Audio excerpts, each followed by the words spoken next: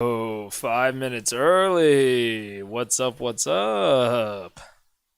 Okay, we are here 5 minutes early because let's just say I'm anticipating some potential hiccups. Let's just say maybe I'm a little jaded from oh god, that's Twitch. I need to get a hot link. A hot link. What does that even mean? I need to get a link directly to my channel favorited because I keep having to go to the homepage first. Okay, shit's working. Title's updated? Kinda wasn't expecting that shit. Okay. What up, Lil Eden? What up, Tai Tai?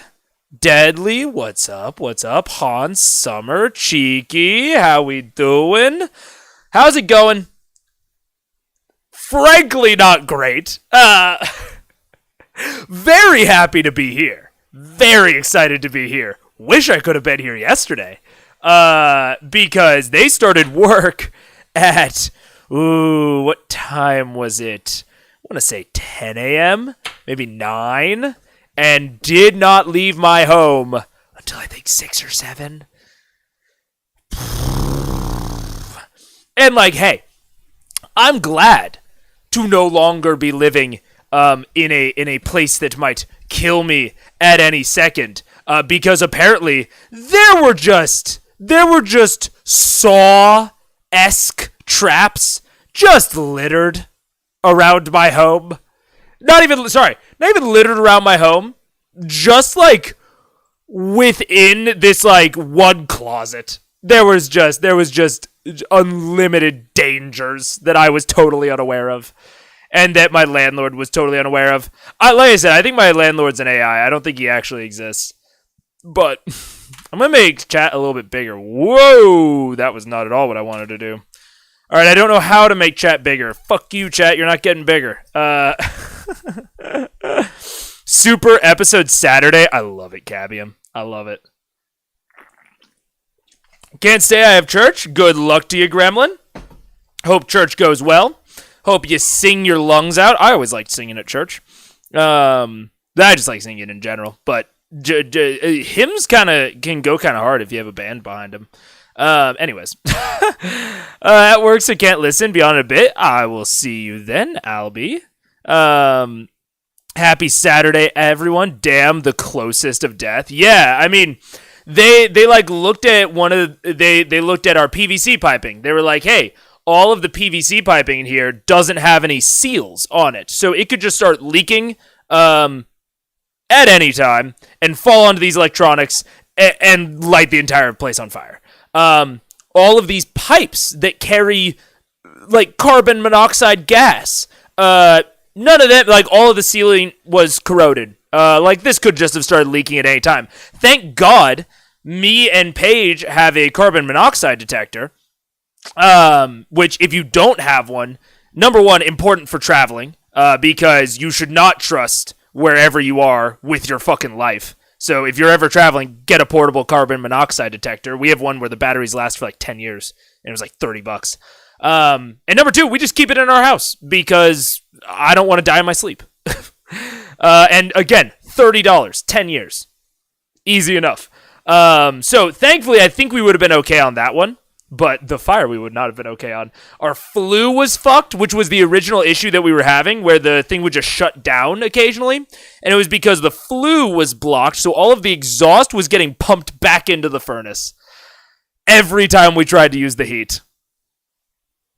It was just a lovely little experience. A lovely little experience. But my landlord did spring for a whole ass new unit, and he didn't make us feel shit about it. Again, because I don't think an AI knows, how to make you feel guilt. So that was probably why it was cool with him. Oh, what's up, everyone? Lassie, ARO, Cherry, what's up, everybody?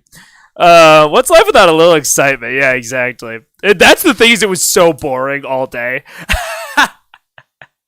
It was just these little bits of oh, you might have died.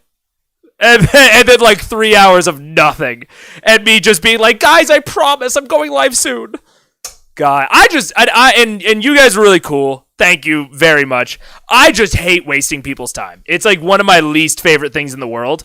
My mom was chronically late growing up, and it has now given me like a fear of wasting other people's time.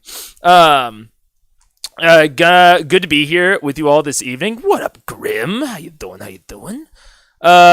Is it true it's not a good idea to put a portable hole in a bag of holding? I mean, depends on your goals, right? I think it just depends on your goals. It's a great idea in certain circumstances. Just kind of just depends on what you're going for.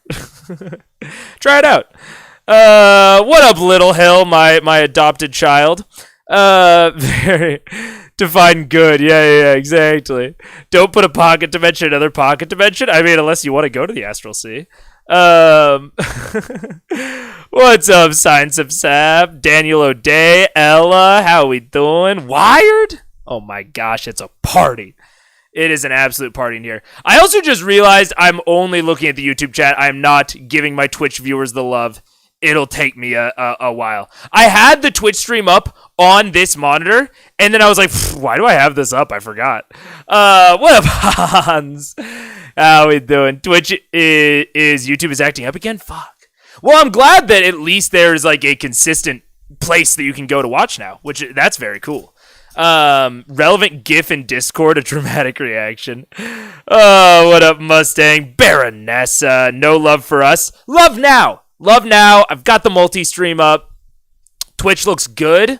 Beautiful. I'm so glad. And this looks like it's working. The multi-stream on here, let me try to refresh it again. Sometimes the multi-stream functionality for me takes a little bit to get going, but I slept for 18 hours today just so I could be at my best for this stream. Dude, I wish I'd gotten 18 hours of sleep. That sounds sick. Honestly, I was too wired when I went to sleep, which is a very unfortunately common experience for me. So I just was up. Okay. I see Fanto Morici, Beckliz, what up? Torben, hey, multi-stream chat's working. Let's go. Look, I have a Twitch now. Fuck yeah, Torben, how you doing? Every other Friday, this one got pushed because of life stuff. There's a CR stream at this hour. Mark your calendar. I agree, AKL. I agree. My fingers are too big. My hands are very... I would say, like, most of my body is very average. Like, my hands are not, like, big or small. The only thing that is, like, abnormal, I think, are my eyes. My eyes are a bit big and puffy, very Tim Curry-esque, and my lips are giant. But everything else on me, like, my ears are, like, very, like, average size. They kind of have, an average cant in. Same thing with my nose. Very average fingers as well. I had carbon monoxide poisoning for a few years. Shit. Turns out it stops your blood from holding oxygen, so your body produces more to compensate. I had an extra 7 pints of blood in my system. Jesus Christ. And that is why you buy a carbon monoxide detector. I don't even know if that's what happened to Slow Drowned, but that is a good example of, like, you do not want to fuck around with carbon monoxide. Damn, that sucks. Your keyboard is too small. As someone also dealing with a lot of things in my home being non-functional right now, I had a great deal of sympathy. Well, thank you, Beckliz. Thank you. I don't know if you've answered this before. What's up, Raven? But will you have a watch party of the animated series once you finish campaign 1, or have you caught up to the eps? I will have something, because the animated series is owned by Amazon. So there are some complications around watching it. Like, from my understanding, I'm following Critical Role's, like, content policy on, like, what they want. But I don't think Amazon will be as kind. So I will have to see. Is kind of the short on that. But I do plan on doing something. Probably after campaign 1 entirely. Hey, I also followed you on Twitch. Fuck yeah, thank you, Phantom. Holy moly, that's a lot. Did you donate it or what? Get leached? I can't pin the message, just FYI. Got it, Mustang. Okay. I need to buy a monitor for my 3D printing while the place I use is well ventilated. I don't want to risk it that much. Yeah, fair enough. I get that. What up, Shandel? Every other Friday at what time, though? It's 8:35 where I am right now. So for you, 8:30. Every other Friday at 8:30, there's a full episode. And then Mondays and Wednesdays, half episodes, but later for you, unfortunately. This is the only day, because I have work off every other Friday. That's why I can do it. For me, it's like noon. So that's why I can do it this early, this time. But normally, it's much later, unfortunately. You can see the schedule. It's on my World Anvil. It's on my Twitch. World Anvil is the most accurate, though. Link is in the description to see that schedule. You can do watch parties on Twitch with Prime. Yeah, I'm going to figure out a way to do it. It won't be like members only content. I know that some people do that where they do like Vimeo and like off screen watch parties. I will try to have everything I can be public. I just have to figure out how to do it. Had to have it leached. Damn, that's crazy. Tieflings are built for loving. If they weren't, they wouldn't have built an... All right, Dr. Ubi. I mean, yeah.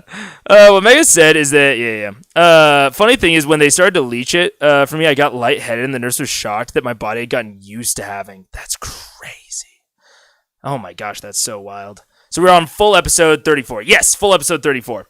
Okay, so with that all said, I'm going to do a quick comment response because there are two comments that I wanted to respond to from last episode. One of them is like a more like serious clarification, and one of them is a more lighthearted clarification.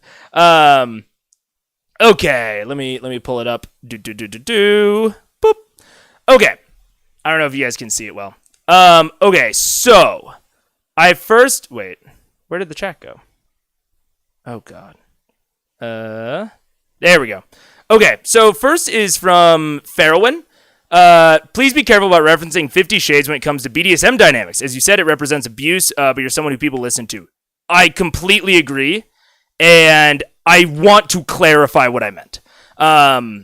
Because I think that with that conversation, especially, and with a lot of my conversations, I get a bit rambly, and I think my point can sometimes get lost within the ramblings. So, if it sounds like I'm reading off a script, it's because I am, and I'm not the best at reading off of scripts. But I want it to be concise, because otherwise I'll ramble again, and that will defeat the point. Okay, so, 1, takeaway. 50 Shades of Grey is abuse masquerading as kink. Straight up, the author is wrong. She says that it depicts a normal kink lifestyle. She's wrong. It doesn't. I want to make that very clear. 2, the takeaway that I was trying to more hit on with that Vax and Keyleth scene is consent needs to always be present at some form at the table, but not necessarily from the characters.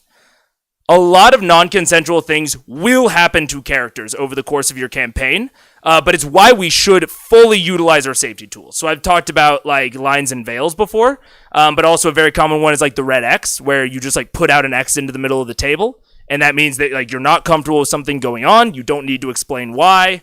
We just remove ourselves from that situation, or the entire table just stops that situation. So that's why we need to fully utilize safety tools. For your home tables, if the players and DM consent to a situation like that with Keyleth and Vax, it's okay even if the characters don't explicitly consent. Or I shouldn't say it is okay. It can be okay. There's still a power dynamic around, like, you know, people maybe agreeing to things that they're not comfortable with out of table. But in general, it is not off the question. And that is because danger, threat, and situations that blur or outright cross lines of consent can be legitimately stimulating and or arousing to experience. That is why I brought up 50 Shades. Despite the fact that it outright depicts abuse, some people find that legitimately arousing. And the same can occur for situations similar in D&D. However, there's a big extra caveat of this is a media project, this is a show, it's an actual play that is being displayed to an audience. And that public layer, that like public performance layer, I'm not like a media expert, and I don't want to claim to be. And so I don't know that I can like fully comment on that extra layer of things, of it like as an actual play presented to an audience. But that is why I brought up 50 Shades. I appreciate people, communicating like, hey, you might want to be careful. So like, I don't like take back anything I said. I just wanted to make extra crystal clear what I meant. Next, bit of a lesser intensity note, a little bit more lighthearted. Your note about the paper trails is wrong, IMO. I love it when people call me wrong.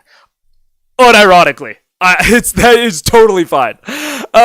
Sure, you might have to suspend your disbelief a little, but they make the players, me, feel like detectives slowly unraveling a plot. Secretary handled it way better. That's awesome. Feel free, if you know, in regards to the last comment, if you know of media projects that handle dubious lines of consent with a lot more tact and respect, where like the author and the audience are on the same page, because I think that's one of the core problems with 50 Shades, is that the author's basically not giving consent for these unconsensual situations because she doesn't believe that they're happening, and she's wrong. So if you guys know of like media projects, feel absolutely free. I encourage you to list them in the chat as better examples, because let's just say the quiet part out loud. I'm not that into erotica. Like, I'm not like, you guys asked me about like what ships I predict. Romance, erotica, sex scenes, not really my thing. I don't mind them, but they are not what I ever engage with a media project for. Or they're not even like really a factor in a media project for me. So, with all that said, paper trails. Alibi Draper. I always forget how to say it. I always say alibi, but I feel like that's wrong, and you've corrected me. But A. Draper. This is very, very valid. The paper trails are wrong, or my take on the paper trails. And let me, again, clarify some stuff. So that is a very valid feeling. The paper trail in the last episode with Anders wasn't necessarily my issue. It was the ease of access and the in-fiction reasoning for it.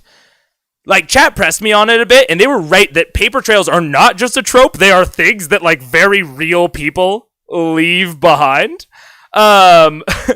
Overall, it just, like, might be a reality pet peeve of mine. But when running a game, I like to have things that reinforce that detective feeling even more.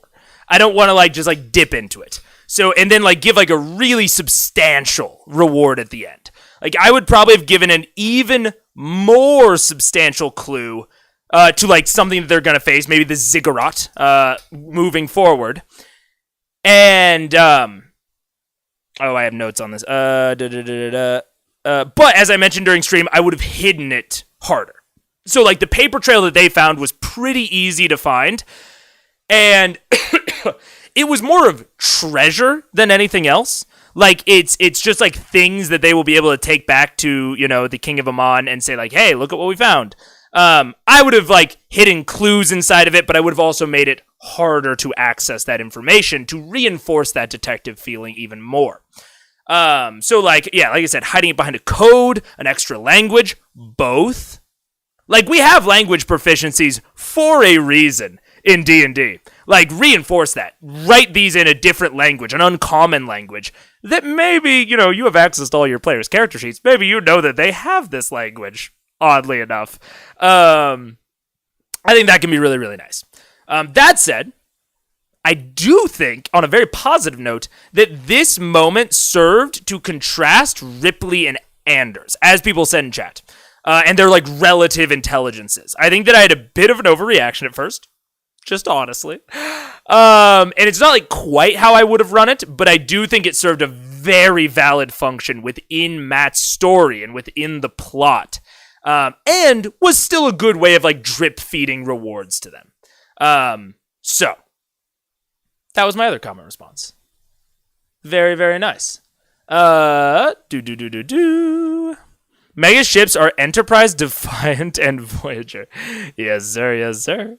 How did you know? Mega's OTP is players' engagement with, which is a super valid ship. Hell yeah.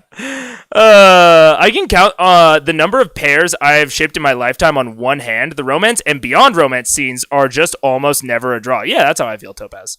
And like that's not to say that it shouldn't be a draw or that it's like an invalid draw for other people. It's just not my thing. I'm glad that after the kiss, Matt went to break. This meant Marisha could have conversations before having to react in game. That's very true, Bad Wolf Bow. I think that's a very good point. And we've established that, like, from what we understand, it was agreed upon beforehand, and it was consented to beforehand by the players, which is why, like, ultimately, if that exact thing happens at an at-home game, I think it's okay. Oh, thank you, Grimvane. Welcome, welcome. Oh, the first legitimate. How's it going to bounce in the jar? I fucking love the jar. Welcome. Thank you very much for your membership. I appreciate it. Sick. But yeah, I think that's very fair. It seems like in terms of the actual play behavior that we saw at their table, if that is something you are looking to model at your own table, assuming that everything was good behind the scenes, like we assume it was, or like we think it was, that seems like an okay thing. However, like I said, I'm not a media expert on like how you should present things in media, so I want to be careful with giving that like my full thumbs up. I don't know if I would call that like 100% responsible, but they did seem to model, if there was consent given beforehand by Marisha, and they went to a break to address it, those seem like two good things. Even a language that they do not know. They have a bard. It makes certain that spells can be cast as a ritual quite useful. Yeah, precisely, Baronessa. Like, I think that languages are very underutilized, just in general. Oh, thank you, Dr. Hoovy, for the follow. I appreciate it. I love seeing bits fall into the jar. Oh, me too. Me too. As an aromantic IRL, I enjoy romance and fiction very much. To me, fiction is for getting a peek into the heads, lives, worlds that are different from one's own. I mean, that's very fair. I mean, and there's a whole side of the asexual, aromantic spectrum that specifically prefers those things in fiction, which it sounds like you maybe fall into. And there are people that don't, but yeah, I mean, I think that that's very, very fair. I've shipped a lot in other media, but while I don't mind it in CR, I usually can't get there on my own. Either the PCs have been extremely obvious about it, or fans have been vocal about seeing it.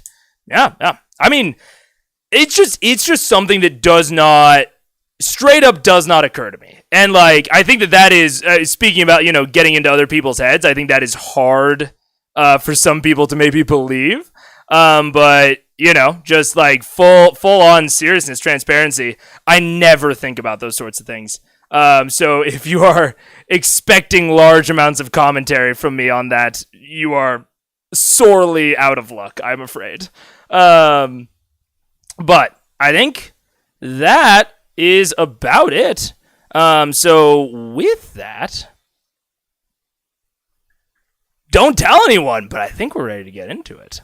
I'm a little hot, so I'm going to take off my sweatshirt first. Oh, race to the ziggurat. Race! Okay, already I'm a little nervous, because race is not anything that I pictured in any of, like, I can't imagine why they would be racing. on the from what I have predicted is going to happen in this plot, I cannot picture a reason for like a race. uh, let's see. I wish there was more of a possibility for levels of language knowledge in D&D. Like, if you hand me some simple German, I could probably figure out what it says. I'm Dutch. That dynamic could be more interesting, like reading proficiency versus, like, speaking proficiency. That line is really hard to draw in real life.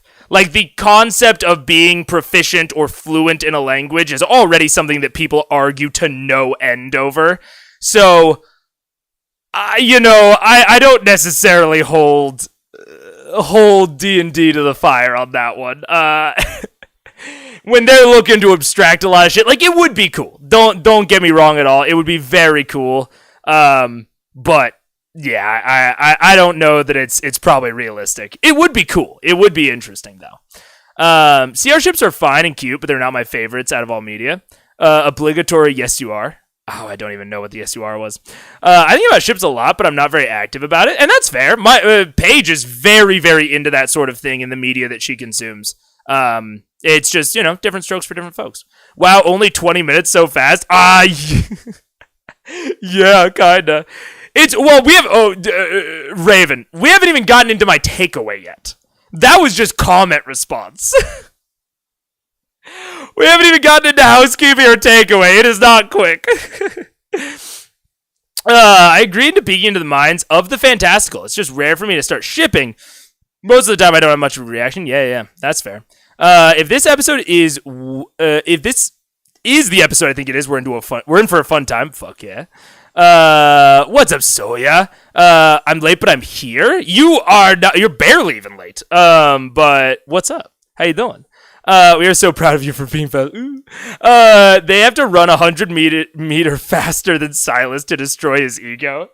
Damn it, and none of them are a monk? We're doing a foot race and they don't even have a monk? Damn it. Also, everyone liked the stream. Thank you, Mr. Dad. Thank you.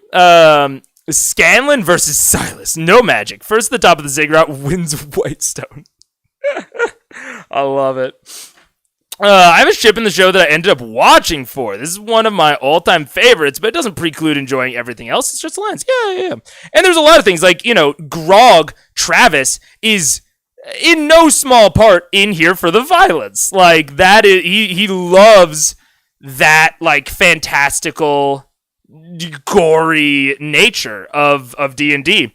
Not my thing. But, different people have different lenses and different things that they want out of their games and their shows.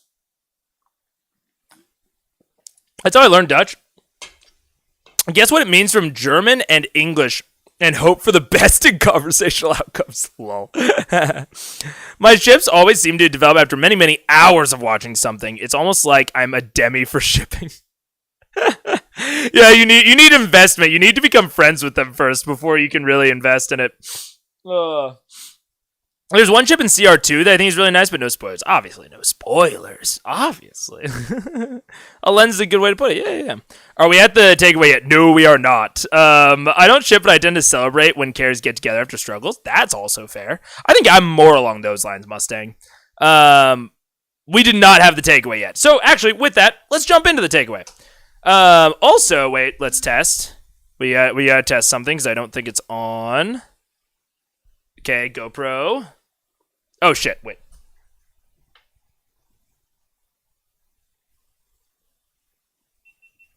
Okay, I need to see the angle because I repositioned it. One sec.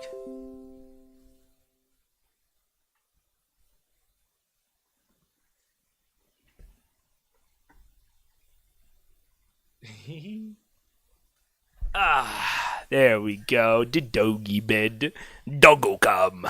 So you will see some of your stuff disappear. Yeah, let's make it a little bit smaller as well. Just so that it covers up your names, but not your chats. I think that's good. Doggies. Bupper. Alright. Takeaways. Takeaway. Fuck, I have to remind myself because I always make the thumbnail around what I want the takeaway to be. Oh, yeah. I mean, I think, okay, number one, I'm suspicious as all hell of Cassandra. Suspicious as all hell. But overall, I think Cassandra's a cool character. And the thing that I really wanted to be a takeaway from this is families within fantasy. Like, I don't have any siblings. I don't quite know how, spot on the Cassandra Percy relationship is, because, like I said, I don't have any siblings. But I've gotten the idea that it's pretty solid from what I've seen. It's pretty good. And I think that Cassandra is a great example of you can even have a, tragic backstory where your whole fucking family dies, except for one. And, interacting with familial relationships with parents, with uncles, cousins, brothers, sisters can be incredibly interesting and can add a inherent layer of drama to an interaction with an NPC that wouldn't otherwise exist. Like, if Cassandra was just a friendly NPC that they just, were just, gonna, get help from her in the castle because she seemed cool and based. Number one, they probably would have killed her outright. But let's assume that they suspended their suspicion for a moment and they got her on their side. They still wouldn't trust her. They still would not trust her as much as they do. And Taliesin and Percy would not take the same sorts of actions. It's a very interesting dynamic to introduce, and I think all too often in our D&D games, we tend to go the Disney princess route of, all our family and friends are dead, push me to the edge. And so I really like that. I really like this introduction of this family member. I think it's a very good and cool dynamic. And it can do a lot to play with a revenge story where the revenge is rooted in vengeance for his family. And a member of that family and their opinions about it can be incredibly good for building tension. If she goes along with it, if she doesn't, that's all very cool drama that you really can't access otherwise. If, Archibald was Percy, maybe don't kill all the Briarwoods. He would be like, fuck you, Archibald. You don't fucking know, you fucking asshat bitch ass. But if Cassandra says it, he's like, fuck. She knows. She's one of them. So it's a much, much more interesting moral dilemma. You suspicious? Nah. It's not like she's named after a classic Greek character known for foretelling doom or anything. I didn't know that. That's hilarious. And not being believed. Loved ones are hostages to fortune, which could also be called gift-wrapped catnip for DM. Yeah, kinda. It's convenient being an orphan in fantasy. It is convenient because you cannot be manipulated, right? It's more convenient, but I think it is more interesting if you can be. And that's sort of my takeaway, is that I think our defaults tend to be going for that convenience. But if we're willing to put ourselves out there, to put ourselves in a potentially more uncomfortable situation, I think it can lead to much more interesting storylines. I'm technically an only child, but I grew up very closely with many, many cousins because we lived next door. I'm almost the opposite. I'm technically not an only child. I have two stepsisters, but we never lived together. So they're more like cousins that, I would see them at, big events and shit, or go to their games, but we never, lived in the same house, so we don't, we're not, siblings like that. They're cool. I like them a lot, but not, direct sisters. Sibling interactions are so weird, and it gets weirder if you're not quite siblings, but grew up together in the same house with the same guardians. 4 siblings, I'm the third, and one of my nieces is the same age as my youngest sister. Oh, yeah. I mean, so I think overall, playing with all of those dynamics can just be more interesting. Sometimes it can be interesting, Or maybe you just don't want to dive into those dynamics, and that's fine. Like, it can be fine to be an orphan and to just, like, focus on the story in front of you. But even in that case, I would create friends, allies, old enemies. Like, I think the real moral of this is that no matter what the connections are, you should build really close connections into your character's backstory that your DM can play with. Because they can do so much with those really close connections. So many, like, cool and interesting things. I need to run out and buy a bigger screen now so I can enjoy the doggy cam more fully. I mean, I could put it somewhere else, or I could just have it, go over your guys' text more. Here, we'll do that. I mean, you won't be able to see as much of the text, but more doggies. More doggy. What up, doggy? Oh, stretch like a cat. Stretch like a cat. Anyways. Yo, was engrossed in making a river system and didn't see you went live. What up, Steven? How you doing? Making a river system? That sounds cool. My brother had an adopted into a bad noble family backstory, and he had left them to do his own thing. I used it to make one of them, his sister, realize what was wrong and took up his fight. Yeah, that's really cool. That's very, very cool. Shipping can be a solid foundation for familial dynamics too. Imagine the extra weight of the plot if we knew Percy's parents from a previous campaign. Yeah, 100%. They were surprised, but they became one of their favorite characters. I think that is the overall takeaway. Is like strong connections somehow in your background. What is maw in the bingo top right corner? It is whenever Matt uses the word maw. It can be fun to be an orphan. Bruce Wayne disliked that. Bruce Wayne will remember that. Swap CR and doggy cam. Yeah, you think so? No, that's like Viewmaster Reacts. I'm not doing that. You can put the dog cam under the timer. That is the place where memberships pop up. I mean, I guess what does that look like? Let me see. It would still be relatively the same size. I guess I could put the jar a little bit to the left. Here, let's see. Jar a little bit to the left. And you know what I'll do? Fuck being able to see me. Alerts are more important. Shut the fuck up, Alexa. I don't know if you guys hear Alexa. Oh no, it's behind me. Shit. Wait, we can do this. Yeah, okay, that's fine. Yeah, fuck that. Yeah, okay. So now, jar over here, and doggies right there. Perfect. It's all perfect, and I will accept no other interpretation of what it is. Get it nice. Get it perfect. I'm an hour late. How many seconds did I miss? 0. We are not even past the 0 mark. Alpine. But we are almost there. We're actually almost done. You're also not an hour late. You're only 30 minutes late. So, congratulations. Yeah, in Project Zomboid, the entire world's actually a pocket dimension. And I want something you hit as an obstacle before you reach the void. Oh, yeah, that's cool. That's very fucking cool. And rivers are historically big, impassable objects, yeah. I tend to try to keep my D&D characters' parents alive and with an okay relationship. It's always hilarious when I end up in a party full of horrific backstories. Yeah, I can imagine. If Batman had a living family, it would have ruined his whole selfless isolation thing.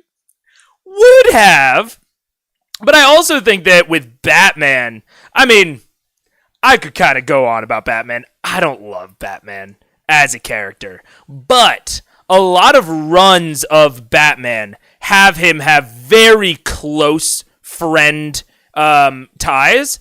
And whenever they introduce someone that is family, like a cousin or an uncle, there is almost more tension and gravitas around it because of how significant the loss of his parents is. So, like, he will blindly trust someone that professes to be his cousin because of his whole dynamic around his parents. So I think that I would still go back to it is interesting to have close ties, especially familial. In the DeRollo family, Cass is the youngest and Percy's second son. I'm sure the youngest girl, Cass, got away with a lot and as the spare, so did Percy. The spare. Damn. Oh, that's so funny. Wait. That's so weird. I'm seeing a lot of chats not in the multi-stream chat. That's so weird. Okay, I'm going to have to... okay, if I miss your chat, it is not because I'm actually missing it. Sometimes the multi-stream just, stops for a second. But I can see them all in this, which is good. That means that you guys can see them. Bubbers. Now the true stars can shine. Exactly right. We didn't need your face anyways. Dogs are more important. Yeah, exactly. Click picture in picture. Picture in picture. Of what? Of this? I don't know what you mean. My character I made for the Unseen campaign is kind of an airhead and literally just lost her tribe parents, Joe Dirt style. She got separated. That's hilarious. That's awesome. Because that means that they still exist out there, even if she doesn't have access to them. That's like we talked about catnip before for a DM. Hey, no. Bird loves to pretend that she can't get on the couch. Do you see how big she is? She could easily get on the couch, but she really likes to pretend that she can't so that I have to go and lift her onto there. 1 second.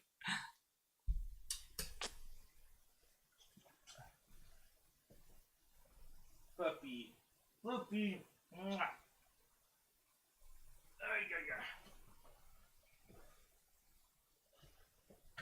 Hi.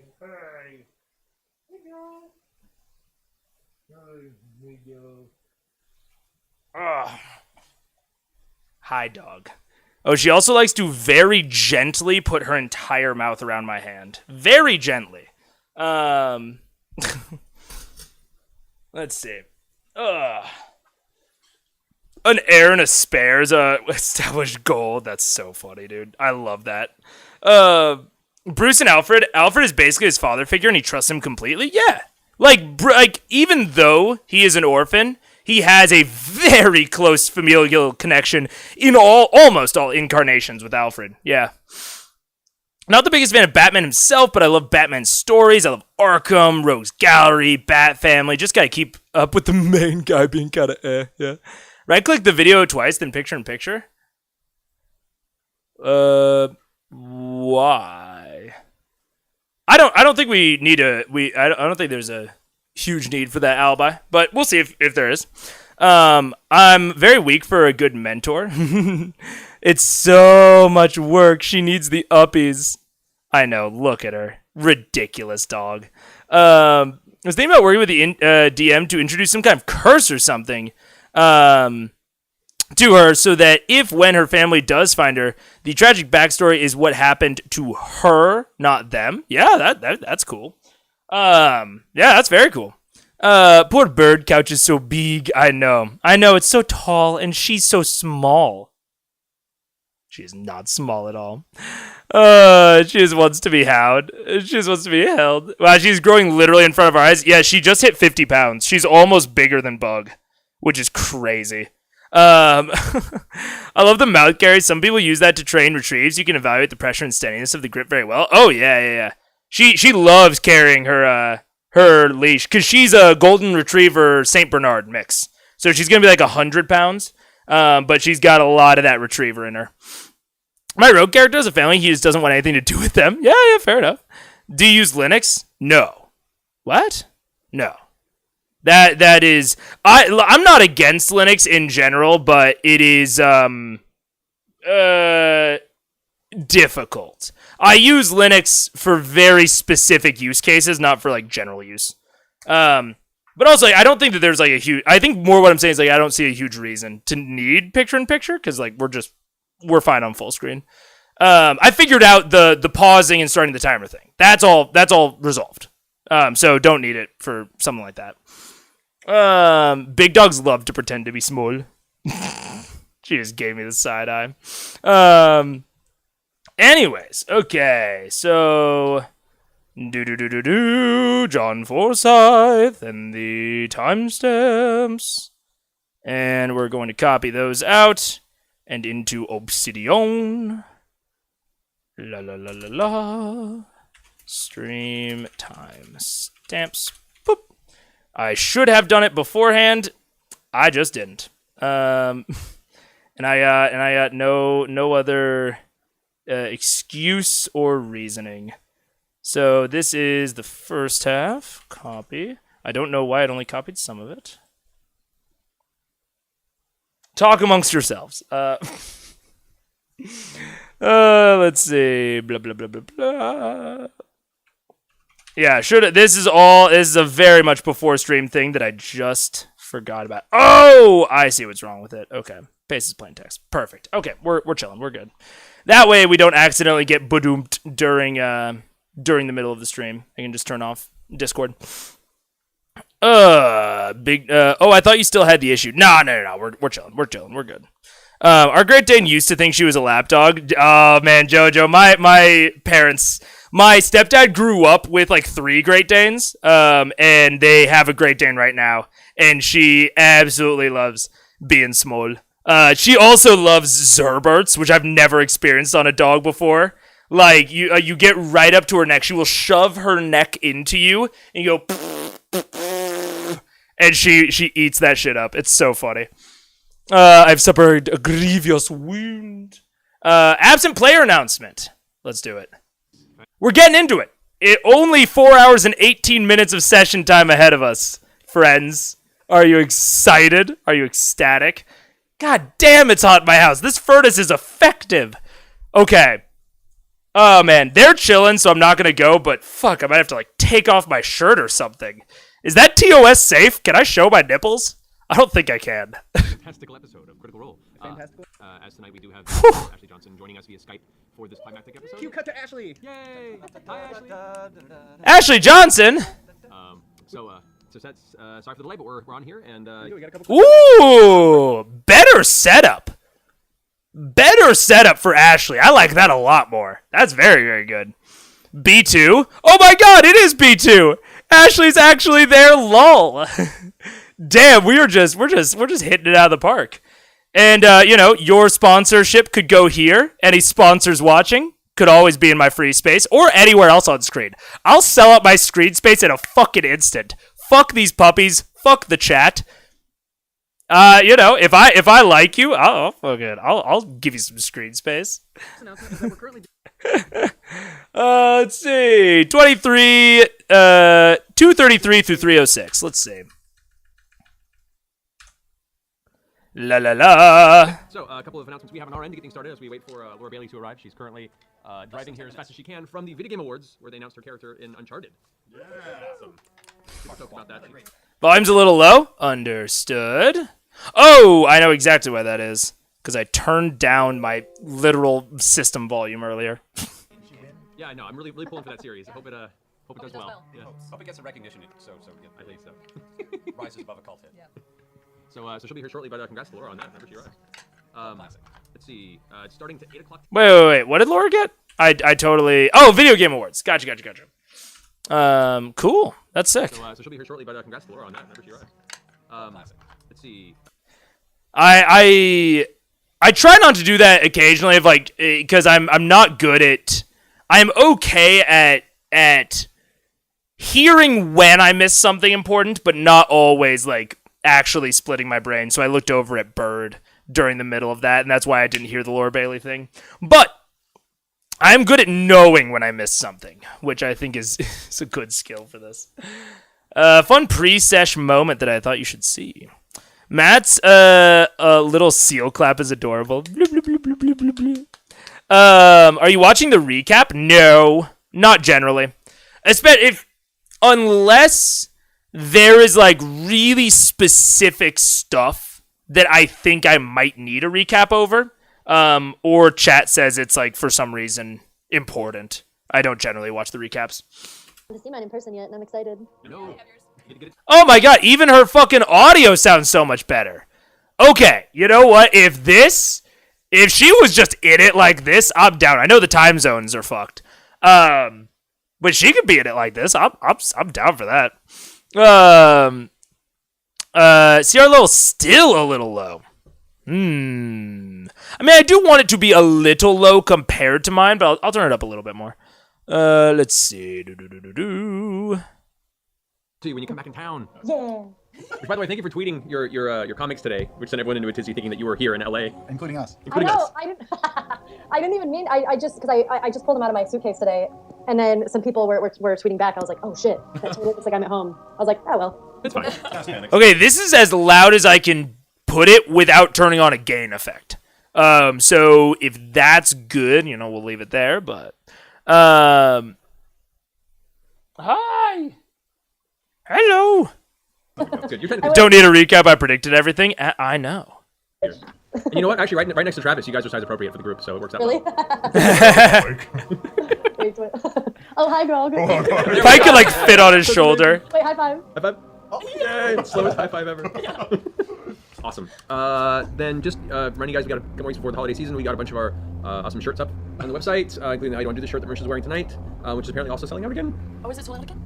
Certain sizes are. Certain sizes are? We're pushing to get more in, hopefully. Better get them while you can. And the Christmas sweater, which is delightful too. Yes. So, It's still a little low. Let me just confirm that there's nothing crazy I have set. No, those are all right. That's right. You know what? I'll put a little bit of a gain effect on it just in case. That way I just have some more room to play around. And it's not hard to do. Let's just gain that by let's just gain the shit out of it and see what you guys think. You can also get these by donating to the Obama campaign 8 years ago. Just so you know. I don't know if they have to be left, but they might. Does anybody else have any announcements they want to? It's more that my mic is high. That's okay. I can adjust that. Actually, ignore me. The audio is fine. That sounds better. All right, we'll keep it here. To make it this time. Look, here's the thing. I don't readjust this shit for the VODs. So I know someone was like, oh, it's annoying to hear people talk about their tech issues in chat.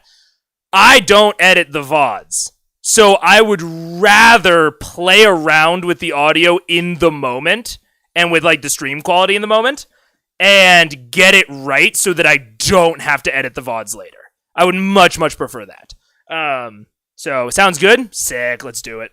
I am nervous. Yeah. I am so nervous. And terrified. I'm calm. Perfect. Well, cool. That being the case, then let's go ahead and jump in. No shit. Okay. Exactly. So, to get you guys up to speed, the party Vox Machina, after having a relatively violent encounter with a couple known as the Briarwoods, Oh, wait. Lady Delilah Briarwood. For some reason, I thought we were there. No, 12:02 is where we are. And I will warn you guys, so Bird's Lunch comes out at 1:30, and then she needs to go out about 10 to 20 minutes after that. So we're probably looking at taking our first bio break in about 30 minutes. About 30 minutes. And that is where we left off last time. Travis's t-shirt's great.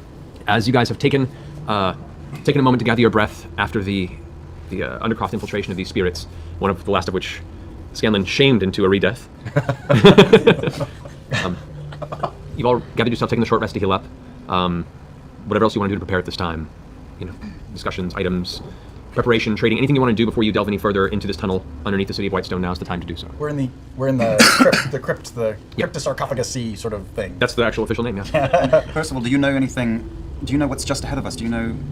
I don't think so. No, the back wall of this mausoleum was originally just a wall. There was a large, 20-foot wide cavern that is chiseled through the stonework, and appears to just delve deeper into the ground behind them. Whoa! Whoa! Damn it! Oh! We got Alora Bailey. Buddies.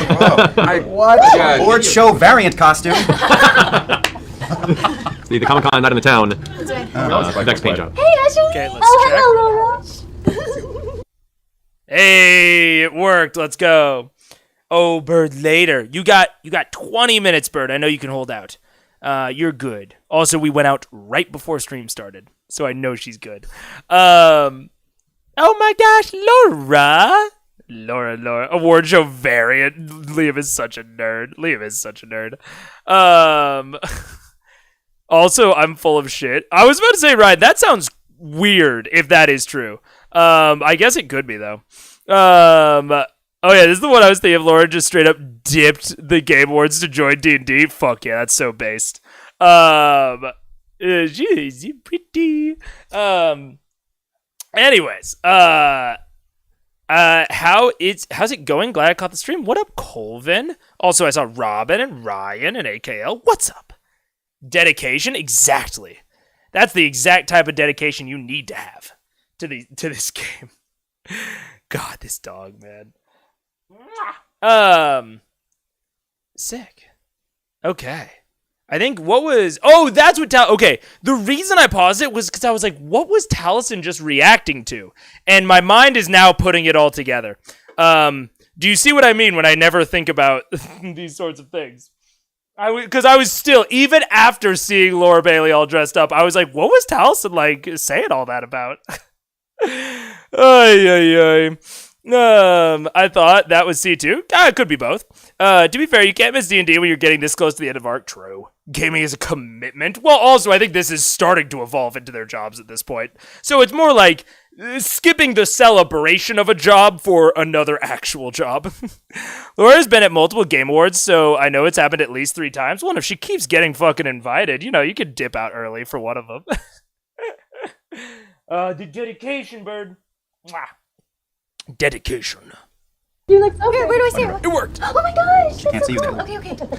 Congratulations, by the way. Oh, thank you. Did you- Yeah, did congrats. you- We didn't know. I didn't win. They were unveiling my character in Uncharted tonight. Did you go on stage? I didn't. No, I just kind of sat there and then I went, okay, well, I gotta go. And I feel like an idiot. We got Briarwood's kill. No, Priorities. Priorities. Priorities. I'm glad you could join us. Thank you for So that. funny. Say priorities. Priorities. Priorities. So We don't know if we have any further to go from the script. this is Uncharted. Are we? Oh, Bring there's it around. no drink in Well, my... go quick. Do it. It's fine. We're just starting. I didn't want to touch it. Do it. We're making we've literally not had a We haven't conversation. done anything. Okay, I'm going. All right, I'm gonna charge in. I would like to take a Oh my gosh, is that Orion? Is that... I think I'm getting a flashback when I hear Sam say that. I don't know why. It's a weird Freudian response. vial of holy oil that I have out of the bag of holding, and just keep it in my hand. Okay. Just out, not so I don't have to get it out. Okay. Grog, speaking of, how many health potions do you have? I feel like we might need to redistribute. I have a shitload. Yeah. I never really use them. You should do that. I have 2 level awesome. What are the biggest Greater? ones? Greater? Is greater or superior? I have I have 2 superior, 1 the top one, and 5 of the low ones. Can I take 2 of the low ones, possibly? Superior would be the highest you've received so far. Okay, then I have 1 of them. I'm all out of tricks, just about. So may I please have a superior grog? Oh boy, does everybody want a piece of this pie?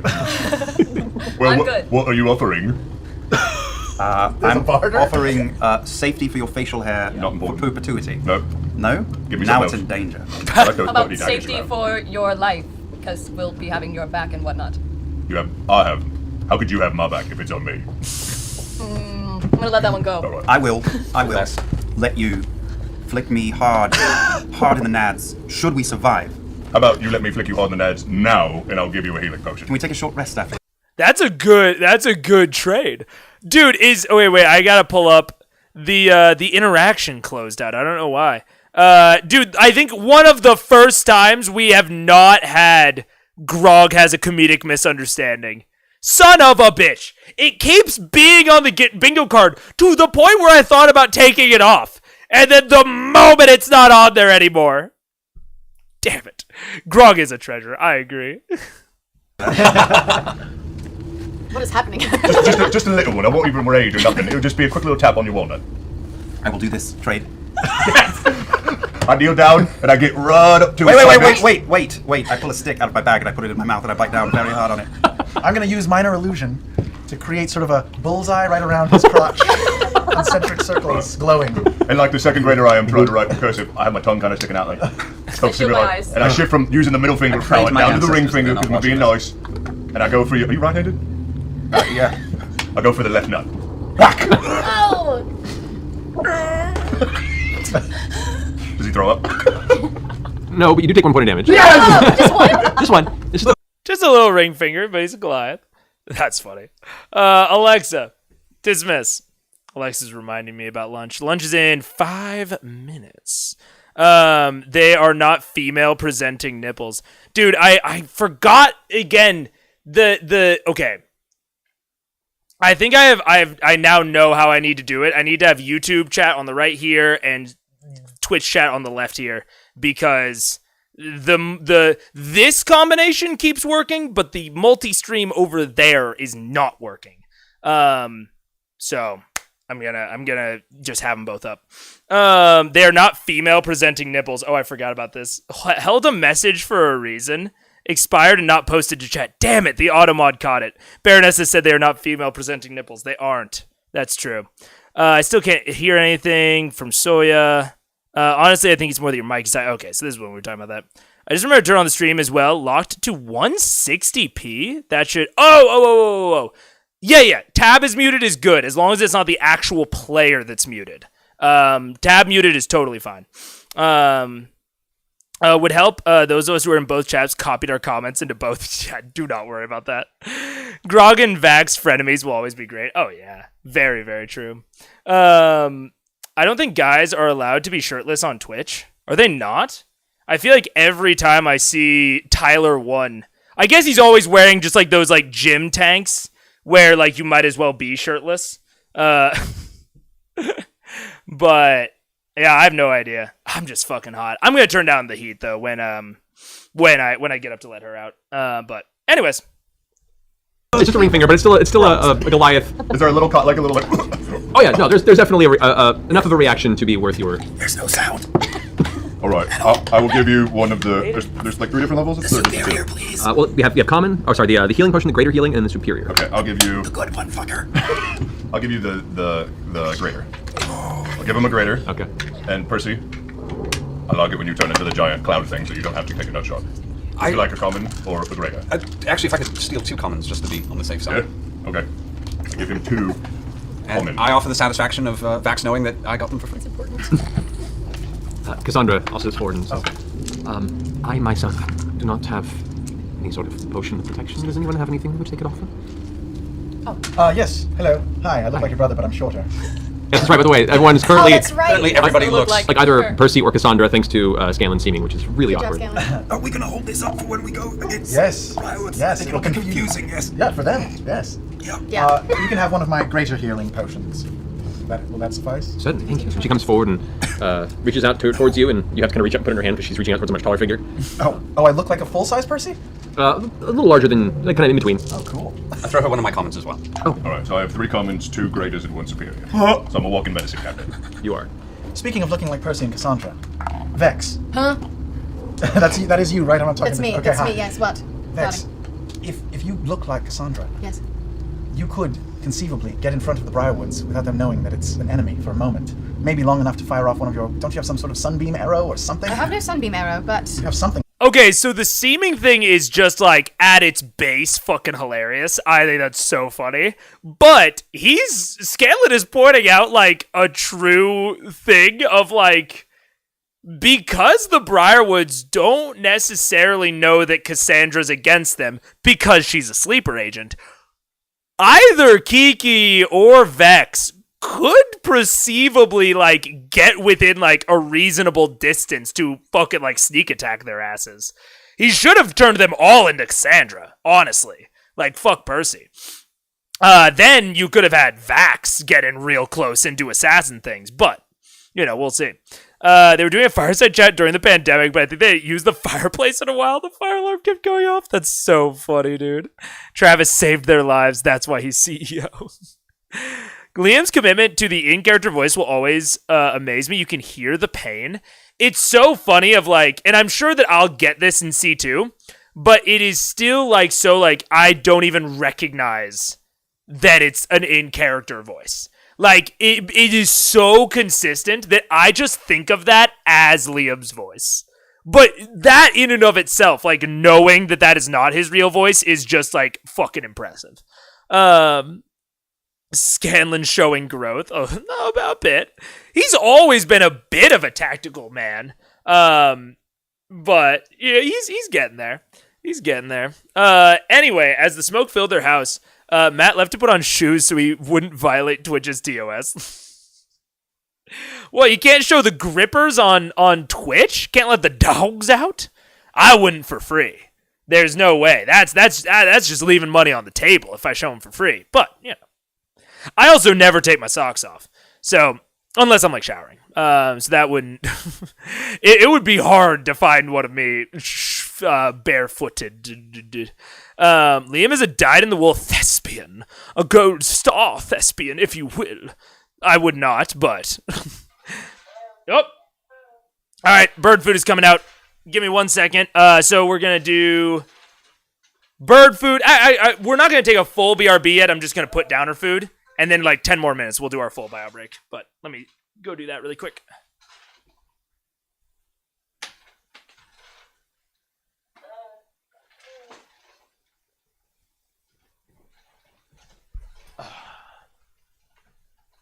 Travis is the only one brave enough to open a bank account. In this economy? Come on. I would like to dip some arrows in some holy oil at this moment in time. All right. I do have potentially an exploding holy arrow. That would be pretty baller. Yeah. Just the one with the question mark? No. This is a normal one, and then I have a question mark as well. Do you want to dip them both? Like, yes, I do. Okay. You said 2 more uses of your holy oil, I believe, right? Yes, I will. No, my holy oil takes care. Each thing takes 3 arrows. Right. So I can do 6 arrows altogether. So, Okay. Yeah. You using it all right now? Will it wear off? It lasts for an hour. I mean, are we gonna get there? I don't know. We don't know. We can fight them in 5 I mean, minutes. I want to do it right before we walk in the room, Matt. Then If it's we up to you. don't- You can hold it off, or you can... I don't see a ziggurat yet. Let's start heading out. Let's start making our way down there, and we'll. I can't believe I'm going to say this, but we'll have Vax scout ahead. Don't do anything. I love the laughter. Anything. Look. Don't touch. Actually, we've discussed our new password. Do you remember the new password? Which is? Is there something different? Wait, is it Candyland? No, I don't remember. It's now. Yeah, so I completely forgot about the change in orientation of the dog cam. I was literally just like, oh yeah, like, a lot of times if you see me in this position, it's because I'm putting my feet up on the couch. And now I realized that the socks are on full view at this point. So I'm gonna have to figure out a different solution. Also, Paige's desk, which I do not, like, want to have Paige be on camera when she doesn't want to be. So we're actually gonna have to fuck with that orientation a little bit. Let's see. La, la, la, la, la, la.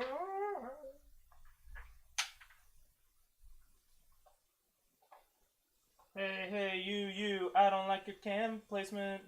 No way, think you need a new one. Hey, you, I want to be your camera. Hey, you, I want to see your doggos. No way. Think they're really cute. Hey, you, I want to see your dogs. But not your feet, I mean your actual dogs. Is that a good ad break? Mega singing just like Sam would. Oh shit, is Mega's... No! I kind of didn't think about the Mega is Sam being on the bingo card. I kind of forgot about it.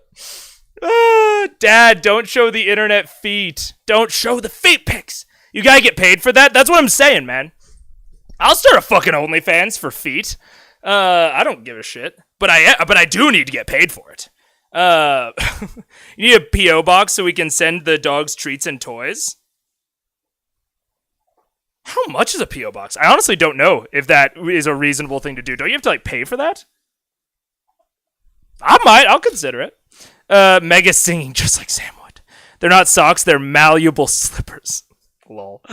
Mega, completely understandable and honestly giving you extra points for your wife's privacy. Yeah. I mean, I still think that cam is a little bit off. I may have to, like...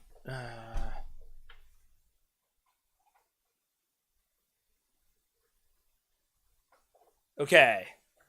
That might be the best cam placement we can do. You guys liked the song? I'm glad you liked the song. Jenga 1,000, 2 1,000, 3 1,000, 4 Shit, I forgot to 1,000, stop. 5 1,000, 6 1,000, 7 1,000, 8 1,000, 9 1,000, and... I just got flicked in the nuts. I'm not doing that. I'll say Jenga. And then wait. Yeah, I'll wait. Wait a good amount of time. So long as no more of your siblings are in danger. I mean, I did do it for reasons. We know. We know.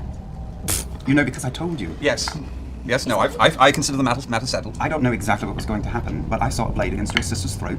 I would hope you would do the same for my sister if you were to see the same thing. Yes. You would, of course you would. Yes, And I just would. hypothetically, But mostly because I fear Scanlan, her. back me up. If you were to turn into some sort of, I don't know, You are scary. three-horned beast and go running into a like a house full of enemies, Yes. we would give him a similar talking to, correct?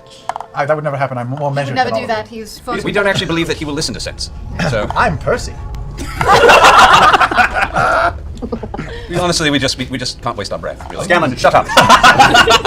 Attunement. How long is that? Short rest. This is going to be a very complicated evening. Should we take a short rest? I mean, You just I feel finished like- it. just did. We did. Oh, we did. Yes. If you wanted to attune to something during that short rest, you can. What is that, Can I 30 attune minutes? the boots of levitation? If you'd like to, yeah. I would like to. Okay.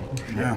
We took just rested for 30 minutes? Roughly 30 minutes, How yes. does everyone feel about another 7.5 hours? No, we have to. In this, Our meal is still active as well. We need yeah, the we need to benefits go of that. before the feast wears off. Plus, there is a rebellion going on. It's been like, what, an hour, 2 hours? They're that's probably fine. mostly dead by now. That's Mostly possibly dead. very true, actually. Cassandra, Yes.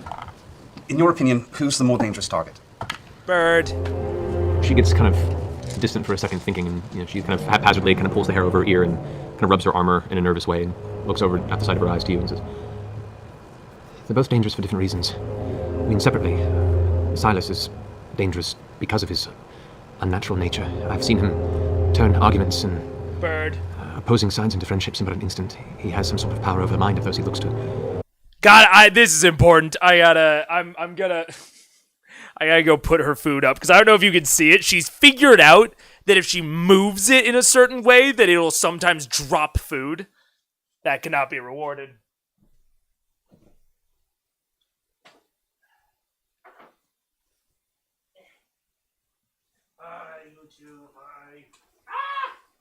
No! Do not learn that. That is bad behavior. No! Come on. Let me get back. I got.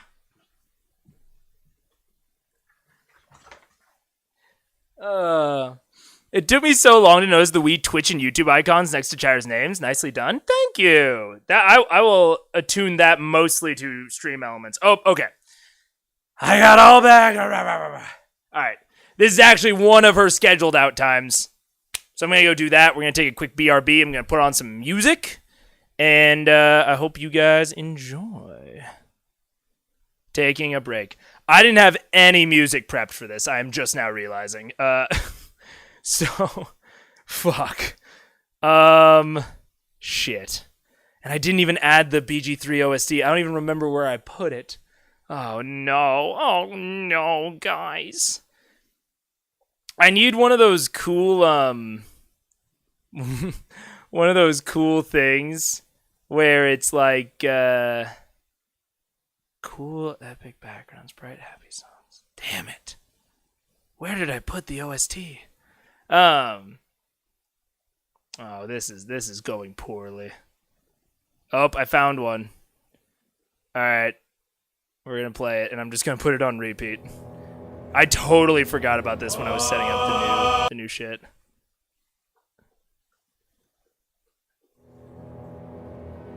There we go.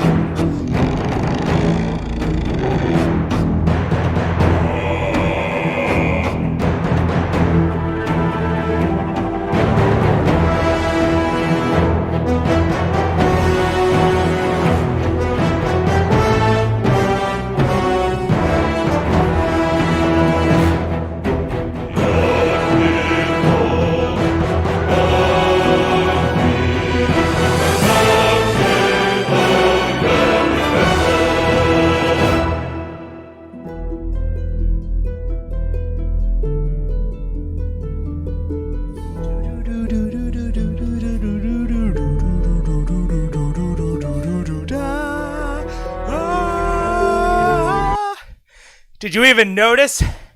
Or was I so spot on? Or did you hear my heavy breathing? I'm winded because Bird is a fucking asshole. That fucking dog. Alright. May or may not need to take her out again in the next hour, because she did not poop. Can't even see what gesture I was doing to her. You gave us so many bingo squares already. Fuck. $50 and 3 concurrent viewers, then just time on Twitch. And we get affiliate quickly. Yeah. The thing that I'm really missing for affiliate is just the number of streams in a single month, which I think has to be like 8, which won't be, a problem. But metagaming with the assistance of a pigeon. That in itself is a danger, not to mention his other capabilities. I've only seen him use it twice, but that blade he carries is as dark as he is. Dude, yeah, he had a fucking shard blade. Lady Briarwood, Delilah, she carries magic far more powerful than I've seen. I mean, she on her own was able to create, run, and rule each of these sentries that ran about the entire city. She had half of the entire castle staffed with long-dead individuals. None questioned her. I've never seen her in battle, but I sense that there's far more to her abilities than I've seen. And the two of them together are driven more so than their affiliation to this Whispered One they talk of. They're driven by one thing. And that's their affection for each other. As long as they are together, who knows what they're capable of. So it's. Damn it. Their sexiness and romance is an actual game mechanic? We're fucked. I'm fucked. No. So that is interesting. That's a bit intriguing that because I had sort of revised my opinion a little bit on what would happen based on them talking about, their fucking zealotness, or their zealots for, this Whispered One. But now Cassandra is sort of, not retconning, but sort of contradicting that a little bit. That it's not their reverence for this Whispered One. It is their, attraction to each other. Which is what I originally thought, but then I was kind of taken off by Ripley, taken off that thought train, which is interesting. I'm wondering if they are they have a witch's coven type of relationship. Where they are their ride or dies and they have decided for their relationship, they are committing to this power. And as a couple, they will revere it and, et cetera, et cetera. And that's more the vibe. I don't know. It's very interesting. Very interesting. Nothing like a power couple villain. Have you showed for book club yet? Also, you should sew a few more times. Some people probably came in late. Also, you should sew a few more times. Yeah, book club is cool. It's it's basically the main other series I do. We're reading through The Way of Kings by Brandon Sanderson. So we read through it in our free time, and then because I don't have a public performance license, so I can't read it on stream. And then we discuss it. We do like a legitimate book club where we all go home and read it, and then we discuss on stream. Happens every other Sunday. Not this Sunday, but it'll be the Sunday after. And it's very cool and fun. And if you're interested, we're gonna be just continuing on in the Stormlight Archives after this. So we're about to finish the first book in Stormlight Archives, Wave Kings, and then next one will be Words of Radiance. Anyways, nothing like a power couple villain. They may be evil, but they are hot and have a healthy relationship. Are you not aware of romance points? That's never a mechanic I would have in my game, I'll tell you that. I would find it so hard to engage in that. I find it really interesting how their love for each other is brought up right after Vax's confession to Keyleth. It could be purposeful. I bet it's more of a coincidence, but could be purposeful. Sexiness and romance can be a game mechanic if you get the right book. Oh, yeah. I'm sure that Vampire the Masquerade has plenty of mechanics on that. It's like an oath to one another. The Whispered One is just a means to that oath. Yeah. Very, like I said, very like Witch's Coven-esque is now kind of the vibe I'm getting from them. Very well could be both. The Whisper One could complete their polycule. True. Hi, here to look for now. What up, Farrowin? Witch's Coven should be played as a healthy poly. Dude, I think Witch's Covens are dope. Does the spell Ceremony make romance marriage a game mechanic? Technically, it makes the spell a game mechanic, but not all romances / marriages have ceremony behind them, and it only lasts for a certain amount of time. Bad guys harnessing the power of love. You should do so. The do was missing. I see. Have you seen the Briarwood's Too Hard for Words? Yeah. Book club is for cool people, and you want to be cool, right? Exactly. You wouldn't want to be lame, would you? Machiavellians for the win. Machiavellians. Can't wait to start reading Brandon Sanderson, but have so many other books I need to read. Luckily, we read through Brandon Sanderson pretty slow. Like, it's maybe like 6 hours of audiobook, at least that's what I read them on. 6 or 7 hours every 2 weeks. So it's relatively doable. I didn't want to go too fast to make it like impenetrable. So what are they doing? Oh, they're just tearing apart Rope Toy. That's fine. So if you're interested, check them out. I think it's fun. Anyways. Come on. Yeah, we gotta divide and conquer this shit. If we can. Cassandra. Yes. Has there been any instance where the two have separated in the recent months that you can imagine? Or remember? Well, I mean, most of the ziggurat construction happens during the evening, when Silas is not resting. And for the most part, they journey together. For the past month at least. No, I haven't seen them apart, really. Can you think of any reason why they would separate? Not unless something in the sun required their attention. Something sudden that required their attention. In the sun. In the sun? Silas does not appear to like being outside. Yeah, one thing. Do we want to take the battle to them down here? Or do we want to try and lure them outside? I think we would definitely prefer them outside, but what would draw them out, I do not know. What if we used seeming and made one of us seem like Lady Briarwood? I think they will see through that. Yes? They saw through the disguise of the table. Just to point this out, before we go in and kill ourselves, we have evidence now. We could abandon this whole thing and go back and fight our day in court. I want to see what they're building down there, and I worry that it would be dangerous. Must you just abandon this entire town, this entire revolution that we caused? People are putting their lives on the line. Plus, Uriel is suspect now. He's been corrupted. He is not trustworthy. There's no point going back to him. And this... I can't leave again until this is taken care of. Right, that was a stupid suggestion to do it. Keep Are you saying you gotta stay? We're all seemed differently. It's very strange. I'm really disappointed, Keith. Cassandra, I want to say something a little frank. I'm very happy that we found you. I'm very happy that Percival and you have been reunited. We have been burned very badly in the past by seeming allies, and I am sure you are in your right mind.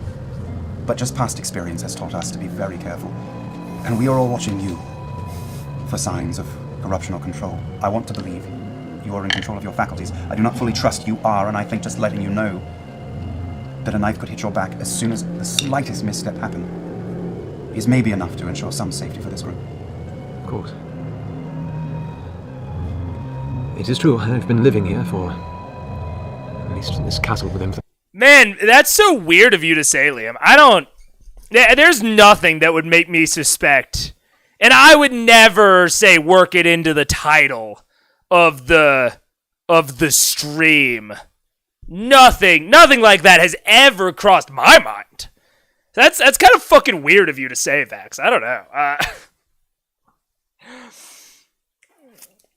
I don't know. I think the funny thing is, I feel like this is mostly Liam playing Vax. I actually don't even think that Liam really thinks this. I think he is role-playing Vax right now. And I think he would be just as surprised as everyone else at the table if this actually happened. But I don't trust her for a goddamn second. And I want everyone to know that before she inevitably turns on them. Like, I think that she's going to turn on them. They're going to somehow, like, non-lethally down her to, 0. She's going to get taken out of the fight. And then they, like, burn her code words or something. That's my theory on how this resolves. I don't think they're going to kill her. But I do think she's a sleeper agent. So far. Cassandra is completely trustworthy. Right. Sure, totally, yeah. Past 3 years. Not out of choice, of course, and were I in your position, would think the same. May I ask, according to Percival, they filled you with arrows. What happened? Well, I was near death. I was recovered by the father that runs the Temple of Pelor, and a few other individuals who had fled the city at the time. As far as I was concerned, I was gone. But they nursed me back to health, slowly, over time. I was, for the better part, useless as an individual for about 6 months. And even to this day, I have a bit of a wheeze when I expend myself, but Father Reinl made sure that I was in good health, and that was when I learned, truly, what had become of the city in my restoration. And it was there that we began to speak of the early talks of rebellion here in Whitestone.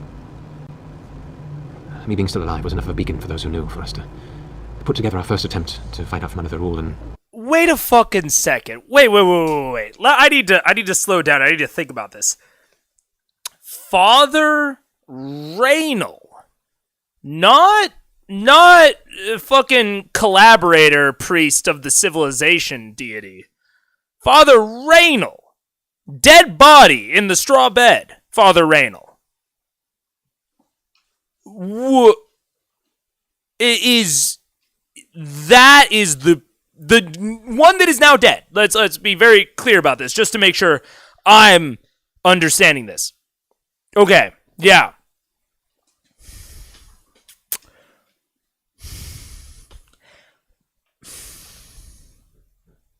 I'm really having trouble squaring that with the fact that they found his dead fucking corpse in the temple. This was brought up last episode. I don't remember that at all. Maybe it just didn't tip me off at the time. Because I was thinking about, like, she talked about how she had collaborated with how her and Archibald and the other priest of the civilization deity that's still, like, alive and well in Whitestone. I know that they were talking. I didn't remember this Father Reinl bit. That he was the one that saved her and nursed her back to health, but assumingly in the castle, unless she is skipping over a very important detail. Like, either she was nursed back to health in Whitestone under the Briarwood's noses, and then captured later? Or Father Reinl nursed her back to health in the castle, and then was recently killed for totally separate reasons. So there's something we're missing here. It's either what happened where Cassandra actually got captured by the Briarwoods, or what happened to get Father Reinl killed. Was he just there to raise her back to health and then he got stabbed? Like, that doesn't seem right. So there's a missing detail somewhere in Cassandra's story. I don't know if she's being purposefully vague. I don't know if she's trying to be deceptive. But her story has a pretty crucial missing detail. Father Reinl did not die 5 years ago. That's what I'm saying. Like, he was a corpse, not a fucking pile of bones. So, this was like a recent thing. And it seems that Ripley, or someone Ripley adjacent, was using the Temple of Pelor. Now, I believe you might get an answer once you unpause. Okay, well, fair enough. They were smart. They knew every step we took. Many lives were lost, but in that fray, they recognized me. They didn't know I was alive either. I guess they saw the importance of keeping me under their lock and key as a way of crushing whatever hope those who still lived here had. Okay. So she survived outside, they did the first rebellion, she got captured as part of the first rebellion. When was the first rebellion? like just a little bit ago, which would mean that she was not living most of her life in the castle. Interesting. Why not hang you from that tree in the center of town like they did so many others? That would have certainly made a statement. And many days when they first took me captive, I would have welcomed that. But in that time that we planned that first rebellion, I saw fire in the eyes of my people. Brighter than any I had witnessed in my youth. I saw the love for my family. And I saw the intent of these people to take back what was theirs from this corrupt force, and I knew that I had a part to play. If they choose to leave me alive, as much as they try and sway my interests, it also brought me close to them. I could watch them. I could see what they were planning. Try and gather details of this construct they're working on below the city, and feed this information to those who I knew were still true and behind the DeRollo family name. I don't know what I can say to offer you more than that. I don't think there's anything you can say. Can I insight check her? I want you back in my friend's life, but I'm sorry, I do not trust you. And I and the others will be watching. 21. 21? Okay. Looking, every word that comes out of her mouth comes... Vex! Come on. Is that on the fucking bingo card? The makes check without asking? Let's see. It is not. But come on, you don't just get insight checks without the DM saying so. I know that Matt has established that you can insight whenever the fuck you want, so I don't actually blame her that much. But tisk tisk tisk, tut tut tut. Conviction comes from a look of a person who's recalling a painful memory. There's nothing that belies any deceit. Again, because I think if I am Matt, I know that my players she did ask, but he didn't say yes. To be fair, Wired. She was like, I think she said, I'm going to make an insight check. And then he just kept going, and then she whispered 21. So I think it was more of an announcement than a request. Oh my goodness. See, this is what I'm saying. She can get on the fucking couch. But only when she's going demon mode. Cute dogs. But if I'm Matt, I know my players love insight checks. So you set up a situation where an insight check does not solve it.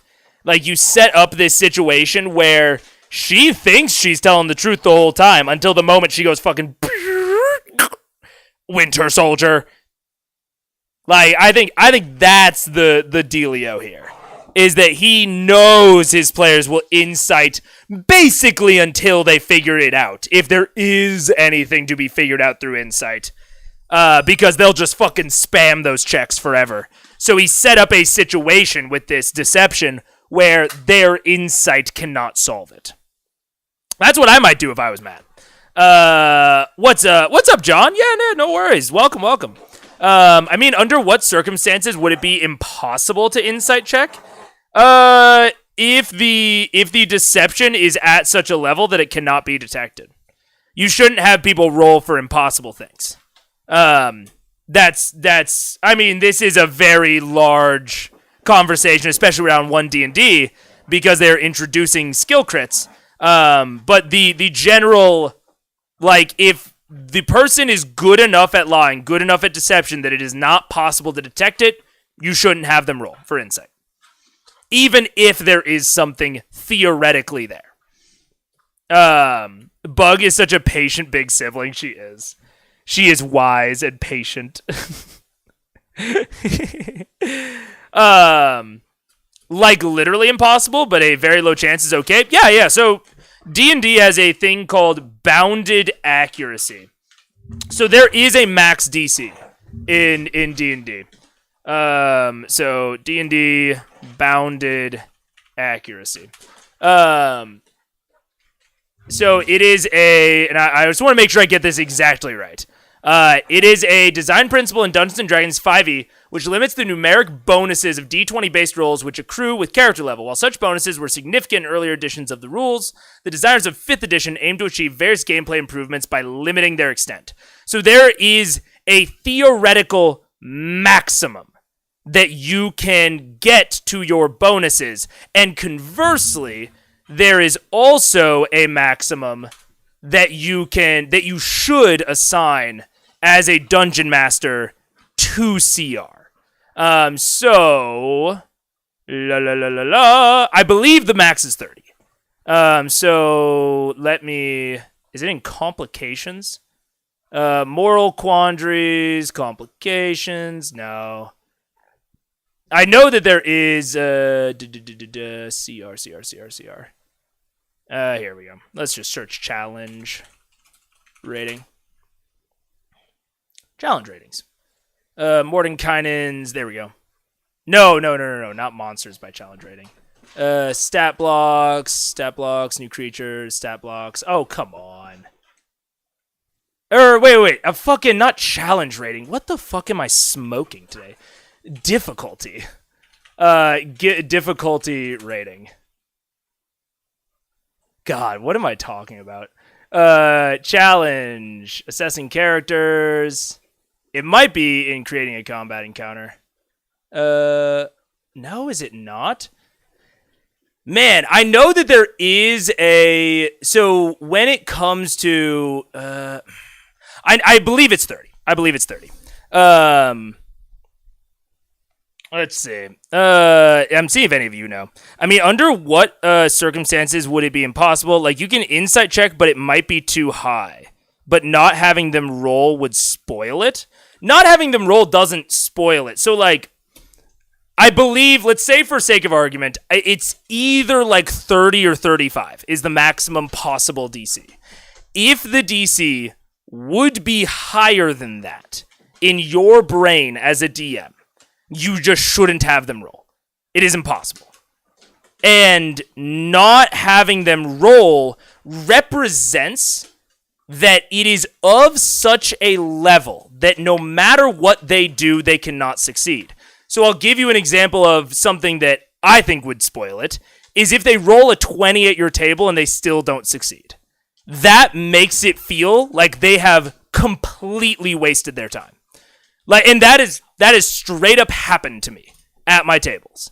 Of the player rolled a d20, they rolled a natural 20, and they had like a +9.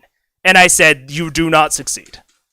So that, if we're wanting to talk about like what wasted time feels like, I would claim very strongly that feels much worse to experience as a player than just saying like that you can't insight them.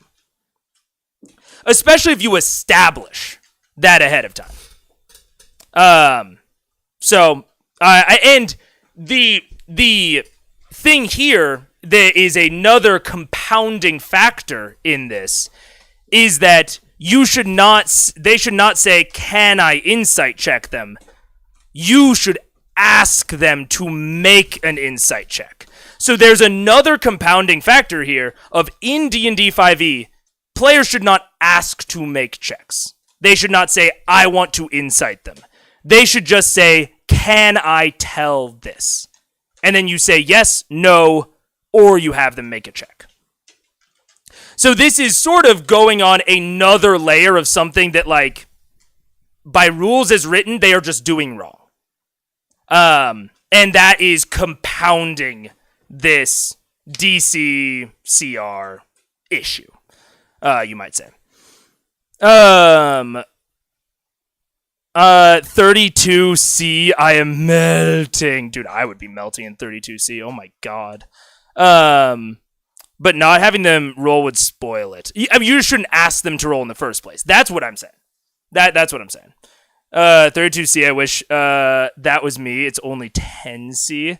Dude, I'm fucking melting right now. I turned off the air and I'm melting. Anyways. Unfortunately, sometimes your players just want to jump the infinitely high wall.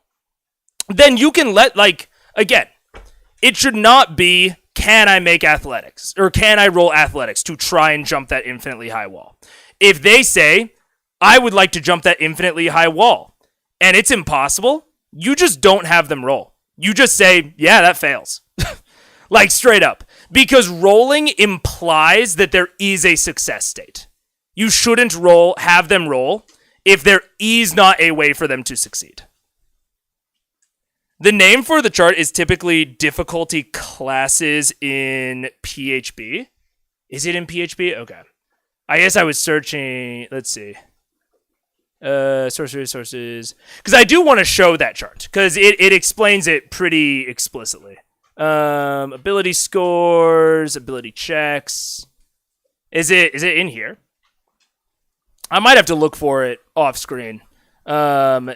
Difficulty classes. If your player says, I want to fly, and they can't fly, they just don't do it. Yeah, exactly. So, like, if they try to incite something, and they just can't do it, then they just can't do it. That's it. That is the entire situation. Yeah, there we go. Nearly impossible. So the key word here is nearly. Anything above 30 is just impossible. If you ever think that something is impossible, it should be above 30, and you just shouldn't have them roll. That's it. Because 30, because of bounded accuracy, because of like the maximum amount that you can add to your ability rolls, going above 30 is incredibly uncommon. And that is like performing impossible or nearly impossible feats. But it should not be performing literally impossible feats. Okay, yeah, the multi-stream just isn't working anymore. Go back to YouTube. 30 is nearly impossible. Therefore, it can be impossible to succeed. Yeah, exactly. It's right near the start of the PHB. Damn it, I should have...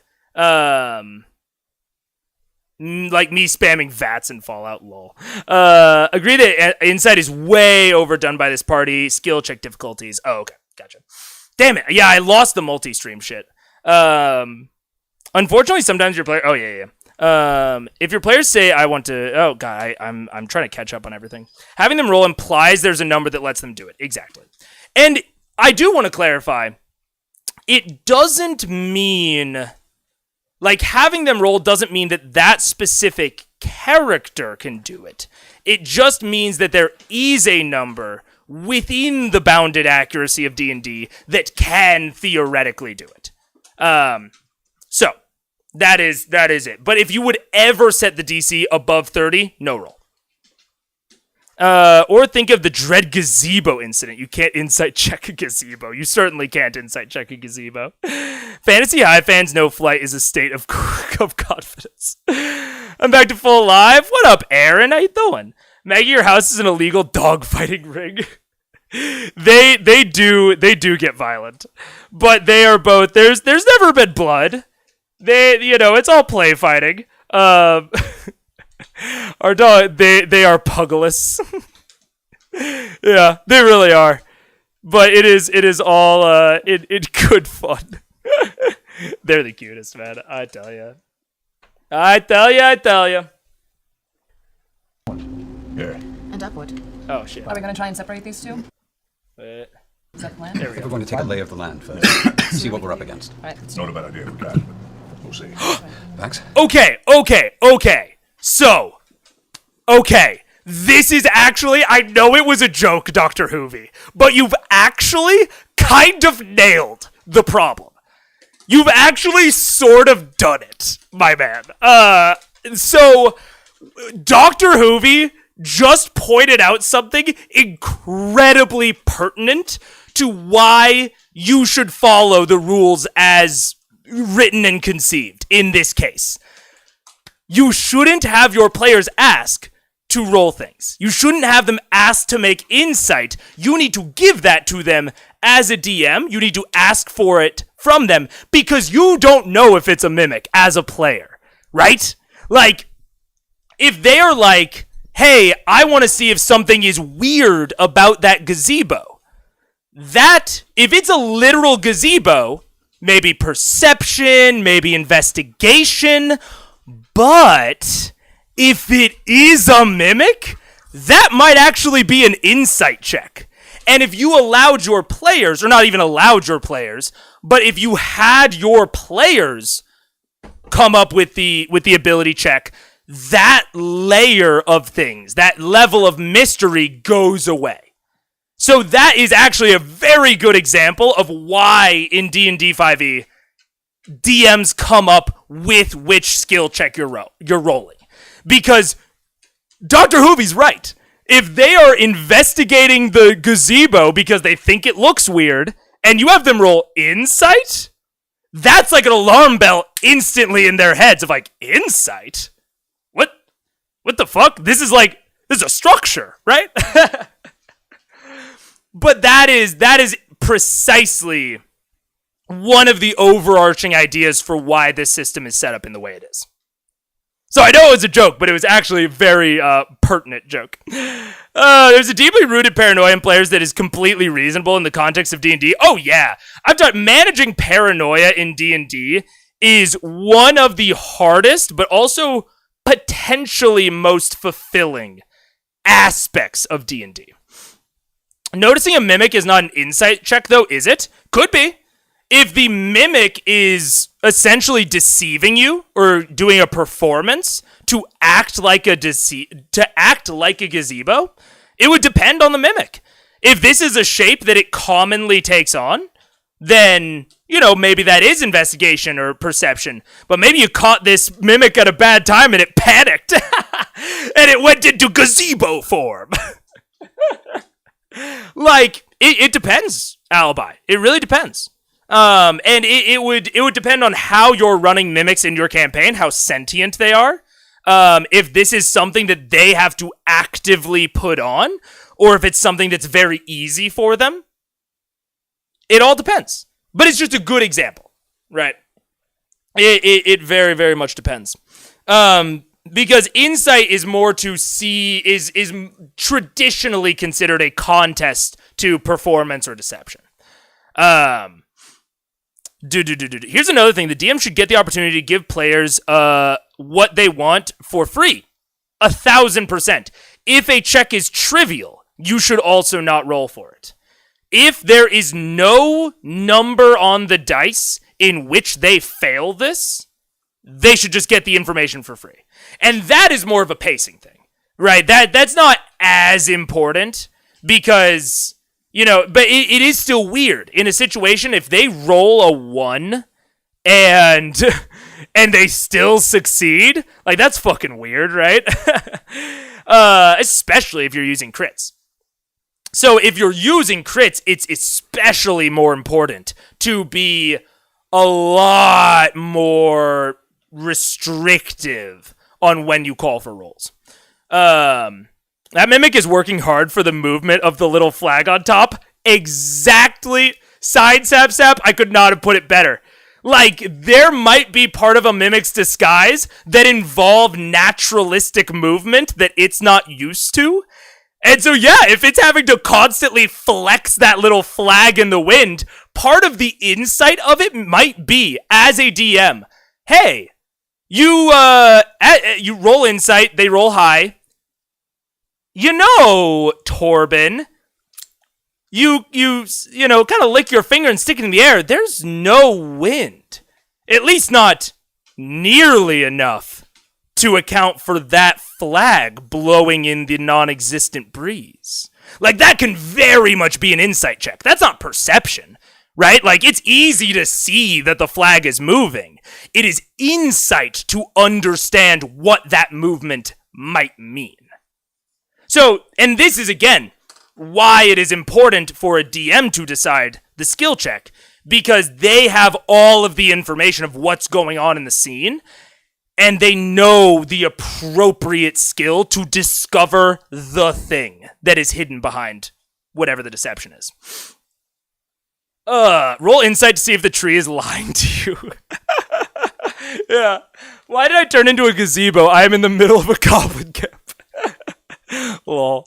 No spoilers, but I saw Brennan set a DC of 30, but had the player use their strongest skill, even though it wasn't really appropriate for the situation. That is, setting a DC of 30 is very okay. That is the highest possible DC. It is very okay to set a DC of 30. So, for lower leveled campaigns, unless something is trivial, it is very often that you will roll more often in early segments of a campaign because the player's ambitions will be lower. They will be trying to do less wacky shit all the time. But once you start getting higher and they start approaching that more wacky shit, you have to be a little bit more restrictive around what is nearly impossible versus actually impossible. Player's Handbook says that a mimic is indistinguishable from an ordinary object. What would you allow them to roll to notice? Alibi. That is even more of a reason to not have it be perception, maybe investigation, maybe insight. So insight could also involve noticing the surroundings. Like, it could involve noticing that there's a dust trail on the floor that seems to imply that this cabinet moved recently. Maybe someone dragged it, maybe this, maybe that. Like, there are a lot of things around that mimic that might give it away. Right? So that's exactly what I'm saying. That flag at the top of the gazebo, that looks like a fucking flag. If you go up and feel it, it is fabric. But why is it blowing in the non-existent wind? Like, that's an intelligence check on the mimic's part of whether or not it's, flexing this around, allowing it to be blown around. Maybe it is, maybe it isn't. But yeah, it's like, does the wood paneling on it match the rest of the furniture in the room? Does that say anything? Like, all of these are great insight checks. I think insight is a very applicable skill for mimics specifically. Because the thing, most often, that is telling about mimics is not their physical appearance, but it is the context around them that they don't match. So insight is actually a very applicable skill to mimics specifically, which is why I got so excited when I saw Dr. Hoovie's comment. I love the idea of a mimic panicking and puffer fishing into a gazebo. Yeah, exactly. So say a player has a high insight below perception, and they think the gazebo is a mimic, and they're right. The DM can say roll insight, so the player has a higher chance of making the check. Yeah, I mean, very often, as a DM, I might not ask for a specific check. I might ask, like in this case, investigation or insight, in this mimic case. Both of those I could stretch to be applicable in my head. Like, investigation kind of works, insight kind of works. So I might say to my players, roll me insight or investigation, whichever's higher. Or roll me your highest intelligence check, or your highest wisdom check. Those are all well within the bounds of the DM's purview to do. And it is another, again, a stacking reason that in 5e, you need to let the DM decide those things. The peaceful encounter with a group of migrating mimics from a busted dungeon is still one of my favorite things my DM has ever done. That sounds sick as hell, Science Hub. That sounds really cool. A migrating, like, rove of mimics. That's very cool. Or maybe an intelligence check. The chest wasn't there yesterday? Sure, yeah. Sorry for keeping this rant going on for so long, but you're redefining my understanding of insight and it is fascinating. No. This is full episode Fridays. We got all fucking day. Yeah, no worries. I'm very happy to talk through it. There is no wind to move the flag. There must be an air elemental perched upon the gazebo. Hey man, maybe that's what they come to. I started a rant. Sometimes that happens. Still trying to catch up, Mega. Just started playing the app. Welcome, Daniel O'Day. I look forward to seeing you here. Alright, so I'm going to go ahead through the hole. Should I stealth with you? Sure, you're very good at that now because of my gift to you. Hey. Hey, there you go. You guys are both going to stealth ahead? Yeah. Yes. So we're in side by side. All right, go ahead and roll stealth checks. You with advantage, Laura? I get advantage because of the gold dress. The sparkles are magical. Magic sparkles. 32. Ooh. Does look like Mithril, doesn't 23. it? All right. So the two of you have a marching order here? First. Me first, yeah. All right. Dress sparkles. Trinket's staying back with the rest of the party, I assume. Trinket's not Yes, stuff with you. Trinket stays. All right, who's going to be towards the front of this traveling path? So we're going I'll way go. ahead. Right, I mean, but everyone else is falling behind, though. I'll What be, order I'll are be you good. Meat shield. Alrighty. I will be right behind the meat shield. I will be right behind the Behind the meat shield. comic. Yeah. Percy number 4. Trinket follows Percy. I'm a stone cold killer. Following Percy. Okay, Trinket's following Percy. Following up the ranks with Trinket, I guess. All right, brother. and as soon as you enter the cavern and begin stepping forward into the tunnel, there's a flash of light right before you. Blind seconds here, you instinctively step back and pull your daggers out before you realize the flash is now a glowing symbol on your hand. The crest of Serenade that's been stitched into your glove is now pulsing with an energy. Hi, Pike. And you hear for a second, all out. Pike's voice ring through the darkness, and you see before you, like, out of the shadow, out of the blackness that before you in the cavern, a small gnomish hand reach out for you. Are you all still there? Pike! I take the hand. Pike! I take your hand, Pike, and I kneel down, and I press the back of her hand to my forehead, and hold it there for a moment. As you do, the glow... Interesting. Cherry Tickler, that's fair. And that is just something that, in general, you have to contend with as part of Oh my god, did one of them shit on the floor? I think they just had a bad poop. Or not a bad poop, a bad fart. Oh my god, that smells. I have to confirm really quick that they didn't shit in the hallway or something.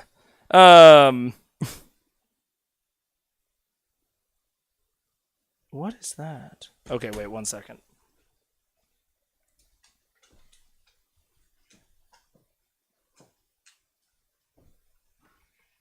No, they're just fucking gassy. Hi, guys.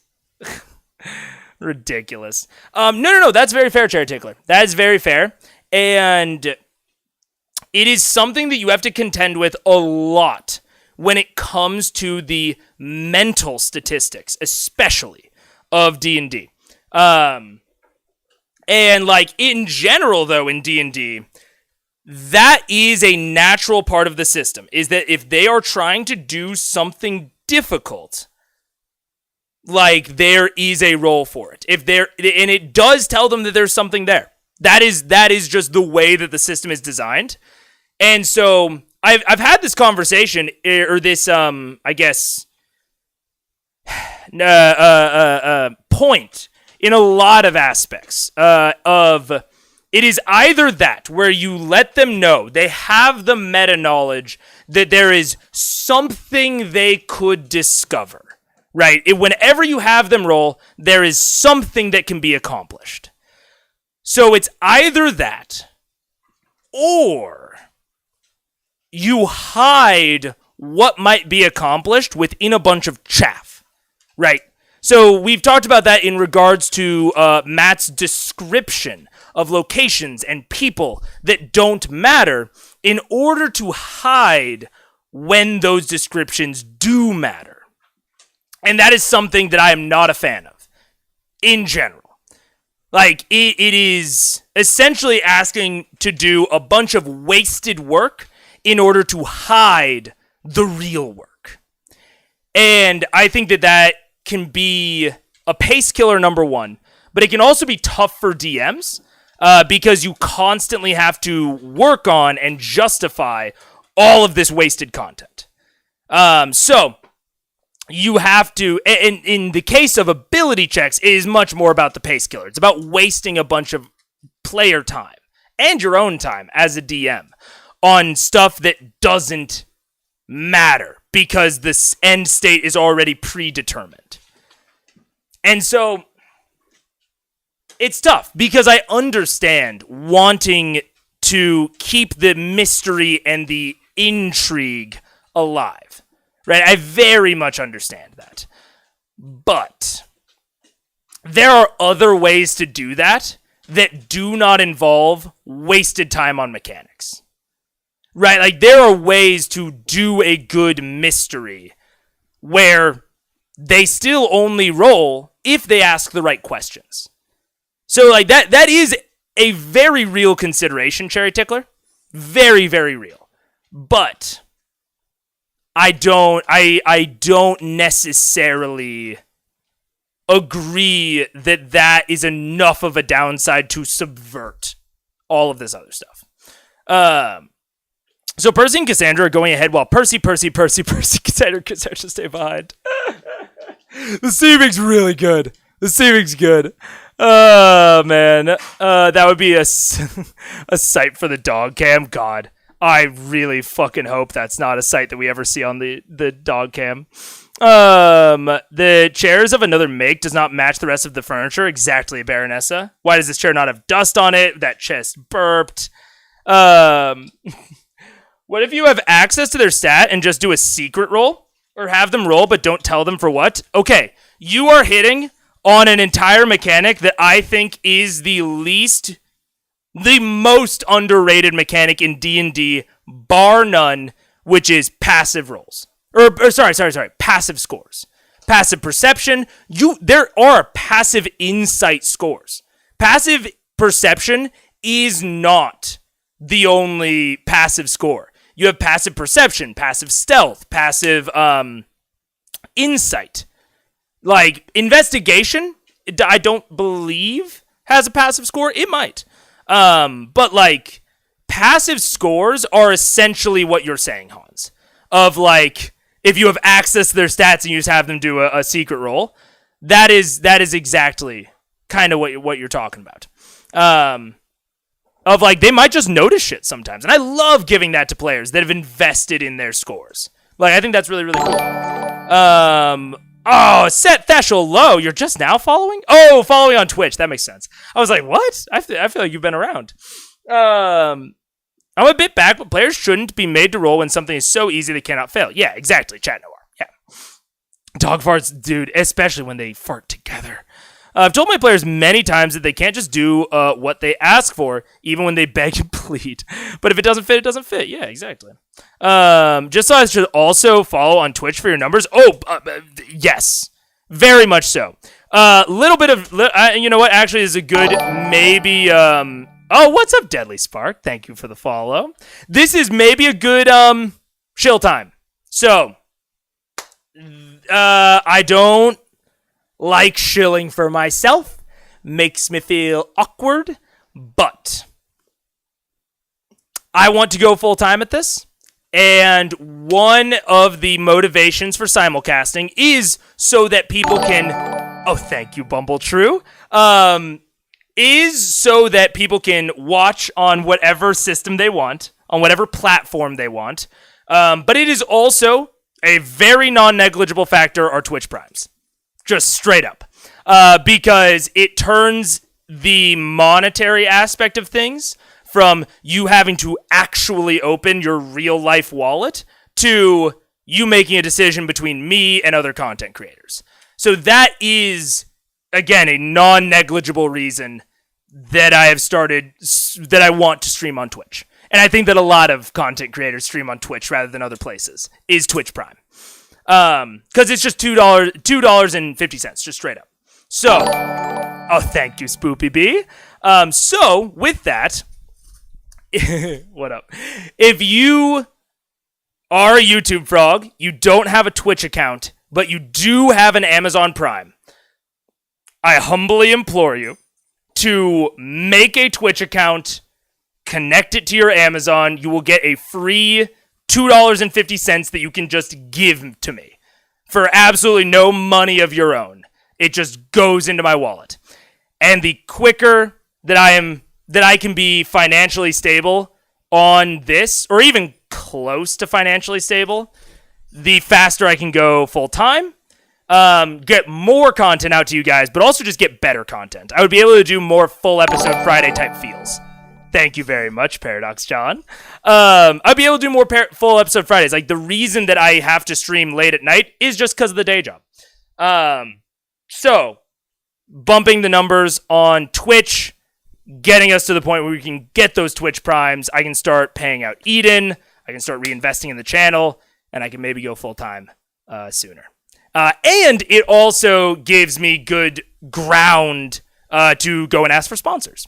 Like, the follower number is important, and I have an amazing engagement ratio of, like, the views that I get on the videos to the follower count. But ads still, or advertisers still care about the follower count. So, shill time over. I appreciate all of you. I will not be doing that again. Because I fucking hate it. But I really appreciate it. That's 51? Fuck yeah. Okay. 51 was the cutoff. Now I just need to stream on Twitch. Thank you very much. That's perfect. Oh, Bird. Bird's just standing at the door. I'm going to read through the things, and then we're going to have to do another break, unfortunately. I've told my players many times. Oh wait. My PC had a 21 passive perception. My DM hated me. That's sick, Cherry. I fucking love that. I mean, yeah, it makes the game different, but I think it's an incredibly easy way. Thank you, Fanlair. It's an incredibly easy way to make you feel cool. I love it when my PCs have high passive scores. I think the alert feat implies passive investigation. Maybe. Yeah, potentially, Nuruk. I believe that the 3, if I remember right, the 3 raw passive scores are perception, insight, investigation. I believe. I could be wrong there. But generally, I'll go even further. I'll give passive history. I basically assume that there's a passive score for each skill. What? Thank you very much, SMC. I appreciate it. I thought I should also follow on Twitch for your numbers. Oh yeah. I've seen someone narrate failed checks as what you don't see and thought that was cool. That's awesome. That is very, very cool. This is John Forsyth. Very cool. What's up, Paradox? Or what's up, John? Now just time streamed. Yeah, which I think the actual time streamed number I will have by the end of this stream. Then it is just occurrences of stream. So I'll have to go live more. What up? That is correct. Passive insight, investigation, perception. Fair enough. Gotcha. Hold the line. My cleric had 24 passive perception. DM hates me as well. Nah, dude. I think that's great. Mom and Cherry. Like, it gives me, as a DM, such a fucking easy button on how to make you feel cool. Like, be like, hey, this was fucking hard to notice. No one else noticed it. You get it for free. Like, it's just such an easy button on how to make you feel like a cool player. The alert feat bugs me so much.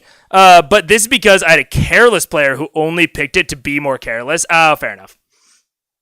Yeah, there are quite a few feats that are not annoying on paper, but can be very annoying in practice. My PC is a cleric too with alert feat. Oh, like a knowledge cleric where you get expertise? That'd be sick. Player feels cool button is a useful concept. Oh yeah, very. Like it is. And this is something that I don't explicitly do, but I do kind of unconsciously do, is I kind of categorize my players into like what is the one thing that makes them very unique that no one else can do that I can push as a button to make you feel cool. Because sometimes, like, people are having a bad day. People haven't felt cool in several sessions. Like, sometimes you just want to make your players feel cool. Or maybe they've been feeling too cool. And you keep that button in mind so that you put them in a situation where they think the button's going to be pressed and then it's not. And they're like, what? Cleric with observant feat, I read them lips. Dude, observant's sick. Observant's a very cool feat, I think. Like you sprout wings ability. Yeah. All right. I think that's it. Yeah. From the glove begins to spread from your hand across there, and all of you guys see materializing out of the darkness, Pike's form just slowly unravel into this shadowed area, this glowing beacon of her holy form that you previously traveled with, as Pike is now once again brought to this point of clarity here beneath the castle lights. I run over and I knock Max out of the way and I pick up Pike and give her a big hug. My nut! Oh, Pike, I'm so glad to see you. Grog, but you don't look like Grog. What up, dude? Yeah. It's me. Are you, is everybody Percy and Cassandra? Yes. Except for you, Donnie. It's very weird. Okay, I did say that, you know, she was kind of an asshole. She didn't poop. And now she's panting. She's had some time since food. I think we're going to take another bio break. So that potentially she will do that. Because I'm not worried about her peeing, but I am a bit worried about her pooping. So we're going to take another quick bio break, mostly for the dog. And I will be right back.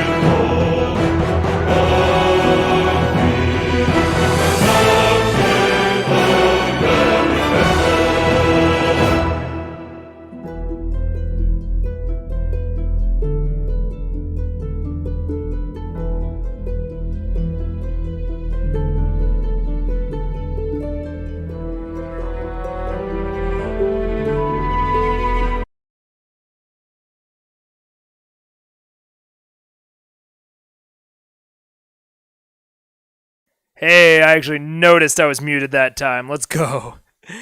He's becoming a better streamer. Oh, ladies and gentlemen, we can actually settle in a little bit. We have achieved poop. Good girl. I am now not worried about her shitting on the floor. Whew. You're a good dog parent? I mean, we try. It's mostly like, so the advice is like, if you take them out and they don't go to the bathroom or like go like, you know, as much as you want them to, like if they pee but they don't poop, you're supposed to just bring them back in immediately and then take them out again like 15 minutes later, which is fine normally. Like me and Paige are just hanging out or I'm like doing the day job. That's fine.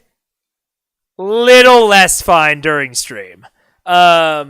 So, you know, I've been trying to cut that line during stream of, you know, take her out again, keep on that advice, but not have there be too short of breaks, you know? From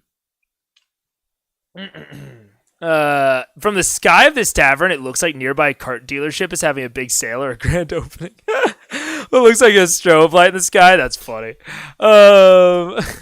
Quickly, now that he's gone, like and subscribe. Do it. The Gods of Pride is having a rave. I've got my Prime sub ready to go. Hell yeah, Aaron Shed. Thank you very much. She pooped and you are pooped a little bit. First hour or so after a successful pee poop is the only time a puppy parent can relax. Yeah. Which Paige will probably be home around like 5 or 6. And at that point, I can relax at least. But yeah. Hey guys, for the same price as a cup of coffee once a month, you can support. Oh no, Grimvein, I very much appreciate it. I seriously do, but you know, only do what you can afford and do the things that make you happy. Like if pushing me towards like sustainable career would make you happy, that's awesome. I really appreciate that. But also if coffee makes you happy, like that's, you know, that's good. That's chill. So yeah. Anyways, I really appreciate it, but man, I'm just bad at shilling, man. I don't know. I love fucking people with lip reading skill who feel too cool about it just to show them how real life works because I'm deaf and lip reading is very situational and reading 30% and only with a full frontal view. I am aware of this, yeah. The rest is context and guessing. Oops, doesn't work, they turned away from you. Oops, they have a mouth partially covered by a scarf. Yeah. So I don't know if you know this, Soya, at all, but I in high school, I took American Sign Language. I was approaching fluency. I've lost it all now. But I worked at the Kansas School for the Deaf for 2 years. And that was something that was made like very clear to me very early on of like, you need to learn how to sign. You cannot just get by on lip reading because I'm only going to get like 30% of what you say and it's fucking annoying. It'd be way easier if you could sign. But I didn't even know there was a lip reading skill. I thought it was a perception roll. Oh, no, Observant does give you lip reading. It's part of the Observant feat. But anyways, if it saved me from having to drink coffee, I would happily pay. I also fucking hate coffee, so that's fair. Can't believe Mega told me to take out a second mortgage to support him. No! Personally, it does. Happy to show. Well, thank you. I appreciate it. Trying to spend my money in accordance with my genuine values is a constant struggle, but very worth it. Yeah, I feel that. It's very hard to, like... I definitely align with... If you haven't seen The Good Place, oh my god, a TV show that Mega's actually seen. I really like The Good Place. I like the moral philosophy that is set out in it, that it's very hard to, like, spend your money ethically and morally. But I also think that one of the kind of core tenets of that show is the attempt is good in and of itself. Like, the attempt to spend your money in accordance with your values is a good thing, which I agree with. As far as I know, it's not a skill. Yeah. Also, having them misinterpret an entire conversation because, oops, you thought it was about murder, but it was actually a completely different thing. Yeah. That's very cool. Especially if you're I think that was the big thing that I learned is lip reading is not a superpower. It is something that that deaf people can consistently do with people because of context. Like, it is easier to lip read when you are going to get your prescription because you can be pretty confident that like the person behind the counter is talking about your prescription. But trying to lip read a totally random stranger having a totally random conversation is significantly more difficult, especially because of the whole full frontal view thing. I wanted an NPC to be deaf and able to cast cantrips. I looked online to get past the verbal components. People were not kind about deaf NPCs casting magic. What? Deaf people can speak. Like, it doesn't sound like the same as hearing people, but like they could make voices with their voice box. That's a totally different thing. That's crazy. No, I would not even think about it. If they were like, I want to have a deaf PC, I would not even think about the verbal component. Because in my mind, components, at least in my head, the verbal components are more about intent than the literal words that are said. That could also just be my own internal, like, magical perception and view. I could see it being different at other tables or different campaigns, but that's my view of it, at least. I looked into that once and was going to use minor illusion to produce sound without a verbal component. That sounds interesting. Just homebrew it as sign language. Also, yeah, people online are ableist as fuck. Yeah. Well, yeah, you could also just do it as, like, the important part of a verbal component is that it can be heard without immediate vision. So it doesn't have to come from it doesn't have to be literal words. It could be whistling. It could be just like how bard doesn't have to play an instrument. A bard could dance and that be like their bard thing. You know, you could have it be like certain like drum beats on their chest for the verbal component. I mean, there's a lot of ways to make that work. If you even care. Also, I did a little corporate showing for you in your Discord yesterday, telling people to follow on Twitch. Dude, Paige literally asked me, hey, is Soya just an alt? And I was like, I think they have way too much, CR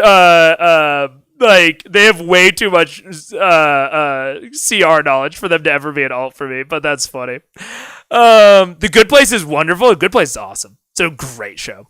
Absolutely. One must imagine Sisyphus happy as the existentialists say. Yeah. On the journey, attempt struggle is worthwhile in and of itself. And that's how I like to interpret it. Yeah. I completely agree. Being deaf doesn't mean you can't use verbal components. Yeah, precisely. People everywhere are pretty damned ableist. I've been doing a lot of work on internalized ableism, and it's very a fish notices water experience. Yeah, I mean, it's hard because so much of our modern dialect is built around the most common experiences. So, like, I try to assume good faith whenever I see things that are, you know, that could be interpreted as ableist. I try to assume good faith. The thing about, like, deaf people can't talk, that is much more clear cut. But, like, there's, like, certain phrases that I try not to, like, read too much into because I think most of those phrases come from a larger common experience, even if they do unintentionally exclude people. But it's hard. It's a good thing to self-reflect on regardless. Absolutely, regardless of anything else. It's a good... Like, I was talking about it yesterday. I'm trying to remove the word bitch from my vocabulary. I like asshole a lot. Dick. Like, referring to specific body parts feels a lot better to me than referring to, you know, female thing as a bad thing, you know? But I realized it the other day when I was playing, like, video games, is, like, it's still very much in my, like, video game vocabulary, especially. So, I mean, I think if you're trying to improve yourself, that's all that matters. A deaf PC could hum or make a specific sound to channel the energy of casting a spell without saying words, yeah. Or, like, deaf people a lot of times can still like literally say words. It just sounds different. And like it just, but like when I worked at KSD, like people just straight up talk. And like, you know, some deaf people more than others, hard of hearing people especially are pretty, have just like pretty normal voices. Normal. That speaking of ableist stuff, just sneaking in, have voices that are similar to hearing people. But or are easy for people to understand. That's maybe, oh fuck. It's a minefield a little bit. Hard of hearing people especially, and a lot of deaf people, are very easily understood by hearing people when they talk. It is not as rare as you would think. Some people online really need to be at peace with people playing the way they want to and wanting different things from the game. The amount of shit the creator of the combat wheelchair got was terrible. Yeah, dude, who the fuck cares? It's just like a cool thing that they might that they share. I don't even know about what you're talking about, but I can just imply based on what you're saying. Like, that fucking sucks. Like, that is them saying like, hey, I made this for my game. If you would like it in your game, like if it's something that would fit and that you would like to have, that's cool. Like, it's just that simple.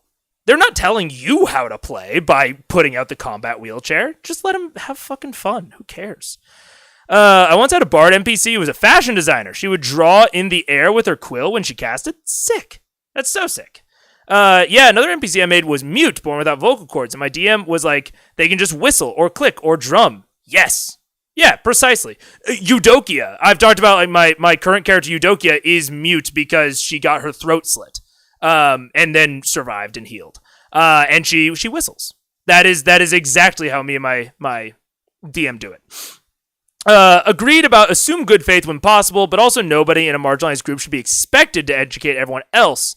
It's a good thing to do, but just fucking Google it applies. Yeah, it is not your responsibility to educate anyone at any time.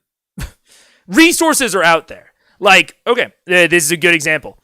I wanted to understand the trans experience better because I don't have a lot of personal experience with it. And I bought this book. It's a fucking textbook size shit called Trans Bodies, Trans Selves because I don't know a lot about the experience. And it is not anyone's responsibility to educate me. It's my responsibility to educate me. And so I'm doing that. But if you want to educate people at the same time, yeah, feel free. Lots of deaf people have partial hearing or used to have more hearing. Yeah. That's very, very common. That's a neat ruling. I once came across a magic system that relies on rhythmic patterns, so it can be expressed in many different ways. Yeah. All right, going back, Twitch. Whistling Silverhawks? I don't know Silverhawks.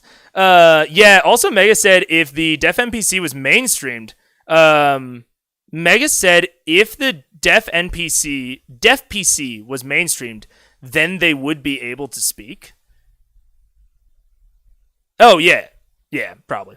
Combat wheelchair is awesome, and I even have an STL models to print. Sick. That's fucking dope. I have some Hero Forge characters with crutches because I use them /canes. Yeah, 1000%. That's so sick. I found the more deafness I gain, the more I gain a deaf accent, just from not hearing myself talk. But if I would train really hard, I would be able to completely negate it. Well, yeah, and I think that's a good way to put it. It's just an accent. It's an accent like anything else. And, like, the more time that you spend around deaf people, the much, as a hearing person, it's very easy to understand. Like, by the end of my time at KSD, I barely noticed it. They did not have to train themselves to me. I trained my ears to them. Like, it was not a big deal. Check picture on Discord general. Oh, for the deaf wheelchair? Or for the deaf wheelchair. Those things probably don't go together often. Oh, yeah. Sure. Why not? Fuck yeah. Like, that is, I don't know. Like, yeah, especially, like, I think that's such an easy slam dunk case of, like, just, like, let people do what they want. Like, they're not hurting you. Just, like, let them live. Let them vibe.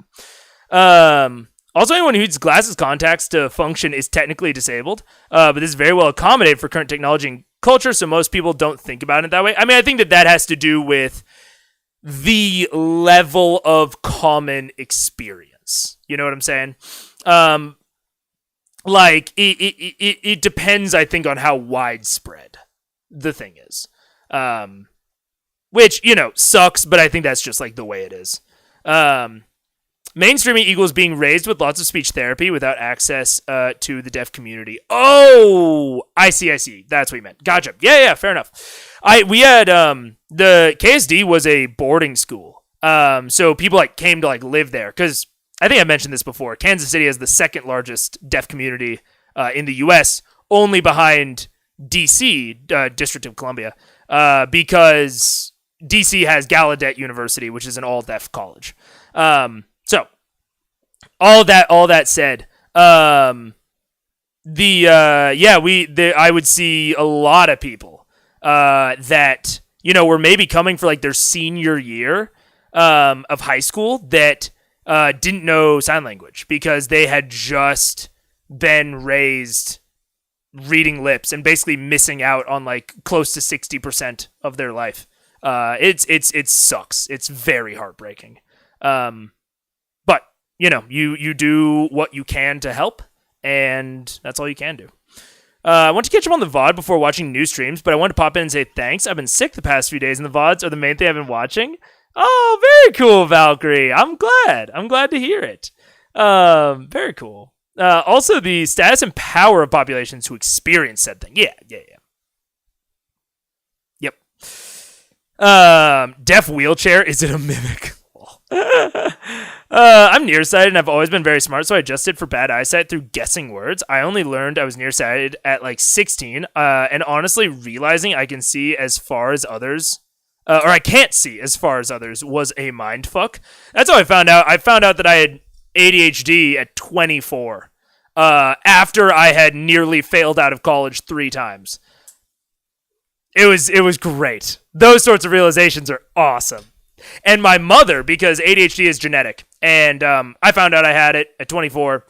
My grandpa is diagnosed as well, and she was talking to him like I got diagnosed, and she is now recontextualizing her entire life in terms of this disorder that she likely has and has had for all 50 odd years of her life. And talk about a mindfuck. Great distraction. Finally starting to feel a bit better, but not completely. So thank you. Yeah, I'm glad.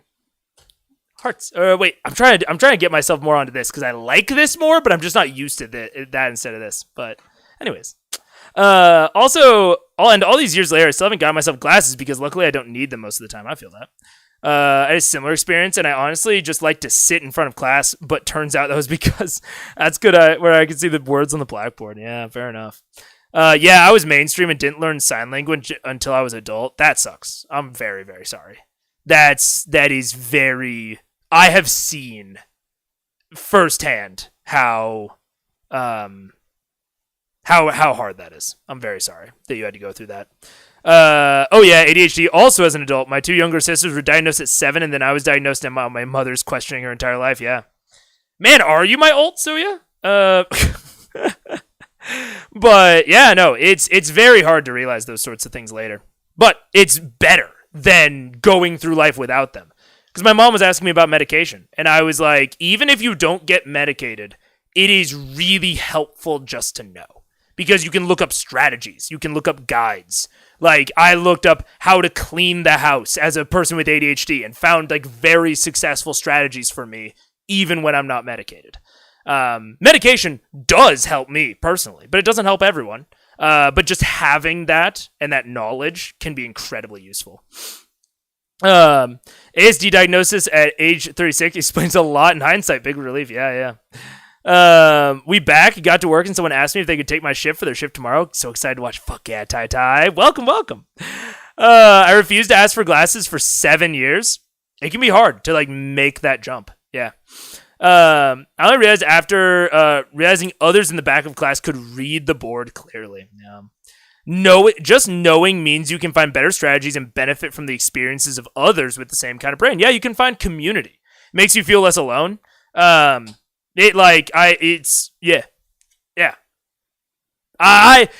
If I go too far into it about like my stuff, we'll be here for another 30 minutes, and we're watching a show or something, right? Longest timer. I actually do think this is the longest timer, but I also think it's because part of this is with the dog timer. But even without the dog timer, it might be longest timer. And with that, we're getting back into it. You're a tiny gnome in armor, and everyone else looks like Percy and a woman you've never seen before in your life. Percy is especially disturbing. Bear Percy. Yeah. This giant, rotund Percy on his hands and legs. It's awkward. Give the internet ideas. Please don't. It's hard to look at. It's a very strange visual, and you're very confused momentarily. I give Percy Twink some ear scratches. Oh, he likes it. I run over and I say, Pike, what happened? You disappeared before, but now you're back. Are you here to stay? What's going on? I'm here to stay for as long as I can. It's very hard to stay in this forum, especially when this place is very, very dark, and sometimes I just get pulled away. So I'm going to stay as long as I can. We're so happy to have you here. So happy to have you. I'm so happy to be here. How are you guys? And are you okay? Where are you at in terms of? We're all healthy. Healthy. Yeah, we're Okay. We're tired. Vax is minus a hit point because I hit him in the nuts. Oh, road. And we have a new member. Well, a new traveling companion. This is Cassandra. Cassandra the robot. Percival's The actual sister. Cassandra. The real Cassandra. I go over and put my hand out and hold her hand and say it's so very nice to finally meet you. She takes your hand and kind of looks down curiously at this tiny gnome that it seems to have apparated out of the shadows, and gives you a curious look, and a big smile creeps across her face. And it is my pleasure to have good people around me for once. Pleasure to meet you, young gnome. Which is funny coming from her, because she's slightly younger than you. She looks hardened, but she's younger than you. Well, shall we? We're together. Yeah. Shall we All right. keep moving? Now we're definitely gonna kick some ass. With Pike with us, we can do anything. Is she kind of Well, let's glowing? hope Is she like Pike is giving a Blowing our cover low up? candle light around her, so you're going to want to keep her towards the back, probably. Mike always ruins stealth, even when she's a ghostly form. we have no Can we hang a sheet over her or something? Yeah, and it'll be like wearing a t-shirt over your bedroom light. It'll just be like a nice atmospheric kind of Chinese lantern. Ooh, mood lighting. There you go. I place my Sarenrae hand on her shoulder and say, "You're here because she willed you to be here. She knows that we need you. Now please hide behind obese Percival." And then I pat my sister on the shoulder and You both back forward. Okay. So as Pike comes to the back, kind of smiling at everybody, she joins the back ranks of Keyleth and Trinket. Actually, right behind Percy. Cassandra's going to be right there. In flying V formation. And you guys continue down this tunnel. So. Yeah. Perception, all that shit. Oh, Yeah, perception. Yeah. Oh, yeah, I should do too. Hold on. It's up to you. 20 for me. Yeah, I know, right? 18 for me. All right.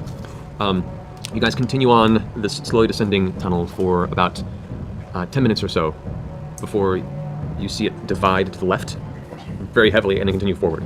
All right. I'm going to say this before it happens. There needs to be something to give them some differentiator between the two paths other than their direction. This is like what happened in the Underdark, where they had one that went up and one that went down. And that was it. Those were the only things indicating. There should be something indicating something. Not telling them the right way to go, mind you. But there needs to be something for their brains and their characters' brains to latch onto to make a decision. Whether it's like fucking ziggurat this way, and they're like debating like, oh, is it a lie? Is it not? That is at least something to wrap their brain around that they can use to make a decision. As whether or not do I believe that sign. Right. There needs to be something. So I'm pausing it before I even see it. Because I'm either going to give Matt a big-ass thumbs up. The blood trail goes to the left. Perfect, Little Hill Comics. Who knows what that means? That's danger. That's intrigue. Different people are going to have different reactions to that. That's an ideal way to differentiate paths. Ideal. And that's all it takes. Something that tiny. But you need something. BRB will be listening for a bit. If anyone's bad, let me know and I will ban them. Sounds good. The blood trail goes left. Yeah, exactly. Rip flying carpet. Rest in peace. I'm still watching this stream if any Twitch algorithms were wondering. Thank you very much, Timpanist. Yeah, total. We are approaching my peak, but combined between the two streams, which I know that some people are duplicates. But yeah, this is sick. I'm loving it. Just a tiny little blood trail. Yeah, it can be just that easy, just that simple. So I don't know what Matt's going to introduce here, but there needs to be something. It cannot be random. Otherwise, you risk them just going into analysis paralysis like they did in the Underdark, of spending 30 minutes debating a path with absolutely nothing interesting said or done during the debate, and then they just pick one randomly anyways. It sucks. There's still no light source here, and so you're relying on your dark vision to continue. But there's the path that kind of switch back to the left, and then the one that continues forward. So I lean over to my sister and say, I'm not going to do anything. Let me just go look 50 How about feet you wait a fucking second and let me look for footprints? Can I look for footprints? Can make a survival check. Okay. Should be easy. Easy survival check. I don't know which one to use. I'm so nervous. Okay, let's do this one. And I will say, that's fine. If you as a DM, there needs to be something there. It doesn't technically need to be immediately obvious. If you want to allow someone to show off a little bit through a skill check, make it like a DC 5. DC 5. They don't know what the fucking DC is, right? Make it something stupid, dummy easy. And then, just move on from there. So that, they get to feel cool, they use their skill, they have the information now, they can make a decision. And then maybe you have another DC that's maybe actually high, that maybe reveals some, pertinent information. All very okay. But if it were me, I would probably honestly link it to a passive check. But if you want to link it to a check like this, when you especially know that your players are fucking check fiends, also acceptable. The check just needs to be dummy easy. My sister, or do we only have brother today? Brother only. Brother only. Unfortunately. That one. I'm perceptioning? This is Fuck. I have to remember to only unpause it on my Elgato. Otherwise, the stuff gets off. Survival wisdom. Oh, no, it's the same. That is a 16. 16, okay. You and to respect the area, you actually pull out a small bit of kind of torch myth and kind of light it a little bit, just to give it a little more light. Looking across this one intersection briefly, there are footprints back and forth in all ways, and many of them have been, at least the footprints coming from, and the last footprints were coming from this tunnel to your immediate left, were from a while back. The fresher footprints, which have been, as fresh as of 4 hours, continue on down that way. You do notice that the smell of the air itself is, you notice as well as you're inspecting, the air down here has a very kind of acrid, sharp scent anyway, like a hint of chemical. It seems to be getting stronger to the left. That's where the acid pits are. Acid. No notes. Absolutely no notes. Beautiful. Perfect. B5. We get there. Briarwoods. Briarwoods? Yeah. Skip it. Let's go. Alright. Continuing to push forward about another 5 minutes or so, and keeping track of your distance to the castle, you're starting to get towards the outside perimeter of the actual city itself. As you're kind of keeping tabs. Because to be entirely clear, that's not necessarily what either of those things mean. Footprints going away, a smell of acrid stuff to the left. It does not mean acid pits to the left, like ziggurat forward. It doesn't mean those things, but it gives their brains enough to come to that decision or explicitly disagree with their own senses. So it's no notes. Love it. Love it. No more smell jail. Good hinting from Matt. Before Liam eating? Oh my god. And we're gonna get a combat. So I think this might be the easiest bingo of the entire series right here. But yeah. Absolutely perfect. I know I said no notes. And also the timer's not running, so I'll make it fast. I maybe would have given the footprints for free and the acid behind a check. I think that's perfect instead of having both of them be behind the check. It does feel like Matt kind of just forgot to narrate the acid. I actually don't know that was actually behind a check. I think that was supposed to be the free thing. He just maybe forgot to immediately narrate it. So that's why I say no notes, because I think that was his intention and the design of it. So I'm loving it. Will this become 3 bingos in a row? Fucking might be. Maybe I need to make it harder. Episode 33, 33.5, and maybe this, potentially. On distance travel to that area, you catch, based on your last perception roll, there's a portion of the floor that seems to have some placed crooked chunks of stone. You see pieces of broken stone here and there, things that have fallen out from being hauled from the distant dig into wherever the ziggurat is, but there's one section where it appears there's platforms. Looks a little hinky. It looks like it's deliberately placed as opposed to drop in left there. Oh. I'd like to carefully approach and disarm anything I can detect or find. Okay. Go make a check. Is that Thieves' Tools? Thieves' Tools, yeah. That's 27. Okay. You find 2 of the large stone slabs that are part of this kind of discarded sequence here. They have beneath them some small magical burst that is waiting to detonate.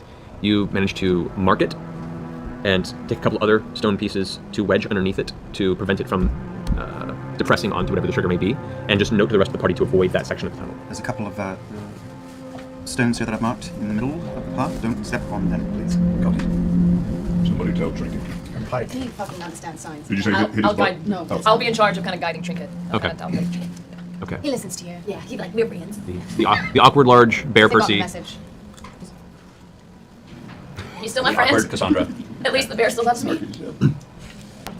You continue forward for another, I'd say 20 minutes. Go ahead and make another perception check. Oh no. 20. You die.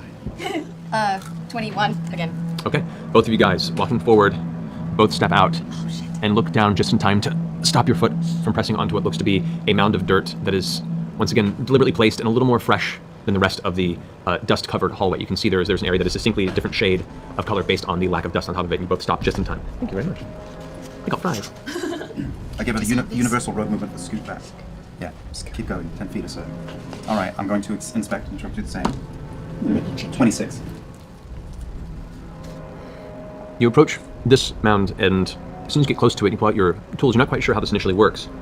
And as you begin to push slightly on the dirt on one side, you can see the other side kind of shifts a little bit from the weight. And it looks like there's something beneath the dirt that has some sort of shifting property to it. And you gather, based on the way it reacted, there's a gas contained beneath this.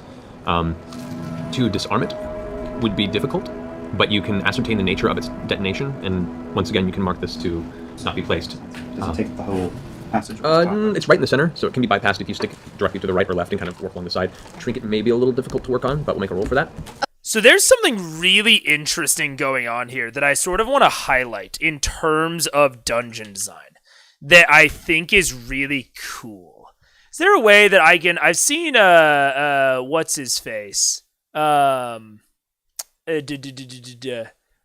Software has like the entire background as black. I don't want to fucking blind you with the white. But I guess, we will if we must, right? So there's a node over here. There's a node over here. And there is this trapped hallway between with many small nodes in here. And you would normally think of traps as explicit obstacles, right? Like a trap is something that you find and you disarm or you get past, and then it's not an issue anymore. However, if you remember the sequence during the Vasselheim arc, when they have deposited the Horn of Orcus and they are like sprinting out through all of the trapped rooms, sometimes things that are obstacles in one direction, because of can fill background as black, draw in white. How do I fill? I'm getting nothing when I click on fill. Don't save. Edit with Paint 3D. Is that it? Don't save. Let me close out. Let me see. Cause I love drawing these sorts of things. Bear Percy in Discord. I know someone did fan art of Bear Percy. That's so funny. The bucket? This bucket? Oh, that bucket! Ha ha! Thank you very much. Okay. So. Oh, nope. There we go. So like I said, node here, node there, and then thing in between. So you can have a lot of things on the timeline between this. And these traps, again, normally thought of as obstacles. You deal with it, they're done. But the way that Matt has designed these obstacles as things that you cannot disable actually doesn't make this what I would generally call an obstacle path. Like a typical trap path, I would call an obstacle path, where you deal with it, you conquer it, and it is done. It normally turns into like a normal path after that. This is what I would call a challenging path. Because the fact that he cannot disable this will be a legitimate hindrance if they need to move through this area quickly or under duress of some kind, especially when it comes to Trinket, which has to be led and guided. And so he has turned this into a partially an obstacle, but because the obstacles cannot be overcome, they cannot be permanently disabled, only marked, this is now a challenging path. So if you were trying to sprint through here on your full movement, like say you were trying to get across this as fast as possible, that's a perfect example of where you might use an acrobatics check if you want to get past without stepping on any of the marked obstacles or the memorized obstacles or whatever you have. Really good example of a challenging path. So I really like this specific trap design from Matt for that reason. It turns from an obstacle into a challenge even when you find them as the rogue. Which is very, very cool. I like that a lot. Oh no. What could possibly go wrong? All right, people, we have some gas trapped under a mound of shit up here. Some gas? Yeah, it smells like grog, so avoid it. Something bad. I'm going to stay here. I'd like you all to bring up the rear and Kiki, bring the bear. Bring my nephew up, and I'd like everyone to pass ahead, and my sister and I will get Trinket up behind you all. I have a question. How are we marking these traps? Chalk. The last one was marked with chalk. This one I'm just standing in front of. So we're coming across a lot of these. If we need to make a quick escape, it might be a problem. If we're going back out. Oh my god! Me and fucking Trav! Just on the absolute same wavelength. Travis just hit the exact design detail directly, just hit the nail on the head. My nephew Don. Yeah. Man, you guys are all I'm like, look at the design, look at the maps, and you guys are like, my nephew, he. Oh, that's so cute. We need a mega is Travis. Travis is a tactical genius. That's why he's the CEO, man. That's why he's the CEO. The way we came in. In a hurry. We'll just have to remember.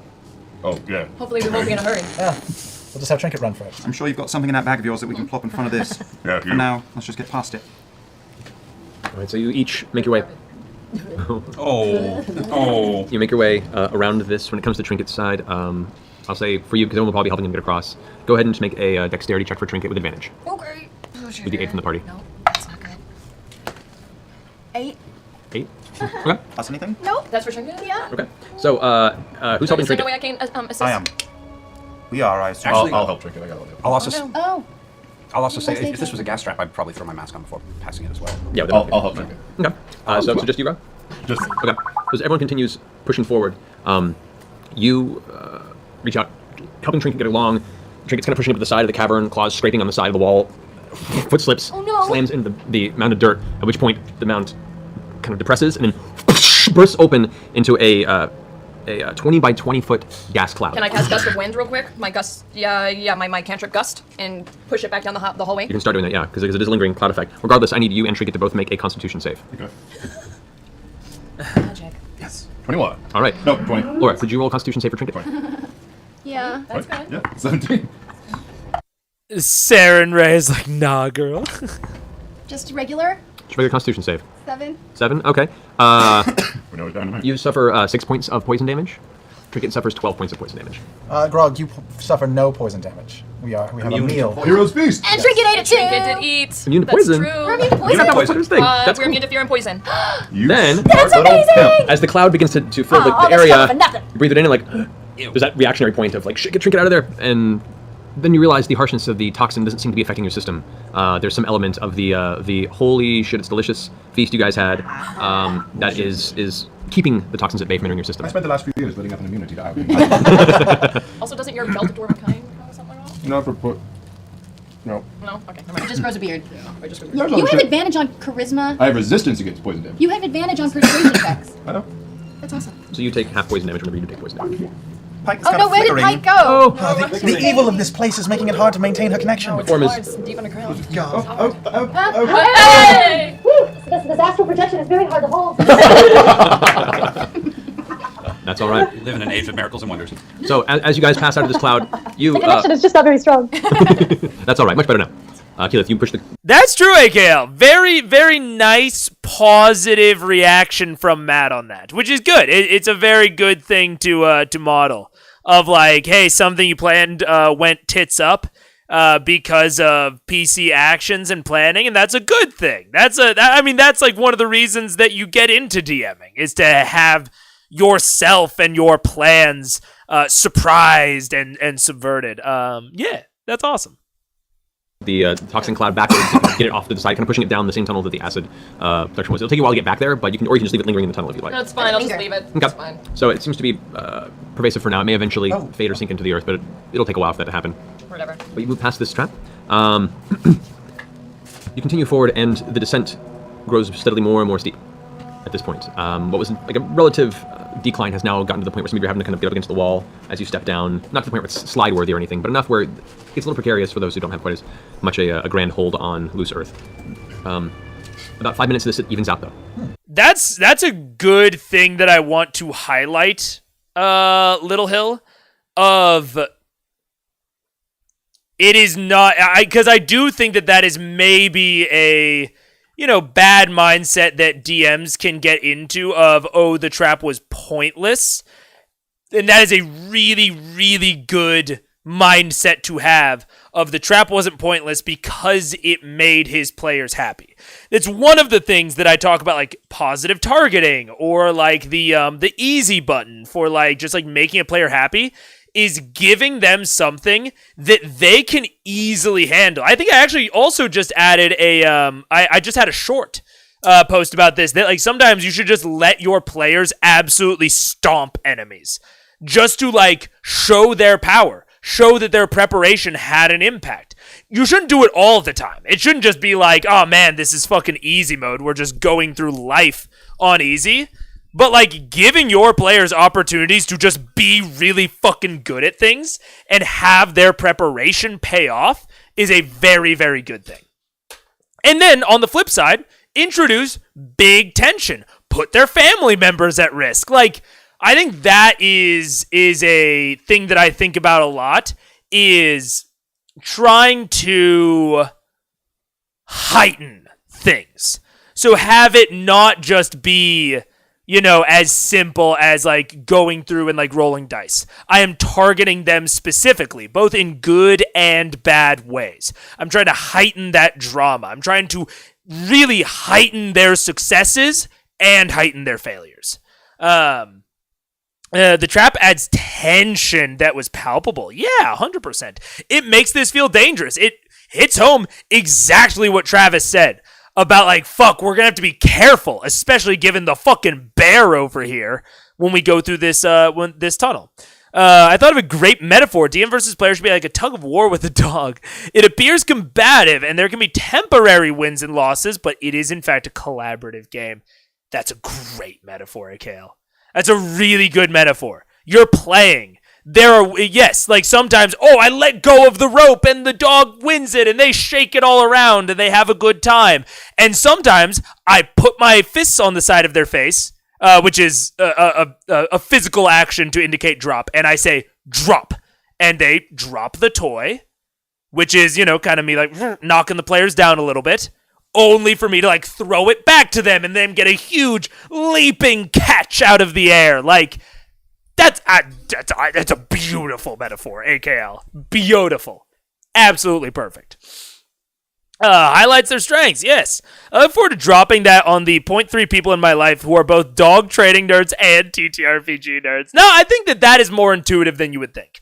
I think that a lot of people have played tug-of-war with a dog, even if they haven't like been like super into training them. I think that's a very good way to describe what the DM versus player relationship should ideally be. Make their family members the risk? Yeah. Trap wasn't pointless, made the party's preparations worthwhile. Precisely. Beautiful Metador. Who are we in the video? Where are we in the video? I fell asleep, so I lost track. We are going through a trapped hallway right now. They just passed what we think was a junction to the acid pits, and they are continuing to progress towards what we believe to be the direction of the ziggurat. And as it does, you come to a metallic doorway. Oh, of course. Doorway. I've got this. Damn. Please, just you. I step forward. Inspector for traps, inspector for traps. No, let me make it. Why don't I look and then Scanlan can handle it? All right. I'm just gonna look. Oh. Yeah, 23. Okay. The door does not appear to be trapped, but it is locked. Well, Can you pick it? probably. Metal door, right? Yep. Natural 20. Wow! From the knife. So, looking at the door, and the closer you get, if you bring some light source to it, you can see the door itself it's not an iron or a slate metal, it's like bronze, it's like hammered bronze. You can see that the surface is semi-smooth, but it does have a bit of a warp to it from when the metal was originally applied and used to create this doorway. So it has this kind of hammered look across its entire surface, with some small rivets on the side. You do notice that there is no handle for it, but on the other side of the door, there is something that is latched over, and so using your dagger, you manage to lift it slightly and then shove forward through the slight edge of the door frame to the door itself, or it means to force this off of its latch, and you hear the metallic arm bang against the other side of the door as it falls down, and the door pushes open slightly. I look back to the group and go, it won't open, it won't open. And peer, I don't push it that far, only like 4 or 5 inches to peer through. Okay. That same kind of acrid smell that's permeated the hallway continues into this room. It's a little colder. The temperature in this room is because, as you notice, looking in from a little bit of distance you can see in this pitch black vicinity, the entire room is made of this type of hammered bronze. Oh boy. What does that mean? Not good. Is there a... Before we go in, are there any bits of white stone on the ground, like blocks or small pieces, or is it pretty cleanish? As you travel through here, you see chunks here and there. Some of them appear to be, nothing bigger than what you find in your palm. Any of the larger pieces seem to have made their way all the way back to the undercroft where you guys had the ghost battle. At this point, you've just seen bits and pieces that may have fallen out of whatever carts were brought through. And you do see grooves in the ground where like large wheeled carts were pushed back and forth up and down this tunnel to carry materials to and from. I pull the door a little bit shut behind me and turn to the group and say, this is a room made entirely of metal that presumably did not exist 5 years ago. I think this is probably bad. Sister, dear, would you help me look just from the door, please? Huh? Just look. Scanlan, just shoot a lightning bolt in there. No, in a moment, please. And perception check the room from here. Go for it. Did you roll good? Yes, 29. Oh, that's good. That's better than mine, but not much. 23? Question mark? Okay. Both glancing in a little bit of space you have to poke through. You can see the room itself. It's about 80 feet across and about 50 feet wide. From the doorway, it's a slight ramp that leads down into an open floor area, also of the bronze metal, and then across the way another ramp that rises up to meet a small kind of upper platform area, and there appears to be a door on the opposite side. Can we do I kind of know Arcana this check room or is full anything? of shit, yeah. Arcana check or something to see if it's like magic or something? Pike? If you'd like to, you probably have to get a little closer into the room to check it out. Because you guys are just at the outskirts of it. You're just able to see a little bit of the edge of your visual distance. How thick is the door? Looking at the door, if you open up, it's about 2 inches thick. Pike, Keyleth, will you come up here? I'm gonna go ahead and take that holy oil and pull it. We're a little over our depths here. This seems suspect to me. I'd like to both have a look. Yeah, something's going on here. Yeah. Look, maybe I'm just getting used to it. Maybe there wasn't a lot to talk about. I am shocked, honestly, that we're this far in, especially with all the breaks we had to take for the doggies. Which they're being so cute right now. But we're going to run out of critical role eventually. Shut the fuck up. Dude, speaking of love, it would have I would absolutely love to go full time. Dude, if I was full time, I would just do full episode Fridays just every other day. It would just be Critical Role, this time slot, this pace, every single day, like starting at like 12:30, or not. Sorry, every other day. So I'm just saying, if you would like me to get through Critical Role faster, that is an incentive. But it is crazy that we're making it through so quick. We're gonna blink and we'll be caught up with campaign 3. Yeah. Are you meaning we'll blink and it'll be 2026 already? Oh man, a room of bronze. Doubt it would be only for aesthetics. That is a very interesting concept of like why that specific material, because it's not just that it's made out of metal, it is bronze specifically, which could be a good opportunity for history checks, for a passive history, maybe an arcana, maybe a nature. There's a lot of options for what that could mean and how you could get your players there. If a bibliophilia is the fear of running out of reading material, a critical role of philia is the fear of running out of CR content reaction material. We'll just restart. We'll do a second watch. It'll never end. It'll be an Ouroboros that eats its own tail. I'll react to my own reactions. 30 years from now, we'll be 3 layers deep. Can't a guy just be really into bronze? Could be. I think someone on the Minecraft server is. What up, Pharaoh? How you doing? It would literally be a VOD frog at that point. Yeah. Last night I estimated the current pace. 1 ep in 1 week, 2 eps in the next week. We'd finish C1 around Feb-Mar of next year. I very much hope it is not that long, but because ideally I would like to go full time before then, so the pace would pick up. But yeah, that's good to know that that's the current pace. That's interesting. Low indeed. How long would Mega stream a narrative? So how long would a mega stream of narrative telephone take? Oh, oh, second watch to see the romance arcs. Yeah, exactly. I did the math once. It was like 6 years, but that was before the new schedule. Yeah. Well, it also, yeah, Critical Role is producing content at the same time. Yeah, some big Ubers actually do that. React to their old stuff. Makes sense, but kind of blows my mind. Yeah, we don't talk about Ty's addiction to copper. Call it a healthy fascination. Lol. Yeah, I mean, maybe someday, once I'm like, fucking like a Hank Green or a Northern Lion, I could probably react to like edits of my own stuff, but that's way in the future. So Pike and I are going up? Yep. Okay. Go. Tell us what's Go, up. Gadget. Right. Have you guys all moved up to the door at least, or are you all still back? I'm moving up to the door. Moving up to the door. I'm stepping a little back. Okay. Cassandra does say, she goes, This is as far as I've gone down here. Do you know what's on the other side? I assume the project. Last time I came here, I was following the Brywoods at a distance. They went in there with a handful of guards, and when I made it to this door, it was empty on the inside. I assume they traveled through that far door, but I have not actually been here myself. It was at that point that I was discovered and dragged back to the castle, so... Did you make it to the acid pits? Back that way. I saw them from a distance. Didn't want to get too close. They're just larger stone troughs that these chemicals have been refined in, and for whatever purpose they've required them have been kept there. Dr. Ripley actually was... Interesting. There's also Dimension 20. I would love to react to Dimension 20. I don't know how they are about reactions, especially because a lot of it is behind paywalls. So maybe we'll have like a Dimension 20 club of some sort, or it'll maybe depend. Very much we'll see when we get there. But also something interesting that I wanted to point out about this, right? So far, this quote-unquote dungeon has been basically a hallway. It has been, we go from this node to this node to this node. And assumingly, there was another node over here at one point, but other than that, we just continue down a hallway. I think traditionally, this is not seen as very good. I don't mind it in this case. I don't mind this hallway. I think a lot of times people see this sort of structure and they think railroad. I don't in this case. I actually think that this structure in this case reinforces the narrative that this is not natural. Like, people build things, especially mine shafts or dungeons, for reasons, for purposes. And it would not make sense for the Briarwoods, in this case, to build a lot of, like, random offshoots that, go into, like, one room or another. It wouldn't make sense for them to have a thing over here that maybe has its own little thing, and then this comes back to this, but maybe it also goes over to there. Like, that doesn't make sense.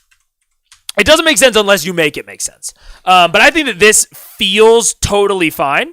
To me, it is essentially a more detailed travel montage to what will eventually be the real dungeon, right? I think about this more as a long hallway. Like, we talked about a long hallway in one of the other things, which I did want to point out something from the comments about my kind of rant about hallways. People rightly pointed out that long stretches of hallway can be used to build suspense within a narrative. And that is correct.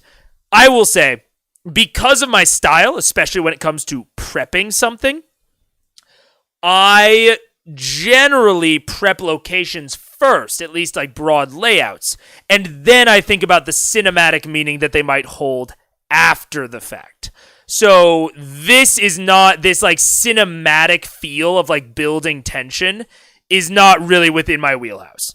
I build tension in other ways through my like environmental storytelling. But if you are like focused on that within your design, this location is serving a specific purpose, it is okay to have uncanny feelings. In fact, sometimes that's very desirable. If you've ever seen like a horror movie, sometimes the perception of the main characters will change from reality. And the very fact that it is different, that the location does feel a bit uncanny, can go towards cementing the feeling that you want within your players. All that said, this is my type of hallway, where there are lots of breakups in between, and there's not a lot of split off things. This is basically what a long hallway looks like in my campaign, is what they're going through right now. And then we will get to the end of the long hallway, and this is where the actual, dungeon will start, from my point of view. Is, okay, now we're in a dungeon. After this big, long approach, which essentially will serve to foreshadow some things, to set up their expectations, and to be a bottleneck for a potential escape. Especially if what I think is going to happen does happen.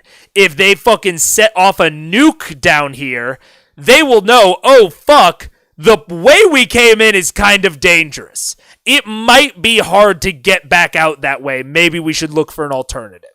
I think that is a lot of what this all is meant to do and meant to accomplish. So I like it. I like it as preliminary dungeon design. We'll have to see. They do have some on YouTube, that's true. I bet they would respond with some clear feedback if you asked. D20 seemed pretty good about that. Yeah. And when we get to that point, I would ask, hasn't been to that point yet. Some D20 campaigns are free. You could do Escape from Bloodkeep, that's on YouTube. And I will clarify, just because it's on YouTube doesn't mean that necessarily people are cool with React content of it. We'll see. Maybe not. What do you mean they haven't built an underground amusement park level? Those of you who are not in the Discord spoiler channel really should be, if only for the sake of the other bingo. Hey man, I'll show that all day long. ! Discord. It's like a Minecraft player looking for diamonds. Could be. So that's why I say that the design of a dungeon and the physical layout of it should give you insight into its purpose and its construction. As far as we know, the Briarwoods are not looking for something in that same sense of a Minecraft player looking for diamonds. So if you're building a mine, it makes total sense to have these random branching paths that lead absolutely nowhere at pretty regular intervals. Like this, a Minecraft player looking for diamonds, going like this totally makes sense. This makes perfect sense for a mining situation. But if you are just digging down into the earth to accomplish some goal, like this sort of layout, to use the Minecraft example, doesn't make sense if you're following Ender Eyes going to a stronghold, right? If you're following Ender Eyes, you go, you mine, you get to a stopping point, you use an Ender Eye. You go, you mine, use the Ender Eye. Or and then you dig down into the surface when you actually find the place. So the Minecraft example is actually very pertinent here. It is a difference between looking for a stronghold versus looking for diamonds. And those two things will produce wildly different layouts, even by the same people doing similar things. In regards to pacing, I think this is perfectly suitable. Oh yeah, it's great. I think this has been going really well so far. They also have a way clear goal. They would not seem interested in offshoots at the moment. Yeah, this isn't a mystery, right? This isn't Kavarn. If this was Kavarn, having offshoots is good to help you learn things. To understand what you're even going towards. You want kind of this offshoot direction that maybe comes back in so that you can potentially discover some alternate information. Alternate information is not important here. It's fine if you happen to discover it, but it's not the important part. The important part is killing the Briarwoods. That's it. There's no moral ambiguity. The Briarwoods need to die. That's it. And so from a Doyleist perspective of what is the purpose of this dungeon from the meta perspective, that is also very important. Of this dungeon doesn't need a lot of offshoots because we know what the goal is. The goal is to go deeper and kill the Briarwoods. Anything else is secondary. So, marrying those two, of the Doyleist perspective, the meta perspective of why this should be so clear, so straightforward, with the in-fiction reason of the Briarwoods know where they're going. They are digging this tunnel because it is an expedient way towards their goal. So you've married those Doyleist and those Watsonian reasonings, which is absolutely perfect and exactly what you should be thinking about when you're doing this dungeon design. Yes. In a wait. Critical Role and Wendell. Briarwoods are actually looking for nuclear weapons, obviously. In a dungeon, form should always follow function kind of thing. Depends. So that's not how I design dungeons typically, actually. I design about 80% of the form, but I leave myself enough room to make modifications for the function. So I don't think the aphorism is that clear-cut, but you should at least always modify your dungeon to fit. You should always modify the form to fit the function, even if you have designed a lot of the form beforehand, which is how I roll. So for Unshot 1, I designed the layouts before I even knew what was going to go in them. Now, I will say, mid-design, I figured out, I think I kind of want this to look like this. So the form and the function for that specific thing were kind of comorbid. To use a word that I'm not sure if it's applicable there.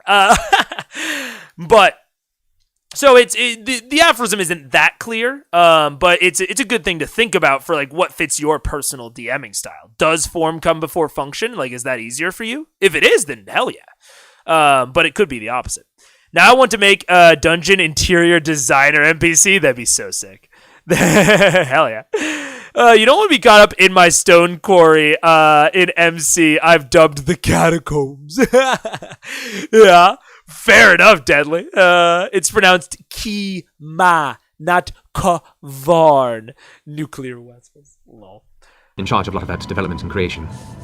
Percy and Cassandra, does this material mean anything to you, the bronze? Does it keep any type of energy out or something? Why build a room out of bronze? It's a question for you as well, Percival. I don't know. I would like to get a better look. Are there markings on the walls? Is there any sort of scripting? Make a perception check. Great. Oof. Get that out of the way.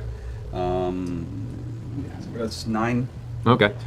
As you step into the room and kind of look along the walls at the top of the ramp that leads downward, there's really no discerning features that you can initially glance off visually across the walls, other than the fact that it's just hammered bronze with looks like bronze bars across to keep all the various plates that were put up together. It's not like one solid piece; it's multiple sheets that were all kind of bolted and put together to create solid walls. And the floor is bronze? The floor is bronze as well. The roof? The roof is not bronze. The roof is looks like solid white stone. That don't look good. Pike, Keyleth, do you make it? Sounds like a funnel. Is to me. Can I? God, I don't Funnel even something know. in or No out. knowledge of. Can I do some sort of? I'm not great with magic. I'm great with nature. Okay. I'm trying to think if it's bronze or copper that I'm thinking of. 1 second. Is bronze a good conductor? Bronze is a better conductor of heat and electricity than most steels. The cost of copper-based alloys is generally higher, but lower than that of nickel. The reason I'm looking that up is because to me, as someone who has built a railgun, this sounds like a railgun. This sounds like if you wanted to, say, blast a beam of energy into the sky to open up a portal to rain enemies down on New York as Loki from the Marvel movies. This sounds like a way to funnel that shot from underground to above ground. And especially if there are no markings, and especially if most railguns are entirely enclosed, but it could be a case where the white stone roof with the 3 copper sides has some specific effect on the railgun design. That's the vibe I'm getting off this, though, is big fucking railgun energy. That is metal bronze. Could just be a Briarwood King, a peasant railgun, not a peasant railgun. How does he do it? How does he do it? What can I say? It is fascinating to see how your mind works. Wait, go back to the part where you built a railgun? Dude, I was a computer engineer in college. I did it after, I was originally going to do, for my capstone course, before I switched to computer science, my plan was either a weight assist exoskeleton, which is why, dude, I was watching Game Changer the other day, and they were talking about how they had to hire somebody to build a little thing that popped out of the podium. And I was like, bro, you get a pneumatic piston, you get a couple of wires, you're bing, bang, boom, you're good to go. You need to hire someone to do that. Come on. But anyways, but yeah, no, I have a lot of experience in building physical medium things. I will say I worked with a mechanical engineer to get the details down. But yeah. I also wanted to be a physics major at one point. That was before I almost flunked out the first time. Please rewind as so. Look, it's a tiny little proof of concept. It didn't accelerate anything. It barely moved a marble, but it moved it. It's expensive to build a railgun. It really is. The components are not cheap. I'll tell you that. And the real problem with railguns, why we don't use them more often, is because the wear and tear on the individual materials is incredibly high. Anyways, lasers are easier. I get my brass versus bronze confused. I get my brass versus copper confused. Just on their specific properties, because I believe brass and bronze are both copper-based alloys. But I forget the actual thing that alloying it does for its properties. Brass is copper and zinc, bronze is copper and tin. Yeah. That's why they need the town. Ooh, I don't know. I need freaking sharks with freaking lasers on their heads. Did you put the names of those who harmed you in the barrel? Lol. Did a shadow in a dream inspire you? That is what it sounds like when I say that shit. You know what now I'm thinking, right? Wait. Let me follow this thought train further. I assumed that they were doing all of this with the chemicals, with the white stone, with the whole shit, right? I was assuming that they were doing that to get the raw magic in order to build some grand enchanted construction, right? That they needed raw magic to like do a ritual or to infuse something that takes a lot of shit. But the fact that they need it raw, right? And the fact that the roof of this has white stone on it with residuum inside of it. The fact that they need it raw is now maybe thinking to me, right? What if this is just a residuum railgun? Right? This is a railgun that is meant to literally just shoot residuum. And so it could even be this is a tunnel, right? But what if the white stone, it looks like the white stone is the ceiling, but what if this is on a huge pivot?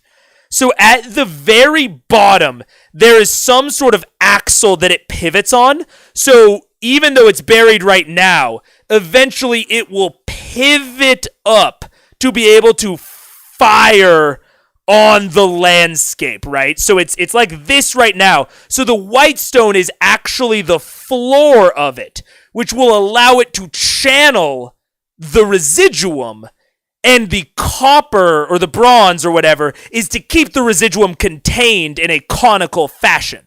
Like they need only one side of it to have the white stone to actually channel it, and then the copper keeps it contained. That's my thought so far. Are you Purg? No idea what that means. They need it raw. Megaphone Guy 2024. Tanya type of beat, if you know what that means. I do not. Perhaps overthinking. Phantom, I have never been accused of that in my whole goddamn life. I should time you out for even suggesting the idea. Lol.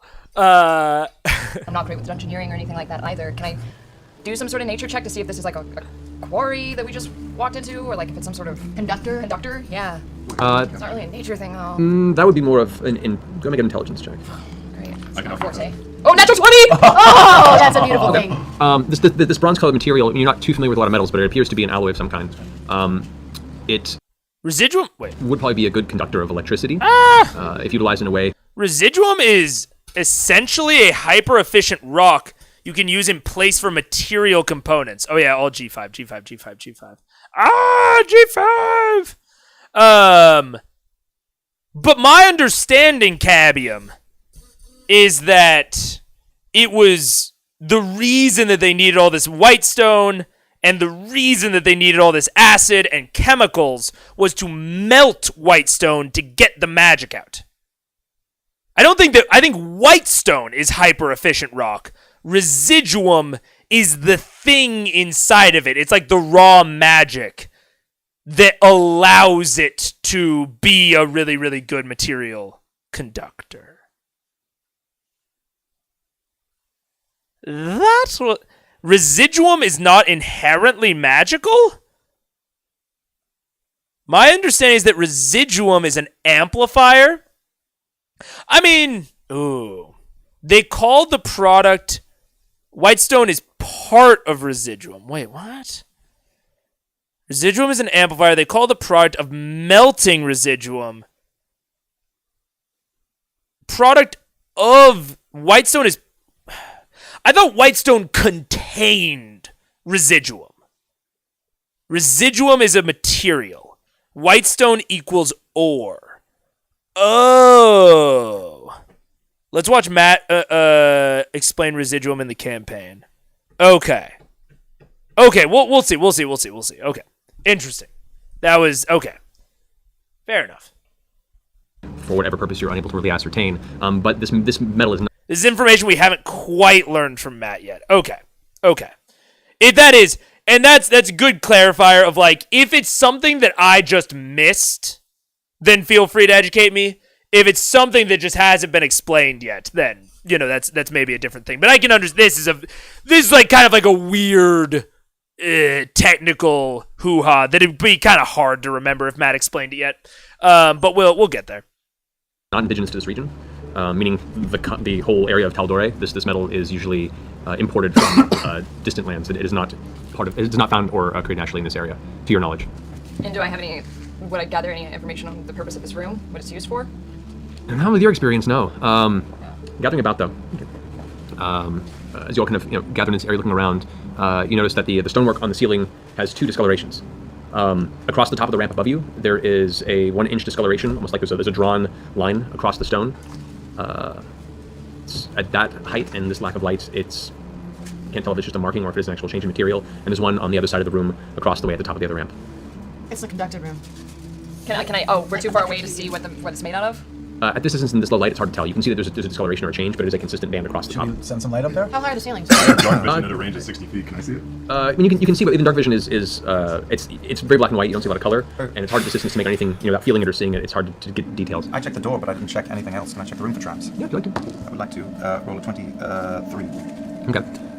As you descend the ramp, keeping a very close eye on the ground, or are you just doing a visual scan? I'll walk up within a foot of that first line you referenced on the ceiling. Okay. Glancing about, you don't notice any traps. You do notice in the center of the room, the very, very center of the room on the floor, there is a small variation in the color. You see what looks like a small, almost oval type smooth button or some sort of a strange object that is embedded in the floor. Should I try to shoot it when none of us are in the room? Why don't we just try to... Oh yeah, that's interesting. That will probably tell us what this room is about. I worry a little about alerting people on the other side of the room, but not much we can do. It feels dangerous to go through. Just walk around it. Oh man, It's true. There's no vents, there's no ventilation shaft, there's nothing. It's just electrocution. The roof is flat, or is it cone? Yeah. The roof is flat from what you can tell. It's a giant box. It's just the walls and the White floor. stone. White stone ceiling, and the rest of it is all this kind of bronze material with a ramp that goes down towards the bottom and the ramp that goes on the other end, with the 2 platforms where you enter and where the other door across the way is. So, can we clear out and I'll try to shoot it? Oh! See what happens. Okay. Well, I'll do that. Wait. So the room is shaped like a flying V. I think I was misunderstanding what this room was shaped like. So like from the side, it is like this, and there's this and this, and all of this shit is made out of bronze, and then the very top is made out of white stone. And then, door here, door here. I think that is correct. Interesting. Okay. That was not at all my impression. My impression was literally that it was like a tube like this going down and like that and like that. And that, the party was here. And I thought that this was the situation and that they couldn't see down into the darkness down here. Okay. I no longer think it's a railgun, I'll be honest. I no longer think it's a railgun. Wrong lever falls into trapdoor. Yeah. Okay. Different. Maybe it's an acid channel. That is my new thought, is that there's going to be a door, like a sluice door that opens up. F for railgun. Yeah, F's. I don't think it's going to be a railgun anymore. I think it's going to be like a sluice pit. So the button will open up a door that channels acid. So it's like, this is like a pass-by chamber to get from the distillery where they store a lot of the acid into an area where they can potentially use the acid. And let's just to see. Is bronze acid resistant? Acidic solutions lead to relatively flat corrosion of many alloys. Not so with aluminum bronzes. This material is almost unaffected by non-oxidizing acids. Aluminum bronze is therefore characterized by its resistance to corrosion. Interesting! Aha! Yeah, okay. Residuum is yet to be fully explained, but this arc does start as the audience of the party and learning what it is. Interesting, okay. Okay. My thought now is that this is an acid funnel of some kind, including the button that will activate it all. Yeah, okay. Science! Whoa. What the fuck? Oh no! I wasn't full screen, so it restarted. Shit! What time code were we at? Oh no. Oh no! I need to go like back in the stream. Shit. Is there a way to go back in Twitch? Is there a way to go back in... Well, there's obviously a way to go back in YouTube. Shit. If it's the Bronze and Briarwood both do start with B. 102.35. Okay. Oh, we're ahead. Okay. That's why I was like, I need to get it right. Cool. Okay, gotta make sure. Good to fucking know that my macro is set to start us from the beginning if I don't have it in full screen.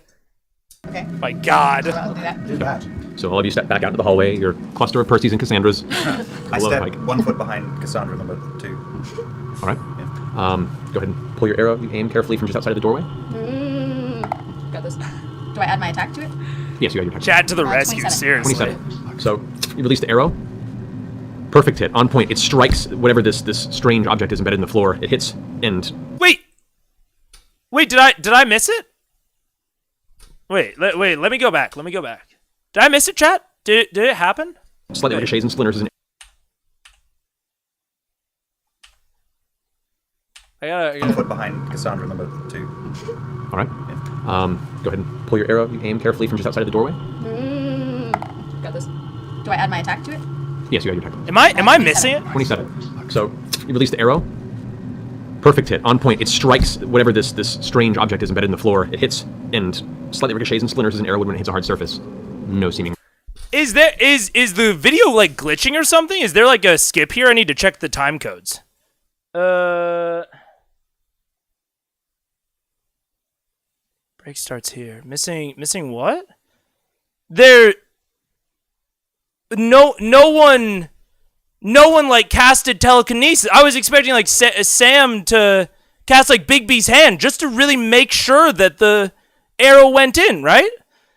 Like, you know, it doesn't matter how high she rolls. We need to make sure that arrow's going in. Did I fucking miss it or something? Like, what are we doing here? Wait, I can't. They're not playing optimally. What's going on? I thought the video must be fucked up. I don't know. It did nothing. I'm going to try something. Oh boy. First of all, does the construct of this at all remind me of anything? Do I have... No, actually, this, to your knowledge, I mean, most of this entire tunnel structure did not exist when you lived here. This was all been either... Hey, I'm fucking around. Either rediscovered totally or suboptimal since you left Whitestone. I'm going to take my sword, and I'm going to I'm going to go into the room, and I'm going to lay my sword on the ground, and I'm going to... Copper's a conductor. I'm having that thought. I'm going to... Dude, 27 might have been the exact conductor. That's so funny. and slide my sword... Or the exact number, not conductor. ...towards the center of the room and see if I can cause a short with the piece of metal and get a positive and negative charge to hit and see if I can get a reaction. Alrighty. Oh, so as you step down to the bottom of the... Science, bitches! The slope, as it kind of meets the bottom, there's an open area in the center of the floor now. About a 15-20 foot area width between the two ramps. Yes. So you're down at the bottom ramp, take the sword, let it scatter across. And there are imperfections in the floor, so it kind of skips as it moves and such. Eventually slides to a stop. No effect. But you do get a better look at what this thing is embedded in the floor. You not having dark vision, though, you would have to have a light source for this. So do you have? I have a torch. Yeah, so you bring your torch forward, you look over. It looks like a smooth gem, like an opal or some sort of like whitish, opaque gem that is embedded in the ground in the center. The Arkenstone. Definitely. Yes, and it's not translucent. It's like it's an opal-like stone. It's an opal-like stone about that big that is just embedded in the bronze floor. There's actually a small metal bronze band that encases it, kind of wraps around it. That it wasn't just pressed into it; it's put there intentionally. I say we smash it. I say we remove it at the very least. See what happens. Can you disarm it? Sound like bad ideas. Terrible. Does anybody have a good idea? We just walk past it. I'm kind of with Scanlan. I say we just go. In the absence of good ideas, bad ideas I think are always reasonable. But maybe mine and Scanlan's is a good idea. maybe just try to get through the room. Some of us stay on one side, some other people go through and see what happens to the first person. I would like, so long as you all will pick me up off the floor, I'd like to skirt the entire side of the room. And just go through the other door. And see if I can make it to the other door. All right. Please help me if I fall down.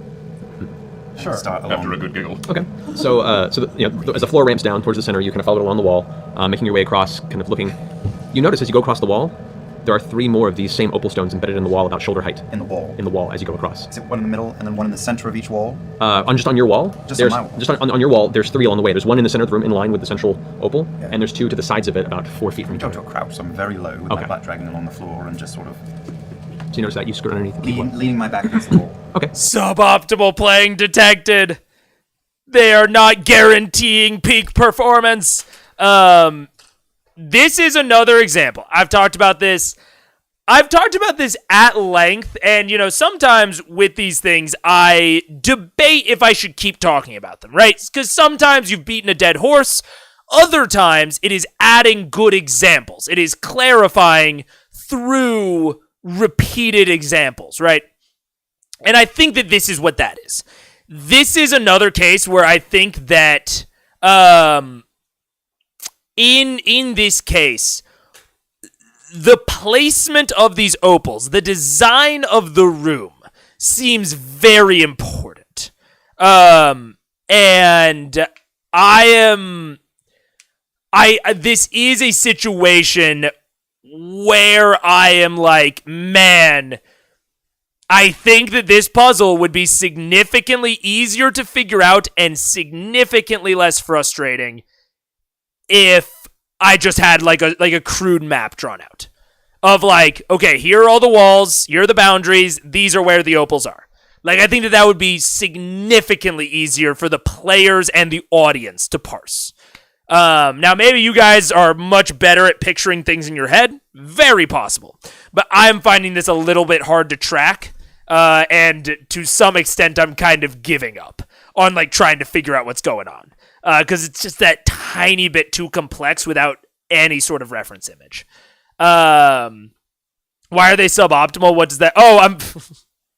For anyone who did not get the joke, I was referring to when Tiberius used telekinesis during the Vasselheim arc after Vex had a very, very good shot on a button that they needed to press from a distance and totally ruined the fucking moment. And that moment is what I would identify as his single worst player behavior at the table. So that's what I'm fucking around about.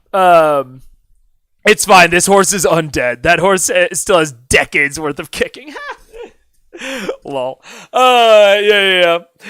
I've done many quick MS Paint maps or diagram as a player to double check I understand what a GM is telling me. Yeah, exactly. Like, it's so easy for them to do exactly what I've been doing when we've been talking about this. Of being like, okay, so Matt, like it's a box, and from the side it sort of makes this shape. So the opals are what? There's 3 on the side, so the opals are here, here, and here, and then they've kind of, in the 2D, they're like there, and there. Is that correct, DM? And then there's one, it sounds like at the bottom of the trench, so kind of down here. Is that right? Like, that took me, I should have looked at the timer. 10 seconds, maybe? And it can easily make a puzzle significantly easier to parse for the players, for them to understand what's going on here. Especially when it seems like the layout of this place is kind of integral to the puzzle. Gotta run, we'll catch on the VOD. Enjoy the theory crafting. No, yeah, see you later, Grimvane. Thank you very much for joining. I appreciated having you. But yeah. So I think that providing this sort of like really quick reference grid as a DM is a very good thing. But to Little Hill Comics' point, it can also it can be just as valid to do this sort of thing as a player. Like, if you're playing in Theater of the Mind, jot it down on a Post-it note really quick and be like, damn, is this what you mean? Or in MS Paint or whatever your thing of choice is. Theater of Mind has its limitations. Rough diagrams help everyone. Yeah, and then you can scrap the rough diagram afterwards. You can be like, okay, great. And then, fucking pull this off the screen. Like, we don't have to move our minis around on it. We don't have to do all that. Theater of the Mind is a very valid form, and Theater of the Mind with absolutely no diagrams is valid. But I think that I feel pretty confident in saying that most Theater of the Mind DMs would not run a puzzle that is dependent, like understanding the puzzle is dependent upon understanding the layout of the room. I think that would generally be avoided by most Theater of the Mind DMs. I know in Blades in the Dark, I am much more Theater of the Mind in Blades in the Dark than I am in D&D. And in Blades, I do significantly less, both combats and puzzles that have to do with layout. Even though I'm a guy that loves fucking maps, I do way less that is super dependent on the layout for them to solve it as a puzzle. Just because when you're doing more Theater of the Mind, it's significantly harder to pull off. What felt like over half an hour of debating came down to, does it look like this, and are the enemies at A, B, or C? Yeah, exactly. Bit D. You love doing what to maps? I love the maps. They pass overhead as you make your way underneath the 3 opals on this part of the wall, making your way up the other ramp to the other side. Continue to perception check, or am I? Make a perception check. Yeah. 23. Okay. You make your way up this side. You make your way downtown. Nothing seems to happen. Nothing catches your eye. You get onto this upper platform, and there is the door there in front of you. Check the traps. Go for the door. That is 24. This could very well be, and this is something that I would absolutely adore if Matt was doing. Absolutely adore it. Because my new theory, my new and improved theory, is that this entire room is foreshadowing. Nothing in this room is relevant. There is no puzzle to solve. They are not capable of solving this puzzle. Matt set up the entryway, right? Got them feeling danger on this initial approach with this challenging thing, right? Now we are going to the next area across this stretch, and this is what you might call This is what you might call an interesting path, or an interesting node. You could say that there is no path between these two things, and that this is a path, and then this is an interesting node, where this is all foreshadowing. We're not going to know what these opals mean. We're not going to know why this bronze room was here. There is nothing that they can do in here. But this is all setting us up. We're going to get deeper and deeper and deeper. We're going to continue encountering things until we get to the ziggurat. We're going to keep going until we get to the big ol' Z. And then shit happens at the ziggurat, and then the nuclear bomb goes off that we all know. The nuclear bomb, incredibly well established at this point. The nuclear bomb is going off, and we now have to make our escape. But some of our actions down at the ziggurat have propagated out to here. Now the opals mean something. Now the copper means something. Now the trench means something because of what we did down here at the ziggurat. So this entire room is not even going to look similar. Or it will look similar.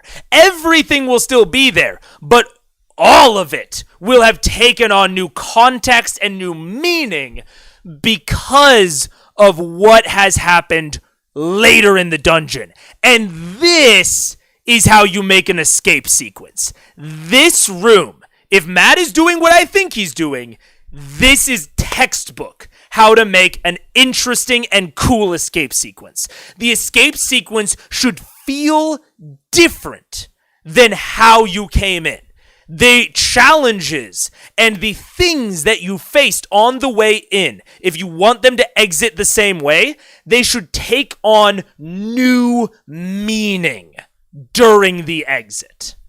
They should be different. They should feel different, and it should all be aha moments.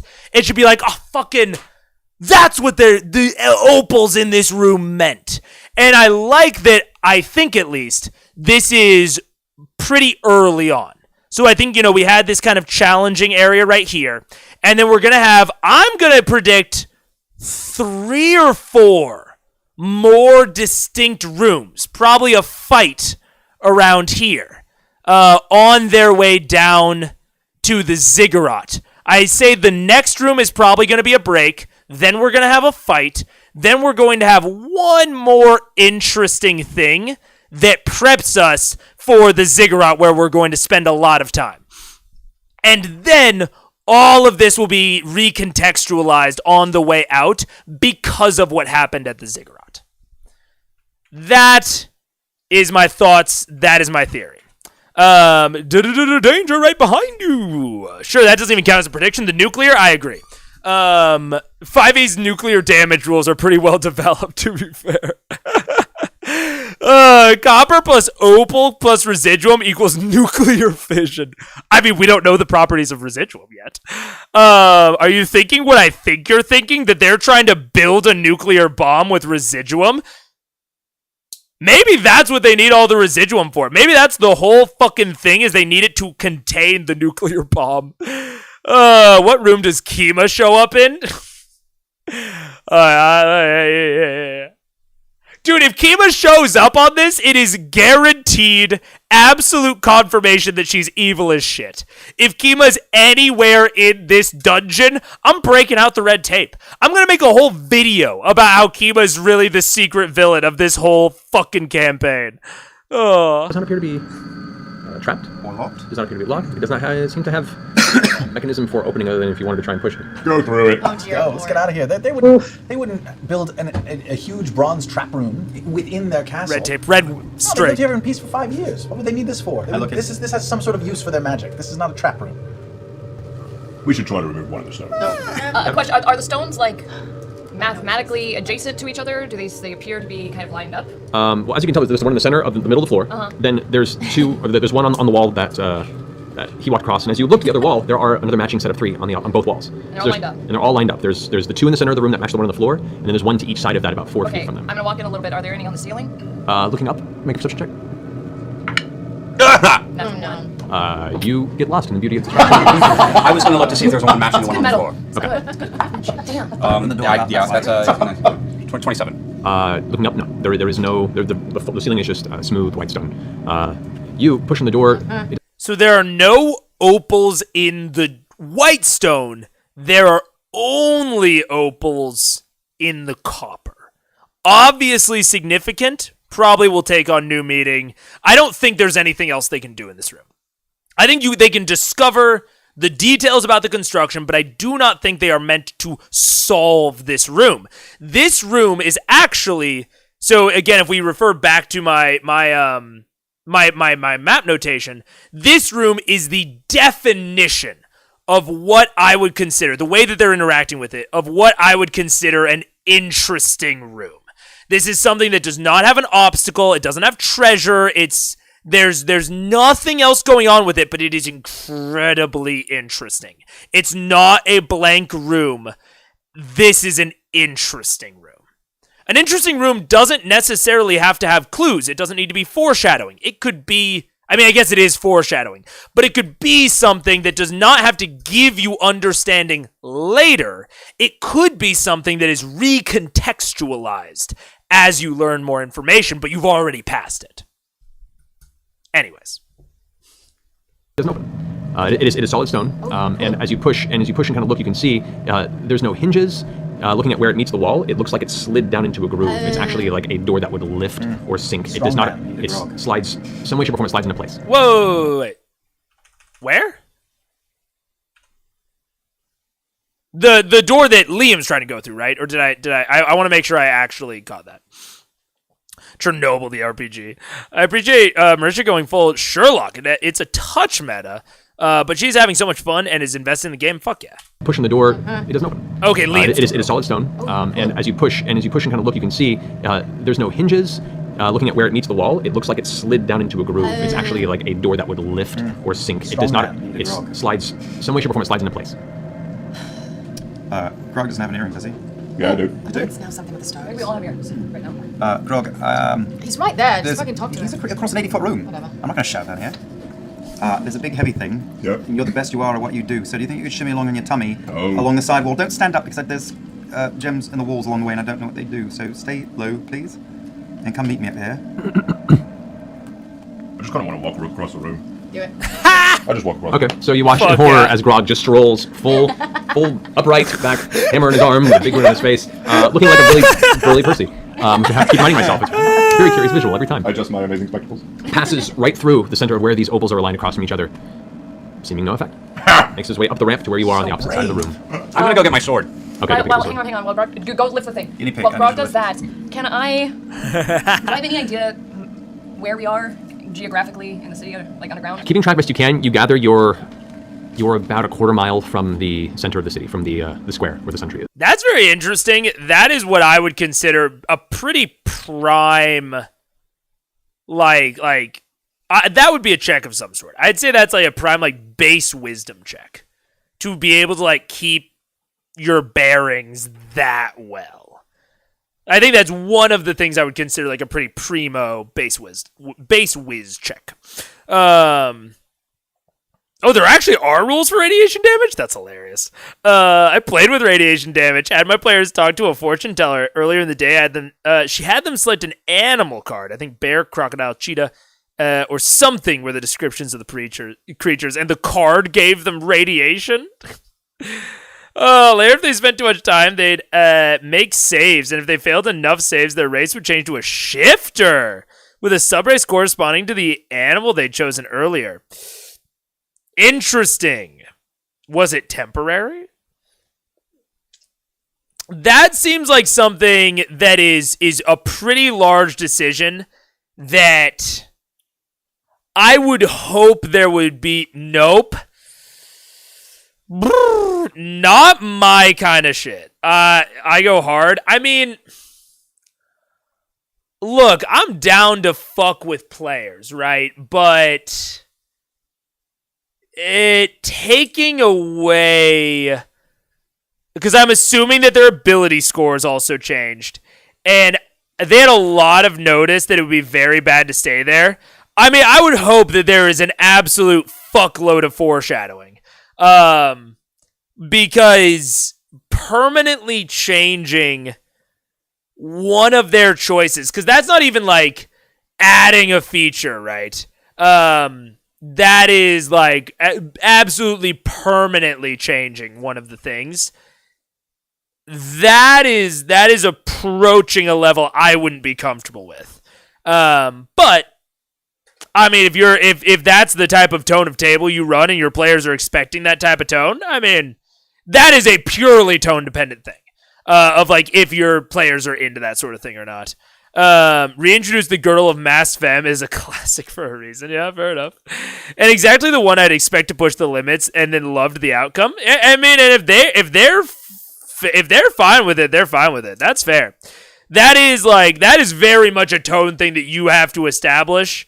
Of like, hey, I might like fundamentally change like some of your character decisions. It's maybe even something I'd warn them about during session 0, but if they're down with it, they're down with it.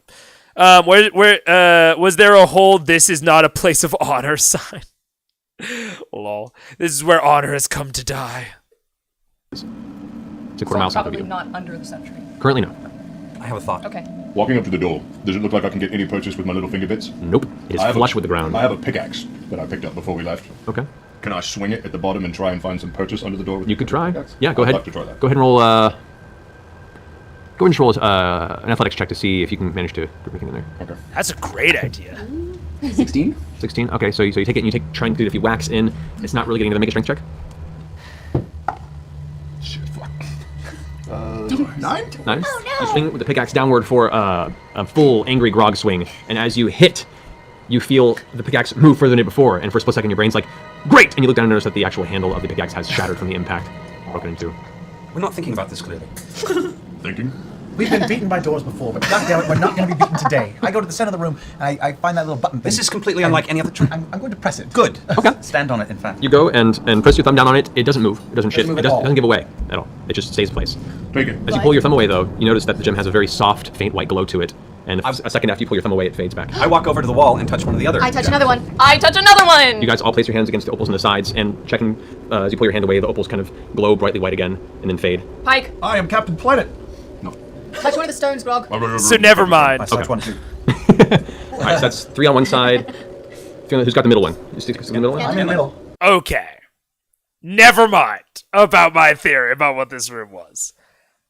I would say pretty distinctly, if you are going to have a layout-based puzzle where, like, the number of opals and everything is important and impactful and, like, their placement, I would draw a map. I won't even go much further into it than that. This seems like a puzzle that needed a map.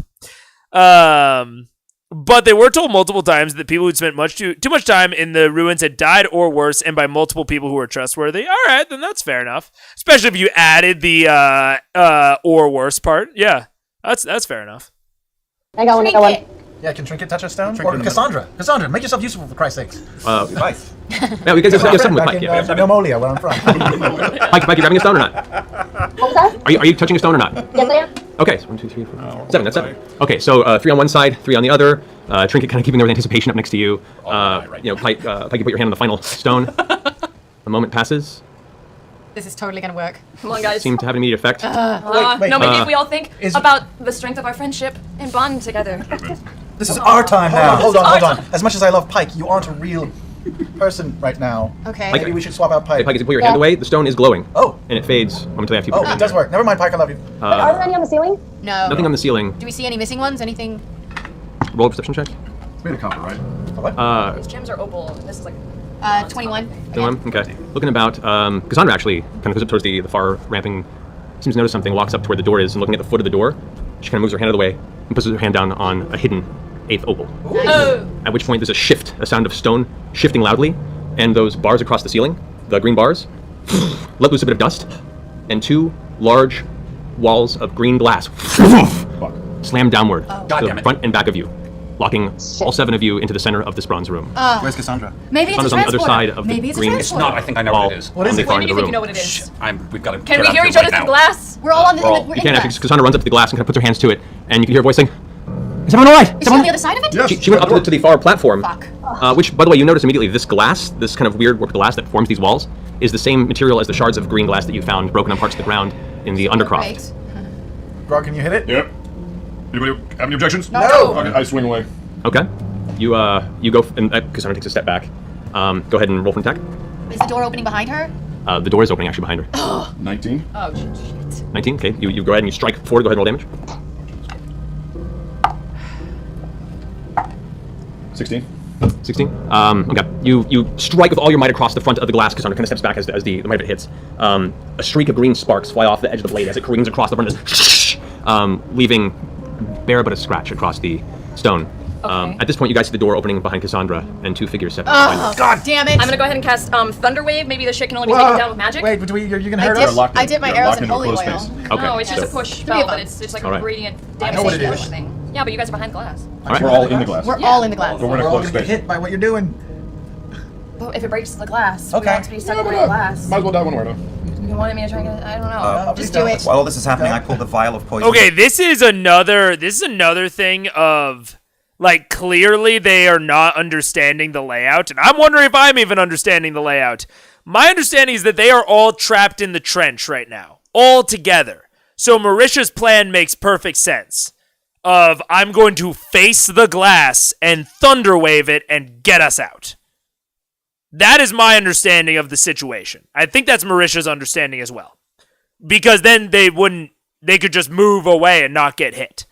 But this is another really big thing of table talk, of like Laura like being like, I'm gonna dip some shit in holy oil, and they're just like chatting and chitting, and like Matt should be jumping in right now and clarifying the confusion between Marisha and Sam, because like there is very clear confusion, and Travis is trying to cut through it by just saying like, who fucking cares?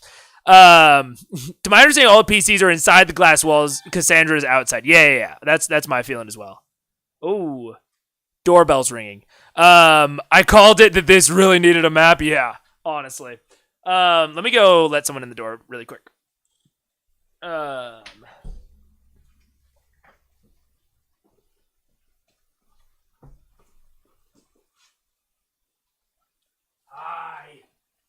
Hey. Hey, girlfriend. Oh, no.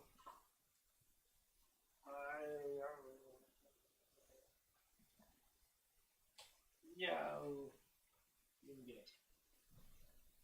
Okay. Also, Phantom Orochi, do be careful. Even if I did call something, you were vague enough to where I don't know what you mean, which is good.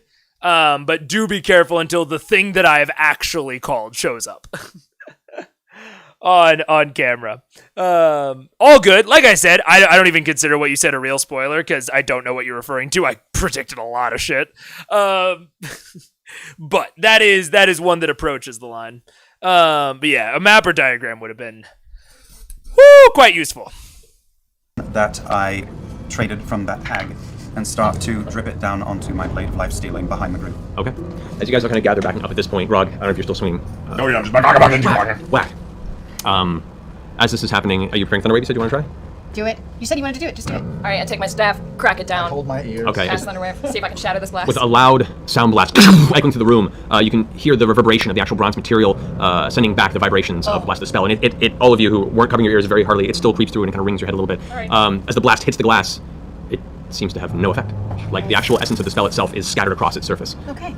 This residuum sealed green glass. The two figures step into what little bit of light that is now visible from Percy's torch that is twisted through the warped surface. Residuum sealed. Sounds like coated, I would assume. Glass. Interesting. If we're really good, can we get puppy time? Yeah. We can do that maybe during one of the bio breaks. I'll leave the puppy camera on. Where we give them belly scratches. Of this glass wall, and you see before you Lord and Lady Briarwood stepping up to the wall, looking through their warped visage through the glass, looking down into the chamber that you're all currently locked in. Oh, is this your room? I didn't even realize we were in your house right now. How good to see you again, darling. Silas just leans forward and kind of puts his hand on the glass and says, "And hello to you too, and welcome to all of you." Well, my dear. At which point Delilah kind of steps forward too and goes, "I was hoping for a more formal reunion, but you insisted on riling up the populace and tying up the bulk of our forces. Rather unfortunate, really." Silas. Mm-hmm.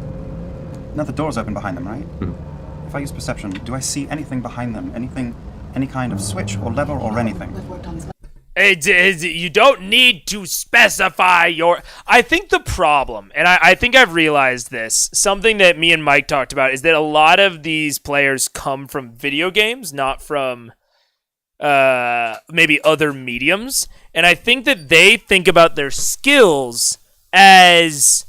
Like in World of Warcraft terms, or more video gamey terms, where skills are things that you use. They are basically features, rather than the skills just describing and abstracting you and your character. So they think I need to use this skill to do a thing. Anyways, that's a little bit of a tangent. I am very hopeful that I get a better understanding of what this room is. Because right now, this is feeling like a forced cutscene. Which I am pretty unabashedly not a fan of. Like, the way that this has gone so far, of... basically I'm not saying that you can't have trick solutions, right? You can have red herrings in puzzles. No question.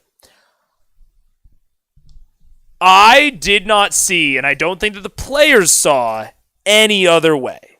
And I am hoping that there was one. Because this is okay if there was another way through. If this was the bottleneck of I am going to like force one of you to get separated, and also Cassandra was the one that found the hidden gem, we're really going towards very contrived. Very, very contrived. And so I'm really nervous. But if there was a way through that they just didn't find, that's okay. Like, it is okay for it to feel like this if it's not the reality. I don't know. We're gonna see. I'm a little bit iffy on this scene. I feel like that means a thin bit of residuum between the planes, or maybe etched into the glass. Could be. And I mean, there's like enameled glass. There's, like triple, double fucking paned glass. I would need to know more about residuum, which maybe we'll find out more. Picking a specific skill is what you would do in a video game. Yeah, AKL, which I think is the problem with these players and just their habits. I imagine it looking like green glass. I think it does, yeah. This feels very lit RPG to me now that I think about it, and that genre is explicitly very video gamey. Yeah. Forced cutscene is my worst habit as a DM. I mean, it's not... It is not... It's hard, because you can set this sort of thing up to where it does happen naturally, but you really... I think that the problem with this is that it seems like this was their only way forward. And that can feel like, this sort of thing is what can feel like very like railroady. Of like, we're going to let the fucking villains monologue for a second, and then they're going to release us when they're ready. And it's,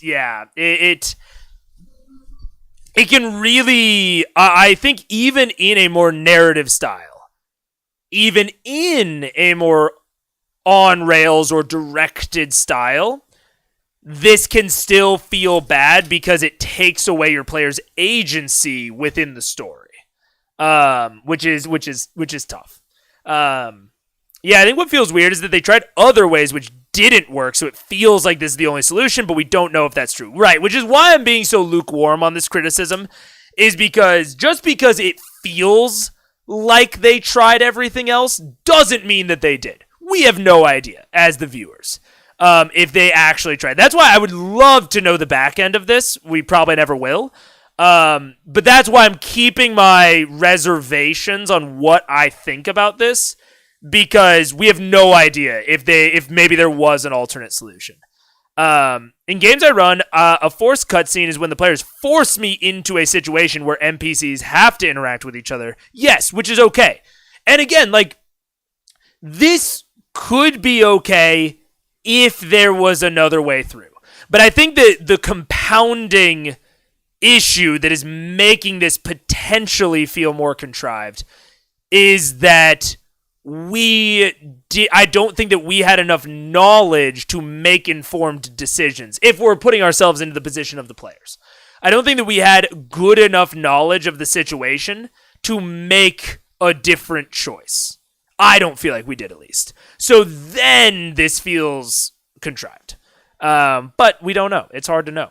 After my players banged their heads against an encounter a couple of times that I'd meant to be a quick bullet point onward, I'm like, oh, oops.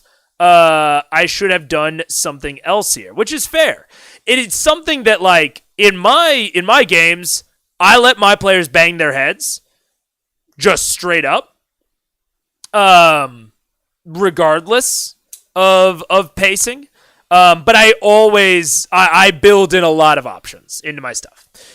So it most of the time does not, and I build in a lot of ticking clocks. So spending time banging their heads is often its own detriment, and they start to have to make more and more desperate decisions. So that's not an issue for my tone of game. But something I have been really... one of the reasons I'm a bad one-shot DM is because that sort of thing is harder in a one-shot. So what I've started doing and learning, and something I really learned during the behind the screens with Ryan Immel, is trying to build in shortcuts. So especially if there's a bottleneck, which this was, building in a shortcut that does not feel contrived, of a way that you, as a DM, can end the scene quickly, but where your players still have a lot of agency. Something that they notice that they didn't notice before. Something that is introduced to the scene, but not through their player action, could also be a thing. It's hard, though. It's a very hard aspect, and I want to just watch more of this to see what happens, but I don't know. I think you need to wait a bit. You don't know the whole situation, which is, yeah. That's why I'm really being lukewarm on this, because I don't know the whole situation yet.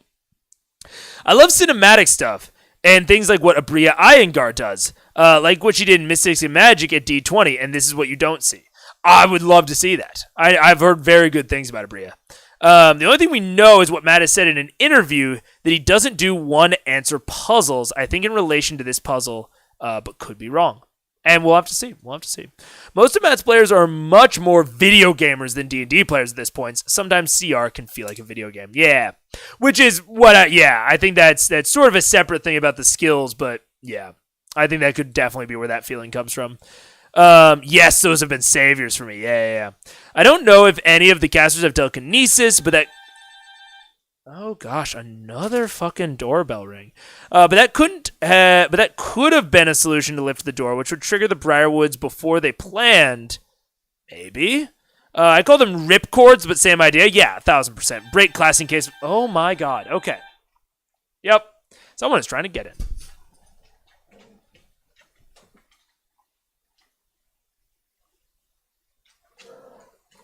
I know. Oh. Gross. Oh my gosh.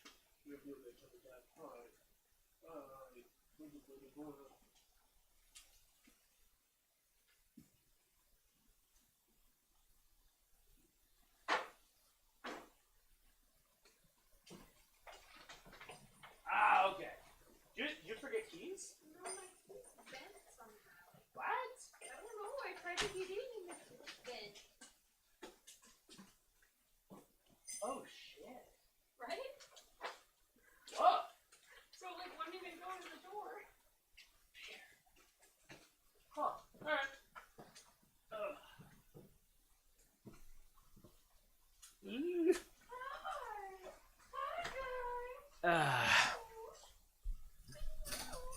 Doggies love the doorbell. Yeah. Doggies fucking hate the doorbell. I actually looked to see if I could change the pitch of the doorbell at one point because they hate it so much. Anyways. Back to it. Let's progress. Let's see if the opinions change. 20. 20. Looking across the way, but barely able to peer past them with very little light and the distortion of the glass, you can see what seems to be some sort of a smooth stone kind of placard that's embedded in the wall just on the other side of the door. Just outside the door? Yeah. Then, yes. pull the cape around me, and I dimension door. What? Outside that door, right by the placard, and jam my hand on that. Okay. You can do that? You, all of a sudden, vanish from that room. You press your hand into that placard. You can notice Silas looks over his shoulder with a slight look of unexpected surprise. A smile still across his face. Can I go ahead and start conjuring Sunbeam? That's if you want to. Like it's a spell that you do as you do it. I mean, you can't really hold it in place. Okay. You press the platform. No! Keep going. Just do it. Yeah. As you push it in, there's a sound of grinding stone again. However, the walls stay in place. There are two of the highest bronze plates that are pressed against the wall, shift inside and move out of the way. God damn it. And two big tubes push outward. Silas looks over his shoulder and says, "Well, I was not expecting you to want to see your friends dissolve quite so quickly, but certainly." Fuck. Oh my god, we're gonna die. As you guys look up, this green I viscous stop. I liquid pull out begins to gun, pour. and like the second those hit, I've seen this coming because I Fucking copper room, fucking acid. Ice shot to the one tube. Do my best to reload as quickly as I can, and ice shot to the other. I'm going to try and clog them with ice, at least temporarily. Okay. Go ahead and make your first shot. That's 15, 25, 27. 27, okay. To hit. And that's, 10 plus 4. That's 10 plus 3 points of ice damage. Okay. The bullet slams into the bottom of this tube, and the tube itself is not, made of any real thick material. It's a similar material to the bronze that the rest of this room is constructed in, and it seems like it's brought in by some sort of mechanism that locks it into place. As the bullet strikes, I am super confused about this room now. They, in order to slide down the glass, which, like, putting myself into the perspective of the builders of this room, to slide down the safety glass, 7 of you have to be in the room that the safety glass is separating the rest of the room from, where the acid will be. I am very confused about a map would be really useful. Yeah. Well, because hi. Hello. Yeah. I'm really trying to wrap my head around like why this is set up the way it is. Like unless it is literally designed to be a red herring for potential invaders. That's the only thing I can think of. The 7 on the inside could just be a red herring. Yeah, that's the only way I can paint this in my mind, is that the 1 on the outside is the only important one, and the 7 on the insides are red herrings. Not really thought about it. I think this was we already have this hyper-specific room. Let's add a trigger and make it a trap. Yeah, this would have to be designed as a trap. I was thinking about this before in terms of, like, how is this room productive? But also, I'm still wondering, how do you get through the room if you are not participating in the trap? That's my thought process, is like, how do you get past that door? Because the door seemed to be a separate mechanism, which I guess was hidden and they just never found. And then so the rest of it are... But that's interesting. If it was a trap, why would the acid not immediately fall as soon as they press the opals? I guess in case you don't want to acidify them. Interesting. We'll have to watch more. I'm sure we'll have to watch more. I think it was an intentional trap, they said, but I haven't seen this before, so I'm not sure. Yeah, we'll have to see. I'm really trying to stretch to figure out the in-world thing for this. Takes the bottom of it, bends upward, kind of closing off part of its passageway and locking off the other half with ice, seemingly holding it for the time being. While you're reloading, I need you to go ahead and make a wisdom saving throw. I have advantage. You do. If it's insta acids, how can they monologue? Unironically, maybe they want it to be like a two-parter, like catch the prisoners and then potentially liquefy them. It's possible. The OG use was for Whitestone Refinement. So then they changed but I still don't know how they got through the room. Which could just be that Vox Machina did not find the proper way through the room.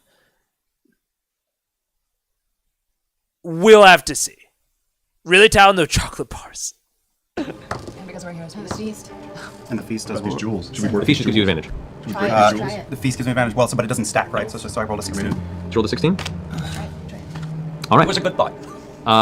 As you pull your hand out of the switch, Silas's gaze pierces into your eyes, and your blades, before you even have a moment notice, have already sheathed themselves. And you step into the room alongside the two of them. The jewels. It was what lowered the glass. Break the jewels.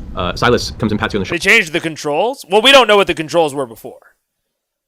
You know what I'm saying? They still have to have a way to get through the room. Yeah. I don't know. This is the part where they bring the peasants in to watch their family take part in a deathly game show. For adding our thoughts upon the motivations when we have meta knowledge. That's fair. I know it's very hard to not comment on like the meta motivations, and especially when I am like espousing things so much. But that is fair. Science tips app maybe getting a little bit too close to the spoiler line, because I, still don't know things. So we'll see. But not a huge deal. Not a huge deal. But yeah, we are pulling or approaching the line a few times today. Older and goes, however, it doesn't hurt to have friends. Thankfully, we were ahead of our residuum production schedule, and a few minor modifications to our distillery room made an excellent trap for you. Delilah turns to him and says, a bit unceremonious, but I'm not in the mood to break a sweat today. We're still weeks off from being ready, and I have much work to do. At which point they both kind of look over and put their hands on Cassandra, and Cassandra's still standing there kind of staring at the room with a look of coldness mixed with this brimming sense of desperation and worry. There's like this crux moment in her where there's this inner conflict within her right now.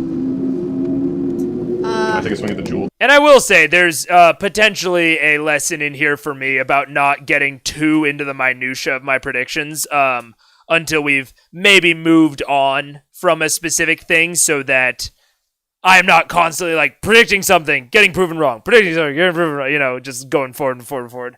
Maybe keeping it grand, or waiting until we've like moved past this room to try and figure it out. I was holding my hand up. I want to get my second. I would love to quickly get my second shot here. Reload, second shot. 15? 15? As you fire the second one, it ricochets off the bronze nearby. The liquid begins to pour in now. One side is currently held, the other half just spills, and begins just cascading into the room. I drank my potion of flying that I took from Ripley. Okay, you chug a potion of flying, and you begin lifting off the ground. The rest of you do have these two ramps that push up at least about 5 feet towards where these glass walls are. But the bottom of this entire room is beginning to fill with this liquid. Can I go ahead and on my, I'm assuming I have spigots in my room. We're each in like individual rooms with our. No, you're all in the same room, sealed by 2 rooms. That's why the thunder wave hit us all, because we're all in one giant room together. Okay. And all the gems are in our room, correct? Correct, yes. All the gems except for the one that Cassandra touched. Yeah. Can I get the fucking Do it! Yeah, do it. That's right. Yep. The 18. Okay. You each and strike the gem. Go ahead and roll damage. No, he doesn't. So 15. No fire damage, so 15. 15? Okay. You strike the gem as hard as you can. You can see it crack a little bit from the impact. The actual gem itself has a small crack run through its center. Are you guys all currently at the top of the ramps? Backing up to where we're not in the middle of the acid. Is what I'm asking, yeah. Yes. Trinket's kind of backed up awkwardly, gets back and says, looking really uncomfortable. Cassandra puts her hand up to the wall a second and kind of looks at the group of you and says, which one is my Percy? I walk up, I look at her, and I smile. Like, it's all right. See you soon. And I'm gonna go right into pulling out the gun and preparing. Preparing what? We're gonna take out these gems. Okay. We're gonna be fine, but we have to do it now. They take out the gems. These earrings work telepathically, right? No, you just actually like talk into it. It happens. Okay, I'm gonna kind of back into the corridor while you guys handle the gems and start talking to backs. There's no corridor. You're inside. You're sealed. Ramp, whatever the back okay, you're back. ramp. Everyone's okay. You're backing up on the ramp. As you're doing that, Gonna be fine. Go. she kind of leans forward with her hand to the wall and look at you in the eyes, and you can see there's like tears running down her face, and she says, "Your sister left us the day those arrows found my chest. She did not die from those wounds, but to watch you leave me there in the snow. I have a new family. I am Briarwood. And I have a destiny with the Whispered One." Steps back as the two Briarwoods put their arms around your sister. And even still, there's like a shake to her voice, and you can see in her eyes there's a quake. She speaks words of conviction, but you know deep inside, even there's conflict. Sure, all fucking double agents probably do. Yeah, whatever. It'll be over soon. And they turn around and step into the hallway they entered from. One question, and I'm assuming I'm gone, but in combat, I would be able to roll a wisdom save every 6 seconds, right? No, for this, you are technically charmed for 24 hours. Can I start talking to backs? Can I hit the gem, please? All right. Can I Hunter's Mark them?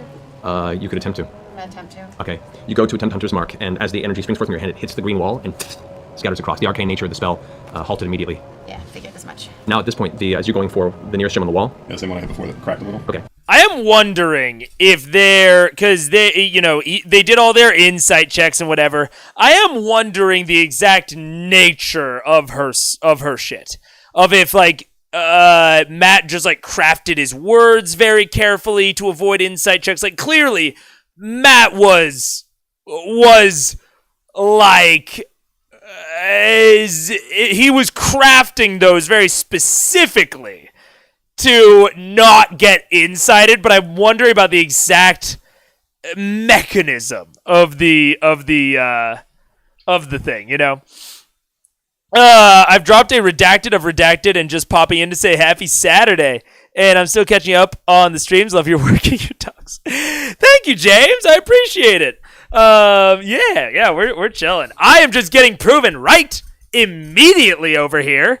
Also G3 that Laura doesn't do Hunter's Mark. Oh, I guess. Yeah, that's fair. That's fair. Mega looking smug over there. I mean, it's rare that one of my predictions is proven right in the stream that it is the title for. We'll see.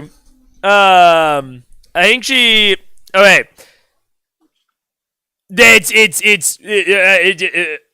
If you haven't seen the campaign, that is, you know, make your postulations all good. But if you have seen the campaign, that's the sort of thing, again, Phantom, that it's like approaching the line of spoilers, of like, you know, meta spoilers. But yeah, anyways. So go ahead and take another shot. 21. All right. You strike down Sam, go roll damage. It's the one on the wall, yeah? Yeah, same one I hit before. I'll get 15. 15 again. It's no fire damage yet. Okay. You strike the gem, and the gem shatters. Pieces of it go flying out of the area, and parts of it just turn to dust, and chunks hit and kind of roll down into the acid. If you legitimately don't remember anything, that's fine. That's fine. I just want to make sure, because I know most people in the chat do remember a lot of stuff. There is also a spoilers chat. When I saw the towel yesterday, I was afraid you'd been spoiled or something. No, I'm just that good, Raven. I'm just that good. Acid, which now is about 1.5 feet, 2 feet high, and is slowly rising in the room. I step into the acid. Okay. And I start hitting the one in the center. Okay. With my fucking stupid sword. I shoot my exploding arrow at the glass. At the glass? Okay. Oh, okay. Big arrow? It's an exploding arrow. You guys watch Vax turn around and begin to follow the briar. Start talking to Vax. Vax. Would you have had them roll initiative by now? Probably, yeah. I mean, I would, as soon as the acid gets involved, he says it's a 5-foot ramp, right? I'm going to say, just off the dome in my head, it rises a foot per round. And, you know, by the 5th round, it'll start damaging you. And yeah, we roll initiative. Because this is like a very sensitive time-based event. I don't want a bunch of people talking over each other. I always want people to be able to do the things that they want. So yeah, at this point, we roll initiative. Honestly, the moment that the acid strikes the ground, we roll initiative. But you didn't even get the spoiler right. Ed Turd Martins is 3 aardvarks. It's Kiki. Don't forget who you are. You are stronger than this. You are stronger than them. You are not a Briarwood, you are Vox Machina. And we can't lose you. I can't lose you. What was that? You're our only hope, please. You can overcome this, please. Let's get them to attack. 18 plus something. Okay. I don't know how to hit things. So you go ahead and roll your damage with the sword. Is that a d20? Whatever damage. It says 1d8 plus 3. Yep. Okay, that's not much. Something, it's something. Is it d8? Can Pike do something? There it is. Nope. Pike wants to. Us, right? You guys are all together still. Pike, do some cool shit. 11. I'm halfway here. The stupid Astro. I will clarify, Phantom. So the way that I generally use initiative is not just for combats. Initiative is a way to organize things. And this is like a very like my tone sort of thing. This is not like explicit raw. Raw, it is not clear exactly like when you should go into initiative. It is listed along with combat, and it is like very clearly like meant to be used in conjunction, but it's not ultimately clear what explicitly triggers initiative. And oftentimes, I will use initiative for when everyone will want to be doing things, and for when the organization and timing of those things matters like second by second. So in this case, yeah, they're not in combat, but I would put them into initiative. Just because a lot of times chaos is fun. In this case, chaos and like people like not being able to do things could get bad quickly, especially when there are this many fucking people. I must. Oh no, the multi-stream shut off. The multi-stream chat.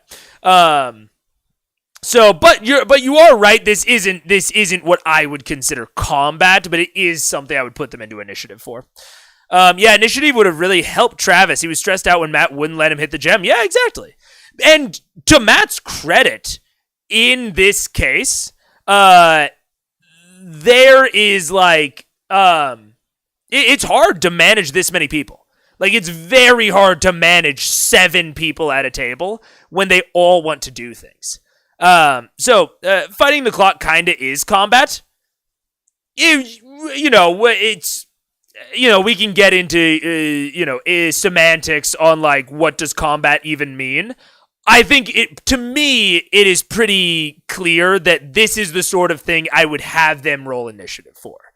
Whether that's combat or not, to me, doesn't particularly matter. I think that you could say that it is combat. I think that'd be a fair thing to say. But it's half dozen of one, 6 of the other to me.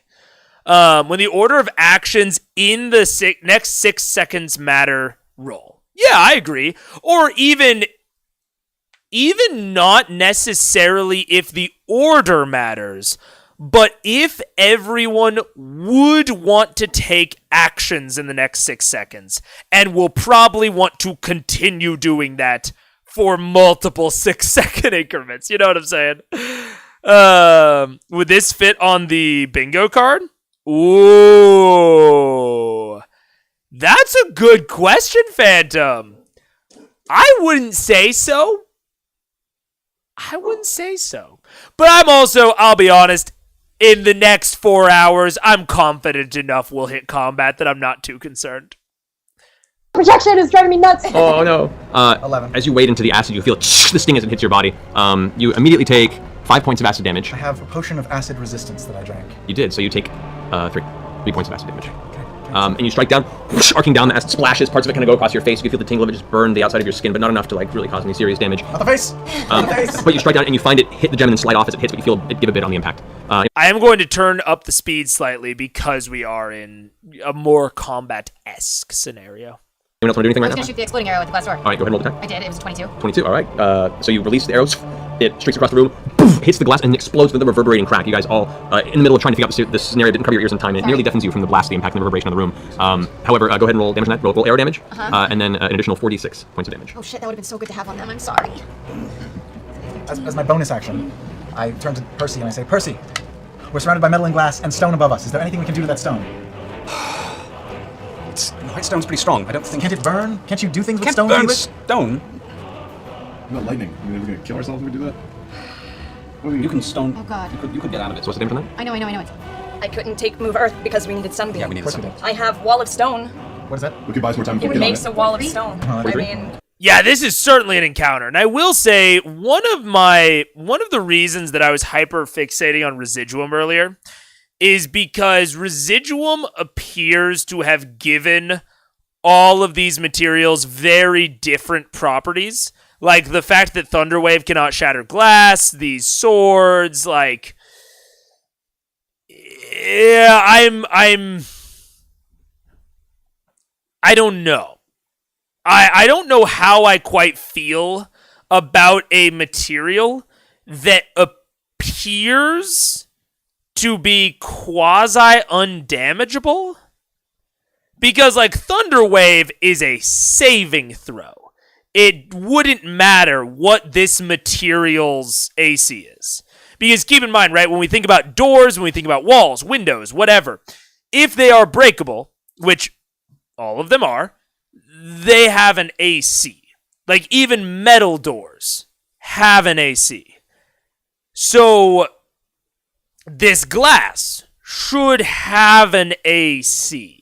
The only time when you don't really put, like, an AC on something is when it is not an obstacle to something else.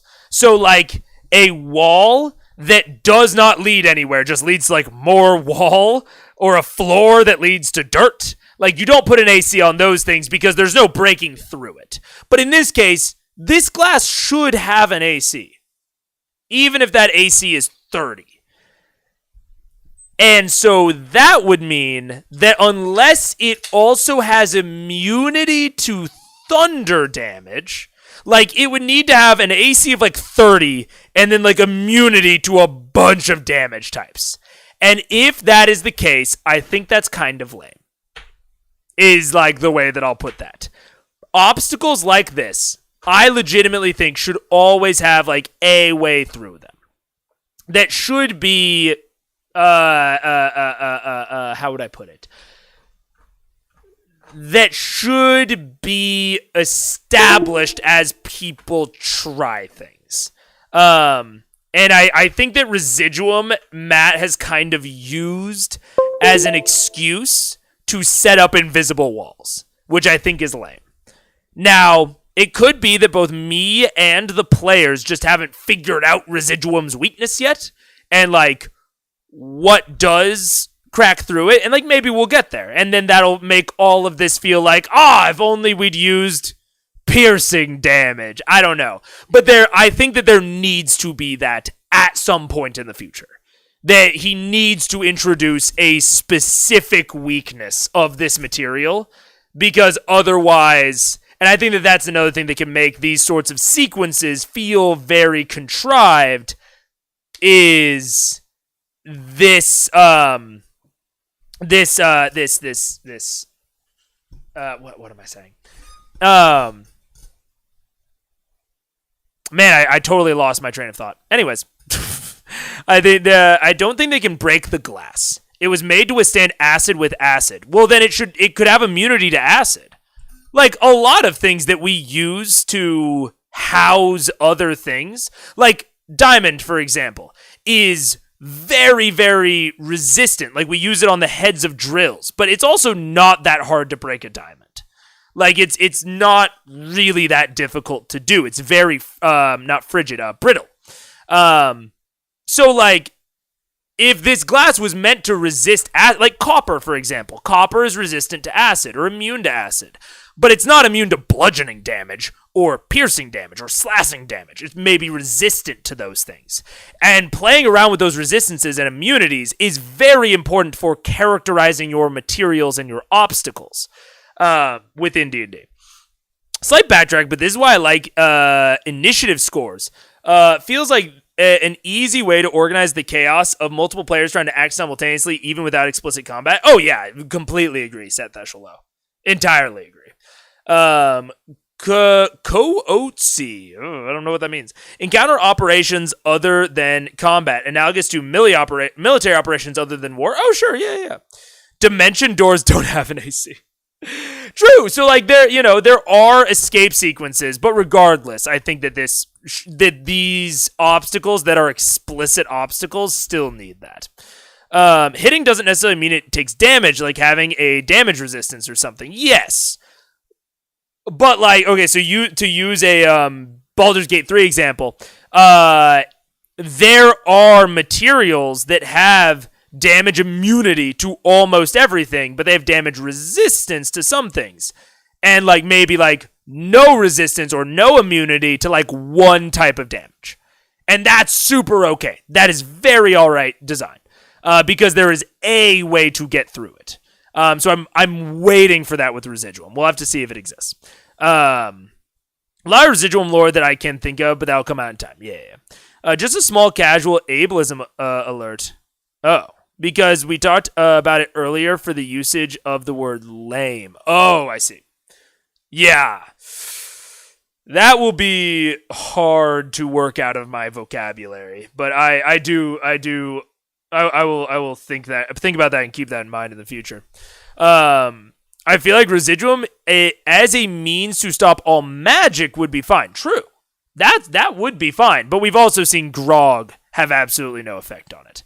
But yeah, Grog should still be able to cast Hammer on it. Exactly, at turn mons. And I completely agree. If Residuum as a material, like coating something in Residuum, makes it immune to all magical damage types, like cold and anything that's not like bludgeoning, piercing, slashing, basically the opposite of non-magical resistance, that's cool. That's a very cool material at that point. I'm super down with it. But I haven't seen that so far. I get the impression Matt specifically disallowed the damage there to buffer and ensure the BBG showdown happens at the proper place, which sucks. I'm not going to hold back my opinion on that. That fucking sucks. Changing the rules of how a material works just to buff out your pacing, don't have the BBGs show up. You didn't need to have the Briarwoods here right now. It is for the Cassandra reveal. The Cassandra reveal can happen later. No reason. That sucks, if that is the case. I don't know that that's the case. But if that is the explanation, I hate it and it sucks. Didn't mean damage resistance. I mean like damage reduction in BG3 terms, the sturdy property. Oh.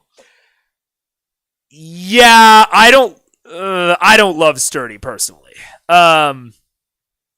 But I do like resistances and immunities.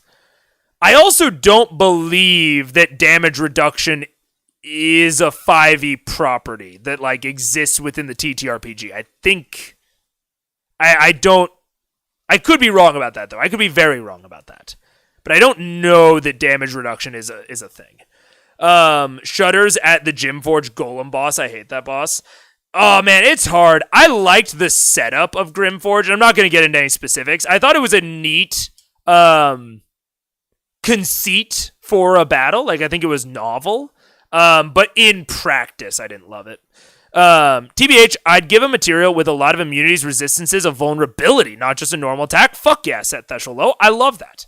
Yes, like all materials in our world are not good at everything. Most materials in our world have distinct things that will fucking bend them immediately or shatter them or get through them, will damage them. I think Grog cracked it. I don't think he did he? I remember them saying he scratched it, but specifically didn't do anything that would have been interpreted as damage. But I could be wrong about my memory on that. Which could be interpreted as high HP as opposed to high AC. That's true, and I'm fine with high HP items. I'm very fine with high HP materials. That's fine. It is, but it's super, super rare. The residuum, you mean? Yeah. Damage reduction isn't a thing 5e as far as I know, yeah. Or maybe it is according to Erd. Oh, damage reduction is super, super rare is what you meant at Erd turn mons. Interesting. I'd have to look at some examples, but I don't love that. I probably wouldn't use it. We don't know residuum rules. Yeah, true. It's a puzzle to discover, like, in the trap they're in. Yes. There and that is kind of what I'm doing with a lot of this, like pausing and thinking about this trap, is thinking through how I would go about solving it as a player to like stress test it. Because right now, my interpretation of it is that they're invisible walls. But it is hard. And this is something to balance as a DM. This isn't off the table as a DM, right? This isn't off the table. But you are working in a very explicit clock into something that might require them to waste a bunch of resources to figure out. And generally, I try to avoid mixing those. I either do something where if they use their resources, they get through it, but there's a clock behind them.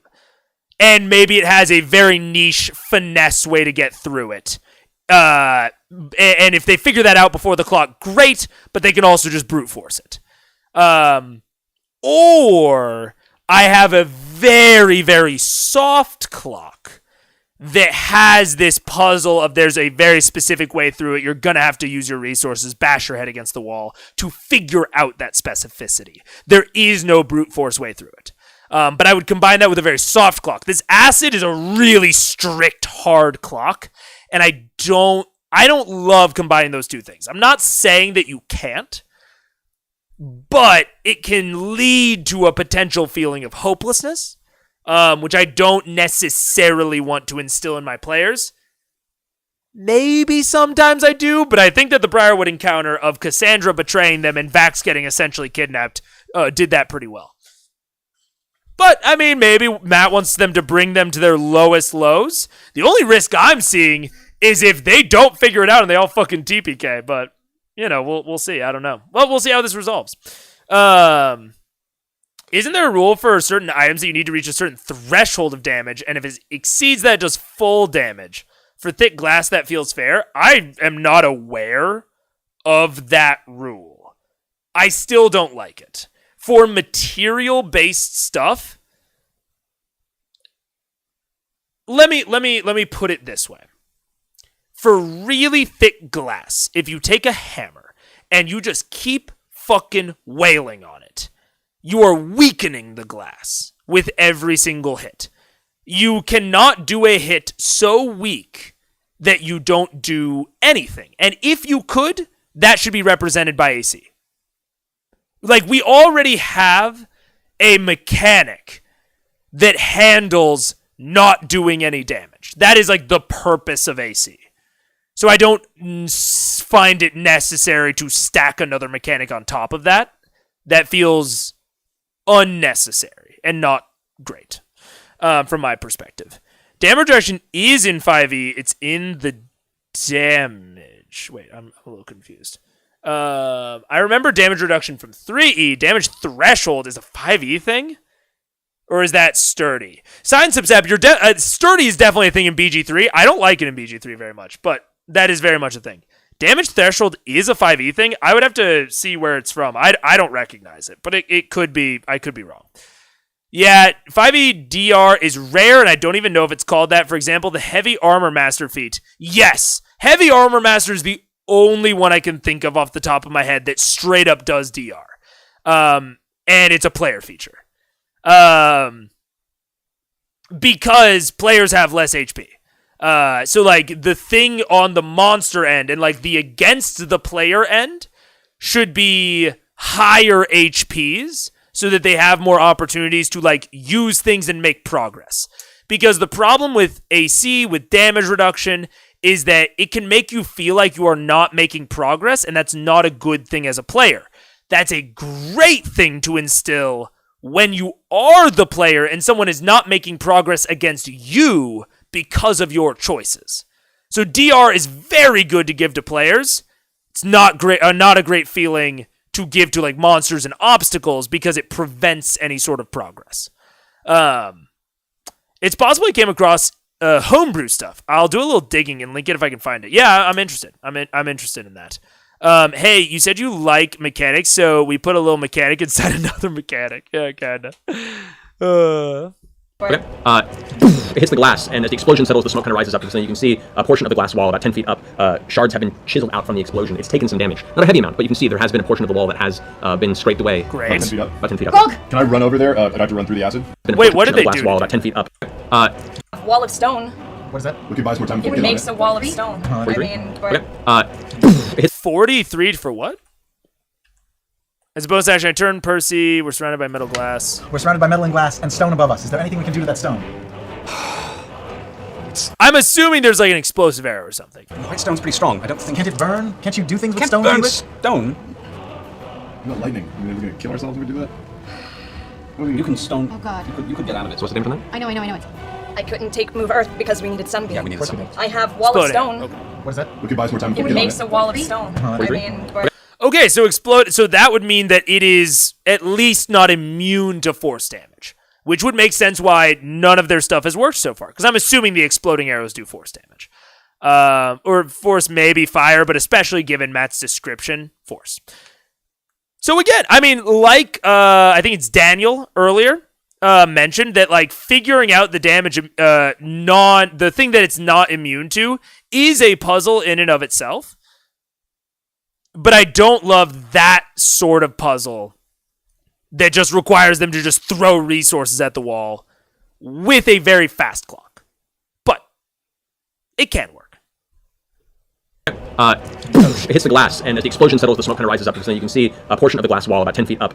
Shards have been chiseled out from the explosion. It's taken some damage. Not a heavy amount, but you can see there has been a portion of the wall that has been scraped away. About 10 feet up? About 10 feet up. Grog! Can I run over there? I'd have to run through the acid? You would have to, yeah. Okay. Unless you want to try and jump across. Yeah, I'm not using that yet. You try and jump across if you want. I have resistance. Yes, I'd like to jump across, run over, and start swinging on that section. Okay. What side is this on the ceiling? This is on the side that they left. Okay. Through. The door's now closed, by the way, and Vax is nowhere in sight. The door closed again? Can I do like Great Weapon Master and hit it 3 times? Yeah. Yeah. Scanlan, are you making another strike at the tower? Absolutely. Is it my turn again? This all kind of fluid. We'll go through and you're taking your shot. I'm taking 3 shots at one of the gems. Okay, go for it. 17 to hit. Hits, roll damage. 10. 10. You strike down a second time. The acid now beginning to rise. The level is now almost up to your chest. And it's a little harder for you to swing, but you still manage to strike true. You take 4 points of acid. I mean, the problem with, Matt's like, Scanlan, or not Scanlan, Sam, is like, oh, is it my turn again? And Matt's like, oh, it's all kind of fluid right now. The problem is it isn't. Like, the problem here with it not being an initiative is that it's not fluid. After a certain amount of things that happen, the acid rises. And, like, there is a clock here on this acid. And so, like, if Sam doesn't interject within a set amount of time, the acid will continue to rise, and he will not be able to do the thing that he wants to do. So, if you're gonna do this sort of thing, definitely put it in initiative, I would say. Yeah, I think this puzzle would have been better if there was just no acid, just a clock of the Briarwoods walking off with Vax and Cassandra. Yeah, that could have been perfect. That could have been perfect. I think that there's there's certainly a few ways that this, could have gone. But I wouldn't say, and I still think that, like, yeah, it's hard. Like, if the glass just had a shitload of HP, and it's just like, oh, can we break it before the acid rises? And, like, everything that they do to it does a little bit of damage. That could have been a cool thing. Of still finding the thing that did the most damage. But if things had, like, resistance instead of immunity, that could be interesting. But I'll let this play out before I comment too much more on that. Top of page 119 is an AA table about ships, including damage thresholds. Not, well, actually, but rejoining that I didn't dream it up. No, that's fair. I was curious about it. I'm going to pull it up on the other monitor just to see it. But no, you do not feel bad about, like, the well, actually. No, that's all good. Damage. You can feel the damage itself is mounting. It's growing with each progressive amount of you that is currently submerged. You strike down. Thankfully, the liquid isn't too thick, and you still manage to push through most of your force, your magical blade guiding it down to the gem, and you feel it beneath you crack and shatter. One down. We have 2 down. Down. Oh, sorry, 2 down between the 2 of you. Do there appear to be any weak points in the metal anywhere? Not that you can tell at a quick glance. Everything's pretty solid, and it's been used multiple times. And you see now that this room is used, and what they used to melt down all the white stone into a residual component during the construction of the ziggurat. Some of the notes mentioned it. Ripley mentioned a little bit, but this is bad. Acid melts whitestone? It appears to, yeah. It does, yeah. Over time. The The acid whitestone on that's- the ceiling? Yeah. The acid that's filling in melts that? Okay, well, that changes things. Does my control water spell, would that work with the acid? There's such a little water component that spell is used to focusing on. It would be a little hard for you to do that in enough of amount to actually do any serious effect, Does unfortunately. acid go through glass? No. The 3 hits were 15 to 20. Glass is specifically how you contain acid. Can I take, like, one of my glass vials that I have and, like, try to get some acid and put it up on the ceiling? You can definitely fill it up, but it's a ways up. I'm gonna fly. Oh yeah, we're flying. You're flying? I put the flying potion to get out of the acid. So you dope down, and it's still pouring in the ice on the other side, by the way. Shatters as the liquid continues now pouring from both sides, doubling the speed. I've taken Am my I- 3 shots at the next gem. Go for it. Am I high enough that I can see where the pipes are coming in at? Yeah. So I could potentially grab a hold of one of the pipes on the ceiling and try to move it? You're good, yeah. So I'm gonna try to grab a hold of one of those pipes and aim it towards the ceiling if I can move it. Okay, we'll get to that in just a moment. Okay, the first one was 21. Okay. And then second shot is, dear God, it hits. 18 to 20, Yeah. 20 to 30. All right. Third shot is 26. All right, all 3 hit. Go ahead and roll damage for all those. That's 14 Okay. for the first shot. 11 for the second shot. And 14 for the third shot. All right. You unload 3 bullets in a row. You see, before even the last one hits, the opal itself just shatters off from the final blast, leaving the vacuous hole where it once was embedded in the wall. So Vex, you move up and you grab onto it. You begin trying and shove it, and even with your fly spell, you don't have a lot of weight behind it, so you kind of put yourself up against the wall, find some leverage against one of the metal plates that holds the, or one of the sections of the bars that holds the metal plates in place, and you lift, and you go ahead and make a strength check. Oh god, I'm the weakest. No, not this I time. gotta trick it. Do I get advantage? Not for this, you don't. Can I help her out and, like, cast Get it? on, get those little levitation, get them on. Fly up, because I just rolled a fucking... I found the damage threshold. Okay. So I will. You are right. You are totally right that the damage threshold exists. I will say, big objects are what it specifies. Big objects, such as castle walls, often have extra resilience. So when it is talking about objects earlier, it talks about like when time is a factor, you can assign an armor class and hit points to a destructible object. You can also give it all these things. An object's armor class is a measure of how difficult it is to deal damage to the object when striking it. So, like, adamantine has a 23 AC, right? It has a 23 AC. So when we're talking about a damage threshold, we are talking about something like a massive object that you will need. Like, when I read these, and again, I'm not saying that you guys are like, stupid and wrong, but when I read damage threshold, my assumption is that I would put a damage threshold at like a fucking 100. And then like, you need to use like catapults and siege equipments that do just shitloads of damage to the point where it would be infeasible for PCs to ever damage it, except with a really like powerful spell or something. So for this small glass, you are completely right. Damage thresholds are very much a thing. Reading through this, I would never put it on something that is like person-sized. That is the domain of AC, and resistances and such. Brennan can have my points. Lol. Fly like Vex into the ceiling. I mean, yeah, Vex is solving this right now. Also, a thing where initiative would be good. Hey, the ice is melting off. In 3 rounds, the rate is going to go up by 2 feet per round. Exactly, set threshold low. And like, hey, you can't do your thing. We're finishing up his thing, but that's probably going to affect your thing. But the only thing that determined your order was how quickly you talked, which is not great in a really hard time situation like this. A wall is not big. A wall is not big. A wall might be big. Castle walls tend to be like 10 feet deep, like a wall on steroids. Yeah. And which is why, like, kind of what I was describing earlier. Of like, yeah, you want to. One second.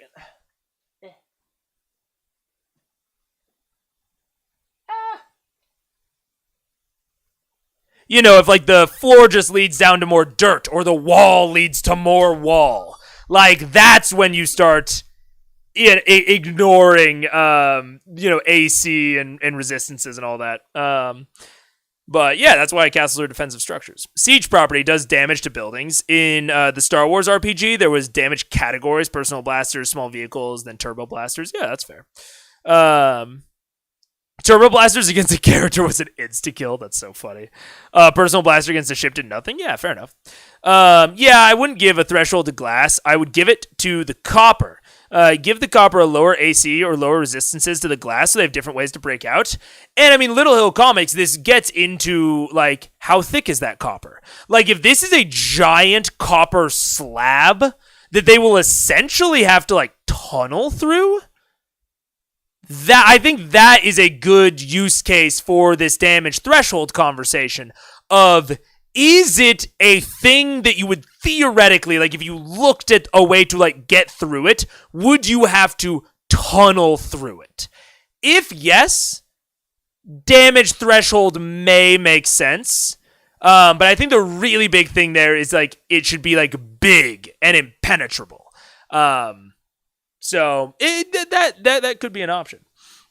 They can always try to go through the wall if the door is too tough. See XH or burn notice. Fair enough. Like, yeah. And that is where something like a low AC, but maybe a damage threshold could come into play.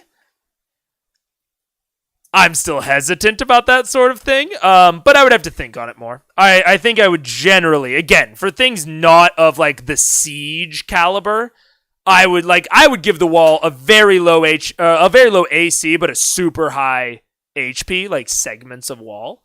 But that's off the top of my head. I could see being convinced in another direction. 0. Literally a 0. You grab it, and as you're holding onto it, the metal is pliable. Like it's not a very, very hard metal. But you just don't have the strength physically in this one attempt to bend it in any way, shape, or form. Can I use like my dagger that I have? I have a dagger. Well, I was gonna say, hang on. I'm gonna use your dagger, and I'm gonna see what she's doing. I'm gonna cast my heat metal spell on it and start heating and melting it. The pipe? Yeah. Okay, so you reach over and cast heat metal. The pipe, the section where it joins, it sticks out about 2.5 feet from this point, so you can grasp it there. You look over and see the metal itself beginning to heat up, beginning to glow. Can I try to lift it while it's... You can. I wrap my hands in a cloth and I do it. Okay, so you take your cloak and wrap it up. Good call. I say to everybody, when Cassandra put her hand on the hidden gem outside of the glass, it closed the doors, right? Yeah. If I put my hand on that while you're putting... Asmodeus' advocate. No. It's good prompting for conversation. Like, I don't... No problems here, Daniel O'Day. No problem. Odia? Odia? Anyways, either way. No. You're all good. Our hands on the inside gems, it might open the doors, right? Essentially, what we destroyed there, I destroyed 2. Yeah, but maybe if you just did the other ones, it would still work. Is it worth a shot? Can you dimension door? Out there? If I could. Can you take some people with you? No, I can take Pike. Take Pike. You can take one person. You would have to be stuffing My an height. acid. Of your size, medium No, creature. that's outside the acid. Of my size, not my height? Oh, you are as no small creature, aren't you? But he's a Percy size right now. Yeah, sure. I'm pretty. No, well, That's it's fake. fake though. Oh, right. Let me double check this real fast. And gnome's considered small, so yeah, I would have to be a small creature for I you. can take Pike. All right, let's go. There's at least a be. Do it. Wait, no.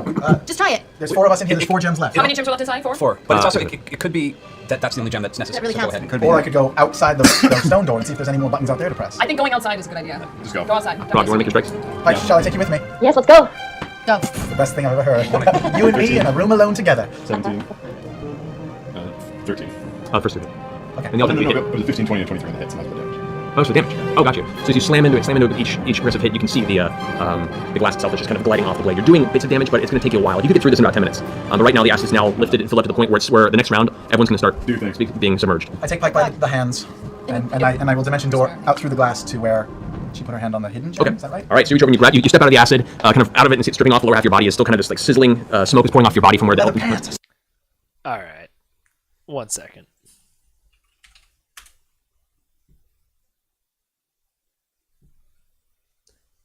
So he did.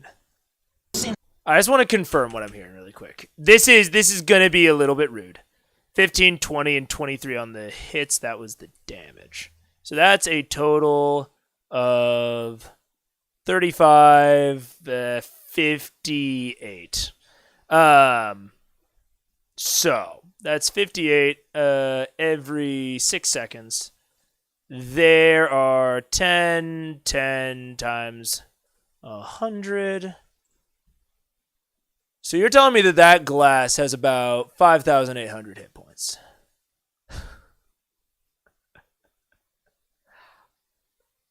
I don't know. Seems like maybe a tad too much.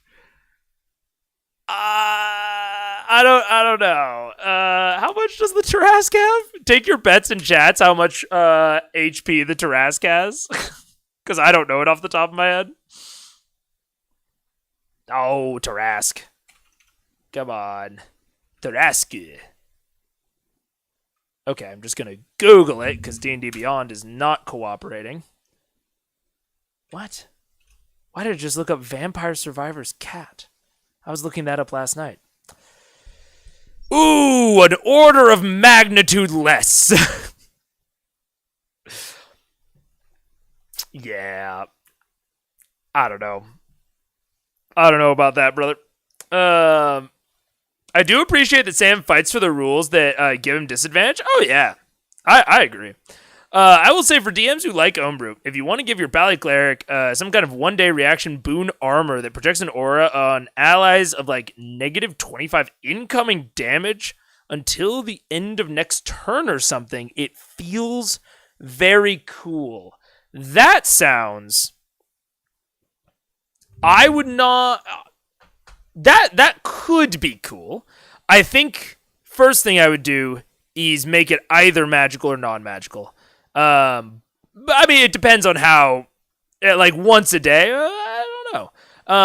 But that sounds a lot like the artillerist with the protector. And what you are essentially describing is what is generally handled by temp HP. So if we go down, oh god, I'm zooming in way too much.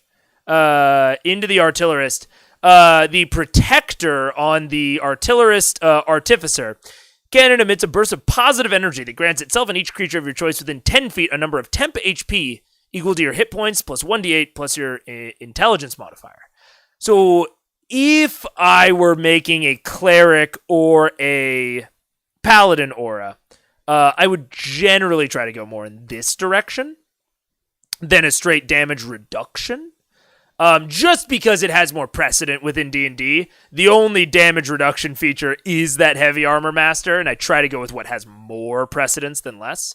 But I mean, not a bad direction to go. Again, I think that damage reduction works better for PCs than the other side. High level stuff, but your pally will like it. Yeah, true. Taraski is sadly weak in 5e. Oh, yeah. That's true.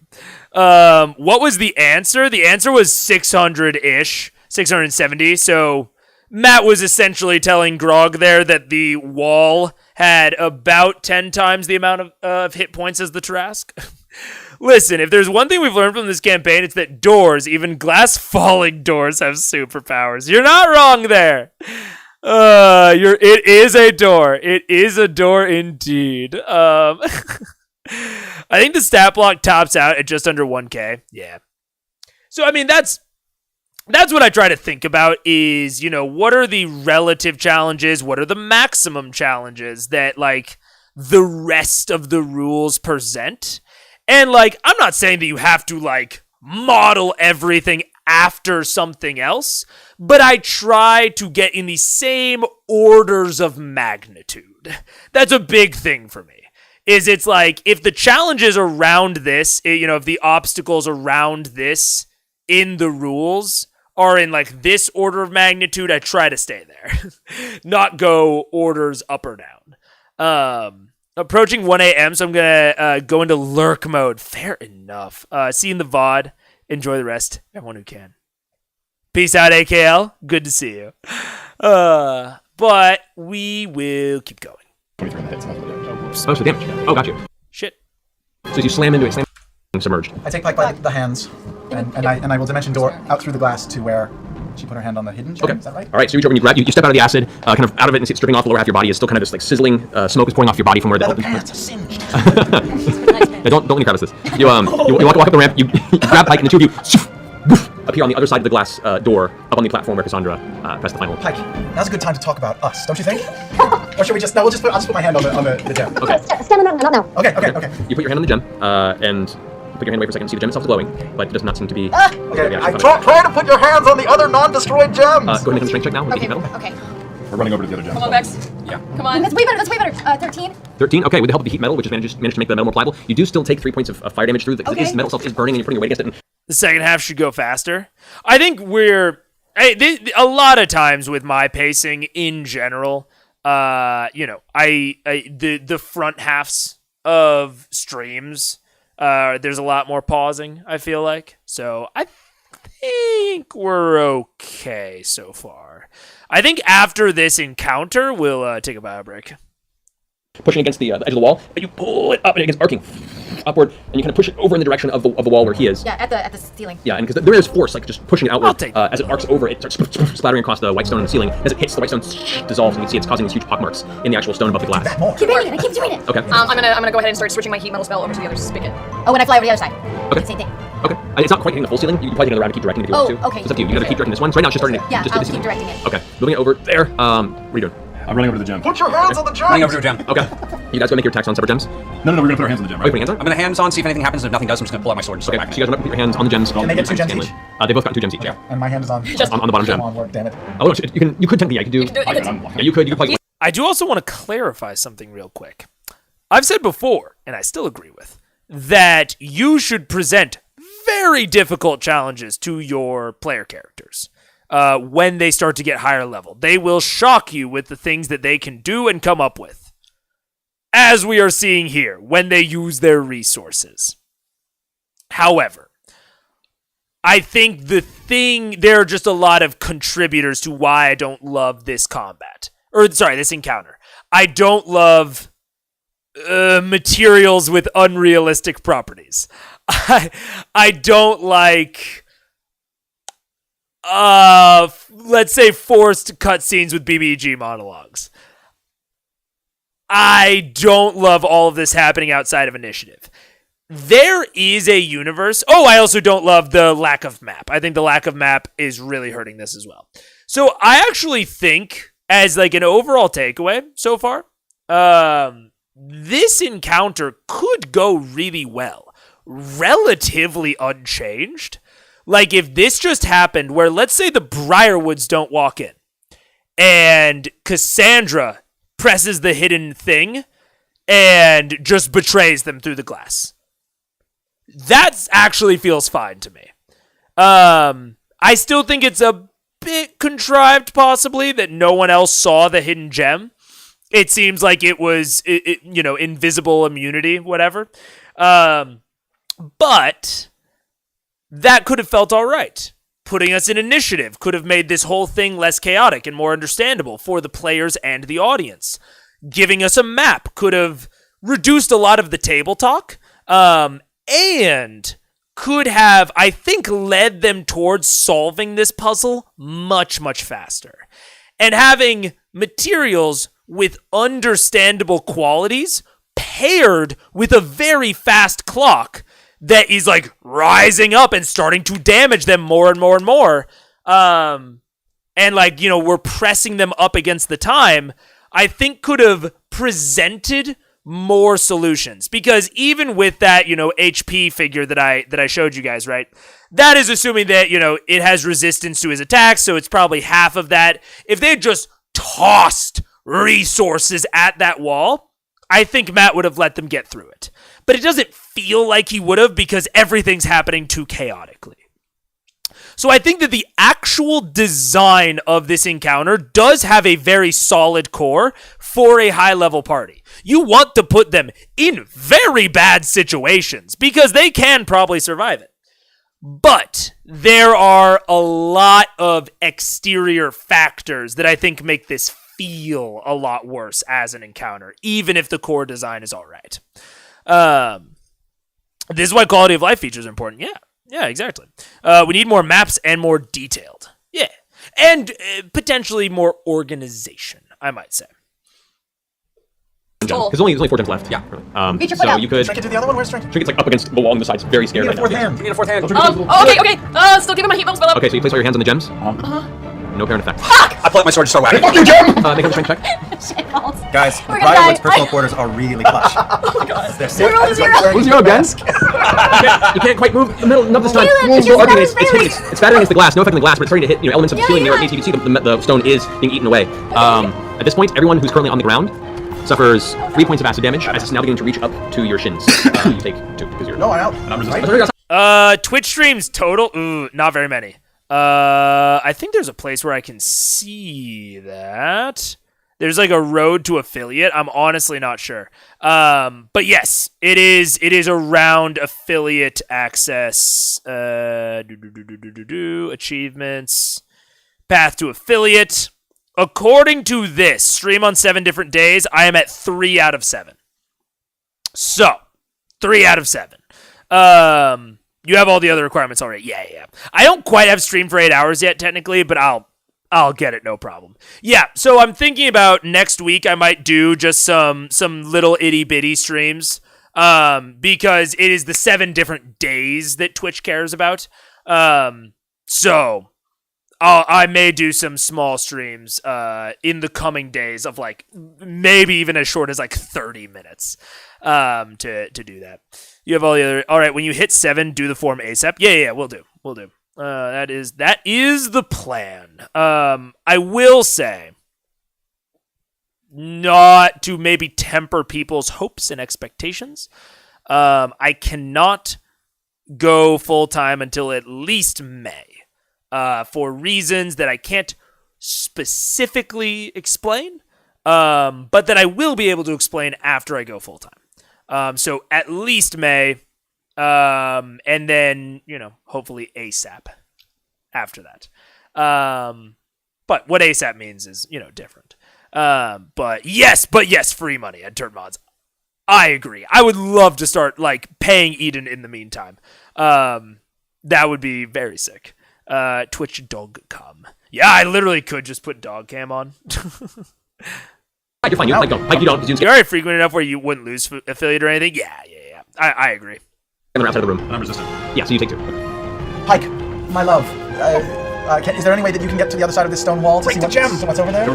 Break your gem. Break my gem? The outside gem. Break the outside gem. You hear Percy yelling from the other Break side. the outside gem. All I hear is, Outside gem.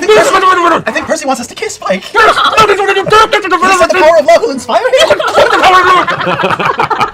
Can I take my hand and I guiding bolt my hands on top of the gem. Okay. Go ahead and roll a spell attack for guiding bolt. One more time? Hold on, Sorry, I if can't it's hear you saving very throw or well. not for the guiding bolt. Let me check. Maybe you can hit it with a mace, Pike. Guiding bolt. Yeah, make a ranged spell attack. Oh, yeah. With advantage because it's right in front of your hand. Okay. So just roll 2d20s, take the higher of the 2, and add your spell attack modifier. Gold is ice, Mercer. We can hit Jim too. Jim. You can, yeah. Sorry. What'd you say? 16. 16. She said 16. 16, yeah, that's easy enough. So go ahead and roll your damage for your guiding bolt. It's 46 radiant damage. 4d6. Okay. I'm hitting my gem too. Okay. So go ahead and roll damage for your I'm just At this point, you're trying seeing the AC for these. really hard to lift this bike with my sprawny little arms. Make another strength check. 17. No. Your gem shatters.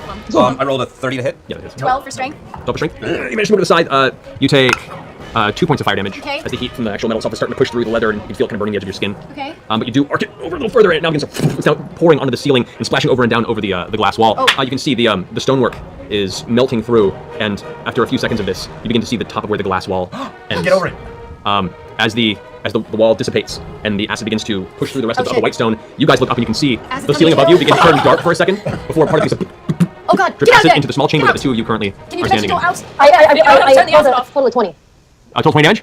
Yeah. Yeah, the gem on the ground before you shatters with a blast of radiant And energy. does the stone door behind us open? No, you still have one more gem left. This one you were touching. Oh, we have another gem. Hit it. The one I was touching. Reading field. I'm going to put my hand on it and do Squeeze gem. squeeze gem. I'm gonna do another thunder wave. Bam! See if I can thunder wave. These things are frag it. really easy to kill. Okay. Yeah, that's These a things lot die of with, energy. by- by- Alright, go ahead and roll damage on the thunder wave. They get killed by not a lot or by a They lot? get killed by like hitting them with your fist. Or staff. 11 points damage. 11 points of damage. Okay. Thunder wave resounds off, and you see the gem crack in place, but it's still held in its current position on the wall.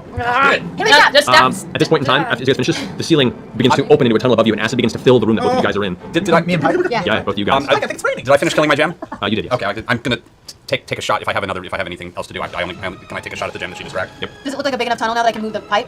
Right now, a person could climb through over top of the Goliath? 18. And a bear? It's at this point, we've been doing it over and it's locking over. You could probably squeeze them through. A barrel, you'd have to push. We need to push style, but it's doable. 18. 18 hits, yeah. That's 16 points of damage. The last gem shatters from the blast of the gun. And? Pieces of oak kind of scatter across your face. Feel you know, not enough to really hurt you, but it just kind of you. At which point, the green stone wall behind you lifts up. Within the room behind you, the one in front of you tries to lift up, But I and is broke it. caught because there was currently part of the stone that lifted up has been dissolved. We're smart. Pike and Scanlan, you guys currently in that room suffer 3 points of acid damage. I thought it was glass, not stone, yeah? But I'm shocked. I am legitimately shocked that destroying the control mechanism released it?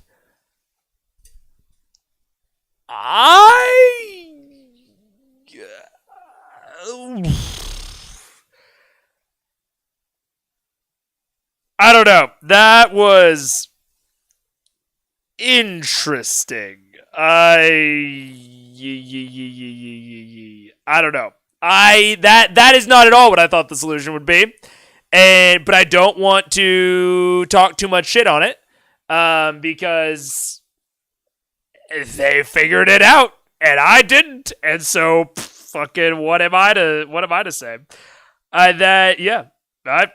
I had nothing to say on that, I guess. I would never have expected that to work.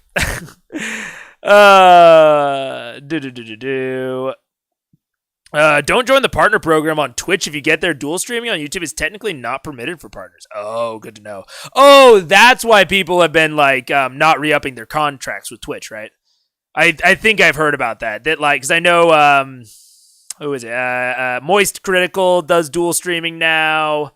Couple of people do dual streaming, but I guess they're not partners anymore. I thought that was just they had like the special fancy contracts.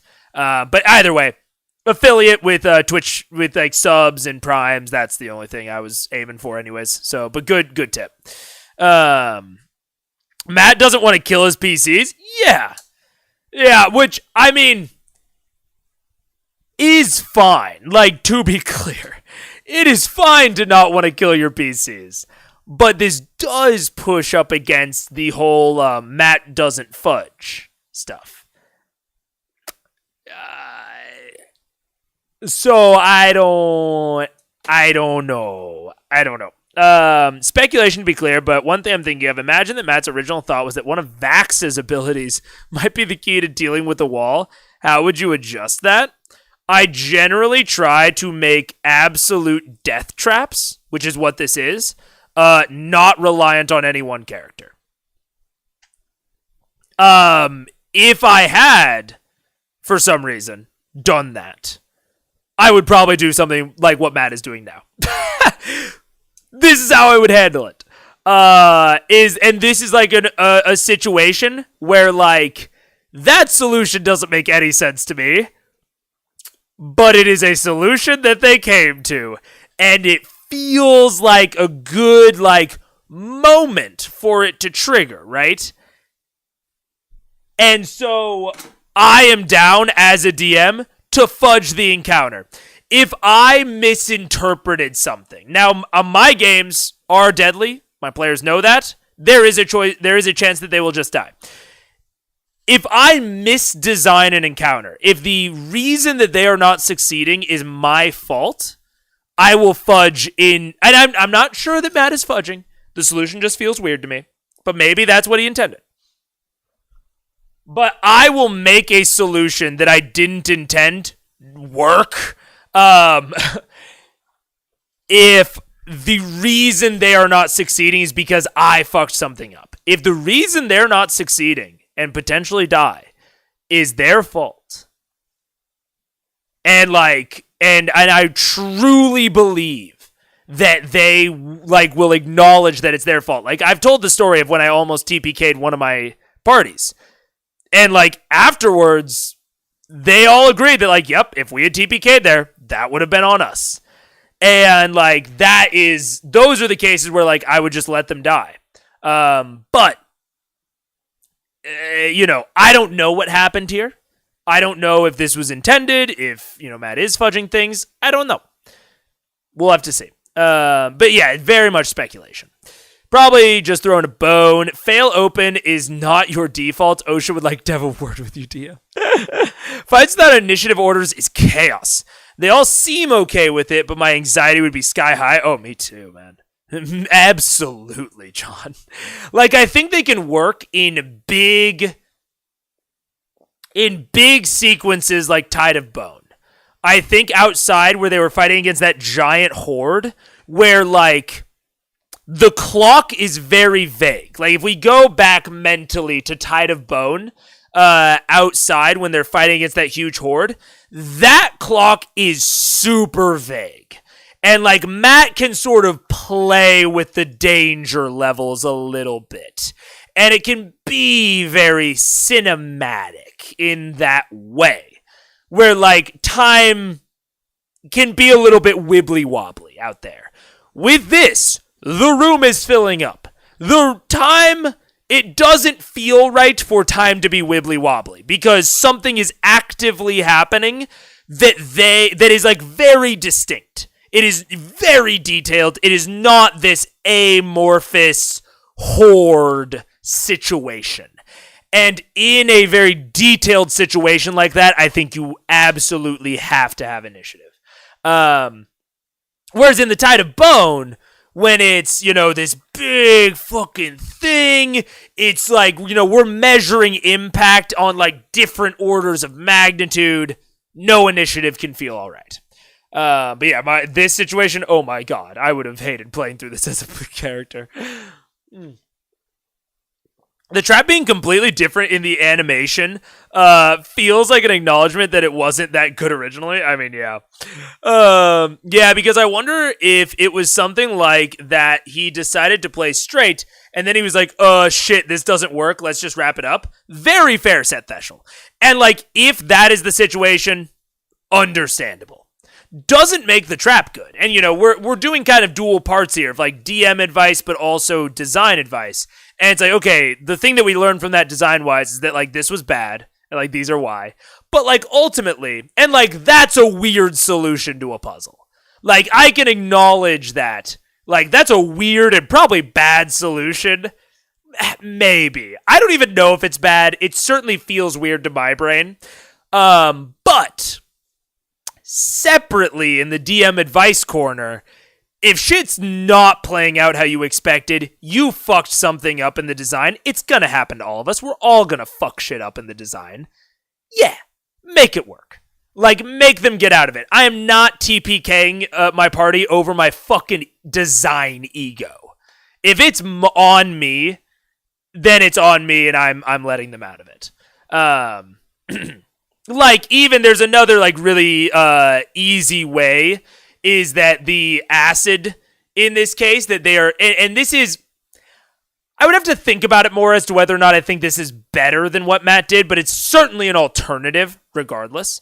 An alternative is that the acid going through the white stone right above, like digging through that, as Matt, you can narrate some mechanical giblets being in there that could potentially like trigger cut the counterweight or something that is like holding up or down these doors, right? So that's another potential thing where like the thing that they are doing just gets them out, where it's like, okay, cut the counterweight, the doors like slam up, or they raise enough because one of the counterweights is cut, whatever.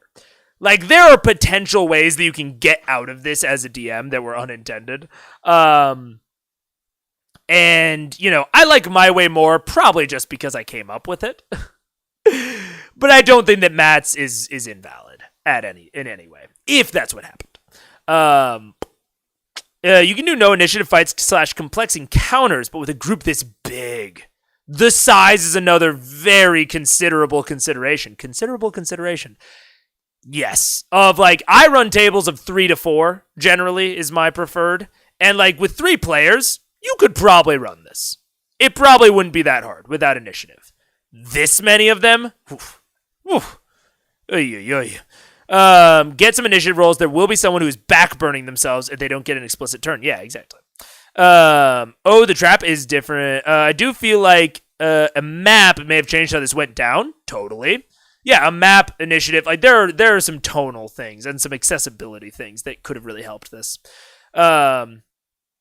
So, yeah, we all need to keep in mind at this point, it's a home game being televised. It's early actual play with virtually no budget or existing best practice. And then there's a flip side to that of it is not a home game anymore. Like, things that might be acceptable to kill players over in a home game might not feel right for a televised thing, right? The standard at which it is okay to kill your party has been raised. So that is another consideration of like, Matt might be more willing to let them get out of this sort of thing because like, are we going to end the campaign here now? Like, what will the audience think? So that is also a consideration. That's a factor. Yeah. I think Matt gets better after this arc forward later. Yeah. It was a controversial trap at the time. I just found this channel. I'm new here. What are we talking about? We are watching a dungeon during the Briarwood arc of Critical Role of Season 1, Vox Machina. I have not seen absolutely any of Critical Role. Absolutely none. So, no spoilers for anything that happens in the future. I do a lot of prediction, a lot of pontification. But yeah, so we're watching through all of Vox Machina and giving some DM advice as we go, because I've been a DM for going on. I started DMing when 5e came out. And I was like 14 at the time, so 10 years. Maybe 11 at this point. I don't know. I took like a few years off in the middle there. But yeah, I've never seen anything Critical Role. Yeah. From the BTS Periscope video from Zach, I think they only had like 2 people working the cameras. Pretty bare bones crew. Yeah, that's fair. Yeah, I mean, but this is what we're talking about now is more of a design issue. Matt and the rest of them never thought it would work, and they'd be canceled fairly quickly over also fighting with GNS over the format. Yeah, especially I saw a lot of that in the earlier days, in like previous episodes, like especially during like the Vassal High mark. I know there was a lot of argument there, so that's fair. I thought you were like 32. Oh shit, yeah. I remember Paige telling me that there was some debate over my age in the chat. I'm not 24. I am what age am I?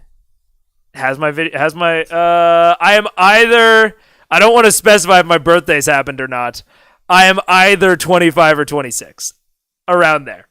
I look young, or I look old. I look young. I don't know. I look old, I guess. But yeah, my in general, my analytics skew old, which I always think is very interesting. I've always liked hanging out with folks older than me.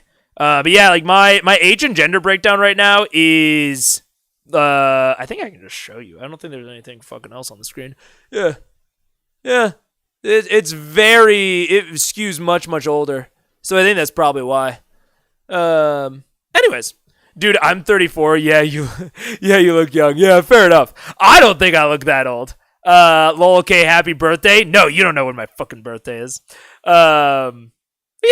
I'm aware that this was a debate of some kind. As your side of the room is now filling up with acid. Dimension door out again. Just a bunch of points. Mine's halved, right? So it's 2. Yeah. Okay, out of frustration, I see this. Can I do a wall of stone from underneath the glass to try and lift it up? Yeah, okay. Go ahead and roll. I like that. Roll d20 and add your wisdom check. Just a bunch of acid damage. Still gonna have to get out through the stone. Great. Oh, I get advantage on wisdom, right? Yeah. It's not a wisdom save. Fucking shit balls. Shit balls. Wisdom, just wisdom. Just wisdom. 8. 8. You use your wall stone spell, and you feel there's the stone surface beneath the bronze. You actually can sense as the stone begins to push up from the white stone beneath the bronze plates, and it hits, and it's just not strong enough to force its way through both the bronze plating and the wall itself. 5 5th level spell. Can we lower a rope and get over the glass now? There's like a little space. Yeah, I mean, yeah, I'm gonna So stop. roll strength check to try and bend it away if you want to. Still got that heat metal up. 9. Yeah, with the heat metal. Still up, concentration spell, yeah. Yeah. You start moving it away. I kick it with my foot to move it out. As hard as you can. It's My legs are shifting. way stronger than my arms. It's shifting, but it's going to take you another round to probably move it over. Pike and Scanlan, you guys. Like Chun-Li, my legs are so strong. You are technically.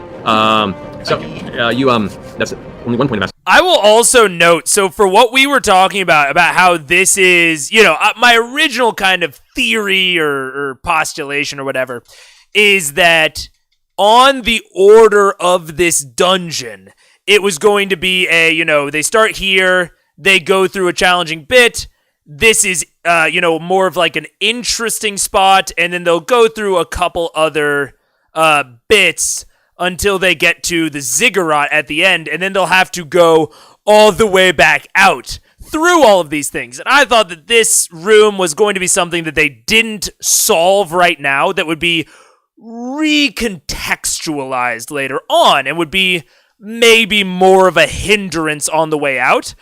This is gonna be a real fucking hindrance on the way out. This has turned from, who knows what it'll do on the way out, to, I am assuming that this is going to fill with acid and potentially block their way out entirely. So now, after they get through this is no longer an interesting room. This is going to be a straight up obstacle, potentially, kind of closing off their path on the way out. So this is going to be very, very interesting is there another way out when they get to the ziggurat? Is there, like I talked about, like I was joking around with like a big Gundam door opening out of the mesa? Or is this going to be a thing that Matt forces them to do? Is on the way out, during what I perceive to be kind of an escape sequence, is he going to force them to deal with this room of acid that they have created? Are they going to have to somehow get through that? It's a very interesting, I'm very interested to see how the entire escape from the ziggurat goes. I have my theories about what's going to actually happen at the ziggurat, but this escape sequence that Matt is setting up with like at first we get this kind of challenging course right here with all of the traps that aren't able to be disarmed. Now we have a room filling up with acid. Like, they are leaving obstacles in their wake that is going to make any escape sequence very difficult. Which I'm very interested to see when they're actually, going out now. I found over years it's easier to tell the age of people younger than me. Oh, yeah. And then Kima's at the ziggurat. I'm guessing from what I've heard of Matt, this will all be cinematic. They action hero their way out of this. I'm interested to see. Well, it's very hard to tell. I've seen a lot of varying types of Matt Mercer stuff so far. But we will see. They had a very that kind of sequence during the previous arc. So like episodes like 15 to 20. They had an arc very kind of like what you're describing, Max, where it's like this big escape sequence. They're sprinting through it, setting off traps in their wake. So I'm interested if it's something like that. We'll see. I don't know. I'm interested to see it. Pretty early days. Yeah. As just a cartoon watcher, I have no idea as this part was so different. Fair enough. Yeah. Damage both of you because these D6s are just rolling crap. But this is the second round. This is still left, so it's 2 of those actually. Another one. So 2 points of acid damage for you.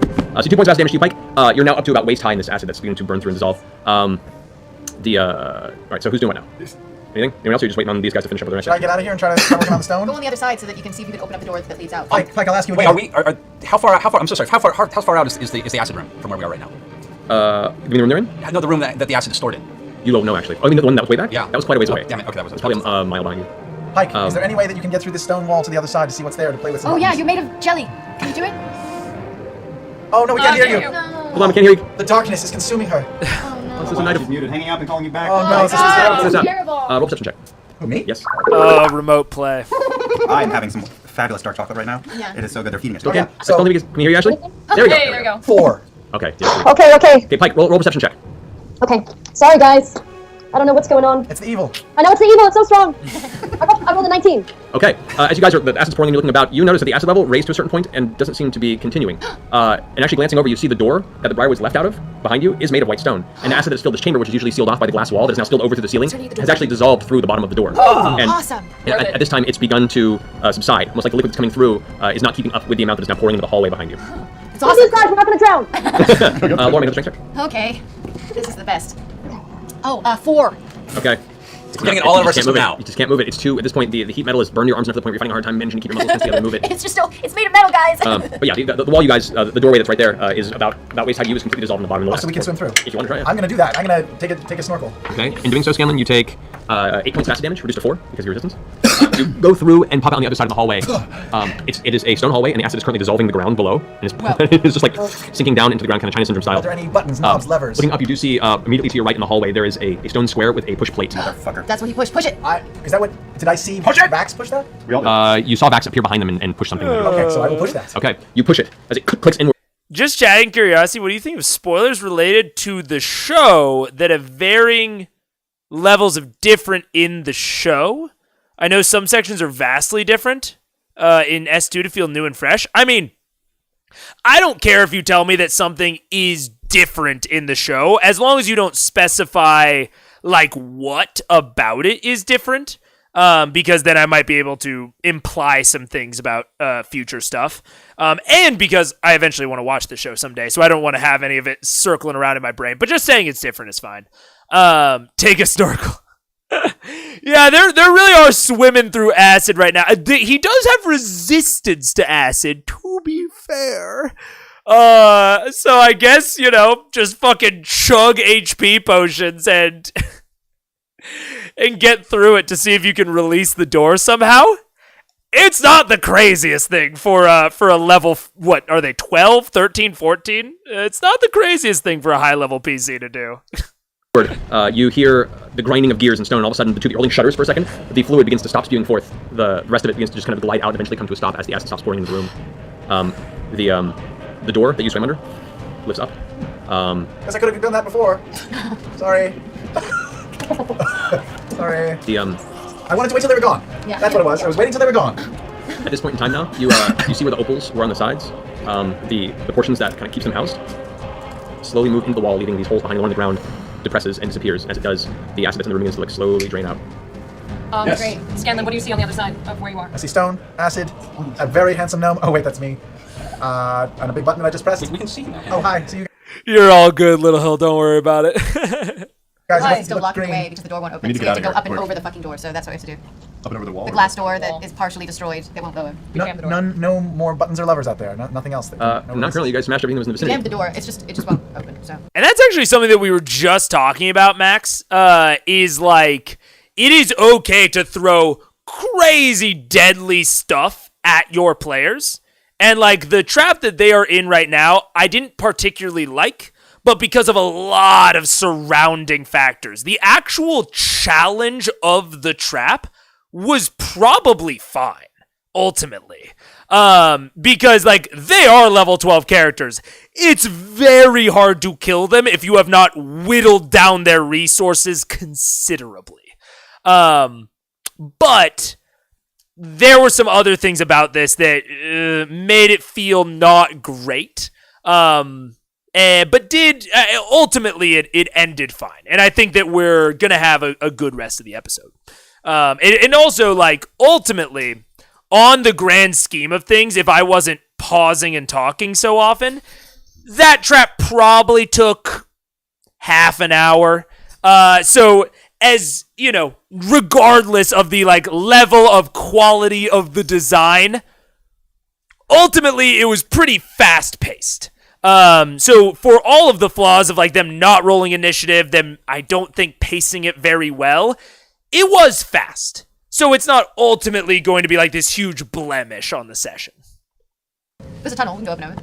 All right, do that. We have a rope. Throw a rope over, get over. So you wait a few moments for the level to kind of rescind a little bit to the point where you can stand comfortably without taking any acid damage. As it drains over, there is that portion of the ceiling now where it's just pockmarked and destroyed close to where the glass wall hits the ceiling. I use the earring. I go, Vax, please. The acid is filling the room. We're all dying. I don't know what to do. As you're walking alongside the Briarwoods into a new chamber, you hear the words hit your ear, and you can feel the back of your throat choking up as a part of you is urging you to run back. And as you kind of stop instinctively in your step, the rest of the group walks ahead about 10 feet before Sal looks over her shoulder and says, "Keep up, please. There's work to be done." At which point you feel yourself just continue stepping forward and catching up to him because you wouldn't want to make Silas angry. Yeah, I was just fucking fuck you, David Tennant. We gotta get out of this room. Yeah, Still made it. up and over, let's go. All right, so how are you guys getting over through the... It's about I rope, have 30 the rope of infinite ropeness. Ropeness. Okay, so you take a few times to you want to just throw the rope over, you could, however you want to get the rope up over the area. It takes a few tries, but you get it Yeah, on the other side. I'm flying. Oh, yeah, you're fine. You're just like, drop it over. It's fine. We'll say for the sake of brevity, a few minutes pass. You guys managed to get each one of you over. Trinket being the hardest point. I tie him and then Grog lifts him like a pulley. Very uncomfortable for everyone Yeah. involved. Which, when Trinket reaches the top, is like it's like trying to fit an oblong object through a hole. And I'm like, flying, so I kind of get underneath him and try to wedge him, help him get into the hole. We'll say it takes an additional 10 minutes, but you managed to finally get Trinket through. That was straight up Winnie the Pooh. I'm really happy with that. On the other side of the now pretty much ruined acid distillery, the residuum factory that was constructed here by the Briarwoods. You can see in the tunnel before you, most of the stone before you has dissolved in this certain levels of eroded stonework that descends about 30 feet before rockily climbing back up to the original height it was. It can be traversed, climbed with mild difficulty. But you gather yourselves to continue pushing forward and to both complete this journey and to retrieve your ally, who is now currently under the gaze of your enemy. Okay, bitchin'. And with that, we're going to take a bathroom break. Quick break. We'll get back into this. We'll be right back, Ashley. See you guys in a second. That's true, Topaz. We do constantly have to remember that Trinket the bear is disguised as human Percy. Oh my god. But not well. Alright, timestamp after the break is 2:07. 2:07:17. And we're making okay time. I think that the second half will hopefully go quicker. We'll see though. And welcome back, everyone. So, as you all kind of take a moment to regather yourselves after the circumstance, you climb your way through this acid-scarred portion of the hallway ahead of you, this small tunnel. Get up to the other side. As you're on your way there, Percy, you notice a flash of purple and black energy kind of Oh yeah, well established, Phantom. Trinket is a character flaw more than a help. Cursor at the front of your pepper box. You glance down at the 6 o'clock previously empty barrel, and a new name now is emblazoned across it. It says Cassandra de Rolo. Oh my shit. god. Wait, that was on that empty barrel? What? Oh my god. I thought. He didn't know who it was for. Dude, you remember when we were talking about, like, when Cassandra was first revealed to be alive? We talked about how this is going to be great for Percy's arc because I thought that, like, for some reason, Cassandra wouldn't want to kill the Briarwoods. She would maybe say, like, oh no, Percy, this isn't the way. Like, you gotta have love in your heart, man. But it's more than that. It is much more active than that. You know, like, because these are Percy's two big character motivations. Is like family and love and then revenge and vengeance in general. And right now, they're aligned. Well, up until right now, they've been aligned. They've been cruising towards the same destination. Kill the fucking sexy vampires. But now is where Matt starts pulling on the strings. Even Cassandra, up until this point, has been like, yeah, let's fucking murder those vamps. But now, the betrayal was still, we're still on the same path. We kill the Briarwoods, we free Cassandra from the mind control. But now we're pushing. Vengeance, revenge. I think we're assuming the whispered one, right? Whatever, Smokey, I've been calling him, and the bandit. Smokey is just straight fucking with Percy at this point. But, like, Smokey is implying to Percy, this person is, let's admit it, fragile mental state. And, like, Cassandra straight up said it, I am a Briarwood now. And Percy's stated purpose as a character is to murder the fuck out of the Briarwoods. And so now is where we start pushing on the family and the love. I can't kill my sister, but she's a Briarwood. But is she really a Briarwood? Maybe she's not. It's on the fucking gun, Percival. Only the Briarwoods are on the gun. Ooh, we start getting that nice character tension in there. Great decision for Matt. The gun is reacting not good at all. Oh my god. They flipped from aligned to diametrically opposed. Yeah. And Matt is reinforcing that instantly. Oh. I tried to swallow right as I was sneezing. It was an event. Percy's totally stable. Yeah, for sure. I did not spit out my drink everywhere, though. Success. Congratulations, Erdturnmans. This is just confusing for me. Yeah, I can imagine that it would be Max. If you haven't seen Critical Role before, I have the whole thing. So far, at least. And if you want to get caught up quicker, there are highlight videos, but you won't get the plot, probably. So if you just want to watch my reactions, we have highlight videos for some of the previous episodes, like some cut downs. And if you are interested, I start from episode 1, so you could get on the exact same page as us, full out. It's almost 1:30, so I'm going to go to sleep. Have a great rest of the stream. Thank you for joining us, Science Up Sap. Good luck on your sleep. And, thank you for joining. Secret menu item pop-ups on the gun. Yeah. Yeah, you're right, John. You're right. Highlights and full episodes. Yes, sir. And you are not the only one. Many people are watching through the backlog right now. So yeah. And I will say, most of their episodes are going to be around 3 to 4 hours. My streams are like 7 hours. So if you just care about getting the plot up to this point, you might want to look up some like recaps because it'll be a long journey through mine. But I think my videos are pretty good. So if you wanted to commit to it, you could always try it out. Taking a short dinner break, catch back up in a bit. Sounds good, Torbin. See you later. Does any of us Did you see it, or was it You guys just, all did you come know up to the this? top. You Did look down. You see Percy still down, kind of looking at his gun, in a wide-eyed, spacey expression on his face. Possible? You all right? No. No, I'm not. Is your bangy thing okay? Is it your sister? We'll see what this means. Oh, Percy. Let's go take care of this. Yeah, let's. But you always have a choice. We'll see. As you climb up out, you guys make your way down this tunnel, no more than 60 feet from where you are, before the chamber opens up before you into what is a large underground cavern, mostly cleared out. It looks like portions of it, both the tunnel and this stealth? area. You can if you like. I think we should, because as far as they know, we're dead now. They don't know we. Oh yeah, I'll second that. If you're at all interested in Critical Role, Super Geek Mike is a cool guy. I like him a lot. Got out of that. That's true. Okay, so everyone go ahead and roll stealth. Should I tell them? Oh my god. Yeah, I'm gonna cast pass. I don't know why, I just like replayed what I said in my mind and it sounded like sarcasm. It's not. Mike's awesome. I really like him. There was 0% sarcasm.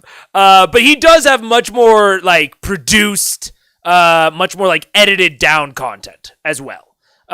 So he's probably a starting point into the CR-iverse that doesn't require as much investment as my shit. Yeah, I tried to sleep and have given it up for now. I unfortunately get that. It sucks. Yeah, being sarcastic to your patron is not a smart idea as a warlock. To me, it sounded like you were paid to do it, even though I know you aren't. I know, dude. That's why I was replaying in my head. I was like, that did not sound like the emotions that I actually feel about it. Mike's awesome. We will be doing more shit together. I like him a lot. Without a trace on us. Okay. I still critical failed. Okay. Wait, can't you roll again now that I told you you're casting? Nah. No? Stays, unfortunately. Doesn't work that way? Yeah. All right, so stealth rolls. +10 to everyone's stealth. 26. 26. Next. 16. Nice. 35. Yeah. 27. Oh, right. Hold on. 24. Okay. As a median, the group does really well, so that kind of helps kind of overtake for your misstep. But God, it's cold in here.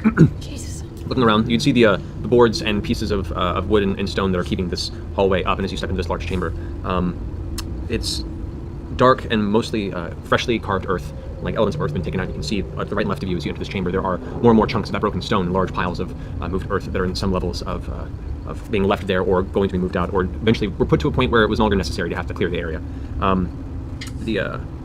You do see on the sides of you there are these iron carts, wheeled carts that have handles on them. Some have means of being pulled along separately, and these carts were used, you can gather, from moving a lot of materials back and forth by what the ramps in the previous room were also to collect. You can see there's a residuum dust.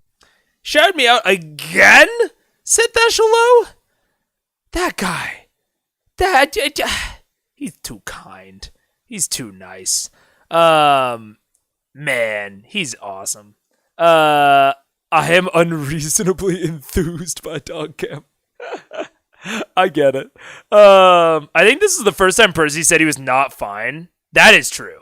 That's a really good little bit of character work, Topaz, that totally went past me. I think because everyone was being funny in chat. But no, that's a really nice little bit of character work, that this is the first time he said he's not fine. That's a really good spot. Yeah. To kind of coating on a lot of these carts, as well as broken pieces of white stone. The broken pieces of white stone, are there any that are like the size of like two hands? There's a few you can probably grab. Can I grab a big like two-handed piece and put it in the bag of holding? Sure. Can I take some of it and rub it on some of my arrows? Okay. Sure. You take it and rub it on. Most of it falls off as it's metallic arrow point to dust, but some of it does manage to stay on for the time being. Holy oil is still active, those that you dip your arrows and stuff. However, as you look past the darkness, you can see in the center of this room a monolithic structure, not unlike a large pyramid-type platformed element. And immediately upon looking at it, you can see this has to be the ziggurat that everyone's been talking about once you've come to Whitestone.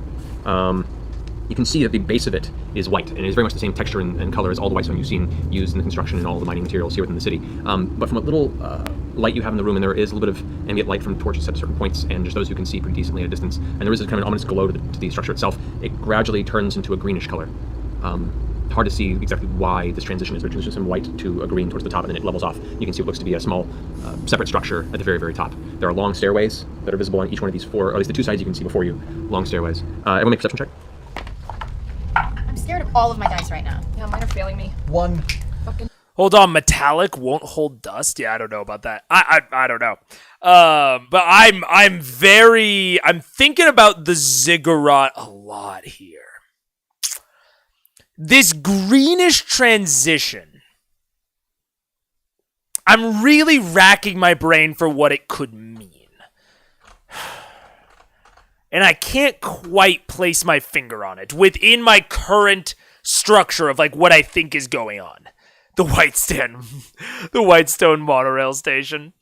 It's nice and smooth. It probably won't hold much. Yeah, that's fair. Snake people. You know, coming in from absolutely zero knowledge of what's going on, that's a very fair guess, Max. These are actually vampire people.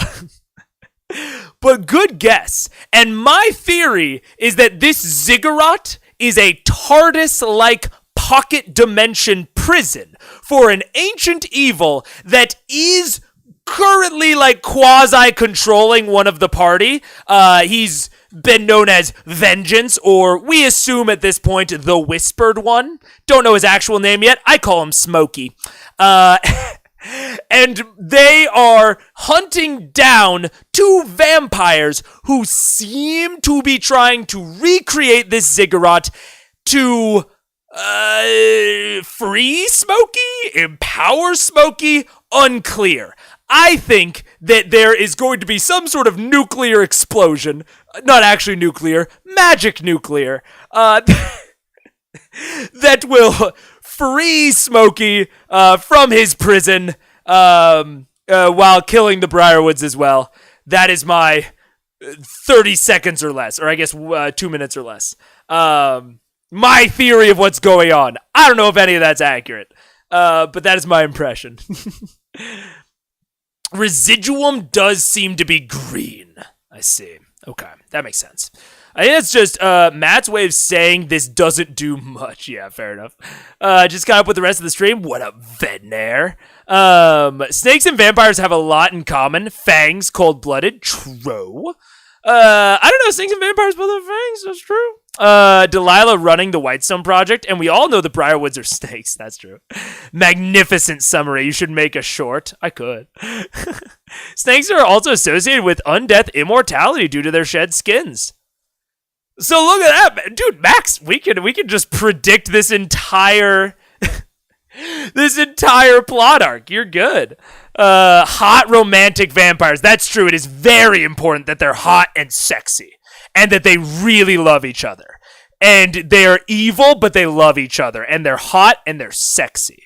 It's very important that you know that. Mine are great. 18. 14. 10. 24. 16. Okay. Shit just happened. Vex and Percy. As you begin to step out on the wall, as you guys are moving towards the ziggurat, you can see through the darkness. There's a little bit of, very little bit of light along the edge of the pyramid. And you can see halfway up the staircase, 4 individuals stepping up the stairs at a distance. How is this, like Egyptian pyramid size big, or it's more Aztec. It's not quite gargantuan.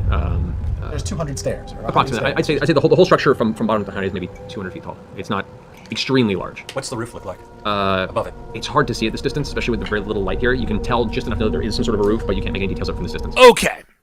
So I don't remember what I thought Delilah and Saz looked like before the Lauren Travis Halloween costumes. I haven't seen them yet.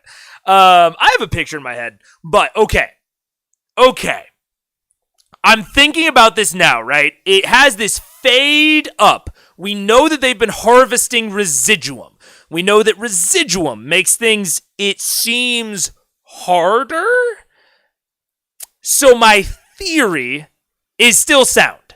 Like, this entire ziggurat that they have built is essentially a portal-like array. It is the frame to open up the portal to wherever Smokey is being held. Maybe it's the Shadowfell, maybe it's a pocket dimension, what have you. And the bit at the top, because Matt narrated that there is a separate structure at the top that does not appear to be like explicitly part of the ziggurat. I'm thinking that is where they will perform the actual like ritual thing to open the portal and summon Smokey into the world through the ziggurat. So the ziggurat is kind of like... I'm trying to think of a good way to really hone in this analogy. Right? The ziggurat is kind of like when... I just keep thinking of really bad analogies that make it actually less clear than it currently is. Oh, it's like one of those big-ass antenna arrays, you know? Like one of those big-ass antenna arrays from like all the Alien movies where they pan to the desert and it's like, whoa, look at all these fucking antennas. They're fucking researching aliens. And the antennas have a big old dish. And then the dish accepts shit and bounces it into a single point. I kind of think that that's what the ziggurat is. The ziggurat focuses up the magic, the portal magic, into this like singular point, and then they perform the ritual at that point, because that point is like hardened or maybe weakened in order to like pierce the veil between the worlds and let Smokey into our dimension. That's my thought. It is a set. Exactly, it's a SETI array. It's a SETI ziggurat. That's my thought. I stole my original headcanon of what they looked like. It was very in line with the cartoon. Yeah. I tried to suggest to Mega that Tawny Kitten is going to appear at the top of the ziggurat, but he's way too young to get that reference. Yes, I am. No idea what that shit is. A solar oven? Yeah, kind of like a solar oven, yeah. Laura has been a majority of my favorite costumes across all their Halloween episodes. It's kind of funny. Yeah, fair enough. I'm thinking a Stargate-ish ziggurat. Yeah. That's kind of where I'm going with this. Yes, where the ziggurat is like the surroundings of the Stargate. And then this little structure at the top is where they like light the switch to actually like fucking open the thing. That's my thought process on this. How does he do it? The antennas, like you have to, like when you have to go into the office, right, Little Hill? Yeah. I've been into the office a grand total of 2 times, I think, across the 3 years I've had this job. Yeah. He's good at making action scenes. True. I think so, at least so far. I think Matt has a really good sense of cinematic timing. I think he's really good at like feeling that sort of stuff out. So yeah, I agree.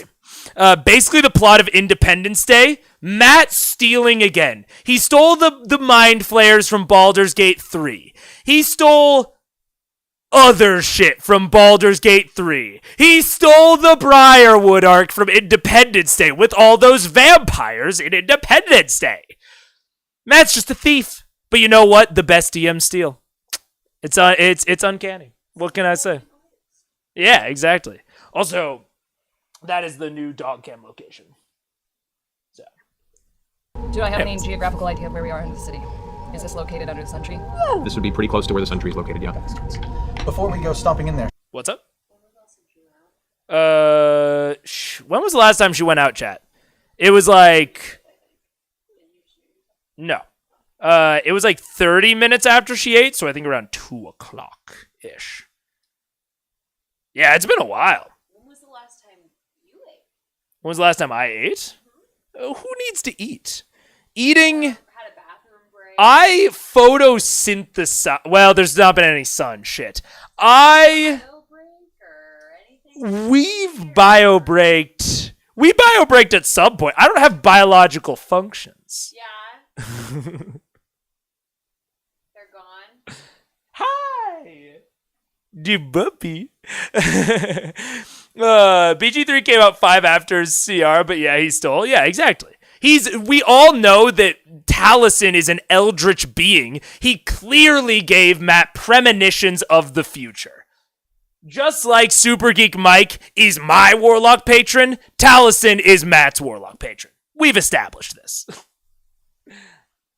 Good DMs borrow, great DMs steal. Precisely. Health potions as a bonus action from BG3. Exactly. He stole the. Oh well. Whew. That is funny, Max. I'm not a super political streamer. So wasn't over the line.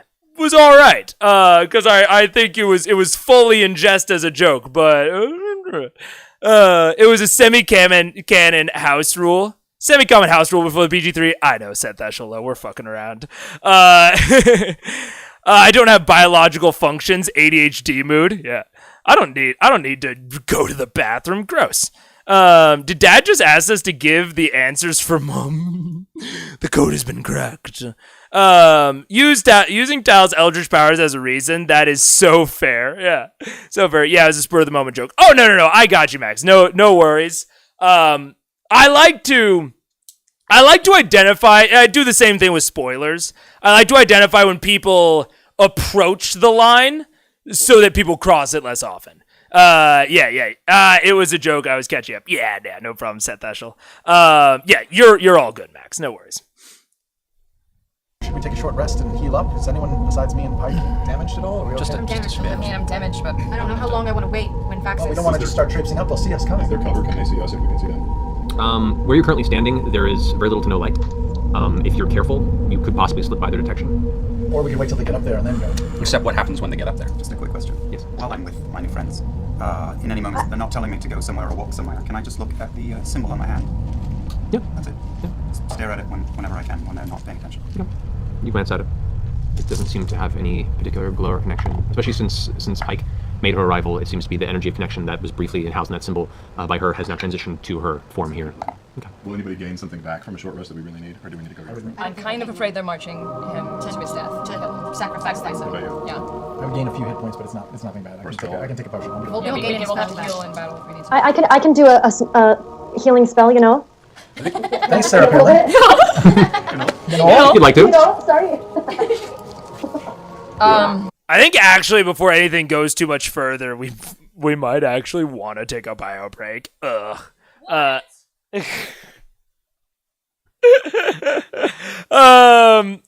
the one that you can see on the dog cam is a like a pit it's a big mix, but like pit, shepherd, husky, chow chow, Shetland sheepdog. But she mostly looks like kind of like a lab pit mix. She's like 55 pounds. And then the other one that is off camera that looks so adorable right now. She is a golden retriever St. Bernard mix, the fluffier one. And she is about 4 months old, and they are almost the same weight. Whereas that one is 3 years old. 3 years old and 5 months old. 5 months. 4 years. Oh, 4 years old. That's right. She's old. They're both adorable. Thank you. I like them. How nice of you to think chat's needs for breaks even though you have no biological functions. Exactly. I'm just thinking of you guys. You know, I wouldn't want you guys to miss out on anything live just because you have to go to the bathroom. Ugh. And for absolutely no reason in particular, I will leave now to go and do nothing related to that. Goodbye.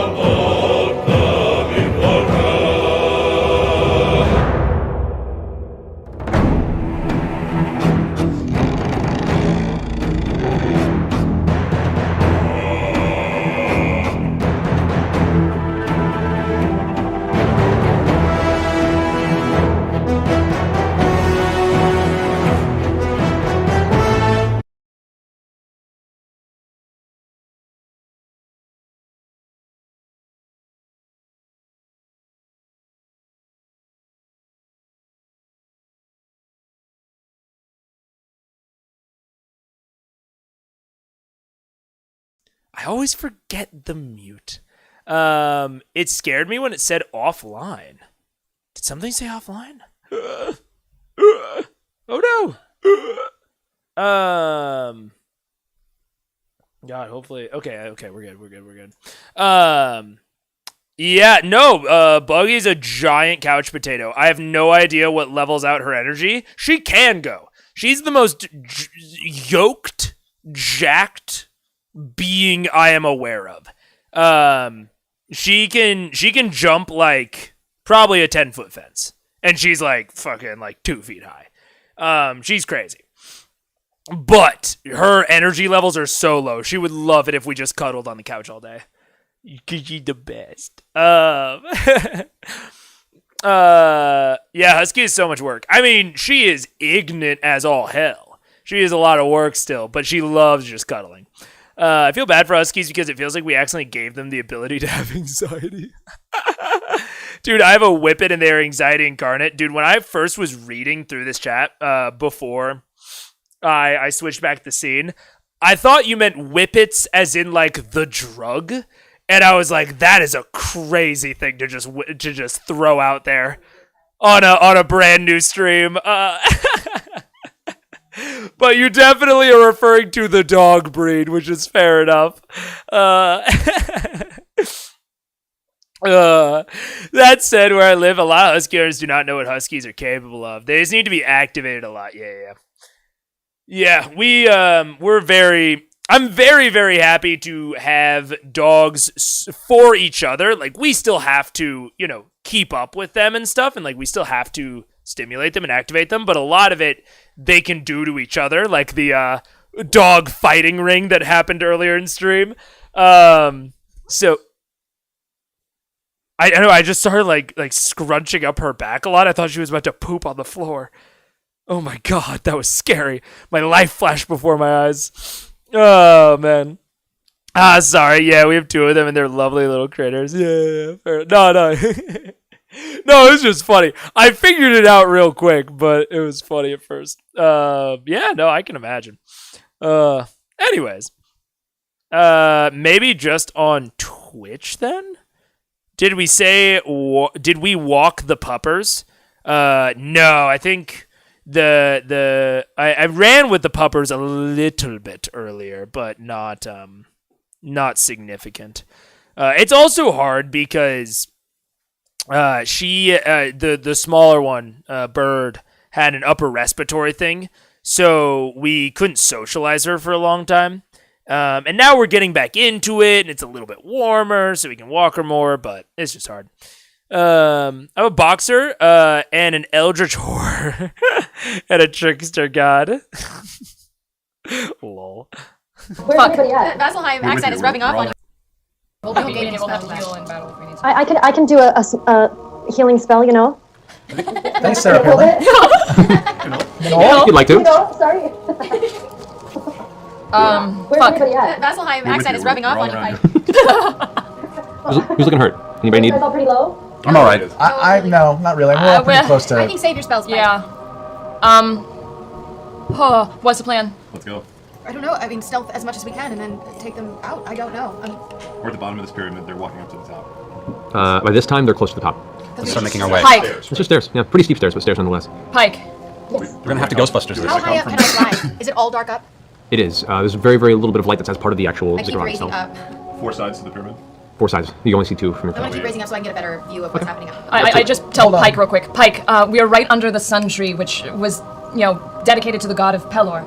So this tree might end up being our best friend in this fight. Keep that in mind going Are forward. Sarenrae and Pendor like good buddies? Yeah, are they on good terms? Well, let's hope so. Would you know? You would know that Sarenrae and Pelor are adjacent deities in this realm.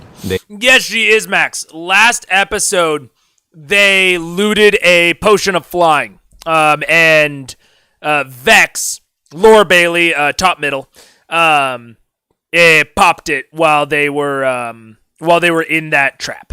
So she is. I don't know how long a flying potion lasts. I want to say 10 minutes. So she's maybe longer, maybe an hour. So she's approaching it running out. But yeah, she's fine. They have many overlapping interests and both subscribe to to light, to healing, to many spheres of overlap in those regards. So yes. Now that I'm thinking about it, I think they are pretty good friends. How far away are the 4 figures from us right now? Oh man, they're probably a good 500-600 feet from you. Should we flank and go? Do you want to just hit them hard? Or should we sort of get on Or each we're side? just out How many feet? 50, 60 feet? 600. I mean, they're at the top of the ziggurat now, and they're actually at this time they're just now cresting over and finishing over the From the base of the pyramid, what would you say the base circumference of this ziggurat is? I mean, is it like half a mile around? Is it? No, it's smaller than that. I'd say it's about. Should we try and 200 feet square, like eighth of a one mile. on each Yeah, side? should we come up on different sides? Come up on all the instead of sides? one Percy, Meet in what the do you middle? think?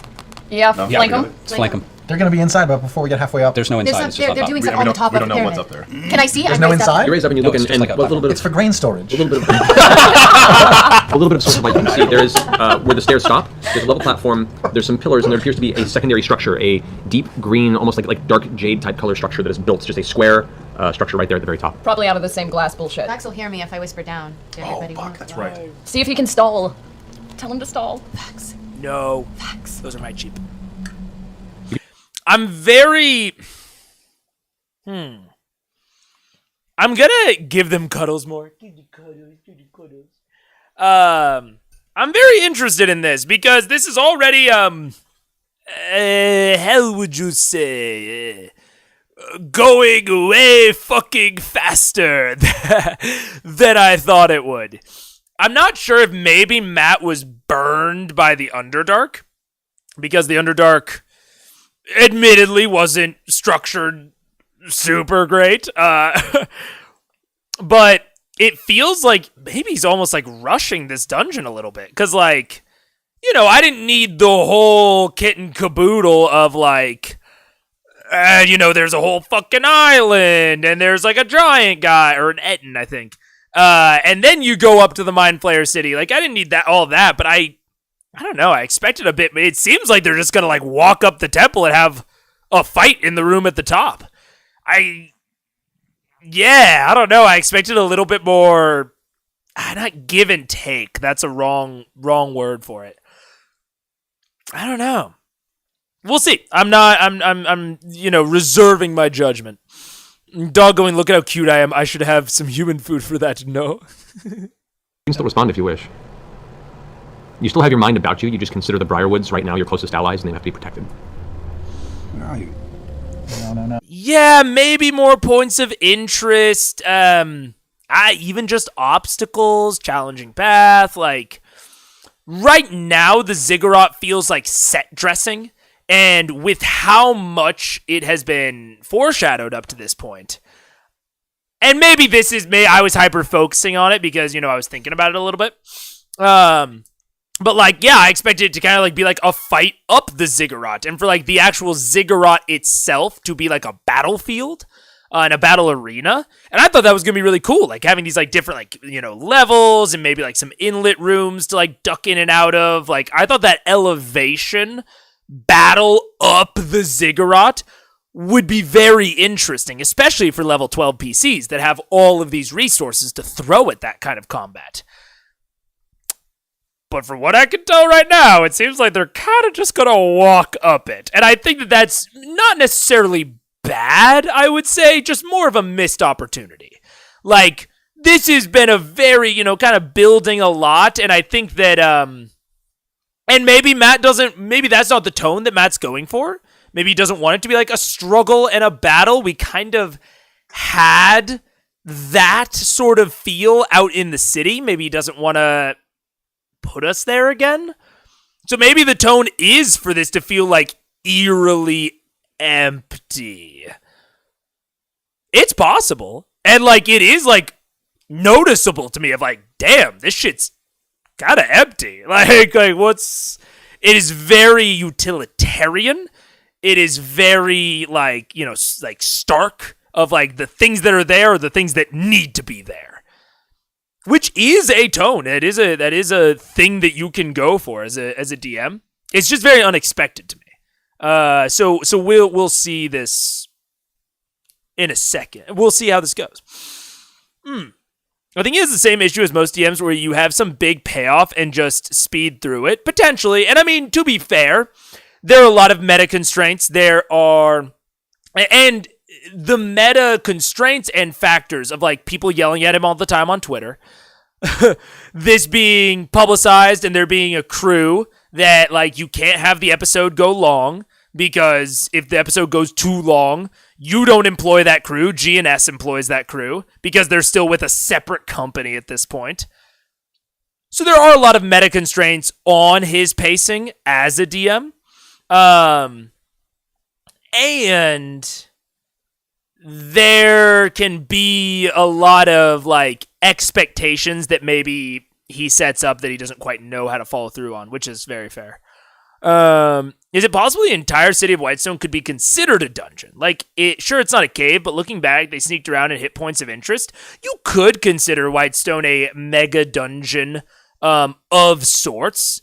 If you compare it to the Underdark, I like it significantly more than the Underdark. And, like, I like this whole arc more than the Underdark. But just this, like, as the end, I'm specifically comparing this to Yugg-Viril, this little segment of dungeon. I'm comparing this to the Yugg-Viril, and I actually think I might like Yugg-Viril more. But yeah, I don't know. I'm disappointed about the lack of racing. There is a severe lack of racing for the title. He feels like a pace. Or wait. Underdark. I low-key stole from Matt Colville and just have a world below that's a combination of the Underdark, Shadowfell, and Elemental Realm of Earth. Yeah, that's fair. That's fair. Combining all of those is very cool. He feels like a pacing DM. Not bad, just his style. Yeah, he will elongate or shorten things depending on his feel of the situation. I just think sometimes he maybe hits that more or less. Sorry, wrong chat, meant for the Twitch. No problem. Also, he knows what's coming, and Ashley may or may not be available for the next session, so he wants to get as much in. Very good point, Aaron, about the meta constraints that might be directing Matt's pacing of this whole situation. Of Ashley Johnson, our favorite guest player, is, not able to be here for a lot of stuff. And so, yeah, he might want to rush to the good part. Like, maybe there was a small combat planned for the base of the ziggurat or their way up the ziggurat, but Matt didn't see that as integral, and he wants Ashley to be there for the integral parts. And, it's like fucking like 3 a.m. where she is right now. Like, she can't be there for everything. He wants her to be there for the important shit, so he skipped to the important shit. Very, very, very fair. Where are my Mario Kart buggies? No racing! Not enough racing in the episode titled Race to the Ziggurat. Pike guest slander. Look, the moment she shows up in studio in person, I will retract my slander. But while she is still on fucking Skype, she's getting the guest player label. That's all I'm gonna say. Why not the laptop lady there for all parts? Again, new to the whole CR stuff. So they're all voice actors. Some of them are actors. She is an actor. She was filming a show called Blind Spot in New York City, and they are all in LA.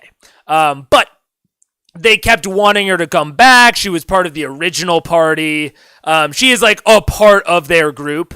So for a while, they tried to make it work with her character being there. But eventually, when she actually went off to New York, they gave her an out in character. And right now, you heard them refer to her as a jelly person. It's because she's being basically astrally projected into these scenes. It's a fine, contrivance for how she can be there. But yeah. So they all love Ashley Johnson, and let's be real.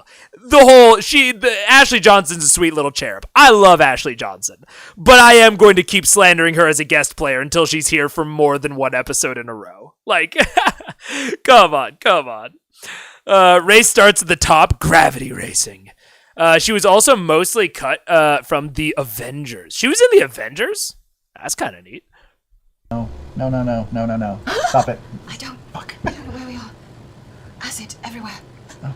Max, yes. Please. Yes. Isn't there anything you can do? We should all be together. You should join me here. I would love to, but I don't know where you are. I'm on the top of a thing. I can see very far. Everybody's very attractive up here. I think something nice is about to happen. I'm afraid to ask questions, though. I don't want to see. Who are you talking to, lovely boy? Please, Vax, please. Oh, Saren Ray. Make a wisdom check. No advantage? I don't know. No. No. Still a half elf. I know. All right. This is Are you supposed to not be able to get charmed? 13. No, I have advantage. Oh. I'm not Huh? I'm not Feast. well, It's this isn't a saving throw. advantage for half elf, advantage for So what'd feast. you roll? Total of 13. 13? Okay, you continue with the deception. You push through enough to guard the answer, as opposed to just spilling the truth to your ally. She kind of gets to... That's not very welcome here. I would not recommend that. Put it away. What is that? Put it away. That's not welcome here. Yes. You're still very pretty. And taken, my darling. And she walks I'm back on her stalling arm. so that everybody can walk. Well, I'm starting Yeah, to we're make my starting to yeah. flank. We're flanking on the We're far making side. upstairs. Can I go up to Vax and? Oh, he's not here. Vax isn't with you guys. Vax is... Oh, with us. Sorry, Vax is with the Briarwoods at the top of this ziggurat. Earring tall. Shit. Okay. Sorry. But he's still got Got it. I know what's going on now. I know what's going on. Talk louder for So while they're having this discussion, you guys can begin to ascend the steps as a group, or... Oh, there are 4 sides. Who wants to come with on my side? Me and Pike. Okay. I'll go with Grog. Wait, Two of us, and you can join I'm me. flying up. So I'm just walking. I'm walking up the The steps trinket's going. with me, or Sure. trinkets with So me. you guys- Guys, thought for a second. Oh, What if Percy Percy is working. goes as distraction? We all Percy look- goes first. We all look like Percy. Oh, we all look like Percy Percy. is But they might be able to see through that. Use Percy as bait while the rest of us go up. Vax Sorry. looks like yeah, Percy right Percy. now. They know we're up to something. That's why send in the real Percy. Send in the real Percy? So how many groups are you breaking into? 3. 3 groups, okay. Gnomes in 1, Percy and Trinket in 1, Grog and who else? Keyleth, and then you're just floating I'm above floating somewhere. above, kind of keeping an eye. Okay. Oh no, this is so stupid. My heart is pounding. All right. So as you all kind of separate, the closest stairway to you will probably get there sooner. Who's taking that stairway? The gnomes. All right. So the gnomes take... And I'm ascending- sticking into the dark as much as I can, but I want to raise up and be like, to where I can be above them and shoot down if Yep. All right, and you three are going on like this side? Sure. Okay, so we'll say you're on this side this way. You're just floating up. So, as you guys... Maybe we should split the party further. Yeah, could, like it's not a one bad person idea. each. This is so brilliant. We got this. All right. Oh god.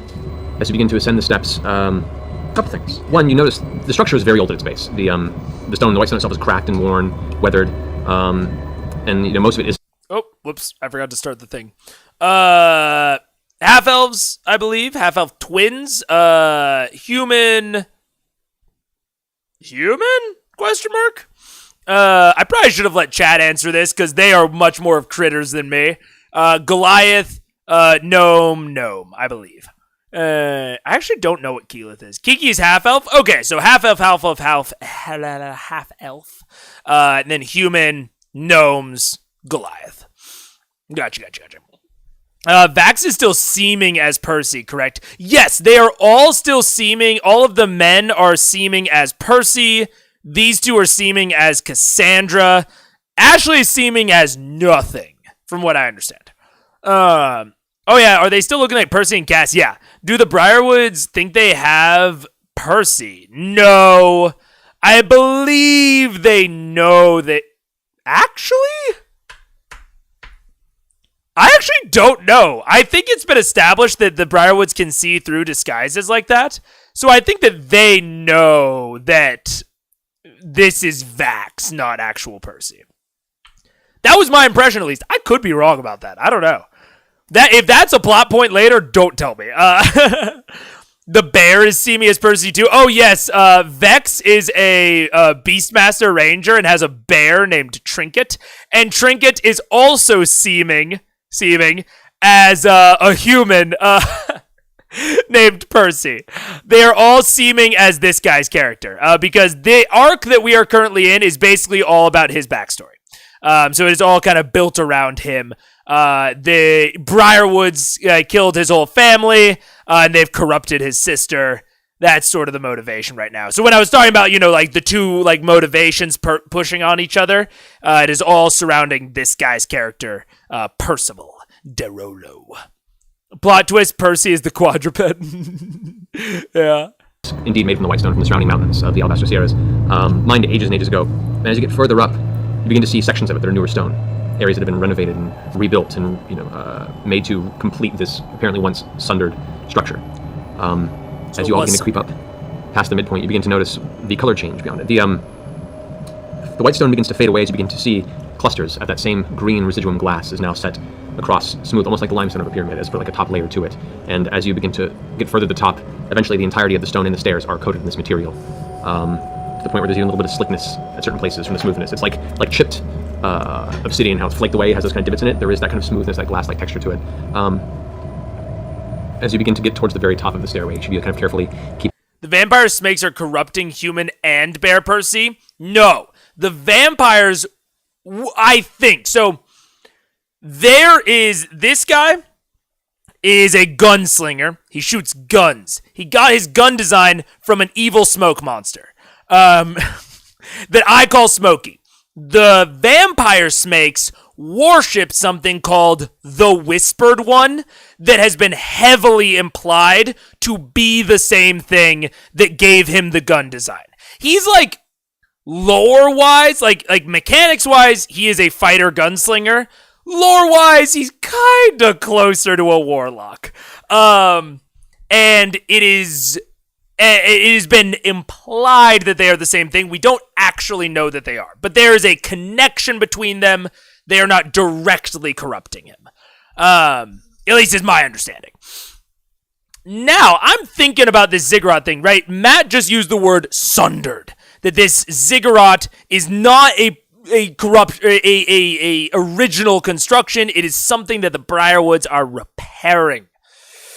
Which I think, I'm not going to spend too much time on this. This just goes to reinforce my theory that I am very confident that the reason that Whitestone is in a caldera is that these ziggurats of power have existed all across the world, like the Sphinx back in Vasselheim, and that at some point they shoved Smokey into the box, the TARDIS, whatever, the pocket dimension, and then they broke the ziggurat.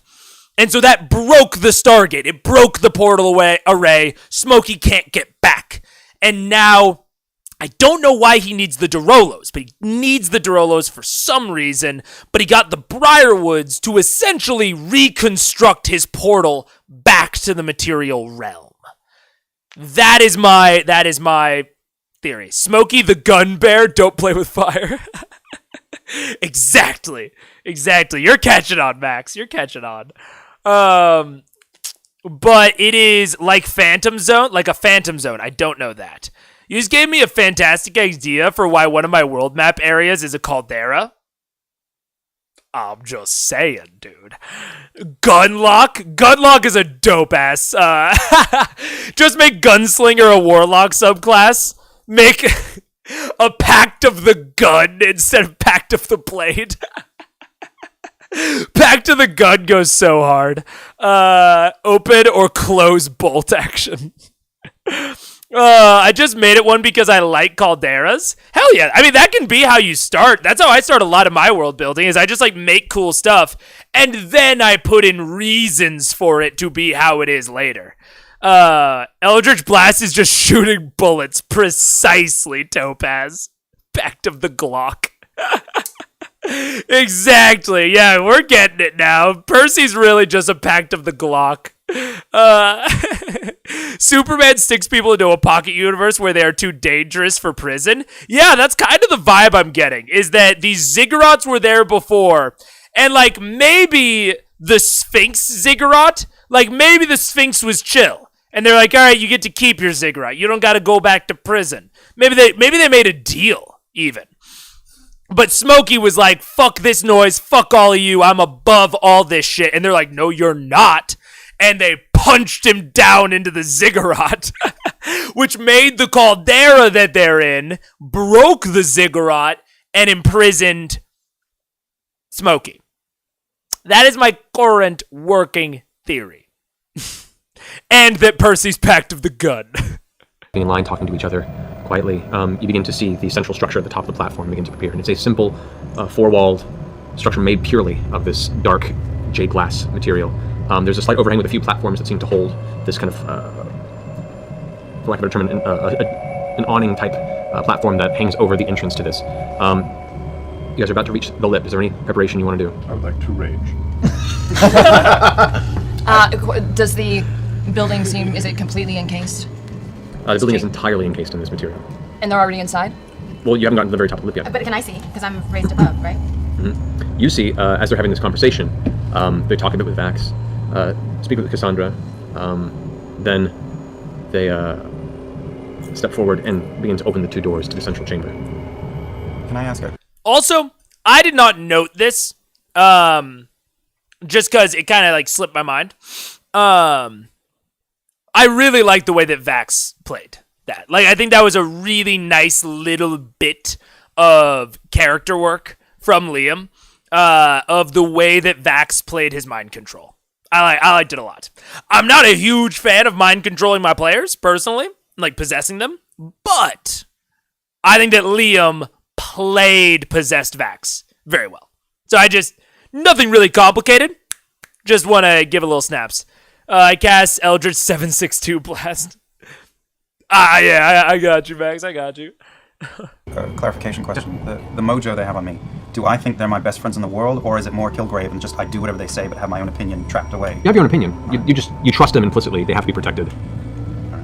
It's a little both, it seems like. A little both. Like there is kind of like any close friend who would ask something of you and say, "Please come with me." And there is an essence of you're compelled to. So I trust them. You trust them, yeah. We have to. Am I close to Percy at all? Or did we already separate? No, you guys have already separated. You can stand there together. We have to stop them before they close these doors. If we close the doors, it's over. Do we see them closing the doors? They just opened the doors in the beginning. Percy, go, get their attention. Percy! I'm heading up. I'm gonna stay hidden as my. Oh god. And I'm gonna dip the rest of my arrows in holy oil. Okay, as you're stepping up. I inspire Pike real quick just before the battle. Okay, what do you inspire? I just look at her and I say, roses are red, violets are blue. We're both gnomes, and you are so foxy. That's it. All right. When I look up, can I see the ceiling now? Looking up, you can see the roof is carved earth. There is no loose stone. It looks like this chamber has been carefully hollowed out over time. Can I see any like a root system of like a really deep running tree? Currently, no, you cannot. Fuck. Okay. Percy, what are you doing? I'm walking up the steps. I'm putting the mask on. Okay. As you put the mask on, you begin to ascend. You can feel the nerves kind of tickle your belly, and you know what you're about to encounter. And in doing so, you feel that heat rise in the back of your neck. And as you do, the smoke begins to billow out from under your collar, from under your sleeves. I make my way to the top of the stairs. Trinket coming slowly behind you. They open the doors and they begin to step into the chamber. Silas! Stop. Both Lord and Lady Briar look over their shoulder. A moment of your time. They look at each other. Close the chamber door. Silas reaches out and grabs something on it, or pushes something that's out of sight. And then they both turn and begin to step forward a little bit, with Vax and Cassandra flanking them, stopping right outside of the doors. Okay, as he's distracting them, get in position. Yeah, I'm just gonna try and stealth behind these buildings. So you guys are on centipede that side and that side of the pyramid right now. Sounds good. Good to have you, Max. I'll see you later. Yeah. Stick around. Can we kind of move? So there's like, it looks like there's pillars and shit. Yeah, these are the pillars that are kind of evenly spread around the entire Yeah, chamber. let's come in from the back, kind of what the gnomes are doing. You guys would have to come around the corner, and then this is the walkway here, so you'd be coming in from this side. Stay out of sight, but get as close as we can. Yeah. I float closer in the darkness. Okay. Just over here. Yeah, up. Up. My platforms seem to have gone missing for the preparation of this game, but we'll save for the time being. Yeah, map, so I know that we're about to go into combat, because Matt has trained me to know that that's what that means. You are up here. In the dark, yes. My hands are on a device. Because, I would have had no idea that we were going into combat without it. So, it's a good thing that he let me know. I see Matt is spelling Vax's name as NPC. A bit. Time for bed. Enjoy the rest of the episode. Catch you next time. Will do. Thank you for joining, Aaron. He has Pavloved all of us. A bit. Gnomes, phase 1. Collect all the underwear. What? Oh my god. I don't even know what that means. Which I have made, that is on my hip, that I'm ready to begin using at a moment's notice. I have a French tickler. I know. It's the most ticklish French tickler you've ever seen, baby. I mean, I'm just gonna things planned. I'm just gonna go. What's this? What's going on? We have debts to settle. Silas. And apparently, you and your friends are obnoxious enough to not stay dead. They were kind enough to make sure that I made my way here to face you. Old South Park. Gotcha. Perhaps this evening won't be so boring after all, will it? And Silas looks over to Delilah, and Delilah kind of gives him a look too. And goes, Very well. The darkness demands your soul, Silas. I am going to cast Hex on Lady Briarwood and pull my smoke bomb at the exact same second and drop it and throw it at them. Okay. So as you release your hand and the smoke kind of builds up at your fingertips and then shoots off and clings itself to her form, she looks down with a bit of a grin, kind of half laughs to herself as the smoke bomb gets lobbed. She begins moving her hands like that, begin casting a spell. I let go of my arrow and cast Conjure Barrage with a holy arrow at them. The holy arrow at them. Alrighty. And I'm gonna go ahead and if I can peek around the corner where the fuck I am. Let's roll start initiative. Lighting up Sunbeam. They're in a nice pretty line and I like it. Let's roll initiative. Okay. It'll take you a moment to get over to that point, because you guys are just now coming around the corner. Rockets. So, first things first. Percy, you lob the smoke bomb. This area here all of a sudden fills with a billowing smoke. I was shooting it right in front of them. Yeah, kind of fills this area here. It's a 20 by 20 foot, essentially a recreation of the fog spell for a short duration. So it fills that vicinity there as the smoke fills. You want to conjure barrage into the smoke? Well, yeah, because I know they're all there and it just shoots a cone of arrows at them. So. All right, go ahead and roll for It's that. holy arrows. All of them will be holy arrows. Because Conjure Barrage uses whatever kind of ammunition I have shot. That it does.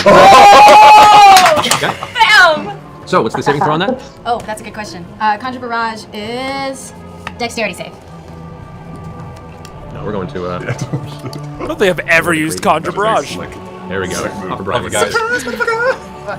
All right, so.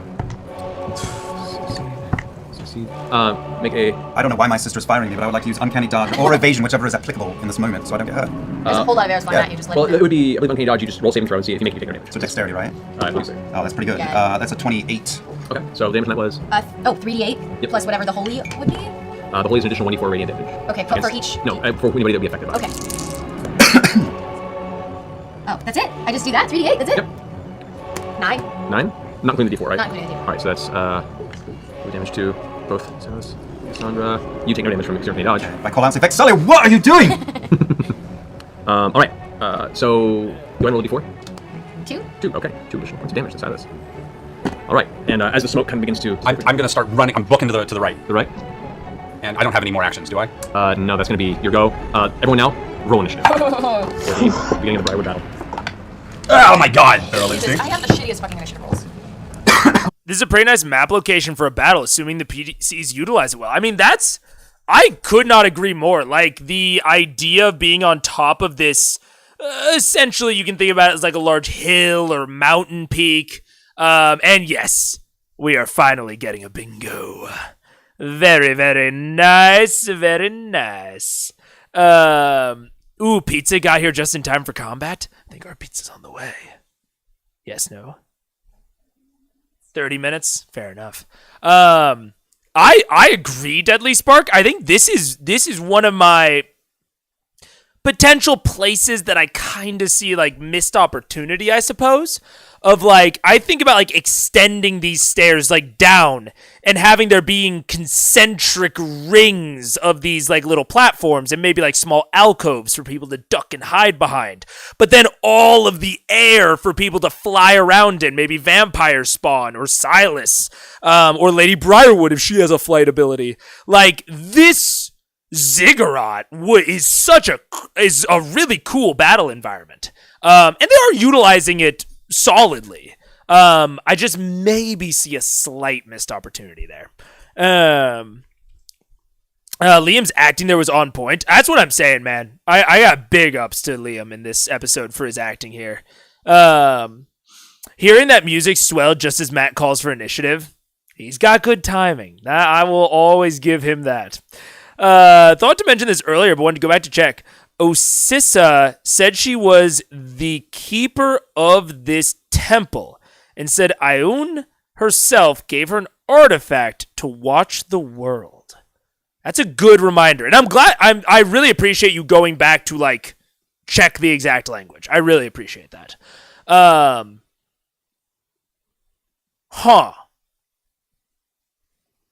Interesting. So I wonder if Smokey is on the level of Ioun or on the level of Osissa. That's not entirely clear to me. The ziggurats have to be connected, though. If they're not connected, I will be shocked. Yes, no, maybe. I don't know. Can you repeat the question? This would have been cool. Dwarven Forge, lost opportunities. I've never seen an actual play. So I'm not really familiar with, how into, I'm assuming Dwarven Forge I've gotten is like their like terrain stuff that they use later. So I mean, yeah, that could have been neat. It can be hard to fully realize really gigantic scenes with that sort of thing, but you could have done just like maybe like the top, 2 rings or something with it. I definitely prefer this kind of mind control. You can lean into it instead of a ghost takes over your body. Now attack your friend style. I 1,000% agree with that, Summer. I almost said Summer Otaku, the full thing. Yeah, Summer, could not agree more with that. Of mind control over possession. Mind control just gives me the willies, personally, as a person. But I still think it's a valid like mechanic and like form of interaction within D&D. I almost lean towards like possession just kind of sucking in 5e. Like, I don't know that I have that hard of an opinion that I would say that like with my whole chest. But I'd lean that way of like, I really like, it has its niche use cases, but you are really fighting from behind to make it good, and you can make all sorts of sucky mechanics good if you try hard enough, or in like the very right circumstances. Whereas like this mind controlled a charm, it's not even really mind control, it's a charm. And I think that charms have a much more consistent place within D&D and within the game as a whole. Oh yeah. That's stupid. Wait, Smokey is a bear, not the god of forest fires. You're so right. Yeah, you're gonna see Dwarven Forge eventually. Yeah, I've heard. I think it's like one of their really consistent sponsors, right? Yeah. I find mind control at its most compelling as a spiritual temptation, as a spiritual tempting attack instead of just raw hijacking. So yeah, enchantment magic in D&D is very Tolkien's Gotia is way better. So I've seen Lord of the Rings all the way through like 1.5 times. Is the Gotia like the power of the ring, where it like kind of like just like fucks with your mind a little bit? Because I generally get that. But yes, I find enchantment magic in D&D to be really gross. In the same way that like Kilgrave, the Purple Man, is very, very gross. And I think that it is an effective tool towards like immediate villainous characterization. I think that it is an effective tool to maybe show tyranny. Like I think it can be used in a lot broader sense than possession. I think it has a way more applicable applications. I think it has a lot more applications. But I do find, if you're talking about the ring magic, I do find that more interesting to me personally. Gautier isn't referenced explicitly in the text IIRC, but that's his name for mental magic. Gotcha. Yeah.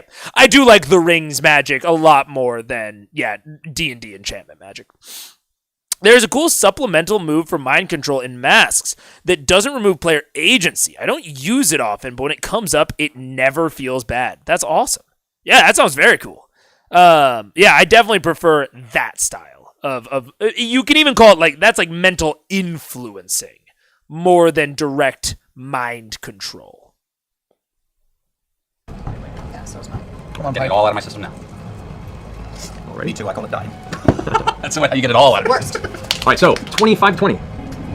Nobody. All right. Nobody. We all ate it. 22-15. I do also want to highlight something really quick. Rogues become a very interesting frontliner once they get Uncanny Dodge, or not Uncanny Dodge, Evasion. So I think that's level 7, if I remember off the top of my head. Once they get Evasion, monks too become immensely more capable of standing in the front line, and coincidentally, it's around when other classes get their AoE, get a lot of their really powerful AoE spells. 7th IRC, gotcha, yeah. Evasion makes them very, very capable of being frontliners in a way that tanks like Grog can't necessarily be. It makes them very flexible. Because being able to take no damage from a successful save if your other people plan it right and they make sure that it is dex saves like Fireball or Conjure Barrage, it is very likely that you can fire directly at your monk or your rogue and like not be worried about doing damage to them. Just a fun little bitty. Nothing huge, but a fun little combination if you're ever thinking about it. 17. Oh God. 50. I have the highest initiative? That's an issue. 16. Oh, 16? This is a problem. Alrighty. Fuck. Uh, You don't like get the drop on him because we were like sneaking around. nope. Say 15 to 10? 11. 13. 10. Alright. Oh yeah, I think okay. So the actual best tanks in D&D, in my opinion, are druids first, barbarians second. I think druids are just straight up the best tank because they get access to such consistent temporary HP, and HP is the only thing that matters in terms of tanking. I don't care how high you can get your fighter's AC or your paladin's AC; it does not matter. Barbarians get resistance, which is awesome, and they get the biggest health pool. And then druids get temp HP out the wazoo. So I think that they are the best. They compete for top spot in terms of tanks. I get why druids are like that, but I wish all druids were all more like moon druids. Oh, Theshel. Dude. You want to see my opinion on druids? We'll do a quick little self-promo shilling really quick. Go and watch. I have a video where I redid 1D&D's druid. And I'm actually like pretty proud of what I made. It is blah blah blah blah blah right here. Fixing 1D&D's druid problem. I think that video is really good, mostly because I think the homebrew that I made is pretty good. And I agree that I think wild shape is the core feature of druid and should be supported as such. I don't like the way that 1D&D went with druid. I think that they leaned away from wild shape when they should have leaned towards it. Sorry, excuse me. Reminds me of my paladin in BG3. Hold one person and they are locked down. Oh yeah. Hold person is one of my favorite spells in D&D as well. Druids can get resistance depending on what bag of HP you pick. Exactly, little hill. That's why I give them the best tank slot, is because they have consistent temp HP and they get variable resistance that they can match to the situation, which Barbarian doesn't have access to. Yeah, if I didn't like caster martial multi-classes so much, I'd probably love to do a Barbarian Druid. Oh, fair enough. I like Circle of Spores Druid. Circle of Spores is cool. All of the Druid subclasses are cool. Don't get me wrong. Except I think Circle of the Land's kind of lame. But most of the Druid subclasses are cool. Don't get me wrong at all. Also, Druid is Paige's favorite class by far. It's dumb to say that it's not the best class. She says it's dumb to say it's not the best class. I'll put that on my watch later. Hell yeah. Yeah, 5e Moon Druid is cool. Not this Sailor Moon Druid they got going for 1D&D Moon Druid. Yeah. I dislike, I'm assuming Hold Person, because my characters in BG3 keep getting hit by it. Yeah. CC with high initiative. Yeah, Sam, that sounds so bad. Yeah. Oh no, my bard's going first. The humanity.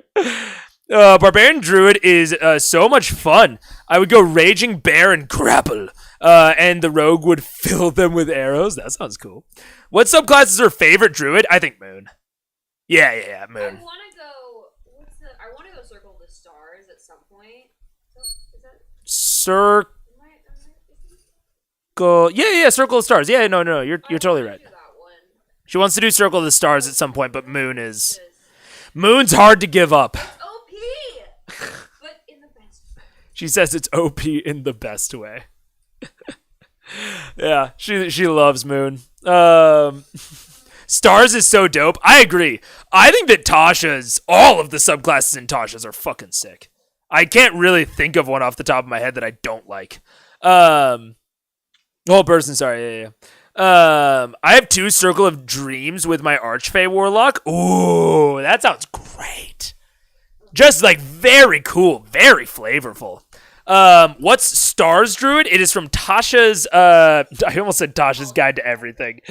Tasha's Cauldron, of everything. It's a Druid subclass that essentially, gives you an alternate use for your wild shape, that allows you to, get some temporary stat buffs, which are pretty cool.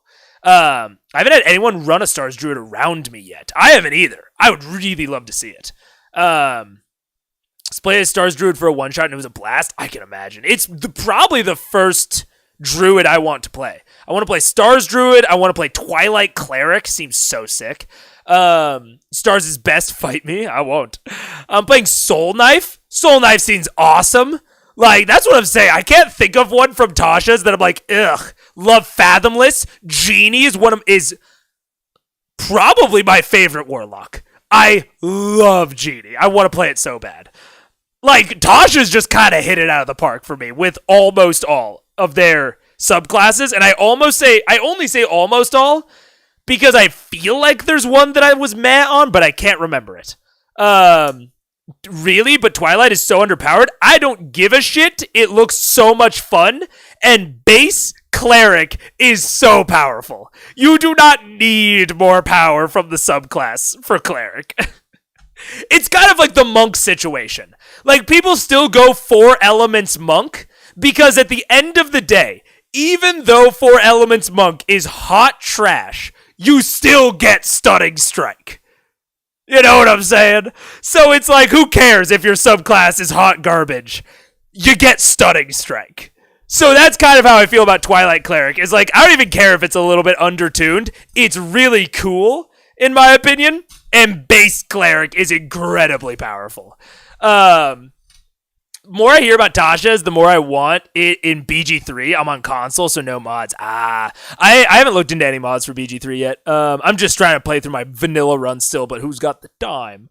I'm reading about the stars. Sounds awesome. Dude, it looks so sick. Oh, Astral Monk. Astral Projection Monk is in Tasha's. Oh my god. So cool. Also a little bit undertuned from what I understand, but so fucking cool. I love the idea of monks so much, but playing them hurts so much. I mean, yeah, it's just like Stunning Strike the game. I think Stunning Strike is the most powerful feature in D&D, and the rest of monk kind of sucks. That's just like monk life. Monk's not weak. It's just that playing them feels very weird because Stunning Strike is amazing, and the rest of their kit requires the DM to really cater to you.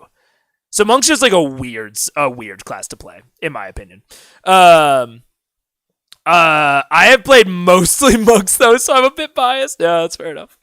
To paraphrase a crap guide, you can have a party made entirely of clerics with different subclasses. Call yourself the Amen and go give Tiamat a swirly. Yeah, because cleric is crazy. Cleric is so fucking good. Yeah. Stunning Strike is the best worst feature. Yeah. Like, I don't like the design of Stunning Strike, but fuck is it effective. I did Sun Soul for a one-shot, very cool, with 1 spell for ranged attack. Yeah, Sun Soul's cool. I also like most of the Xanathars people. The only one that I really don't like is Inquisitive, which is my prediction for what Travis is going to play. I think Inquisitive is like, it fails at its goals and is in practice not very fun to play. But most of Xanath, I think all of the non-PHP subclasses really hit it. Honestly, I think most D&D subclasses are just really fucking good. I don't really think that there's a lot of bad ones out there. On the whole of like balance. Yeah, some are a little bit more tuned than others. Cough, cough, Moon Druid. But I think that most of them, I think the only one that I would ever tell someone, do not take that subclass. Like if a new player was coming to me and they said, "Hey, I've got this build. Like, do you think I could play it? Do you think it'd be fun to play?" I think almost every answer is yes.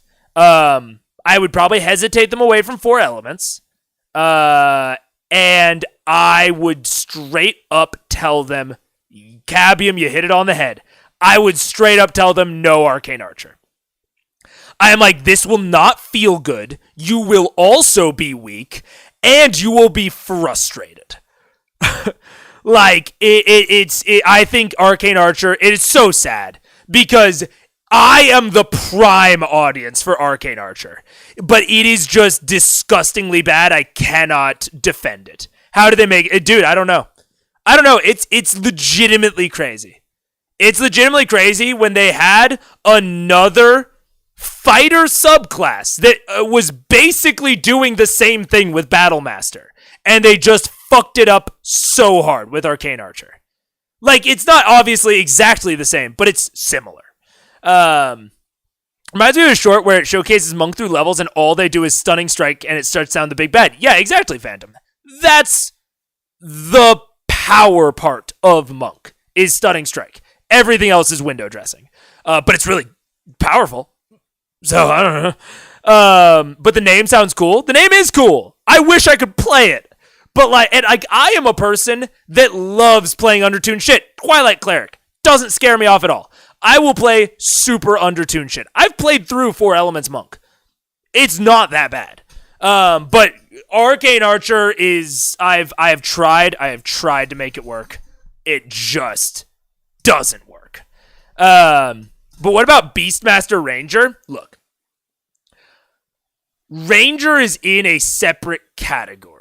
Beastmaster is bad, but related to its class, its base class, it's not that bad. If you play a Beastmaster, and you don't care about your beast dying, because you can always get another. If you play a Beastmaster, you don't care about it dying, and you use the Tasha's changes for base Ranger, Arcane Archer, Beastmaster will sweep Arcane Archer any day of the week. It will feel way better. You will have so much more fun. Arcane Archer is in a league of its own for how bad it is, in my opinion. I've never tried to make a Ranger. They can be fun. They can be very fun. It really is campaign dependent, which is part of their problem. But like, if you use the Tasha's rules, they're fine. Like they can be really fun. Yeah, the DM in the short was not happy. Yeah, I love monks for the sole reason of increased movement speed. I don't know if they mechanically suck. I want the zoomies. Yeah, which is, I don't think they mechanically suck. That is part of my point. Is I think monks are good. They're just boring, I would say. But they can be. They are boring at base. They can be fun if the DM plays into it. If the DM gives you a lot of opportunities to use your zoomies, oh my god, Monk is so much fun. If you go into a situation where the rest of the party doesn't have their weapons, you're still at full power as Monk. Like, there's a ton of ways to make Monk super fun. The DM just has to actively do it. PHB, as released, FAA versus Ranger BM at higher levels. I would still say Arcane Archer lose. I would say, I don't know about our higher levels. I would have to think about it more. And I would have to really think about like base fighter and just ignore Arcane Archer, honestly. And Arcane Archer does have one good shot, which is the Banish Arrow, that is very powerful. Like, Banishing Arrows, very, very strong. But I would always rather play Beastmaster. That's what I'll say. I would always rather play Beastmaster. In terms of which, like, would win or be more effective, it's hard to say. I would lean Beastmaster, though. Twilight Carrick is not undertuned, though, or am I missing something with it? I don't know. Another chatter said that it was weak. I haven't looked at it in a long while. I haven't thought about it in terms of its power. It looks so fucking cool, and I want to play it. It was a sarcasm joke that Megan didn't get. Uh-oh. I would have to go wait. But the name sounds cool. I've never tried to make a Ranger. Yeah, I did not get it. I don't know. There's like a 5-minute villain theory. Wait. There's like a 5-minute villain theory on Super Geek Mike video. We can play at the end of stream or next time. But John wanted me to check if you needed to check with Mike first. I do not. Mike did give me kind of carte blanche permission to react to his stuff. So we're good on that. Okay, good to know. I did mention it on Discord before, and you both gave it a heart react, but I'm not sure if that counts as permission. No, he has privately. I've asked him straight up about it, and he has given me permission to react to any of his stuff. So we're good. Twilight is broken OP. Whoa. More than Pass Without Trace, possibly more than Wish. Oh boy. Never mind then. I have not thought about Twilight Cleric a lot. I haven't thought about the balance of a lot of the Tasha's classes because Tasha's came out right around when I was starting my current campaign that I'm playing in, and I stopped DMing. And we didn't use, only one of us used a Tasha's class. Or actually, no, I used Aberrant Mind.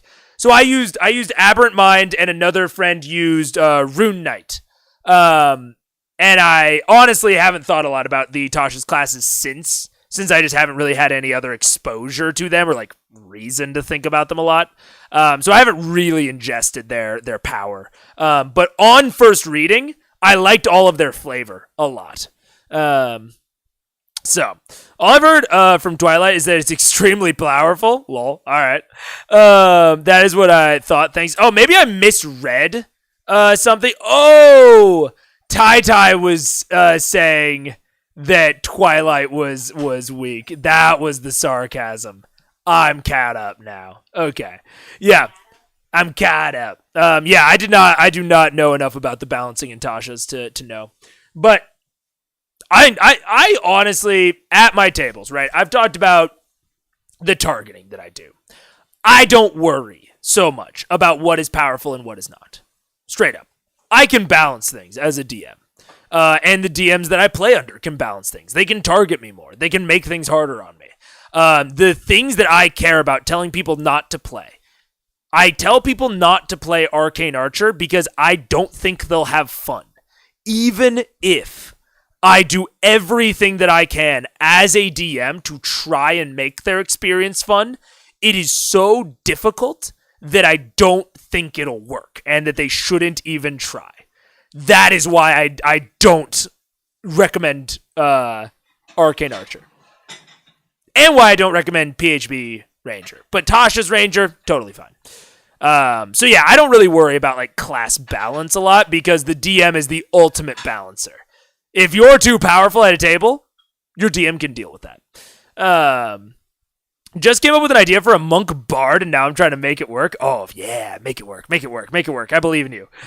Alright, so we have initiative 5 Pike. 11. And Pike, what'd you get? So sorry, you got 10. Alright, so Vex and... We're gonna be fine. We're gonna die. We're gonna be fine. Alrighty. I don't even know which... All my dice, So- every dice. I don't have any dice left to roll. At this point in time, my dice? Delilah steps this way outside of the smoke, just kind of moving out of the way, and you can see there's a slight shimmer around her form at the moment. Yes, she is going to begin by looking over to you, who threw that bomb at her, put out her hand, and kind of say, Can she see me? She stepped out of the smoke. Okay, because I've moved like a barman and ran. There's smoke between them. There's smoke between us. Oh, in this area? Oh yeah, she would look around, kind of get out of the way, look for you. Sees nothing but a bear that has climbed the top. Swarmkeeper is in Xanathar? It actually might be in Tasha's. I don't remember which, but also Swarmkeeper is dope. Someone played it at a party with me, and I thought it was really cool. Turn into a bear. It's Willow. She is actually... Is it a bear or is it that Percy? It's not Percy. Technically it is. She looks very confused for a second. Percy. Wait, question. Am I still Percy? You still look like Does she think if she's fooled by a fat Percy, she's surely fooled by a svelte Percy? Does she think she has Percy? What's going on? This seeming spell has fucked everything up. Oh, so Matt forgot. I was wondering about that because we said it earlier and I was like, I think that they could just see through it because they didn't even react. But Matt just forgot. Yikes. I mean, fucking, it happens, you know? What the fuck are you gonna do? I thought maybe Gloomstalker was from Tasha's, but I was wrong. It's from Xanathar's. He remembered for Cass, though. Yeah. Dude, that's crazy. That's tough. That's tough as a DM. Like, you just gotta kind of roll with the... it's easier at home tables. Like, at home tables, you can kind of look around and be like, all right, we're gonna say that they weren't fooled by Vax for no reason and that they are fooled by this and we're just gonna roll with it. There's not a great behind the scenes reason. I fucked it up. It won't have a huge impact. And you can just like straight up say that to the players at a home table. It's harder on an actual play like this where you can't have that sort of frank conversation with them a lot. So I feel for Matt here. That's tough. No, I mean they can still see the illusion. Yes. But you get the sense that she can see through it. Meaning it's almost like the two layers are over top. Okay. So she can see Big Percy, but realizes it's not Big Percy. It's not Big Percy. It's just absurd. It's like she can see a bear wearing a Percy costume. Is kind of how it looks like. That's a bear wearing a Percy costume. She actually looks around and sees the weird Percy, sees nobody else in the area. She can't see you because of your stealth. Into the country garage in the middle of the fog cloud to prevent her from actually keeping a sight on anybody. And you're out of the way, so the only thing she can really see right now is Does I want to use my bonus action to hide again? I see her Percy, confused sure. look, and I call out, Against "We're all Percy." Get it? All right. 9. Okay. Can she do that? Is that I know that she got some like slight rogue training from Seeker Asum, I believe. Is she 2 levels in rogue? Can she cunning action hide? I don't remember that being a thing, but that is also something that I could have just missed at some point. Also, I'm taking out these and putting on this. Haven't worn these in a while because, honestly, I'm a bit vain and don't like the way it makes my hair look. Thank you. Whoa, what is that? Garlic bread. Oh, you never shop hungry. Damn. We are in here. He remembered for Cassandra. Asim is a ranger, not a rogue. Yes, but I believe he's a sneaky ranger, though. He's weird. He's like a Gloomstalker before Gloomstalkers were out. He's like a sneaky ranger, and he was going to teach her some sneaky shit. But I don't know. She shouldn't be able to hide as a bonus action if she doesn't have rogue's cutting action. So something's going on here. But I am not familiar with what. After you look up crit roll stats and see what Vex's kit was at this point. Yeah, interesting. Garlic bread, and deep dish. She, not really knowing what to do, just goes, "Silas, take a spoon." And she puts her hand out, and you can see a little bit of a form in there. Spoon? And she casts a spell on him. And her turn. Cast a spell on him. And then she steps back into the kind of side of the fog there. Or something. You know, She helped him. Let's go on, you're up. All right, I hear talking. You hear talking. Come around the corner. I come around the corner. Okay, you're about here. So you can move forward. The second I see her, Delilah, I will cast lightning bolt on her. Okay. Lightning bolt, she's immune. I don't know anything. All right, so you see her jump back into the cloud. You just unleash. Are they in a line? Is there a way I can get in a line? Not with this pillar there, no. This pillar's kind of blocking the only right now. You can just see her. No, you only see her at this point. She just goes into this fog cloud, so you can throw it in the direction she is if you want to. I wouldn't know anything about her, so yeah, I blast. So you release the bolt of lightning. All right, go ahead and roll 86 damage. Were you there for that fight? I don't know, was I? Yeah, you were there for that fight. Would I know anything? It was a long time ago. You recall that lightning seems to not have the impact it usually does. Would I know that enough not to cast it? I was about to say, am I going crazy? But from my recollection, it was Scanlan that cast lightning on her, and she was, like, resistant to it. So I think he certainly would know. If anyone knows, it would be him. But I think Sam Regal just doesn't remember. He does sneaky stuff. I don't know what mechanical changes, but makes some sense that she swaps some levels over. Yeah, I mean, and that's what I was thinking about. I think that's a seeker, like a training thing. Does anyone remember what level Vex is? I have her character sheets pulled per level up. Yeah, I don't know. Sam has a hard time remembering stuff because he never takes notes. Lol. I would say, through all the thoughts and preparation for this fight, if you would like to rescind that, you would be ready to lightning bolt. Like, wait, no, that didn't work. Well, so you all right, then I will. I will undo, and I will instead. I will try to blind her. Okay. That's a great idea. Yes, it's a spectacularly great idea. Oh, that should happen. Silence would be good too. With through my hand cone of clarity. All right. So what's the saving throw on that one? Would be 19. 19. And it's a what is the saving throw? Is it wisdom? I'm sorry. Blindness. Oh Jesus. I never use it, so I don't know. Blindness is Constitution saving throw. Constitution for Delilah. Yeah, she makes it. She makes it. She rolled 18 plus 3, 21. Bitch. So I just sort of wave at her.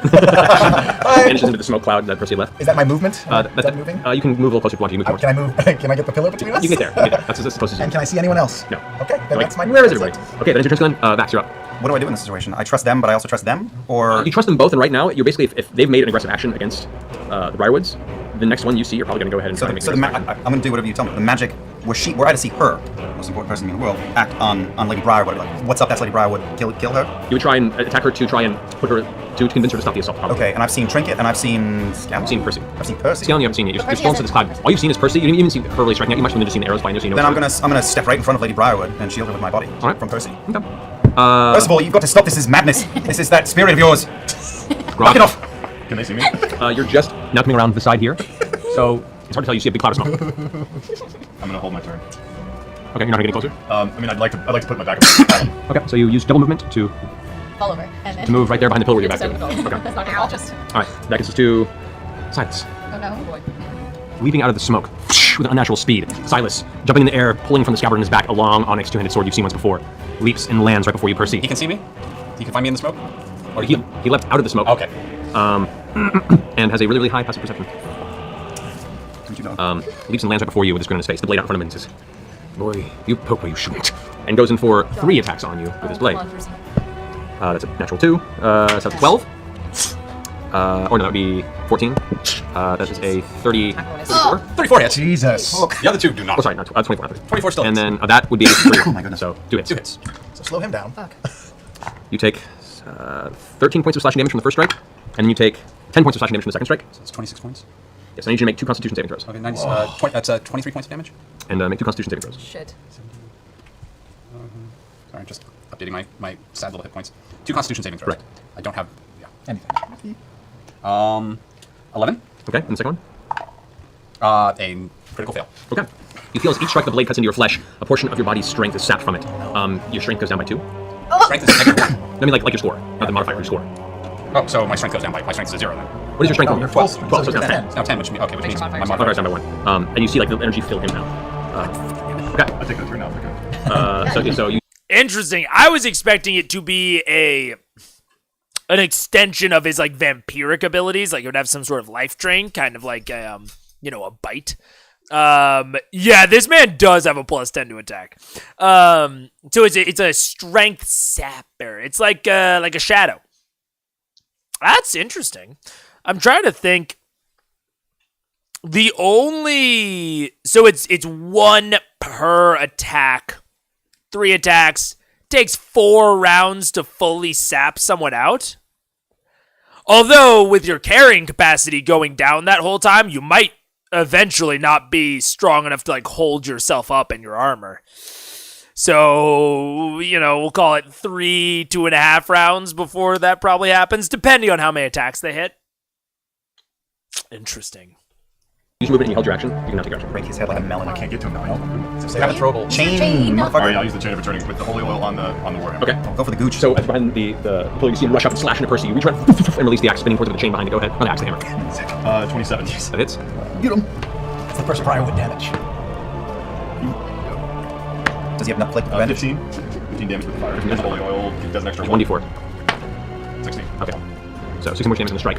It slams into him from the side. He looks over, you can see where it hit. There's a burst of radiant energy that's going to burning into his side. He glances down at you with a frustrated look. Go ahead and make your save to try and pull your hammer back. Yeah, it's a 21. Okay. So that finishes that turn. Pike, you're up. Okay, I'm gonna use healing word for Percy. You have to get within range of him, though. You're on the opposite side of the battlefield. So at full movement, you'd be there. The range on healing word, you wouldn't be able to get to him right now in time. Okay, so 60 foot range. Am I close? Yeah? 6 foot. She can't see anything, so she's 80 feet away. You're 15 feet. He's 15 feet outside your range. Let's use your sprinter's boots. But I'll use my sprinter's boots. Okay. Oh god. No, you're back. Just know, Ashley, that sprinting in like this will take you right in front of the Briarwoods. Yeah, maybe. Yeah, because I can't see the board. Yeah, that's not a good thing. Maybe it's better to. Can you help Vax? You're really close to Vax. A restoration spell on Vax. Can I help the Vax? Can she see You are this? close to Vax. You are near Vax, yeah. You're right by me. Can I You could have stayed in cover and been. him and cast greater restoration on him? You can. I mean, like, the fog obscures them. They have 3/4 cover. You can still see their shapes in the cloud. It's not completely obscured. And there's a pillar between you and me in the middle of like a 30-foot stretch. So you or can like 25-foot hide behind it stretch. after you cast it. Well, Yeah, restoration. Can I try that? You can. So you rush up around the pillar, clicking your sprinter's boots, see the distance. You rush up into the cloud, right into the face of Vax. And Vax, you look down at. I think I heard a little bit of Liam's real accent there. That was crazy. I think I heard him break for a second. Oh, man. Pike. Oh, shit. This is hard, though. With their current setup. I was like, their setup works pretty well, but if she can't see the board, that's just hard. I just feel bad. I just feel bad. Liam has a very American accent normally. Yeah, I was told he's from like Jersey or something. Yeah, that's crazy. Now aggressively coming towards you, protecting Lady Briarwood, you pull your daggers out instinctively and look down with her with a look of what are you doing? You reach forward, reach out your hands against him. Check Radiant Restoration real fast.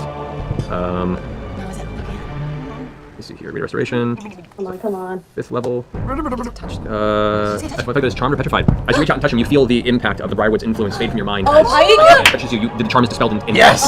And looking down, you look at your daggers and look where you are and look at the moments of the last minutes. And then can I look up and stay in a defensive stance and back towards Lady Briarwood? Feigning. Yeah, good idea. You know what? Go ahead and make a deception check. 12. Okay. So you back up into a defensive position towards Lady Briarwood. Okay, that's just from a reaction to that. Pike, do you want to stay where you are, or do you want to use your movement to move back behind the pillar? Cover. Get out of there, get out of there. I'll move back behind the pillar. Okay. All right. Any bonus moves there, Pikey? This is another one where, you know, potentially it makes sense, like, hey, do this or this, whichever one's higher. But I think this type of deception, I really like classifying under performance. Like, it is a very, you know, thin line. Like, I think deception works here, obviously. But yeah, performance is always overlooked, and I just like to use it where it does make sense, and I think in this scenario, it makes total sense. So, you know, it's definitely, like I said, it's an option for if you want to give them the choice, but I might just be like, hey, do perception, or do performance, because, yeah, you just never use it otherwise. No, I'm gonna wait. Okay, Vex, you're up. Me? Yeah. I'm gonna shoot. I'm gonna shoot my storm arrow. Your storm. I'm gonna shoot for my longbow of the Sky Sentinel. Hey! Yay! At Lord Briarwood. At Silas. Okay, go for it. Okay. Well, Percy, that one didn't work. That was a natural 1 for the first. That's 3 arrows, though. So the second one is good. That's a 25. All right, that hits. And the last one is a 30 or a 29. Okay, those two hit. Okay. So that is an extra 1d6 of lightning damage to hit. All right, go for every it. attack.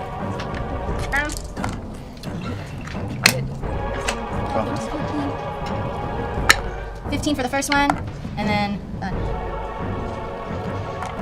15 for the second one. Okay. And that was, oh no, yeah, that's it. And that's the first attack. And the second attack is another shot. Correct. With a holy arrow. At him again. Yep. Okay, sure. 25. That is. Okay. Keels, what's your initiative? Bring up the rears. Yeah.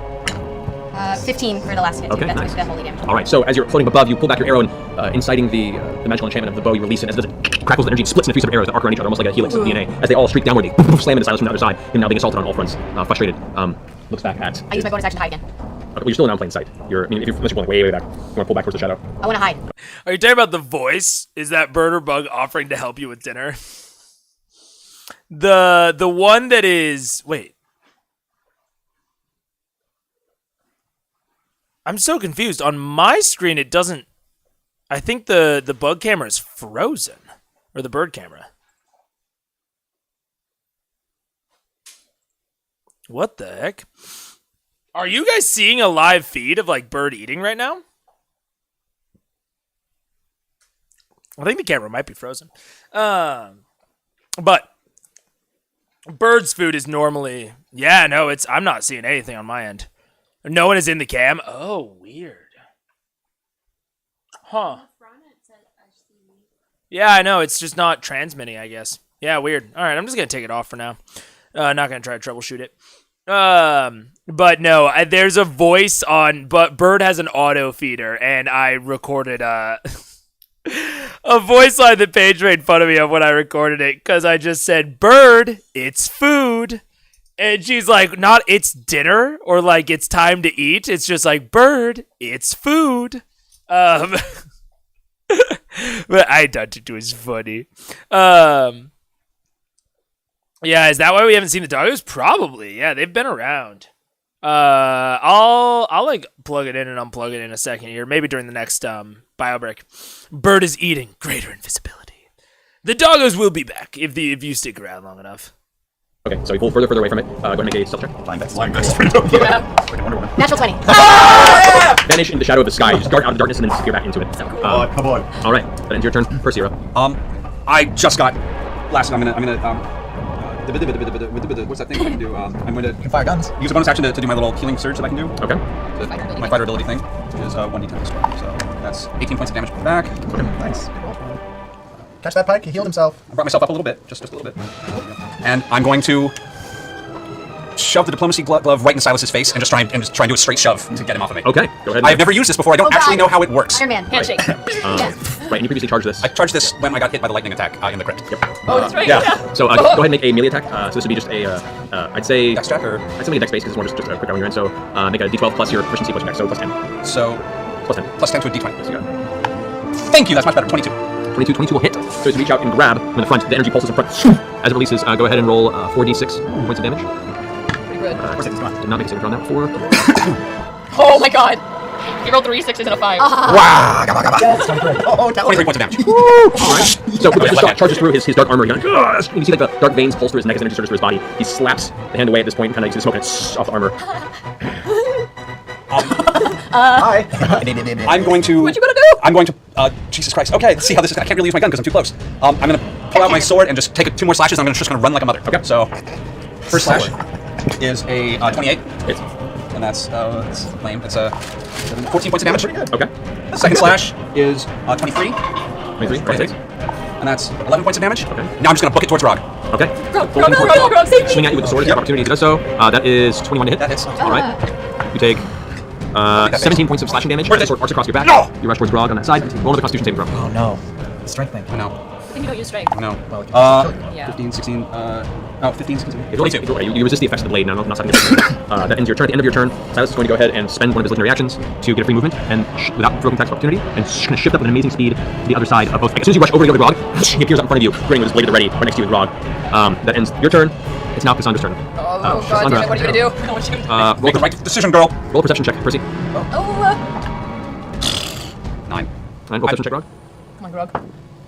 11. Okay. Seemingly out of nowhere, Cassandra appears from behind the pillar, blade out, short sword at the ready, and attempts to jam it into the back of Sneak Grog. attack damage. She's a That rogue. is 21 to hit, actually. Oh my god, she's Okay. totally doing sneak attack damage.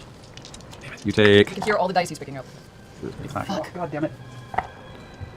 27 points of piercing damage. Because I'm raging. Slashing actually, because it's a sword, yeah, half, so 13? 13 points of slashing damage from the sneak attack. That could have been worse. Good worse. Use the max damage. That'll end Cassandra's turn. Next is Keyleth. Oh, finally. Okay, running upstairs. Running upstairs. Well, you've been waiting around the side here for everyone. You're just now pressing around that corner. Beautiful. Can I just kind of move to where I'm in a nice pretty line with Briarwood and Cassandra? Kind of over here. Right there. And Sunbeam! Ah, Hey. yes! Yes. Right in a line. Do it. Yes. This is it. This is everything right here. Come on, Kiki. You're a cannon. I've been waiting to not do anything. Yeah, 26 for line. It'll hit both him and Cassandra and Grog. I need all the And beads. Grog? Yeah. All right. So, Constitution saving throw, Grog. Constitution. Cassandra makes it with a 21. 16. 16 what's your DC? 17. So full damage on Grog, half damage on Cassandra. 18. No damage. You can use your reactions on any dodge, so Cassandra takes no damage from it. Silas is going to use one of his legendary resistances to automatically succeed the saving throw, so he takes half damage. 13. Oh, they disadvantage on the saving throw. We can automatically make it. So never mind. 15 All right. plus 8, so that's 23. 23. 23 damage? Yes. Okay, halved. Takes 12 points of radiant damage. Radiant damage, that's good. So as you rush around the corner, he sees you appear again and kind of gives you a look. As the beam of light appears, his eyes roll back in fear, and the blast streaks out, blasting into Grog, blasting into him, and And undead just- and have disadvantage on saving throws. Correct. But he has the ability to automatically make a saving throw as a legendary creature. However, as the beam fades, you can see part of his face is like burned to ash, and you can see now that where the lid is gone, the teeth are exposed, and the sharp things. I was just say, and just I don't know if this makes any amount of difference, but for the duration of the spell, I have a 30-foot radius sunlight glowing in my hand. Correct. That's So awesome. it's bright in here now. Oh, that's nice. I like it, and I can see. Can Oh see. shit. As long as he's in that circle, I can hit better. All right. Yeah, just keep on him. Yeah, it's 30-foot radius. Okay. So that ends. Skills back at the top. Delilah is now going to step out. I was not anticipating at this point. The light is Take a step away from me. Yes. I'm taking my blade with the poison on it, and I'm going to slash at her. Okay. She That's goes. your reaction. Yeah. That is to plus. Okay, I'm doing Light is sunlight, he knows the That is an 18. 18 would hit her. Just. Okay, that had whatever that poison is that I sold my soul to a hag for. Yes, it did. So go ahead and roll damage on that. Okay, so the regular damage is. Don't say you sold your soul to a hag. Let's deal with one problem at a time. That's it's a 10 for just the damage. Okay. I don't know what poison that is. Roll an additional 6d6. 6d6? Sneak attack. It's a sneak attack. Oh, that's just a sneak attack. No, this is poison. This is the poison. I'm not in a position to sneak attack. But this is the same as 3 plus 8 plus 12, 13, 19, 24. Nice, nice. All right. So as you strike out, the blade streaks across the front of her. Shit, I forgot to keep that in next time. The blade. No, whatever he just The blade did. streaks across her right as she runs past, and you feel as she takes 2 steps away, and she coughs and blood kind of scatters across the ground. She looks back over her shoulder at you. Just stare with a half-cocked smile. Which she immediately looks back at you and says, "You boy, stay still," and puts her hand out towards you. I need you to Advantage, 'cause I'm half elf. I don't need anything because I'm a half elf. Is she blinded? Did you blind? She's not. Didn't work. Oh, well, wait. Or is she charming me, or trying to charm me, or hold me? Nope. Nope. She's trying to disintegrate me to dust. She looks over at you and she says, Yeah, man. I mean, I don't remember him selling the soul to the hag. Was that I'm assuming that was pre-campaign, unless I remember incorrectly. I remember them encountering a hag in Vasselheim that Tiberius seemed to have some sort of relation to. Pre-stream, okay, because I was like, I don't fucking know what that is. But no, I mean that's so it's hard for me to judge. You know, him telling us that he sold his soul or whatever. Oh, pre-stream, Vasselheim, pre-stream. I'm seeing a lot of pre-stream. But it's hard for me to judge how worth it that was. Because, like, 66, yeah, damn. But also, how much you pay for that shit, dude, you know? Good. But this is the time to use all your resources, so why not? Is this a whoops all warlocks? Uh-oh, we all sold our souls. Corky. But vaccinating the poison from a hag was in Vasselheim. Oh, interesting. Oh, that's right. And she asked for a favor. 66 for a favor? Ooh, I don't know about that. I mean, it can come in handy, but 66 for a favor is a high price if we're talking about hags. Under her breath.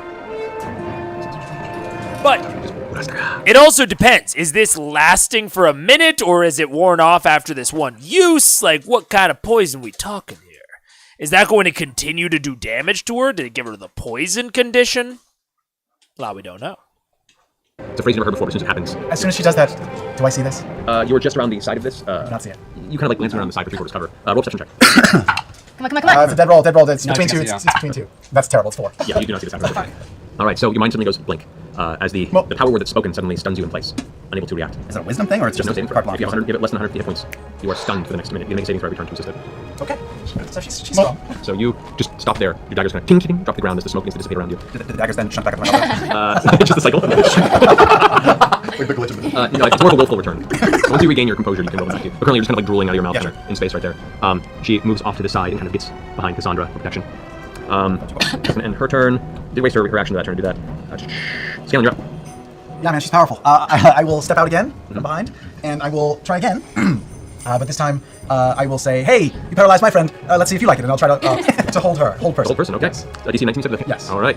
She's going to make a wisdom saving throw. She roll. She rolls a 21. Oh, God. A natural 19 with a +2. I know. But as the spell kind of shoots out from your hands, it kind of bounces off of her, seeming to no effect.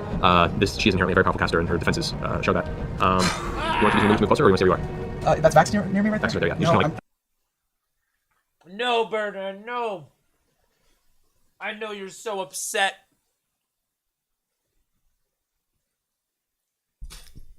She is so upset.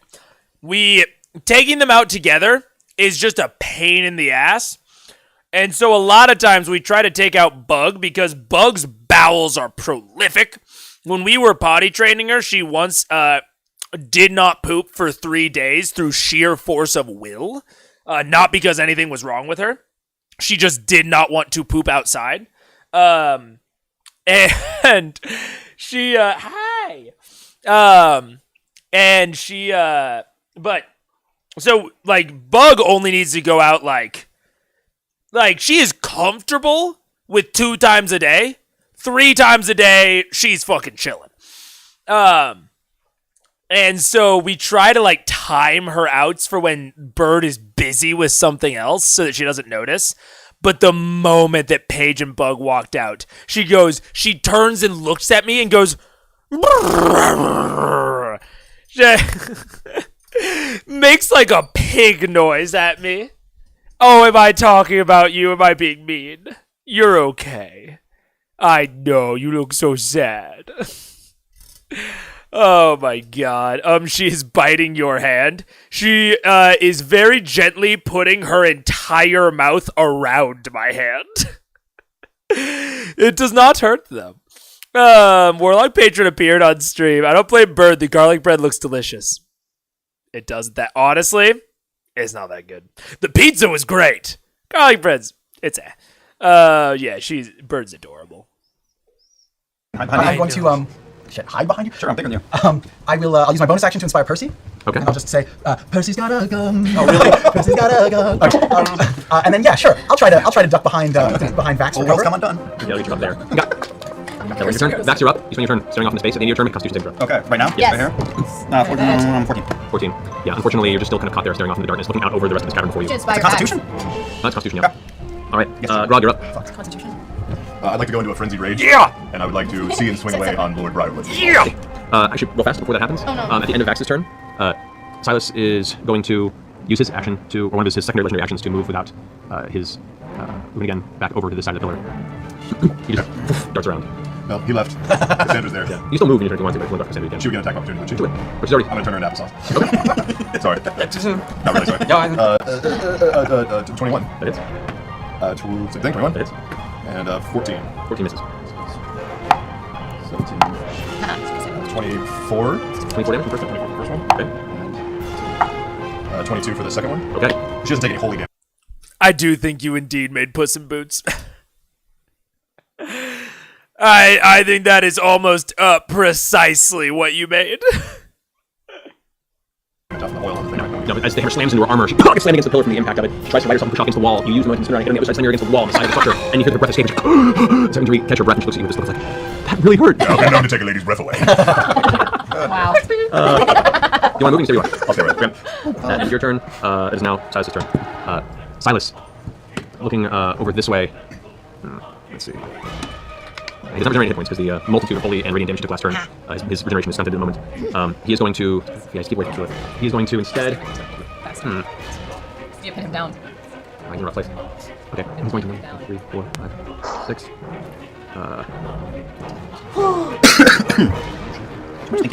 Nope. Actually, he's going to. Oh, yeah, he's gonna take it. He's gonna go ahead and boldly step into the sunlight, which puts him at disadvantage with his attacks. But he's going to unload on you, Percy, who he marked previously. No, you marked his wife. So that is a 20. Yeah, it is. Second strike is a 2 natural 20s in a row with disadvantage. Natural 20s in a row. Yeah, so disadvantage is still crit. Fucking bastard. The last one is a 23. Wait, disadvantage is still crit? How? I rolled 2 natural 20s in a row. Oh, yeah, right. I'm so excited about this new character. Okay. 14 points of slashing damage from the first strike. Oh, Jesus. Okay, 14. The crit is. Dude, I was so confused by Matt's sentence. I was like, wait, I thought he meant on 2 separate attacks, which is, I think, me and Marisha, always on the same fucking wavelength. I was immediately like, wait, that doesn't, but it's, you take the lower die. But he's saying he rolled with disadvantage, but 2 nat 20s. Very unlikely. 27 points of slashing damage. But definitely fucking happens. Opposite of Snake Eyes, yeah. And the last one is 13 points of slashing damage. Roll 3 Constitution saves. What up? I didn't replace her thing? I don't think I used the last of it. Did I? Maybe I did. I'm sorry. Do the tally up the damage in a minute. First Constitution is. Actually, ignore the last attack. Because technically, Lee Briar would have lost her concentration on the haste spell she had on him from the damage she took earlier. So ignore the last attack. Ignore the last attack. So that would have been my first save is 13. 13. All right, that does succeed. Yeah. Yeah. And that's 16, 17, 19, 22. Yeah. 0 to 2 strikes. All right. So I'm gonna figure out how much damage I just took. No, it's 27, 27. Oh, 41. You're right. So I'm at. I'm alive. Oh God. Okay. That ends Silas' turn. Pike, you're up. Pike. Where are you at, Percy? I'm at the other side of the world, but you could probably get close enough to do something if you ran and not get an He's hurting, but he's not dead. But he's pretty close to dying. Okay, I'm gonna Sprinter's boot over to him. Take 2 more How many times can you use Sprinter's Boots? Say again? Sprinter's Boots, how many times can you use it? Does it say on the item? How long does it last? Is it just for one? I can use it twice, so I haven't used it yet. Okay, so yeah, so you can get. You're now within 35 feet of him. Okay. So you can heal is word if you that want. within range? Healing word it is, yes. All right, so I'll healing word. Right. What about? Oh, sorry, I can't. We can inform her of the map though, since she doesn't have it. Right. Yeah. Okay, so let's do that. 'Cause I can't cure wounds because they're not close to me, right? Exactly. You have to be right next to him. Okay, so let's do that. Yeah. Oh my word, I'm shaking so bad. Okay, here we go. So go ahead and roll for the heal on that.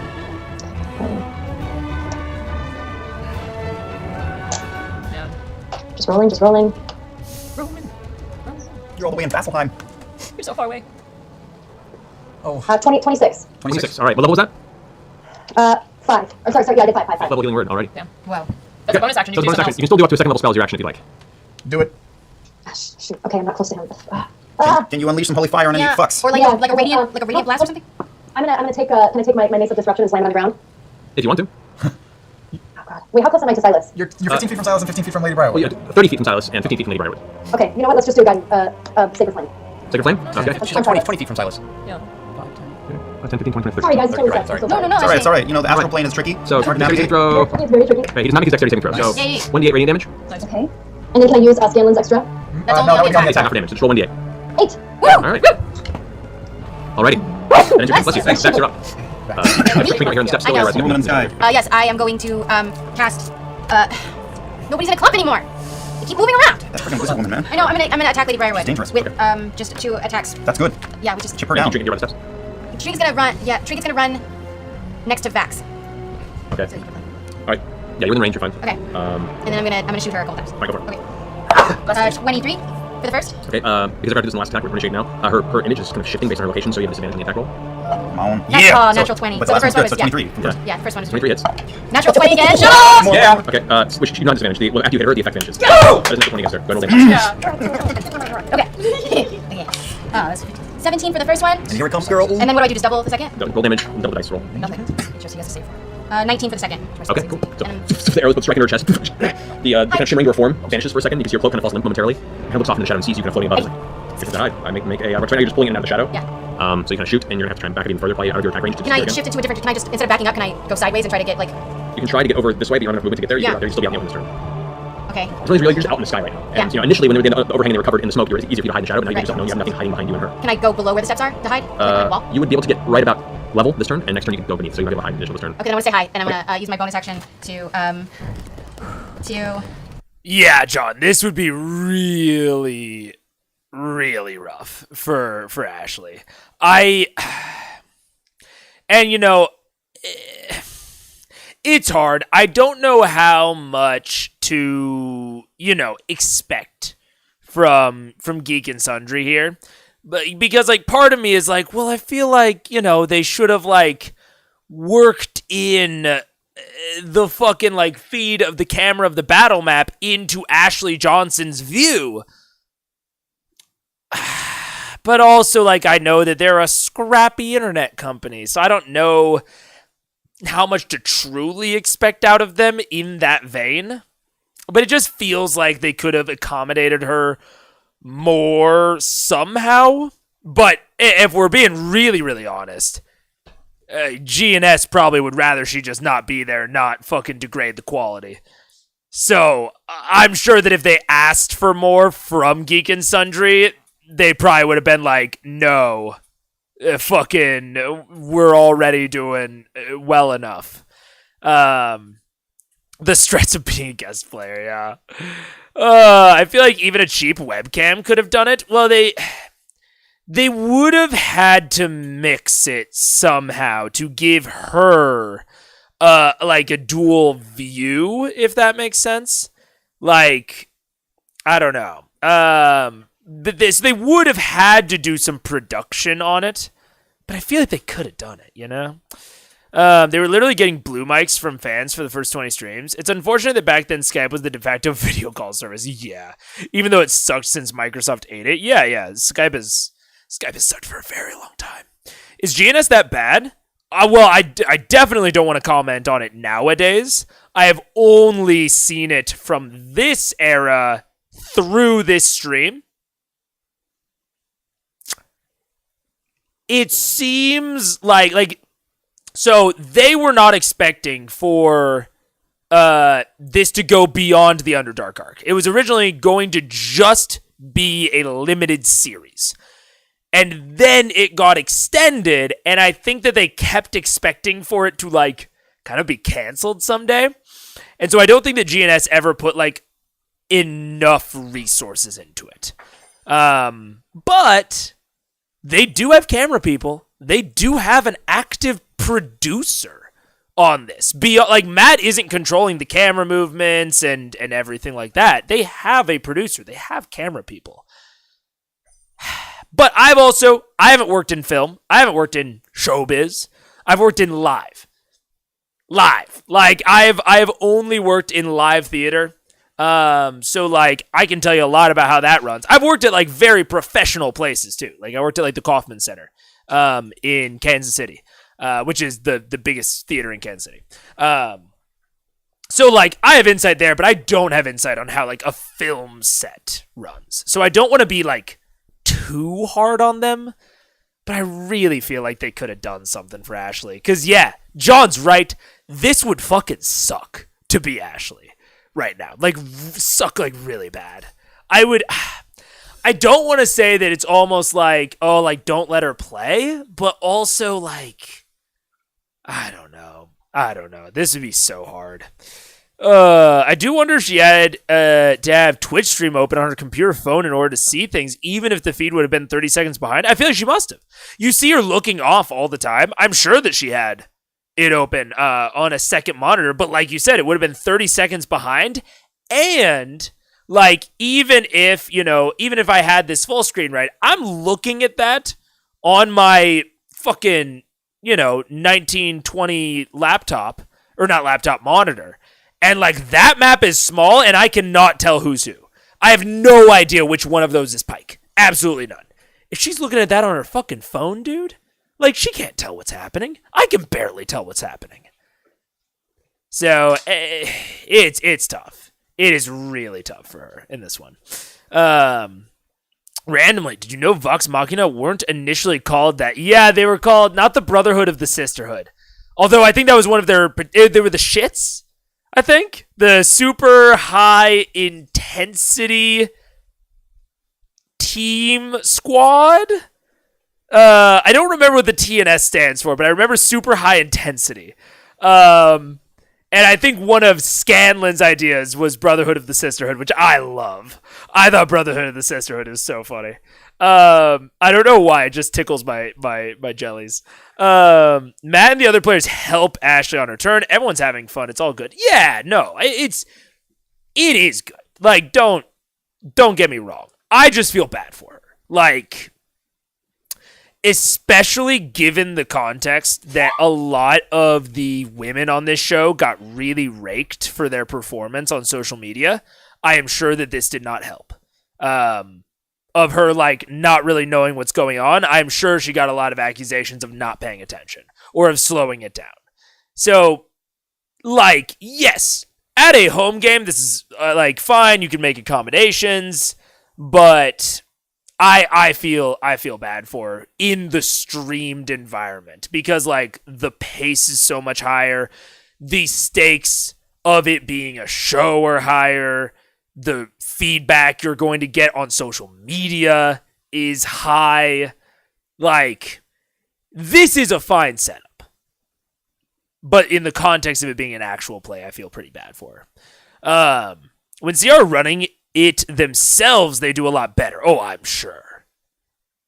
Just in terms of like a control standpoint. Because again, I would assume that at this point, Geek and Sundry doesn't care. Like as a company, whether or not Ashley Johnson's there.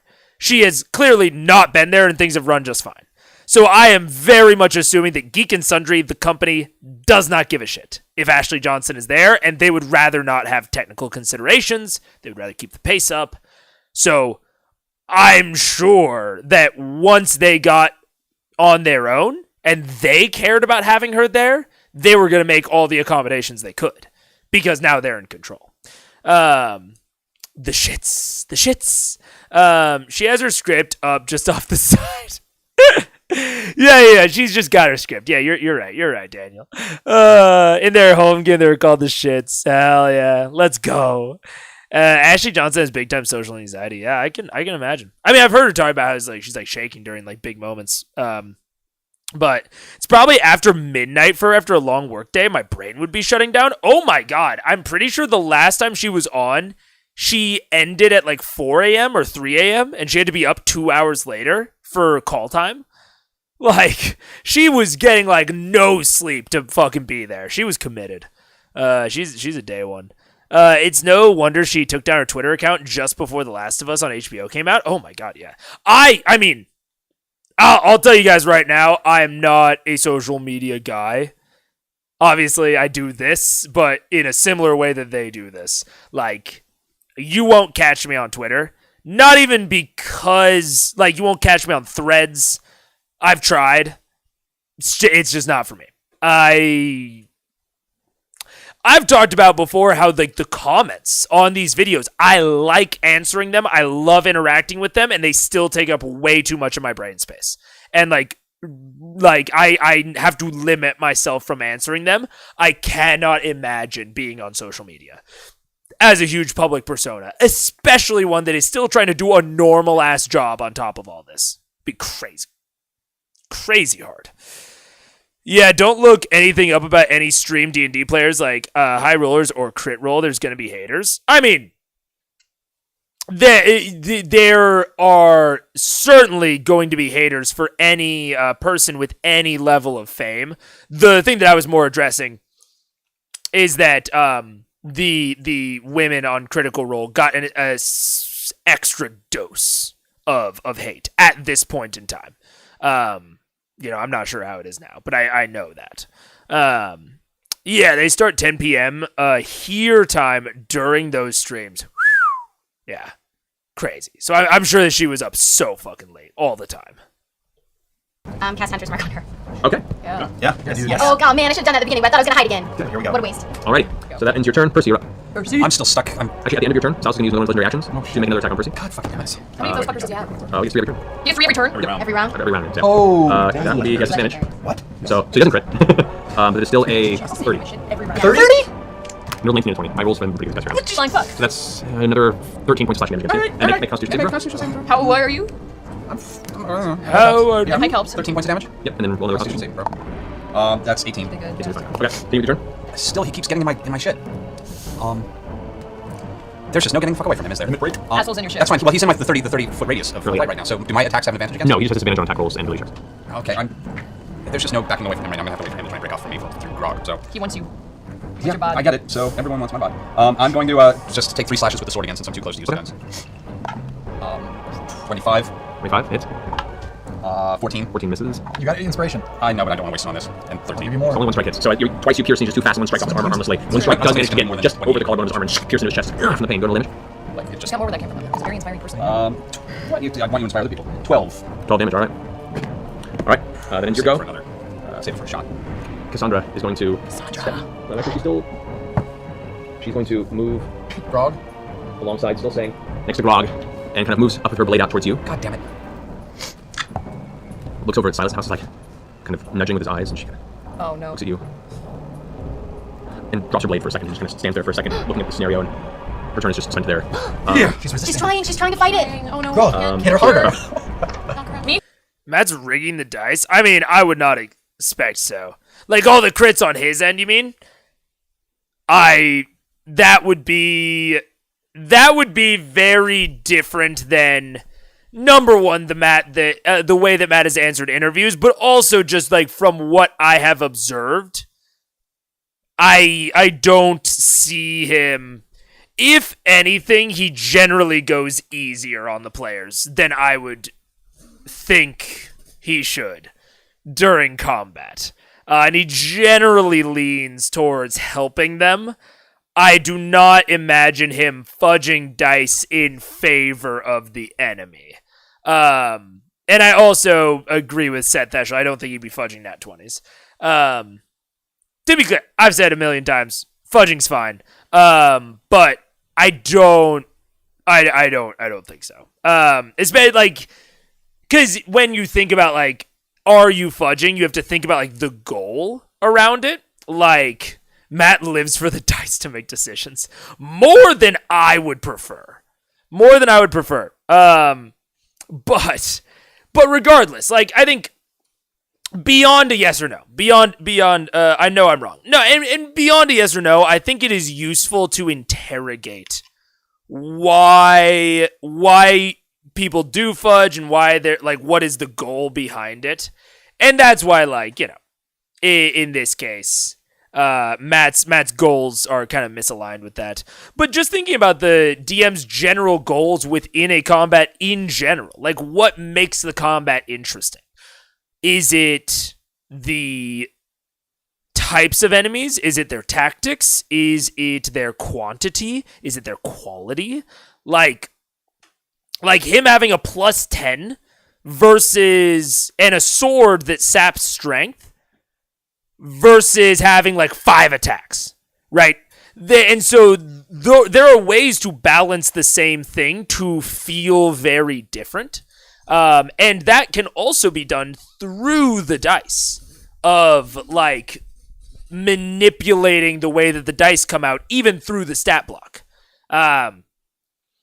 So I'm going a little bit off the rails here. But to bring it back to, having a bunch of nat 20s, fudging, in this case, it's like, why does Matt want these people to seem cool? It is not because they're doing a bunch of high damage numbers. Lady Briarwood is using a bunch of very powerful spells, very high quality spells, and Silas has a lot of movement, a lot of flexibility, and he has a very, very powerful artifact. The fact that he hits like a nat 20 and does crit damage actually doesn't matter all that much, which is just like another layer to like him not fudging, which this is not me like trying to like repeatedly prove he's not fudging. I don't care about that. But there is a thought process here of like what makes the Briarwoods very intimidating in this. It is the power of Delilah's spells. It is Silas's charm ability to gain more allies. And it is his artifact sword that is slowly draining their strength. So those are the sorts of things that make him intimidating. It doesn't matter if he crits. Like for some people, like Liam, Vax, it really matters if Vax crits. And in this case, Cassandra. If Cassandra crit, that would matter a lot more than if either of the Briarwoods crit individually.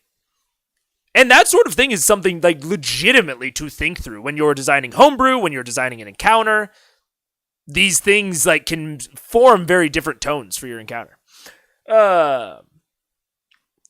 Blah, blah, blah, blah, blah. I totally fudge unless you're one of my players, because then I've never even heard of fudging. Yeah, exactly. Plethores of 20 are unlikely but can happen. Yeah, 1,000%. Crits hurt, maybe 19s, but even then, no. Rule of cool.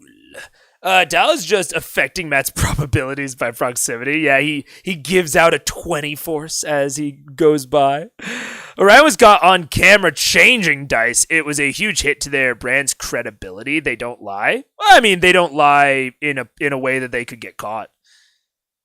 I don't believe that Matt never fudges a die. Like, it's or not that he doesn't fudge a die, but that he doesn't fudge certain aspects of the combat. Like we just finished talking about with the opals being like a solution to the puzzle. Like sometimes you should lie as a DM. And that is something that I don't, love, the kind of mentality of like Matt never fudges. Matt never fudges. Even if he doesn't change the value of a die, that doesn't mean he doesn't lie, and it doesn't mean he shouldn't lie. He should still lie.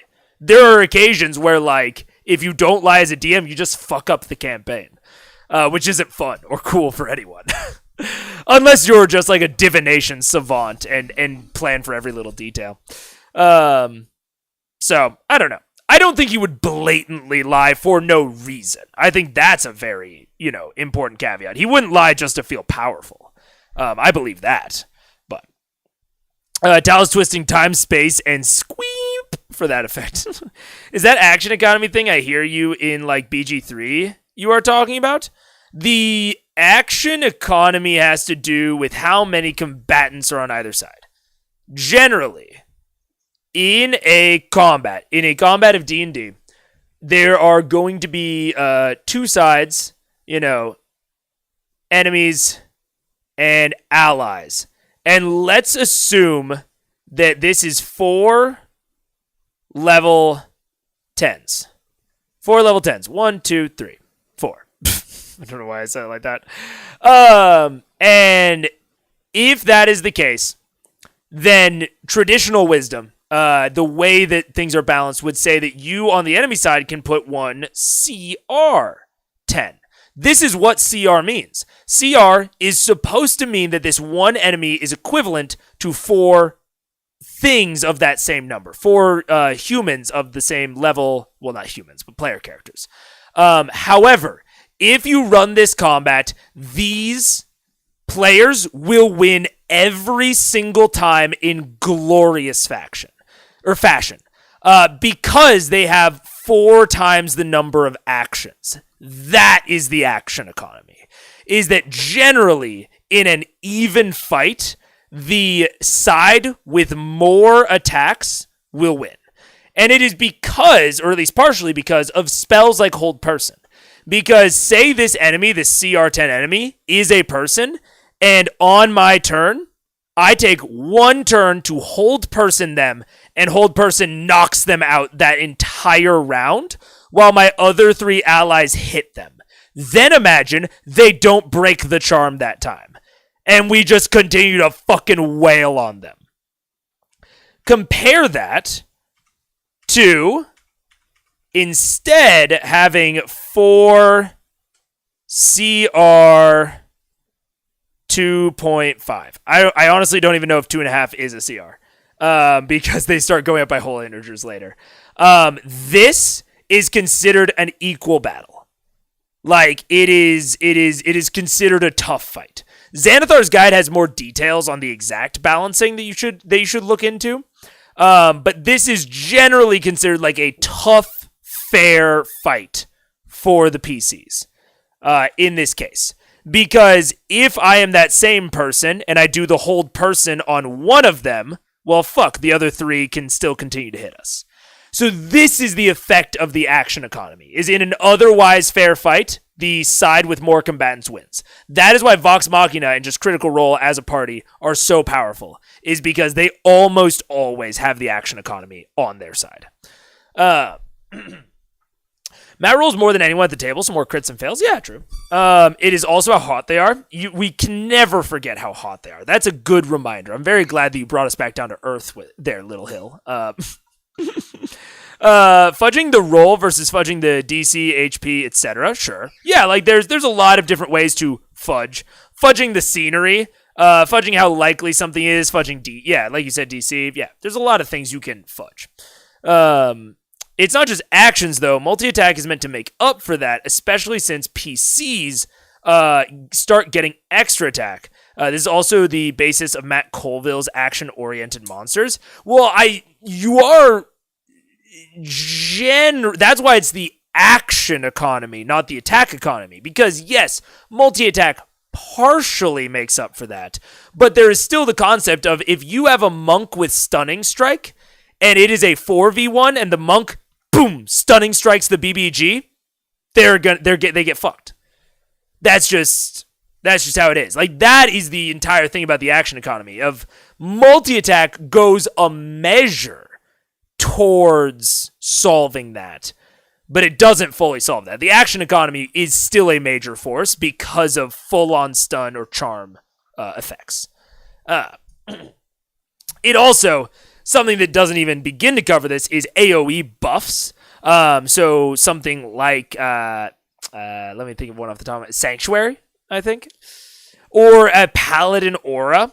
Buff spells, or Pass Without a Trace is a very applicable example to Vox Machina. Pass Without a Trace is a spell that gets better the more allies you have inside of it. Like, Pass Without a Trace is a worse use of a spell slot if you use it on 2 allies, as opposed to if you use it on 6. So, there are buff spells that get better as you get more people. That is also an aspect of the action economy, is that even individual actions get better. I don't know anything about Matt Colville's action-oriented monsters, so I can't speak on that. It's also what makes Stunning... well, there we go, Cabium. Yes, it is what makes Stunning Strike a badly designed feature. You can have one person just pump all their resources into shutting down something for the others to just wail on. Exactly. That is why Monk in no way is a weak class. Monk is a strong class. It is at least as strong as every other class because Stunning Strike is just dummy effective in D&D. That's it. Unless you swarm a monk with a bunch of people, like a bunch of like really low health people, and then they just use Flurry of Blows to take care of that. So, that's why legendary actions resistances exist as well. Oh, certainly. But it still doesn't make up for the action economy. Those are features to approach just balancing in general in D&D, but the action economy is still on top of that. It's also why, like, if you have a party of 7 and they face off against 18 enemies that are, like, that's why Scanlan during Scanbo was going to die if he stayed there.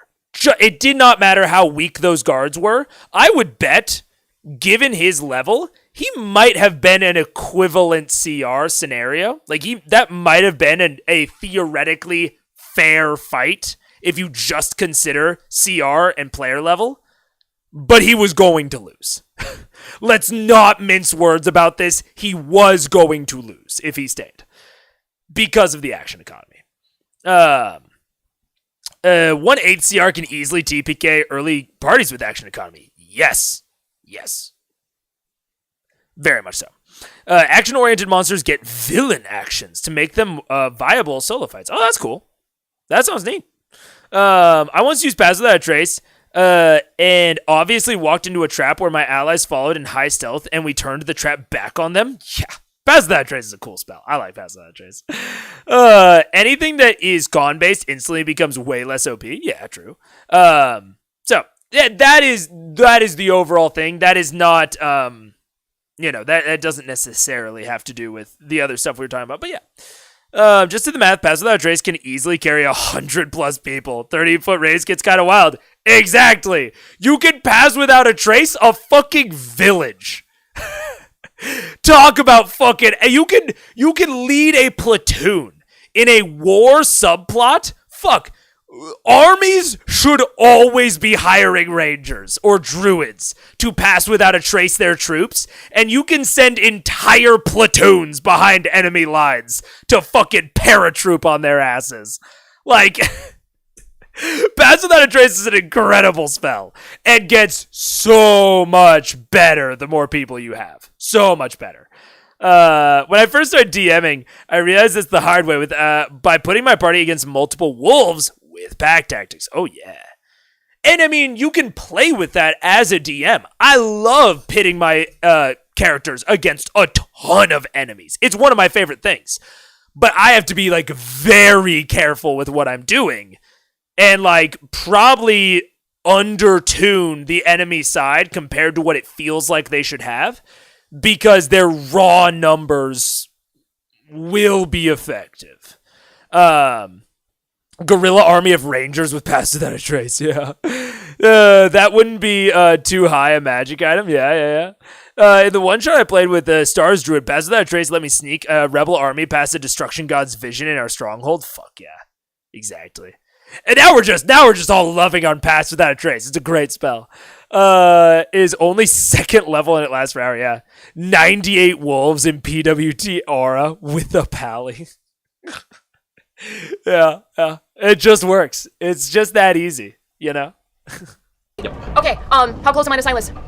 You are currently 25 feet. You could get up. Ooh, yeah. Okay, here's what I'm gonna do. I'm going to, kind of seeing that Silas is distracted, I'm gonna run up, I'm gonna put my hands behind on his back, and I'm gonna cast Sunbeam through him and try and hit Lady Briarwood as well. There was a pillar between the two of them, so it won't go through the pillar, unfortunately. Right. And I just hug him, and I'm like, let the sun shine in. Let the sun shine in. We're going to kill him with hugs. Really, you're going to kill him with hugs. I'm That's the most Keyleth thing I've ever trying heard. to do like a concentrated Sunbeam. I don't know if it's gonna help. Go ahead and roll damage. Balls, fuck, shit. Wow. He is going to use a second legendary action to automatically succeed the saving throw. It's fine. 25. 25 versus 13. This time, as you blast him in his back, you can see the light kind of burns through parts of his shoulder, and chunks of his flesh are actually like blown through his armor. His armor kind of streaks over for a second. Like, oh, God! Smoke is now sizzling up around him, and he kind of looks over his shoulder with this angry red gaze I'm in just his gonna eyes. take my nails and just gonna dig him in a little bit.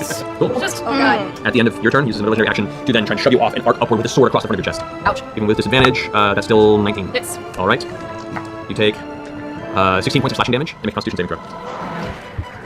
Oh, wait. Sorry. Okay, it has to be over 12, right? Just a saving throw. 17. 17, okay, you resist the effect of the sword. That ends your turn. I don't know what I'm thinking. Back at the top. Sal's right now. He's looking pretty rough. Lady Delilah runs up around the side. Goes, my love, we're not ready for the timetable's been pushed. We have no choice. And she wraps her arms around him and they both... I cast a spell. Okay. As a reaction. What's the range on counter spell? Not again! 60 feet, am I close enough? 60 feet. Oh, come on. She is in range. We knew all right. 175 for a second. Shit. Yeah, do I know what she's casting? Am I familiar with it? You're familiar with the actions about it, so you have an idea. Do I know what level Same it is? shit she did before, man. Just do it, mention or share, right? She's vamping out. She's already. So I'll say, "Huh, that's the sound of the gnome fucking with your spell." yeah. And I'll cast it at level 4. Yes. At level 4. Yes, take this motherfucker down. Oh no, just do it. All right. I need you to roll. Fuck, so it's higher than that. She's casting at 5th level. What do I roll? For this, Oh no. roll a d20 and add your charisma bonus to it, so +5. I'm a charismatic guy. You are. Yes. Natural 20. 23. And with that, she grasps the door begins to open and it flickers. Stay. She whips around. Okay. Yeah, that's gonna end her turn. All right. With this, that ends her turn. Scanlan, you're up. Oh yeah. Dog. Yeah, sure. I hold my turn. Okay. And instead, I'm sorry, I hold my my action and my movement. Instead, I will inspire Grog. Okay. With just a little harmonica ditty. Favorite song. Okay. Alrighty. I would like to. Oh, is it his turn now? Next? No, it's not. Oh, sorry. That is you hold the rest of your turn. Hold. All right. Max, still left there, staring into space. Constitution save at this point, or? Just be Constitution saving throw again, yeah. If only Scanlan had inspired you. If only. Fuck. No. Still left there, useless, staring in the distance. With a bear. Thinking of IKEA instructions. Well, I thought Jake it. I am really. I mean, to be fair, Topaz, the villains have always been okay at leaving. Like at the Emberhold, one of them dimension doored away. With Grog in tow. But yes, they did choose, and the Briarwoods have run away. This will be their second time running away, which is good. I do like it. I like that the villains are playing a little smarter. Brings their actions earlier into question, but maybe they were just trying to harvest one of them with a charm. Trying to passively weaken the party when they had their chance. Yeah. Probably not a good idea to hug Delilah's husband. Well, it's true. She would hold it against you. Counterspell in Pathfinder requires you to know the spell the enemy is using. That's very interesting. That's kind of cool. Earlier, he did a very similar thing where Sam asked that same sort of question, and Matt allowed him to know the level of the spell so that he knew what level to cast his counterspell at, and I thought that was very cool. It was against Anders, and it was like, it was a bard thing. And so he was like, yeah, you know that it's going to be a 5th level spell. So then he knew to do a 5th level counterspell. I thought that was very cool. I was like, ooh, that's a good thing to note for the future. Now, I've never taken counterspell. None of my players have ever taken counterspell. We're like not a great, we're not very friendly towards counterspell. So I probably won't have to deal with it, but I think it's cool for those of you who do use counterspell. He just wanted to know what level to cast it at, I guess. Yeah, I think so. But it also, it could also partially be from the Pathfinder holdover. Matt is learning. I took it as, do I know the counter worth the spell slot? Yeah. I have it for my Warlock, only used it once so far. I would never take up a known slot on a Warlock with that. You do you. It's a good-ass spell. Don't get me wrong. But me, in my brain, I have very few spells I know as a Warlock. I'm not taking it up with Counterspell. I'd be able to help you, but you're not doing anything. Grog, now you're up. So for the Boots of Levitation... Actually, before that happens... Oh, fuck. God damn it. At the end of your turn, you can use this 3rd legendary action this round to, without any attack opportunity, move. Shit. You're right there. Is that Lord Briarwood? Yes. How far is that from Pulls Grog? away, still kind of trying to get outside of the... Counterspell is ideal for Warlocks. What do you mean? No. I'm not saying if it's bad or good. I don't like using Counterspell. I think Counterspell... I'm trying to think of the best way to put it. I don't like mechanics that are just like, no, fuck you, you don't do the thing. I also hate legendary resistance. Although, I admit, it's necessary. For like D&D 5e as a game, you have to have legendary resistance. That doesn't stop me from hating it. I have no better solution, but I think it sucks. Counterspell is kind of anti-fun. That's my general mindset around it. Now, you can certainly have fun with Counterspell. No question. This is a pure, like, me and my brain opinion. If you have fun with Counterspell and you like using it and it's fun at your table, I believe you. That is very... I'm glad you don't have my brainworm. But my brainworm cannot allow me to have fun with it. It's every time, it's just like... and I can't stop it from doing that. So I just have to not use it. Now, I will say, you know, if I came across a scroll as a wizard that had Counterspell on it, like, I'd learn it. If I'm a wizard, you know what I'm saying? And, like, maybe I'd prepare it sometimes. But, Warlock, nah, I'm taking the fun shit. I'm taking fucking gaseous form. I'm taking banishment. I'm taking fucking dominate beast. I'm taking fun, silly shit. Instead of necessarily good shit. Personally, I think when used against enemies, it is fun. Not so much the other way. And my tables, I very much lean into the if you can use it, I can use it back to you. So, if my players took Counterspell, they would start getting Counterspelled. And that is not fun. But we just kind of have a little bit of a handshake that, you know, people just don't really take it. They could, though. And if they did, that'd be fine. And, like, you know, I would only use it in certain places. No, I like Counterspell and must change your mind to agree with my POV. Nah, man, Counterspell's cool. Counterspell's fine. It is not a bad spell. We have a Paladin, Defense Fighter, and dual-handed Ranger. We just got a Cleric. I was the healer Warlock with 1 level of Druid. Fuck yeah. Dude, who needs a healer? Just get a fucking Herbalism kit. You're set. You don't need a healer. More damage, more damage. Never stop doing damage. It's all kept fun and games until someone counterspells Revivify. Yeah. It does make some of the best moments. I've heard there are amazing counterspell moments in CR. And this was a great moment. I do not want to take that away from Matt or the players or anyone. Really, really fun. In this specific case, it's just not for me. I'm an Abjuration, Eldritch, Adept, Armor of Shadows. I win. Lol. The range of the sunlight. Okay. The Boots of Levitation, it says it requires an action to levitate. Correct. Could I do 3 attacks or just 2 and then have It's an action? So you can action and then you have your 1 bonus strike as a Frenzied Rage. Up to you. What are you gonna Can you put on the boots as a bonus action? just do? No, I'm already wearing. Oh, Set it up. Set it up. do whatever you Do it want. on this move and then on the next move. It's too long. Yeah. Okay. I'll take all 3 strikes at Lady Briarwood. Okay. So you move in to there. Go ahead and make your attacks. That's good. 25. Really quick note on homebrew creation. This is really exemplary on how to limit the use of a magic item to be in combat or out of combat without actually doing that. If you tie the use of an item to an action, especially like a utility item like the Boots of Levitation, it will be harder to justify using it in combat. You will see it much, much less in combat. If you want them to use it in combat, if you think it would be interesting and cool for it to be a combat resource, throw it on a bonus action and make it weaker. Just a quick little homebrew magic item ditty.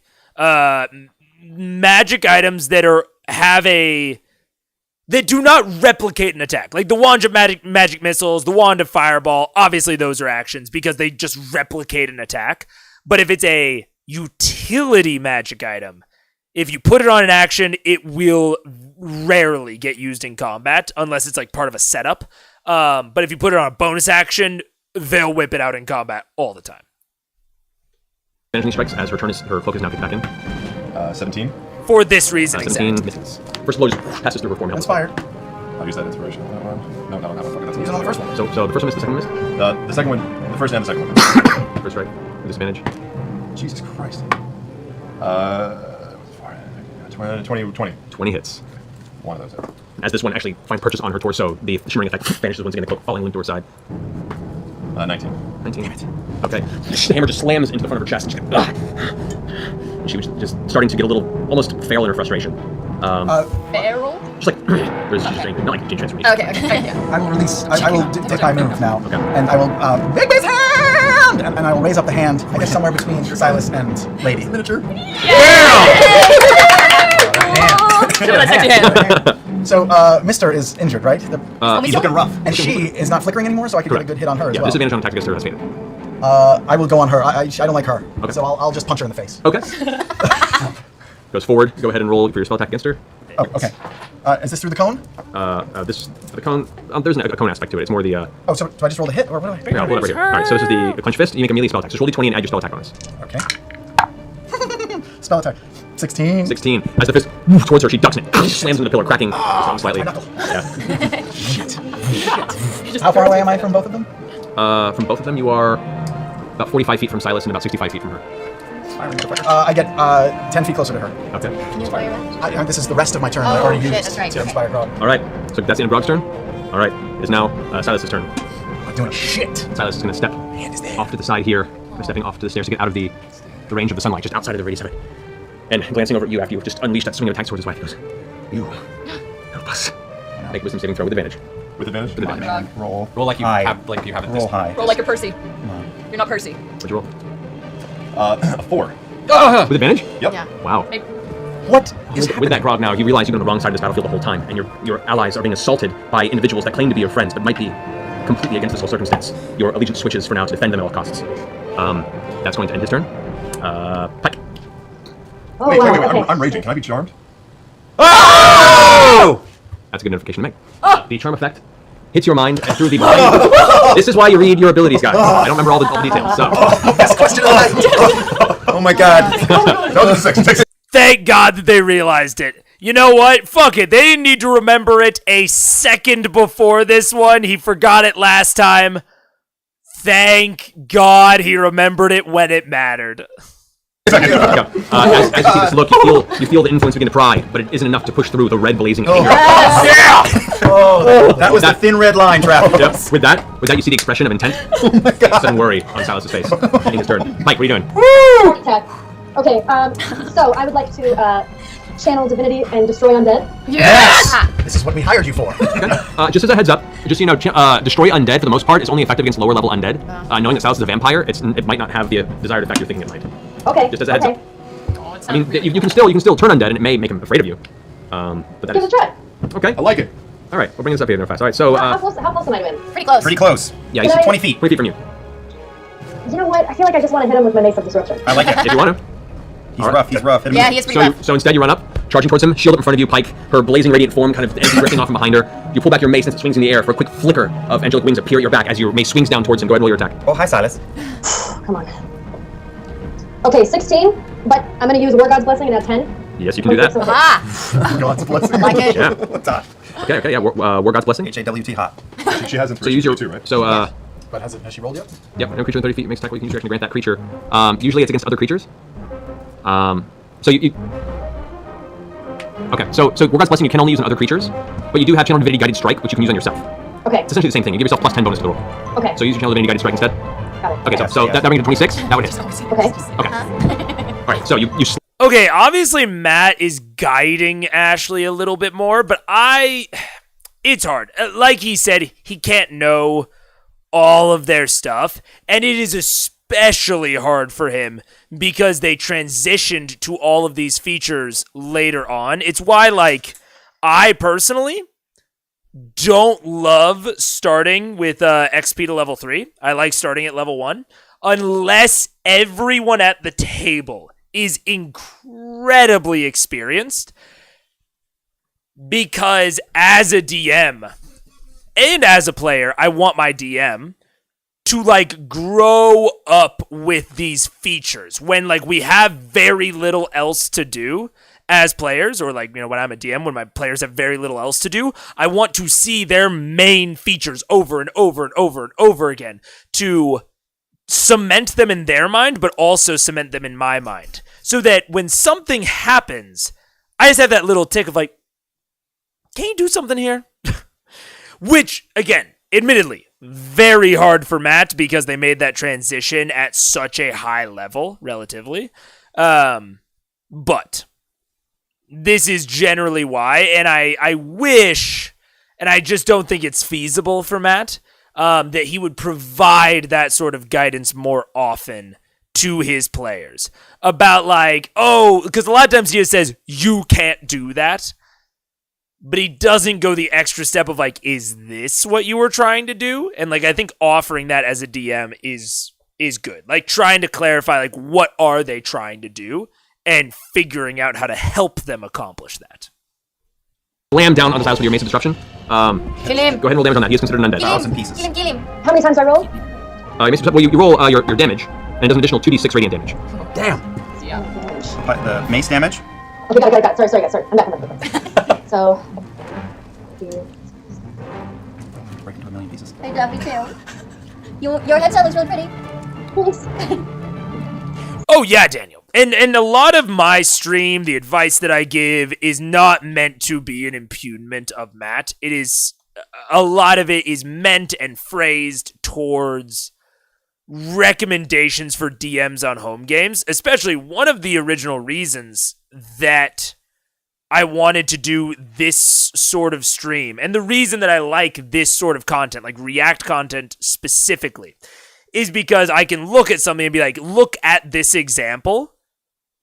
Not Matt's fault. Like, no shade on Matt here. But this isn't, you know, maybe what I would do at a home game or what I would recommend done at a home game. I think that these actions would be better. But there are a lot of things going on with Matt, a lot of factors that restrict his ability to do those sorts of things. Yeah, no, he's doing great. I mean, I don't think, you know, at this point, there is any argument as to whether or not Matt did well. There were other actual plays on the market. There's a reason that Critical Role is the institution. Just wanted for future chat readers. Oh yeah, fair enough. No, I feel you. But yeah. It's, you know, it is potentially some of the most punching up I could ever do. Matt is arguably the most famous DM of all time. Or at least he's up there. So, you know, it is all assuming like, hey, given these factors, I think this could be done better. But yeah, no, I feel, and that is why I've said something similar to this a few times during the course of the stream. I like to say it out loud occasionally in case people are new around and haven't quite heard me say that exact thing. Technicolor logo. We'll get their heads down like that. Okay, 21. 21 points of damage. Yeah. Okay, as for the effect of the spell, he now has to make a wisdom saving throw, which he does succeed. Failed, he would have been destroyed. Oh. However, on a success, he is still afraid of you. So he is now considered afraid of Pike. Disadvantage on all attack rolls. Fuck yeah, he is. Oh no, Pike! Until the end of your next turn. Awesome, Pike. So anything else you want to do in your turn? Is that it? I would love to go up to Vax, but I don't think I can, right? No. Okay. I'll stay. Okay, that ends your turn, Pike. Vex, you're up. Awesome, I'm gonna shoot him. Gonna shoot Zaz? Yeah, with holy arrows. Okay. That does not hit him. Come on. 19? 19 hits. Just here. 17 Damage, alright. plus 2 holy damage. Alright, so the first attack missed. Yeah. The second one hit? Yeah, 19. 19 damage, alright. So the arrows, one hits the armor and just streaks off and shatters against the green glass stonework of the top of the ziggurat. The second one strikes him in the back of the neck, and you see a blast of ray energy crosses his throat. He reaches up and tries to grab for the arrow, but the arrow itself is disintegrated by the blast of holy energy, leaving a gaping wound in the back of his neck. He's still standing, but you can see his form is now falling apart. Parts of ash are beginning to pour off of his flesh. He's looking really rough. Alright, that finishes Vex's turn. Does he want to move? Can you stay where you are? I'm gonna move. I'm afraid my flying potion's gonna start to wear off soon. Okay. So I'm gonna move. Is there a roof on that middle compound building? Well, you can see no, it is open. Oh, really? Can I land on top of the pillar? The pillar holds a slight overhang, so you can land on top of the overhang if you want. Yeah. Alright, so you land on top of the overhang, stopping there. Yeah. Which blocks all view from beneath this line there, but But I can still see. you could like peek around if you Yeah, want. Okay. Percy, you're up. Okay, first thing I'm going to do is I'm going to pull out the box, and I'm going to take a shot at Silas, and I'm going to get him to drop his sword. Okay. So. You're not gonna kill him? No, not yet. Just in case things go bad, and I also just want to make sure that's a 26. 26. No problem, Mustang. I have Twitch pulled up. No damage, but he drops his weapon. But he drops his weapon. So with that, the blade he was holding clatters to the ground before him. The onyx blade kind of shining low like there is around this temple. Now I'm going to take a shot at him. It's a 29. That hits. That does. Let's do. 10 points of damage. 10 points of damage. As that bullet hits him, you see him begins to dissipate, and then turns into a mist form in the space where he is. He turned to mist. So he is currently now a form of mist. Where he can go heal himself unless we can get him. He's trying to get back to his She's shit. going to take care of He's this. gonna try and run. How close am I to? Sending the mist? How close am I to Lady Briarwood? You're 10 feet from 10 feet. That's close enough, I guess. I'm gonna take a couple steps back, and I'm just gonna start. I'm gonna do a fire shot and an ice shot with my last 2 shots. We've already done 2 shots. Oh yeah, I'm fire shot with my next shot. Okay. No, is she currently have advantage or no? No, because it's not coming back. Okay, so I'm also gonna put sharpshooter on that. Okay. Yay. 17. Jeez. 26 to hit. That hits. So that's plus. Is that her right there? No, that's Cassandra. Cassandra. Is that her? That's right there. Oh, right there. Give me hands like. That's. Oh, and plus the hex. So that's 16, 17, 18, 19, 20, 24 points of damage plus 2 points of fire damage. Ooh, nice, alright. The shot blasts into the side of her face. You can see part of her jawbone is cracked as part of this, and her ear is blown off the one side of her face. And she cradles it to her side. Like a ketchup pack. Let's spend an action surge and keep enjoying this. Our clear giggles from Vaseline. So, let's take a. Why don't we take a. Let's see. Let's There's a time to blow your wad. It's now. Yeah. Let's take a. Pew pew. Yeah. Let's take a violent shot on top of that. Violent shot. Use the violent shot action with the ice damage. So let's see what that does. What's a violent shot? Natural 20. This is going to be ugly as fuck. Oh my god. Of course. How much? And this is all piercing damage, right? This is all. Oh my god, this is so fucking bad. This is what this is about to be. Okay. Yeah. So that's. All right. They have been narrated to be so low health. I would be if I'm Matt right now. You know, just having the whole fudging conversation earlier, whatever. That using the violent shot into the crit, he's probably killing whatever he hits. Unless she has way more health than I think she does. I don't know. We'll see. Oh my god, this is gonna be so. Attack deals additional dice firearms. Okay, so let's start doing this. Mercy. I'm gonna need. Do all the dice rolls get doubled? All the dice for this roll. All the dice for this roll. Oh boy. So I'm just roll the dice and then double it. Okay, so. High rolls. Oh, Big high, money, high. no whammies. It could be worse. 7, 8, 9, 10, 11, 12, 13. 13 times. 13. There's 26. 36. There's 7, 39, 41. 42 points of damage plus 8 points of ice damage. Okay. Okay. This blast hits. Okay, from his reaction, that's actually not as much damage as I expected. I was kind of expecting like the 60s or 70s. I didn't know what Violent Shot did. Ooh, interesting. I don't have a good, concept for how much HP Delilah probably had. And I haven't been tracking it super hard over the course of this combat. We'll see. In the side of the shoulder, and the cloak catches fire for a moment before dispersing, and you can see the impact of blood now seeping into a row. She's looking rough, but you've noticed with each of these shots, the impact you're used to doing with these shots, it's not doing the full impact you'd expect, especially with the force of these blows. Every shot you've taken on her in particular. But that is your turn? No, I've still got 2 more shots. God. I'm going to hold off my last. Actually, I get my grip point back from that. That was a natural 20. Yep. Boom. So that was a free shot. When do you reload, by the way? When do you reload? I have 2 more shots and then I have to reload. All right. I'll keep track. I'll be good. Let's hit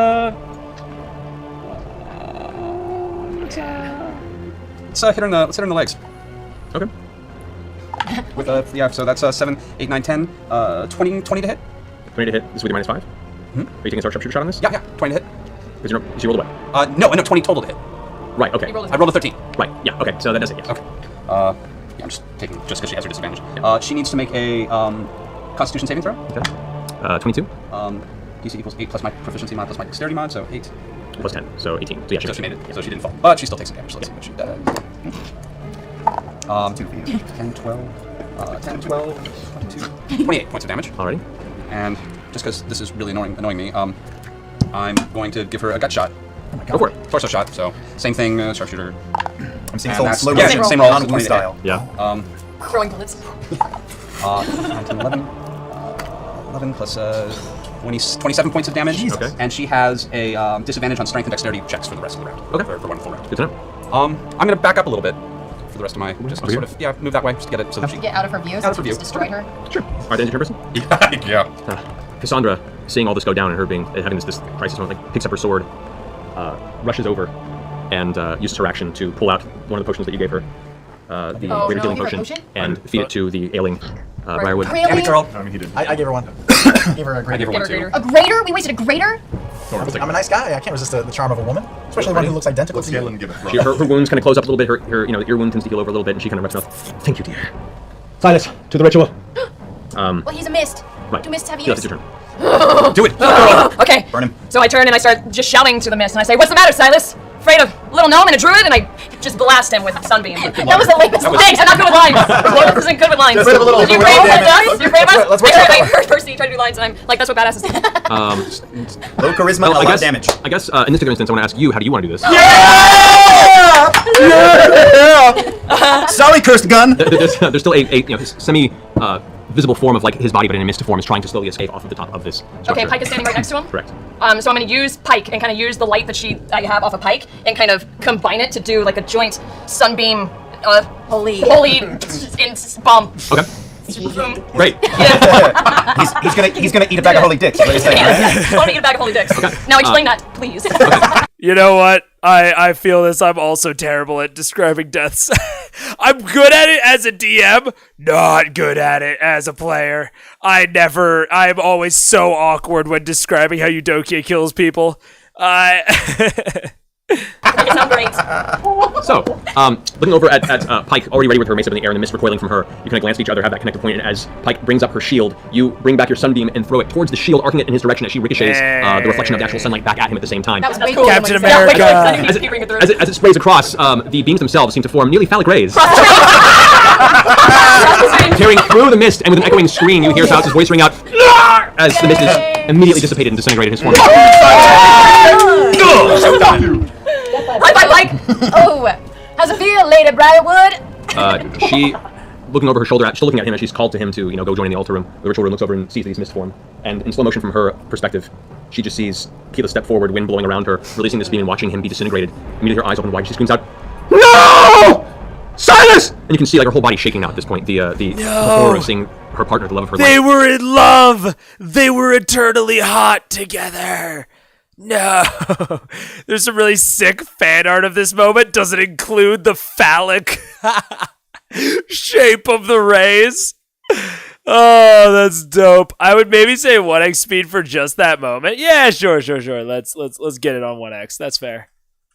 La la la la la. Shield, you bring back your sunbeam and throw it towards the shield, arcing it in his direction as she ricochets the reflection of the actual sunlight back at him at the same time. That was way cooler than what you said. Yeah, way cooler. I didn't keep bringing it through. As it sprays across, the beams themselves seem to form nearly phallic rays. Cross the stream! Tearing through the mist, and with an echoing scream, you hear Silas' voice ring out as the mist is immediately dissipated and disintegrated his form. Oh wait, it was still going. Dude, that is actually one of the reasons I kind of like. There are a couple of reasons I prefer DMing online, but in person has big advantages too. But being able to go, like using the mic to get some effects, it can be nice. So done. Keep it slow. Cool. High five, Pike! Oh, how's it feel, Lady Briarwood? She, looking over her shoulder, still looking at him as she's called to him to, go join in the altar room. The ritual room, looks over and sees that he's mist form.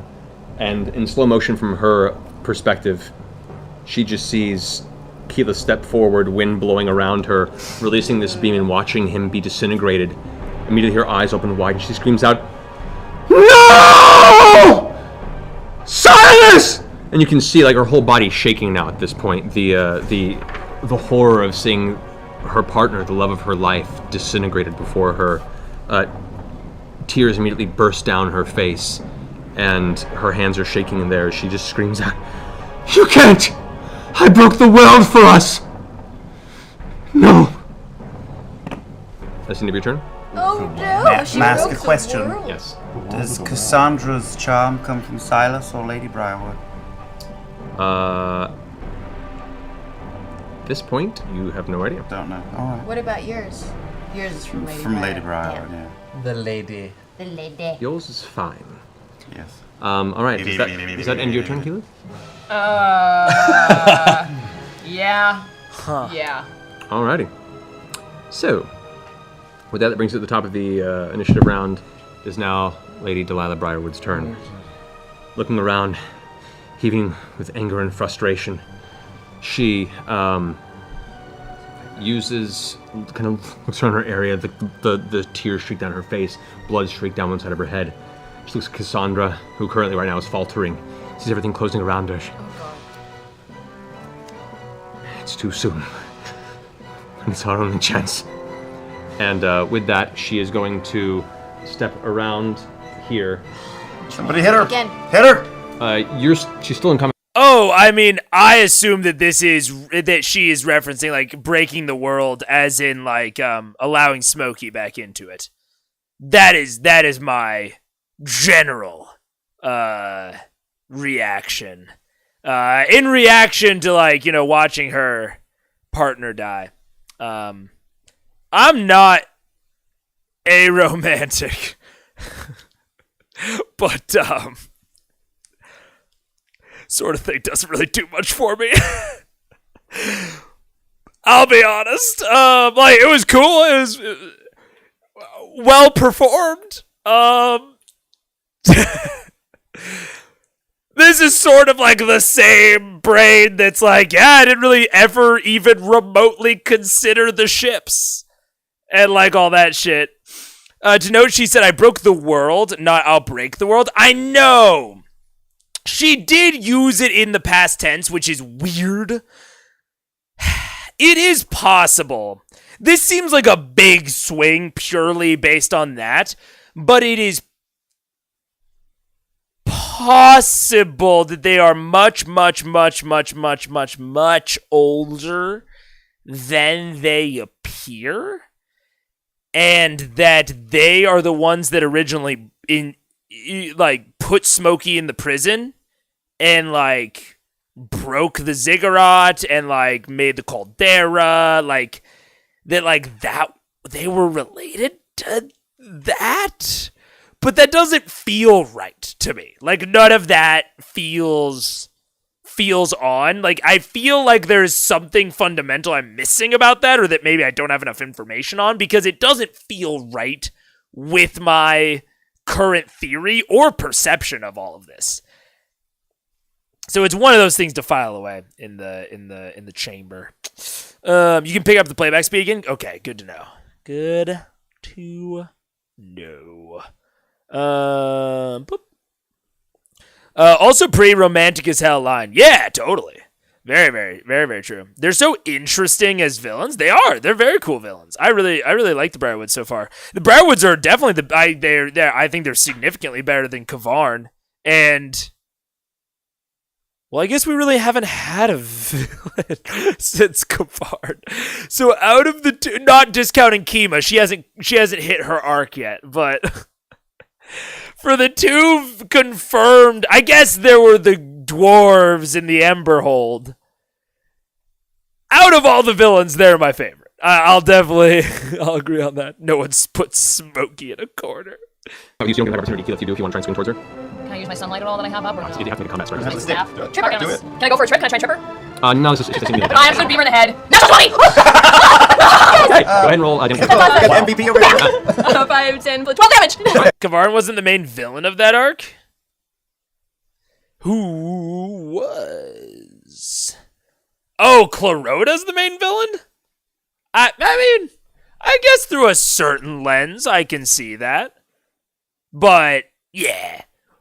Whatever the villain was in that arc, I like them. I like the Briarwoods the most. Cacao! Bam! Ow! Crack! You hit her in the back of the head, she stumbles forward, and kind of looks about the rest of you.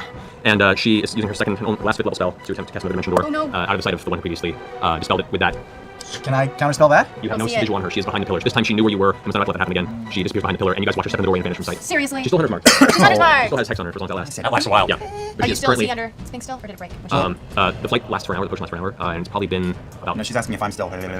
You currently, yes. Make a constitution save. Come on, big roll. 13 plus nothing is 13.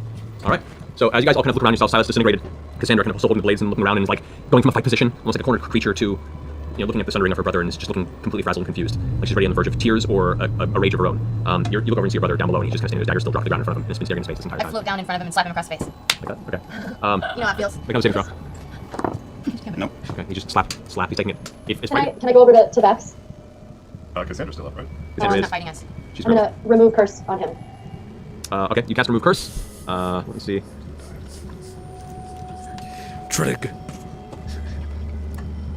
Okay. This is not considered a curse, so as the spell is alleviates its energy into Vax, he still stands there staring into space. Oh god. Oh wait, are we stopping Vax? Let me try. You said yeah. You said something about a minute before though, didn't you? Yeah. So a little time goes by and eventually it wears off. It does. I'm gonna start looking at that door and figuring out a way to. Is Cassandra still there? Yeah, she is. Can I grab her by the neck and walk her to the edge of the pyramid? Yeah. So you grab her with rubber. No, drop no, weapons, no. As Rod takes her to the edge. No, of let's the not. Let's not. Just. Why not? I walk up to Grog and her, and I face Percy and repeat what Grog said. Why not? Is he still under her spell? She's been here a very long time. Let's just knock her unconscious and let her be. I turn towards her and I punch her across the jaw as hard as I can. Okay.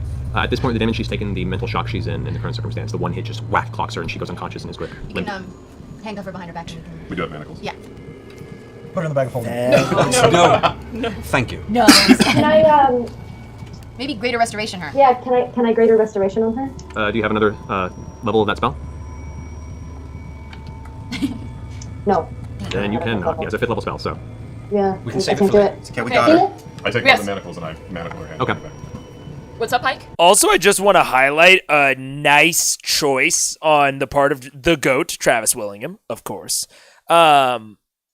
The, choking, raising over to the edge of the pyramid. Very cool, very evocative, very badass.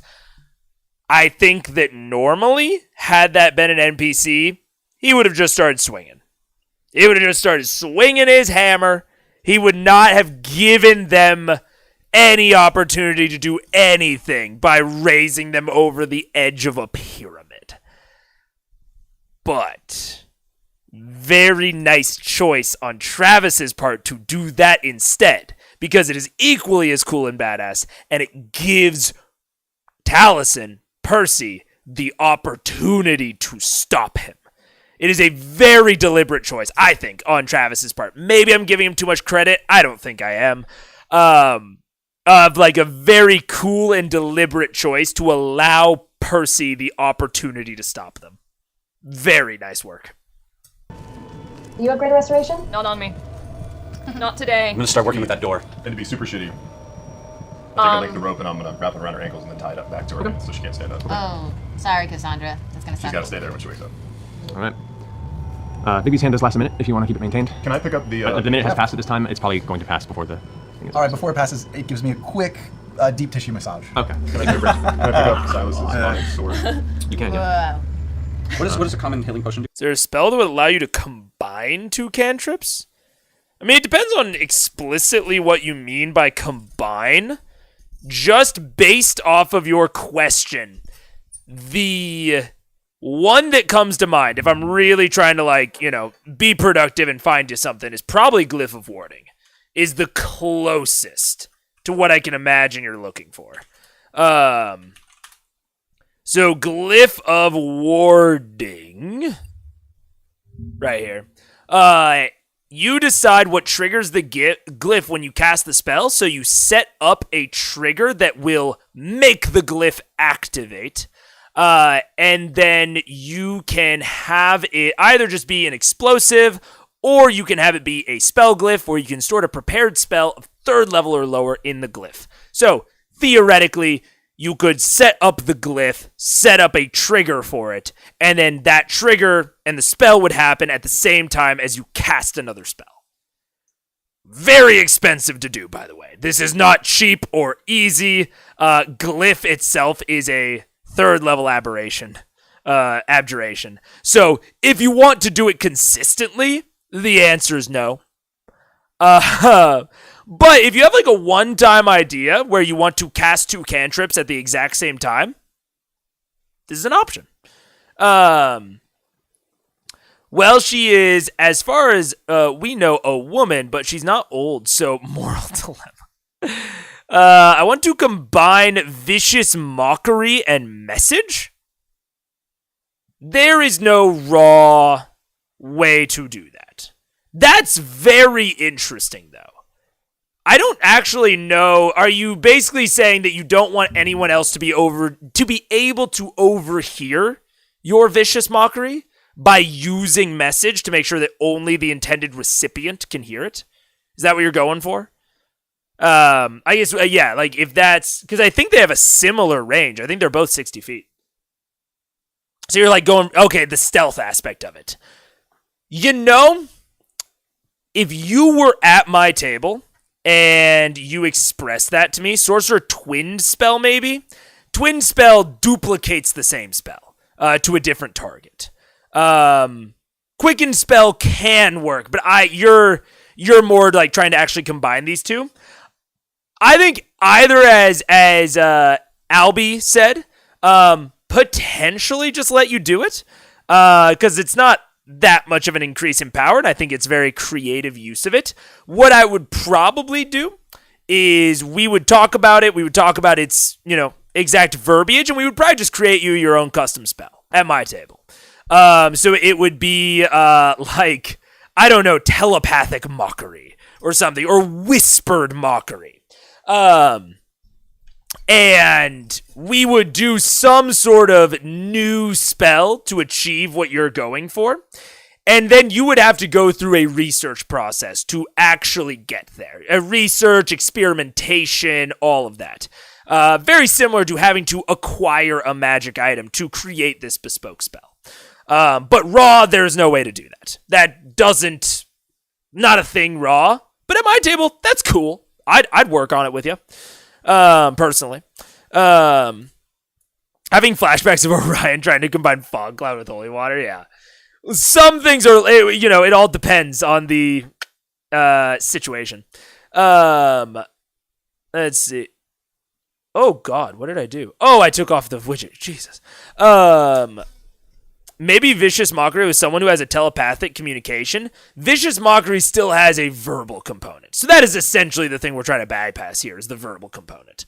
Okay, but imagine a villain that uses Vicious Mockery plus Sending to just be as annoying as possible. That's hilarious. Yeah, like, I think that there's a whole, like, thing we can do here to make that work. Subtle Spell works good as well. Subtle Spell does work for this. Yeah, Subtle Spell just straight up works. That would be amazing. Paige is slightly on camera. Oh, yeah.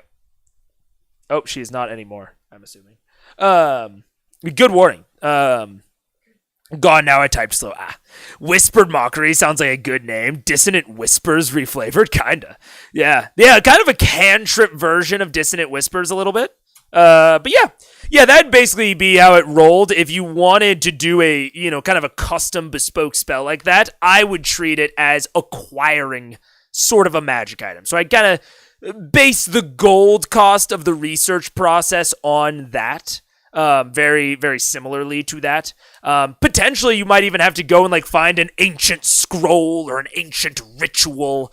And that might be a side quest of its own, just to get this. Or maybe it is convergent with another quest that the party is already pursuing and it's just a short detour off. Message has a verbal component too. For this purpose, I'd allow it to be telepathic. Yeah, that's fair. It has a verbal component. Yeah. Message is weird with the verbal component because typically I consider verbal components to mean or to be like indicative that can be overheard. But message is pretty clear that only the recipient can overhear it. So message is kind of a weird one in that case. But yeah, we'd work on it. We'd get and this is an important thing that I consider when making custom features for my players is... And I talked about it with the way that Taliesin crafts with that whole Orion Sunbeam incident. I consider it very important to try and drill down into what my player's goal is. Is my player's goal to cast Vicious Mockery without the chance of being overheard? If so, let's focus on that. The actual combination of it being specifically message and vicious mockery may not matter as much. It might be more about the goal, and that was just a good way to describe it. Or, in my head, if this is happening in session, I might be totally wrong about the goal.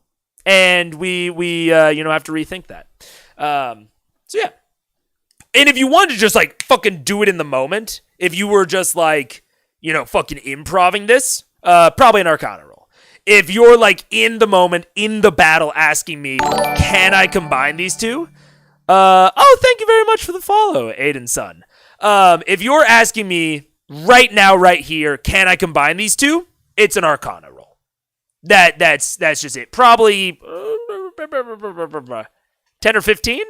Probably 15 off the top of my head. But yeah. Message is imagine just chilling and then hearing a series of insults until you die. Sending mockery is amazing. That's very, very fair. Nah, I mean, I would like the player say what they hear, what the whispers say, additional damage, I believe. Oh, yeah. You need to clarify that there's a visual element. Yeah. Is there an echo spell? Not as far as I'm aware, off the top of my head. But I could be wrong. But I don't believe so, no. But, like I said, and this is something when it comes to spellcasting that I actually try to encourage my players on, and I try to encourage other players on, is the spellcasting part of the PHB is very explicit that this is only a part of the spells that exist. And yes, that is to allow them to future-proof it and introduce new spells in, I almost said DLCs, future releases within that edition. But it is also explicit permission for DMs and players to work on spells together and to make new spells within their campaigns. And in the DMG, there's direct, guidance for DMs on how to go about making custom spells. So, yeah. Magic Mouth, sort of. Thaumaturgy makes you echo. I think it makes your voice resonant. Not sure. Imagine a stealth bard throwing insults at you, but you don't know where it's coming from. Yeah. I mean, that sounds very much like the College of Whispers. This would be a really good custom bespoke spell. Or not good necessarily, but a really fun, really cool bespoke spell for a College of Whispers bard. So Whispers is something I've been really wanting to make. But Psychic Blades is cool. Words of Terror is fucking awesome. So yeah, no, this is very College of Whispers bard. And yeah, I would love to work on that. I would probably make it distinctly weaker than Vicious Mockery somehow. Maybe you only roll a D2 for the decrease in attack roll instead of a D4. We would find some way to balance it, but to still get you what you want at my table. Or maybe it's just a straight -1 instead of even a roll anymore. There are some options. But Echo Mockery is cool. Yeah. Yeah. There's some options there. By the way, it'll require a short rest to really tune and get the nature of it, but it is a very beautiful looking weapon. Okay, I'll put it in the bag. Did you? Okay. You picked up his sword? Yeah. Good. That's why I had him drop it. Yeah, I noticed. So he wouldn't disintegrate with it? Yep. And so one of us, possibly me, could use have a better sword than your piece of shit. Yeah. So we have to find her. Yes. She's somewhere close. I'll give him the sword. He's got the onyx sword. There is a brooch also left on the ground from the ashes left behind. I'll pick it up and look at it. Okay. These items will take a little bit of time to look over. I'll look at it for a whole 10 seconds. Okay. Do I get my strength? Do I get my strength back, by the way? I'm just down. Just down. So, can I see from being on the roof what's inside the building? Because you said there's no roof to that. What is that temple that I was up on top of? Correct. If you're looking inside right now, next over, there is the open it's an open roof square construct. There are 2 hallways that lead on the inside from both sides. The walls have a strange kind of icy texture to them. It's hard to make out the details right here. A little bit of light is in there. There's a central platform that rises up in the middle. There's a stairway on the opposite side of the room that leads up to that platform, and there are a series of grooves in the ground that form some sort of shape that you can't make out from this viewpoint. What is Thaumaturgy? Thaumaturgy is a cantrip. It is one of the... Oh, I don't think... Is Nightbot not working? Oh, weird. I thought Nightbot was working. But yeah, no, Thaumaturgy is a cantrip that allows you to sort of do like a you can get very performance-based enhancements to yourself. You should just go and look it up. Just Google it. Thaumaturgy D&D 5e. It's a good cantrip. It's fun. It's fun, especially for like charisma casters. So like bards, sorcerers. It's not as much of like a wizard thing, but it's sorcerers. It's very good thematically at augmenting like persuasions or performances, that sort of thing. But you do see Lady Briarwood up that platform right now. How far? She's inside the temple. Let's go in. Let's go in. I took a minor healing potion. Is that 2d8? A minor? A regular one is 2d4 plus 2. Oh. Can we? What? Hey, I'll trade you one. Can I? I'll trade you. I trade him a greater for a common. I'll take the common. You can take. What's the greater do? The greater is 44 plus 4. Can I drop the rope down from the roof where I'm at so everybody can get up in? Yeah. You can get up and over? Yeah. Yeah, you can go. Okay, I'm gonna do that. Okay. It'll take you a while to do that. As you drop the rope. I mean, I don't know if you want to try the doors, but I just thought we can get in. Okay. Yeah. Doesn't matter. Okay. Okay. So you lower the rope. I'm gonna walk up to my sister and take her hand. I'm gonna squeeze it as hard as I can. Okay. And just walk forward with her. Okay. Well, she's up on top of the roof, and she lowers the rope and starts taking you guys up one by one. Vax, you do notice out of the corner of your eye, as you lower the rope, there is a flash of greenish light from the center platform, and from the distance you can see Delilah is up on the platform reading from some sort of scroll. Can I shoot an arrow How at far her? away is she? She's about 80 feet. I pull out bad news. Yeah. Wait, But none of you guys can see her. Only she sees her. You guys are still on the ground. Oh, okay. She's I've on the lowered roof the rope so looking you guys over. can start climbing up. Can I see her First if you I've gotta gone go up to her? first. You're the first one to climb up. Yeah. You just lowered the rope, so you're finding your way up now. You haven't even seen it yet. All right. You notice all the ice on the walls shatters and kind of clinks to the ground. You can hear like the distant sound of a million little shards of ice clinking around the ground, and you see the walls almost like they're moving or writhing slightly. Can I shoot at her? Yeah. If you'd like to, yeah. I want to. Okay. Okay. First you get up the fuck I'm heading straight up that, yeah. What's your range increment for your longbow? I can't. I don't see it. Should be under. I'll look for under the equipment section. I'm gonna Sorry, start. it doesn't Well say on over the 80 feet. I'm gonna start throwing as soon as I'm near my sister. Oh, Vex. I don't Hi. think 80 feet. Hi. You can't throw 80 Welcome feet. back. No, but I could get closer. No, you can't. We're on the roof around it. Okay, just where she is. Real man. That's true, Grog. That's true. That's a good point. I feel like it's 120 feet. 150 feet, yeah. So there's no real serious issue there. But yeah, you can go ahead and get disadvantage on the strike Oh, I do. because her image is kind of That's great. shimmering. Then 13. 13 arrow disappears in the darkness. Can I hit her again? Go for it. What is the relationship to her? If I've just got next to her. She was married to Silas. No. Shut up, you. Where are we and where is she? Okay, so you guys want to have a real close look? Come up to the top and start looking. Oh, Oh, She is jeez. old. that looks like a big It's hand. a big behind. You know what they say about guys with big hands?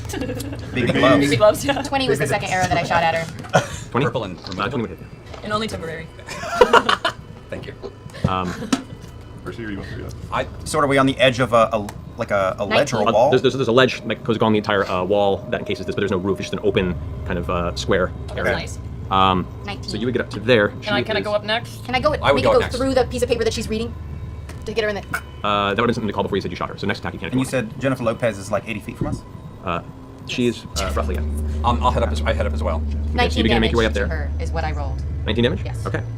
Strikes her. The arrow hits and kind of gleams off of her. The damage, much like Percy's, is not quite having the full damage you want to. However, as it hits, she reaches in her pocket to pull something out. Percy, you get to the top there. Mm-hmm. Who's up next? I'll go. I'll go. Okay. So I'm everyone's always picking up. behind She's down there. All right, the rest of you gather at the bottom here. Trinket, gonna have a hard time getting up there. I'm gonna take 80 feet. Well, before that happens, as a reaction. So all woman Charmy is trying to kill us and she's single now, yeah? Imagine vicious mockery a creature into sleep. I mean, you're essentially talking about non-lethal damage, it sounds like, but spells can't do non-lethal damage. Only melee attacks, I believe. But there is a spell called Sleep that would probably be more applicable to putting people to sleep, you know? What is Mega doing? Yeah, I've got thinking. I've got, like, look at that. It's like a claw. That's like a claw. Right? Right? That's what I'm looking at right now, is a fucking claw. What's it doing? Why is it there? I'm putting it out and I'm thinking about like what the ziggurat could be if the main pedestal is a claw. I can't piece it together. I have no idea. I have absolutely no idea what the fuck that means. I have identified it as something that clearly has meaning, but I cannot piece it together for the life of me. Can Unseen Servant use spells? No. Unseen Servant is not a caster. It's an amorphous blob. You can basically think of an Unseen Servant as a like a force elemental, sort of. Familiar can use one as a point of origin. Yeah, that's true. That's true. So yeah, imagine it like an air elemental, the Unseen Servant at least, but it's not made out of air. It's made out of like invisible force stuff. To that, she pulls something out of her hand. There's a streak of red light that arcs upward, and there's a slight streaking sound as a familiar arcane blast hits. A fireball bursts on the roof area around all of you. Shit. I need a dexterity saving throw from all three of you guys up there. Am I up there? Can I say I was up there? Yeah, who's up there right now? Just the Do we three. get advantage on it at all? Nope. 15. Can I use Uncanny Dodge in this moment? You mean to lower the damage by half? Yeah. You can do it. Yeah. Or what is she casting? A spell? Yeah. I can also use evasion. You failed to save. Depending on the spell. Right. Oh, timer is to stop me from going way too long. When I first started doing this, I would go off on way too long of tangents. And I mean, we've already been going for 9 hours, and this is the total session time on this session is 4 hours. So we've already doubled the time. So the timer I control here, it's also like what pauses and starts. And it's just to give me a sense of how long it has been paused so that I do not go until like midnight or something. Because right now it's like 9:44, started at like 12, like noon. So it's just to keep me on pace, essentially. Tibbs is back. Dude, imagine if they brought Tiberius back as a fucking evil NPC working for the Briarwoods. Jesus Christ, what a stab that would be. Right, but depending on what it is, like, those both do different things. Half damage, okay, no, they do the same thing. Sorry. It's okay. Alright, so saving throws for Percy. 25. 25 for your dex? 25, I rolled a 19. That's great. 16.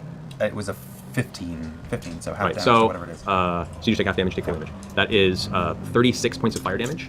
Well, to you. That would be Oh, shit. 18 to both of you guys. 18? 18 points of fire damage. Another 18 points of fire damage? Or No, just to them. You Oh, take full okay. damage. Okay, next person up the rope. This woman who died. Me. All right, Keyleth, you make your way up to the top. Can I fire now, or? You can fire now, yeah. It's 80 feet. 80 feet. So, it's within the pepper box range. I'm going to shoot for the scroll. Okay. With fire. Okay. Yeah, good call. Boy, oh boy. I'm gonna use that. Rolled really low. I can use that bonus die. I rolled within my misfire. Misfire. Can I use the natural roll is still what gets for the misfire, unfortunately. Oh no. What, Link? I'm gonna try and fix it. Okay. No, it's pepper box is broken. Pepper box. Have I recovered at all to shoot again? Hmm? Have I recovered enough to try to shoot at her again? Will in a second. This is all like he gets up there. Now it's your pepper box is completely broken. Yeah, unusable. Oh no! If only we had another gun. I know. Oh wait, we do. You have bad news. I thought No, we have another gun. We have 2 more guns, so We have Ripley's All right. gun. Give it to me. Are you up on top? No, but I can't give it to you. If I'm you're gonna not take a. Do I still have? Are we still? Yeah, one more attack, but it'll. So you Bad mean, news. you'll take. It's a yeah. You'll get bad news now. That's your. Yeah. All right. With that. Matthew. Yes. You're very good at this. You want to? That's it. I just want to say you're very good at this.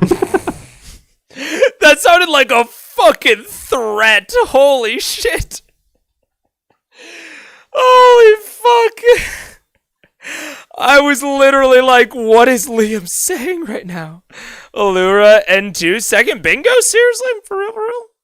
N2. Oh yeah, gun jams. Look at that. Look at that. Doll puppies. Doll puppies. Can know 2 cantrips. How many spells can I use? You can use, so the amount of spells that you know versus can have prepared, versus can use, is all different.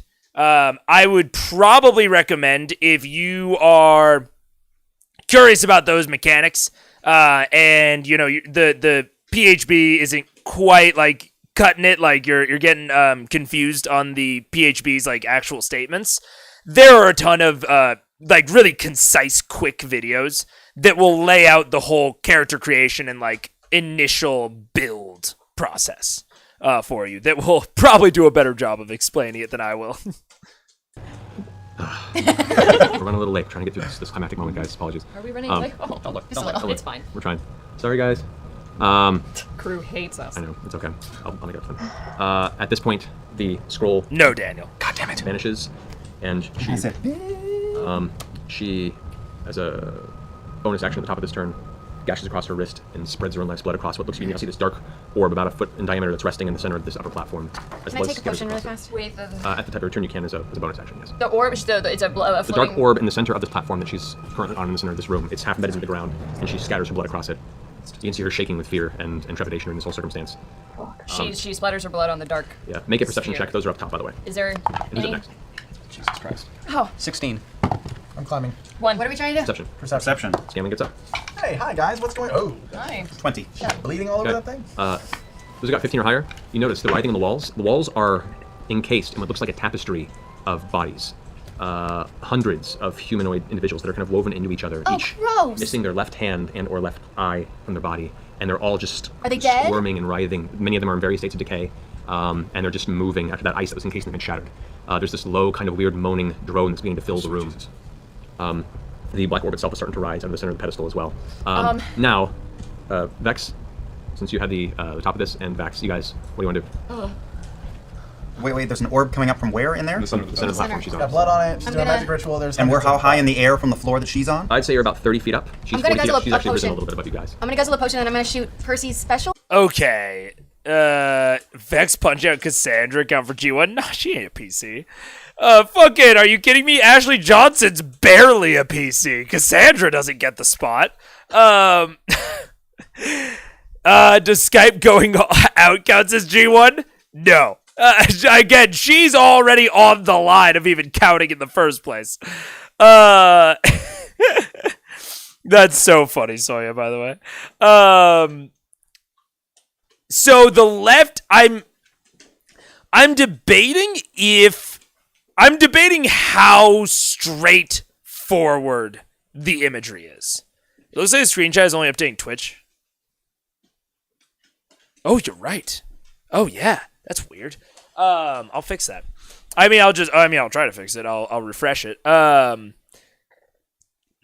I'm trying to think, because the obvious symbolism that came to my mind is the left-hand path, which is like occultism, generally. And let's refresh cache. It is just like general occultism. And so I am wondering if... I'm wondering if that's it. If it is just like, she's doing some fucked shit. And like, that is the entirety of like the bodies. It is just like a tonal thing. It's a thematic thing. There is nothing deeper on it than that. Or if the eyes and the hands are some other metaphor that I'm not honing in on. I'm not honing in on it, whatever it is. And there's the fucking it is, wait. Is it a left hand? No, it's a right hand. The thing that is down, the pedestal is a right hand. Unless it's laying down, which then it would be a left hand. Man, I'm really not sure. If I have message, what would be the point of animal speak? You don't know the language of the animals. You can message. I can talk to my dogs all I want. They do not understand what I'm saying. Message does not replace the need for language. And in fact, if with message, if someone does not speak common, you still cannot, like, message does not bridge that gap. So that would be the point. Also remember the camera could be flipped. Oh, the camera could be flipped. So Ooh.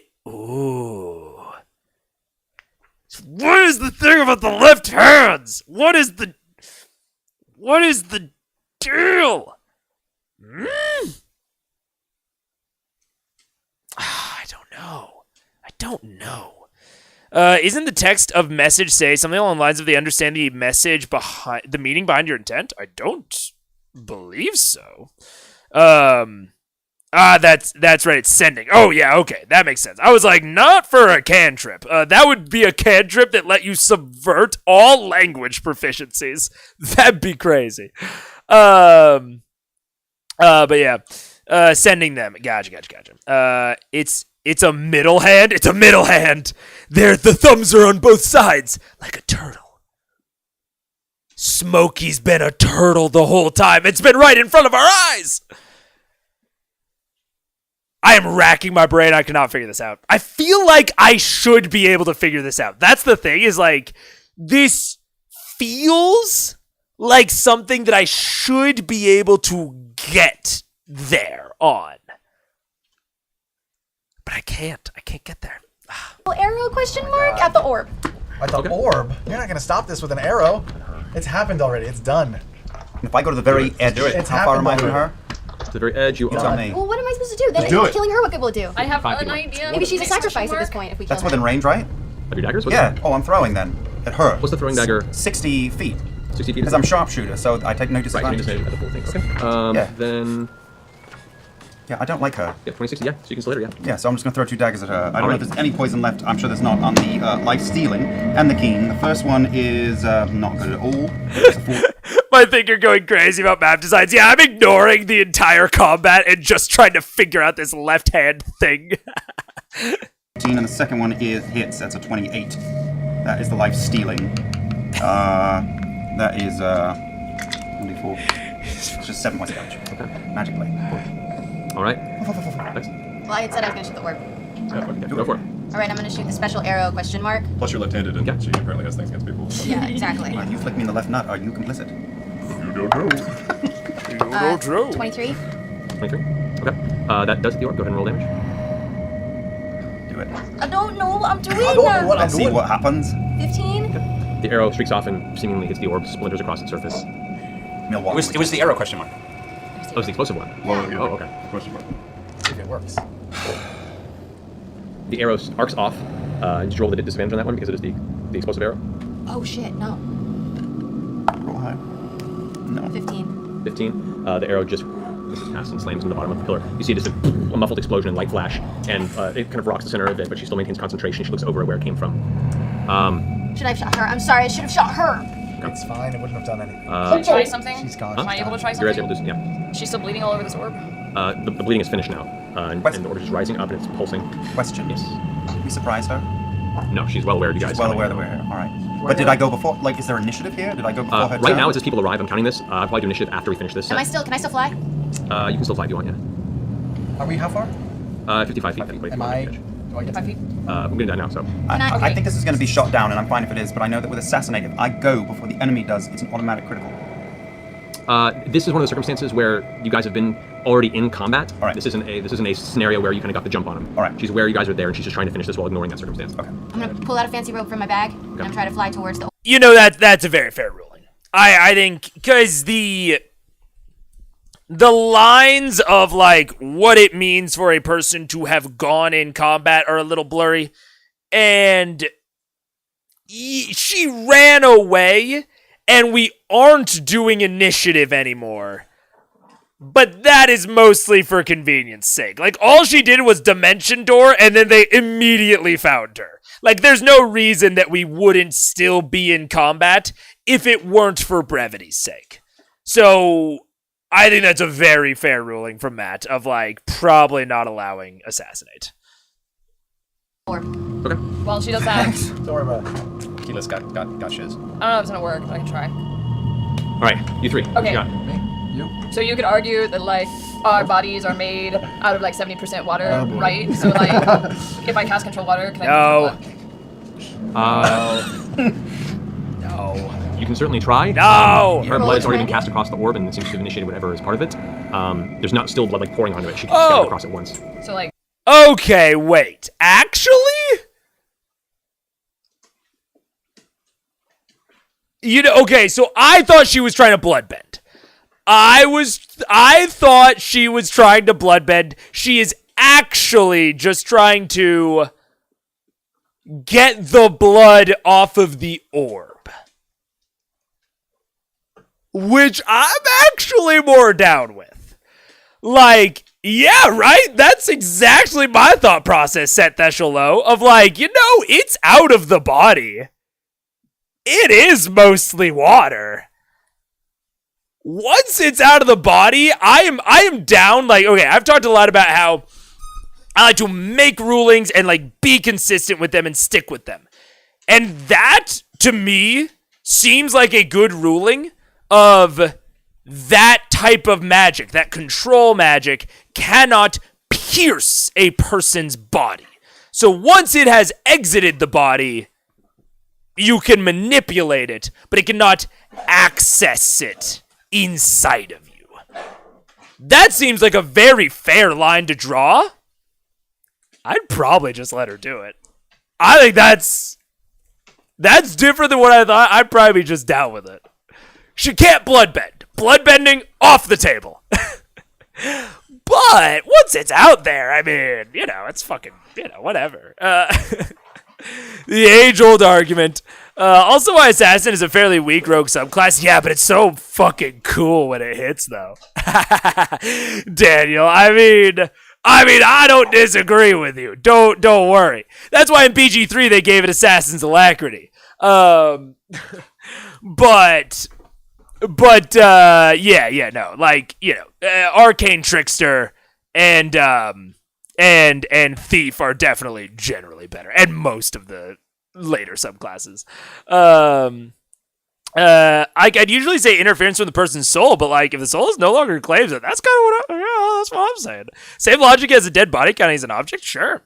But Scanlan could cast Prestidigitation, also just true, yeah. A good combo with Bardic Inspiration, anything. Bardic Inspiration doesn't really like combo with much. If you wanted to be like a buff caster, you can go onto D&D Beyond and like search like buff spells, or you can go onto YouTube and search like, top 10 best buffing spells, because Bardic Inspiration is generally a buff mechanic. So if you want to lean into that aspect, there are definitely spells out there, but nothing like really explicitly combos with Bardic Inspiration. It kind of just does its thing. It's not blood, it's dirty water. Yeah, once it's out of you, it's not, what's the hemoglobin doing anymore? All that iron, it's just sitting there. Might as well be dirty water. You could drink that shit. That's like barely even vampiric at that point. You instantly clean or soil an object no larger than 1 cubic foot. Doesn't state clean what? Yeah, no, Daniel, we do not disagree. I wouldn't even like consider that like a rule of cool bending shit. I think that just works with Prestidigitation. Just straight up. Scanlan doesn't need a spell to soil 1 cubic foot. Son of a bitch, Little Hill, you got there. Wiping the blood off probably wouldn't work. Try. Let's say no. She rolls really high. He's saying you can try. Really high. Like, how good do you feel about it? You roll a 17 to a 20, maybe. How good do you feel about a natural 20? Well, judging by the shit that's been going on today, fuck it, I already said it. I'm gonna do it. I'm gonna do control water. I'm gonna see if I can like suck all the blood off of the orb. Yeah. Okay, go ahead and roll a d20. Add your wisdom modifier. Okay. Oh, did you see that? I did. You see that? I did. That was cruel. It was on a 20. And then it bounced. 15. 15? Okay. Total. Focusing from this distance, you try to, the blood kind of shifts across the surface, but there is some sort of power that's holding it to the orb. It doesn't move. That was almost really That's cool. okay. Scanlan. I got one shot at this, right? Yes. I'm gonna try to cast. I can't cast anything anymore. I will say that is a classic. If there is something that is like contesting it, that is a classic. Yeah, like add your spellcasting ability mod. I would probably also let her add her proficiency, or I would have it be Arcana.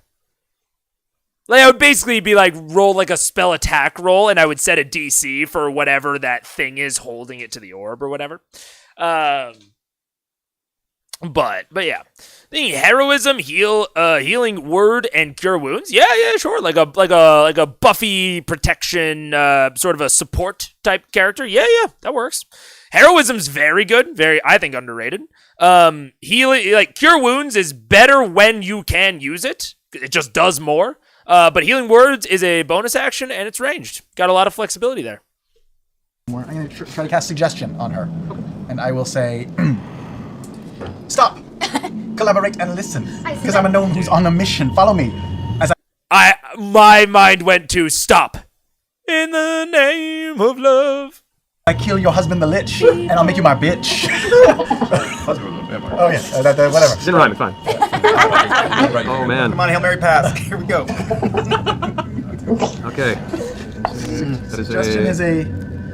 Oh, she probably can't be charmed. It's a wisdom saving throw. Okay, she rolled a 19. What's your DC on that? Oh my. 19. 19. God. Yeah, Oh, good attempt, though. that was good. Good attempt. Never mind. Carry on. Percy. I'm gonna take a shot with bad news because this is just getting really ridiculous. I'm gonna try and get her attention and get her to pay attention. Okay. Let's have a normal roll. Alibi time means nothing to me. I have no idea how long it's been, how long 5 minutes has been. Generally, they have been trying to interrupt Delilah during her ritual, and I have been trying to figure out what the fuck is up with the hand that's on the map. And that's it. Oh, for the love of God. No. 21. So, bad news. Miss Ice. All right, go ahead and if you want to try and repair it. Just barely. Okay. And I can try and get one more bullet to come out of it at this point. So I'm gonna make one last attempt to make it shoot after clearing the chamber. Come on. Better. Jesus H Christ, 24. That'll hit. Come on, that was Kill her. Really, this is not gonna coup de kill her. grace. Coup de grace. This is not gonna kill her. This is at least gonna get her attention. That's the wrong. At least distract her. Come on, Percy. That's That was a 12 under 12, which is dope. yeah, that's 21. 27 points of damage. Okay. So the blast from Bad News catches the air, it slams into her side, and she's getting thrown off the top of the platform from the blast of it. You can see now blood streaking down her other arm now, and she just has like blood down her side of her face, down her one arm on the other, and she's shaking in place on the platform. She sees you kind of lifting towards holding the rope inside, and she's kind of looking at the orb, and doesn't even seem to really know what's going to happen. There's this anticipation and fear in her eyes. Everything's been torn from her at this point. She's a Acacia animal with nothing to lose. So that finishes your turn. Taking her turn, she sees you rushing towards her. She extends her finger and... Oh wait, I took a potion. I said on the last turn, and I didn't use it. Okay, so would you roll? Yeah, Little Hill. I definitely... If I were Matt, I think I probably would have ended on, like, you see her reading from a scroll, dark energy swirling around her. And that's where we're going to end this session.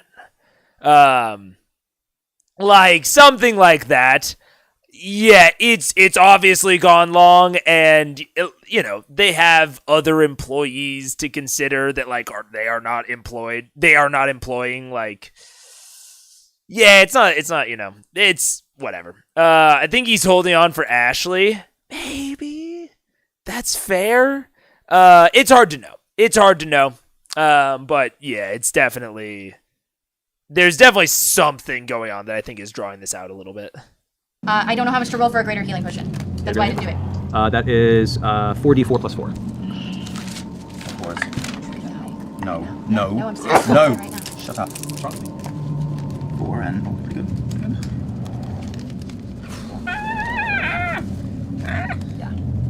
Oh, they can barely ever get Ashley there, Jay Harris. She's almost never there, so I get it. She extends her finger towards you. I definitely look. And this is kind of a point of recognition. This moment where you're like, this seems familiar. I know that. You should make Constitution saving throw. There's no attack. There's no nothing. There's no roll. I can't cutting words this. Nope. I can't Can I cutting start words. sneaking up there? I can't cutting words the damage. For it's not a weapon attack. 11. No. Okay, nope. Oh wait. Total 13. 13 now. All right, so This is it. No.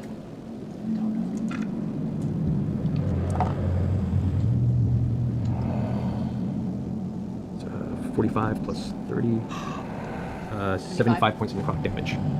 What But are you you were at? at 76? Oh my Oh god. my god! Alrighty. You're at 1 hit point. As your life force is suddenly sucked out of your body, and you manage to capture what essence of your existence still holds you aloft, drifting forward, almost toppling over in your fly spell. At this point, she kind of looks at her finger frustrated, glances at the rest of you, and looks forward at the orb and goes, "Come on, come on!" At this point, the orb, who is now shimmering in the blood, kind of is slowly spilling over the outside of the dark onyx sphere. It begins to spin and spin Am I close and to spin. it? You've moved up to this point. Now you're like right at the edge. Why don't you go away? The orb suddenly shrinks in a flash of an instant, becoming just this tiny speck, this little dark speck in the air, roughly the size of a dime. And that's it. She waits. No! It can't be too soon. Please! And she kind of falls to her knees. She's kind of staring at this little dark speck in the air. The writhing walls of the room kind of fall quiet again. All the bodies no longer moving. You, floating through the air, your flight ends. Fuck. You immediately plummet. Can I cast hold person? On her? On her? Yes! If you want to, it's just gonna paralyze her. Oh, it just I can't like hold her? Freeze her in place. So at that height, it's 40 feet. You fall. God damn take it. 3d6 points of damage. Can I roll for a acrobatics? Maybe I can catch myself. You know what? Go ahead and roll acrobatics with disadvantage. Okay. You know what? Know where a d20 is. Here, Here it we is. go. Oh. 20, and...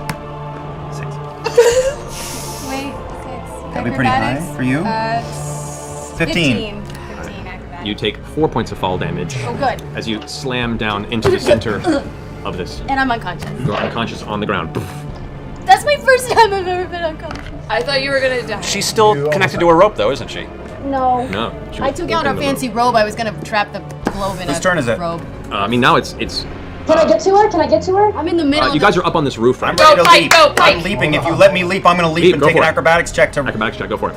Go get her, 20. Natural fucking 20! On your feet. Parkour! I have a potion with my sister's name written on it, and it's going in her mouth. Alright, so that's as far as you know on your movement right there. Alright. Alright.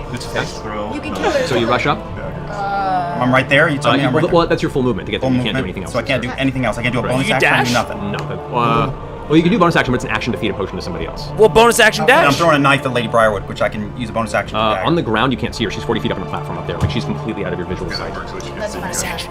You're down inside this, like, hand groove that's dug in the ground. Fuck. Alright, I'll hold. Alright, so who's up next? Who wants to go next? Pike! How can I get to her? Wait.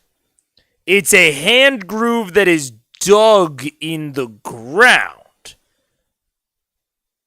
I was picturing it as a pedestal. The hand groove that was dug into fucking... I still don't know it. I don't know what it is. I got no idea.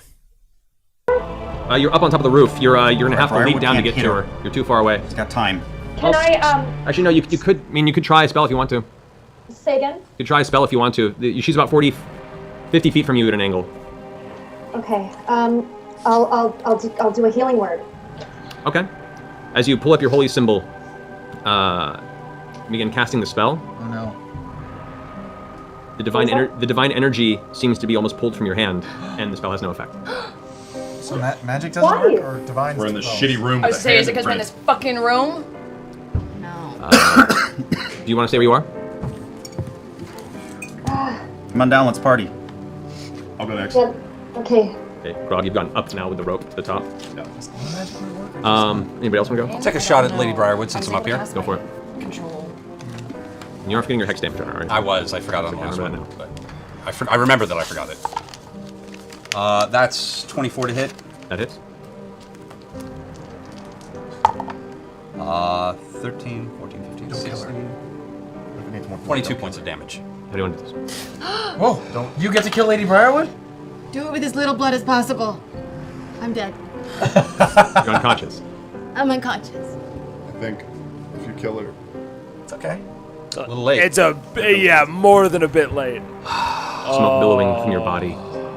The essence of this creature whispering in your ear. No. Do it. Do it. Bad news. Freshly repaired. Loaded.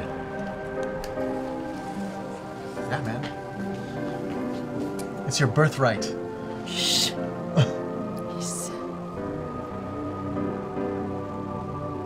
I'm gonna take.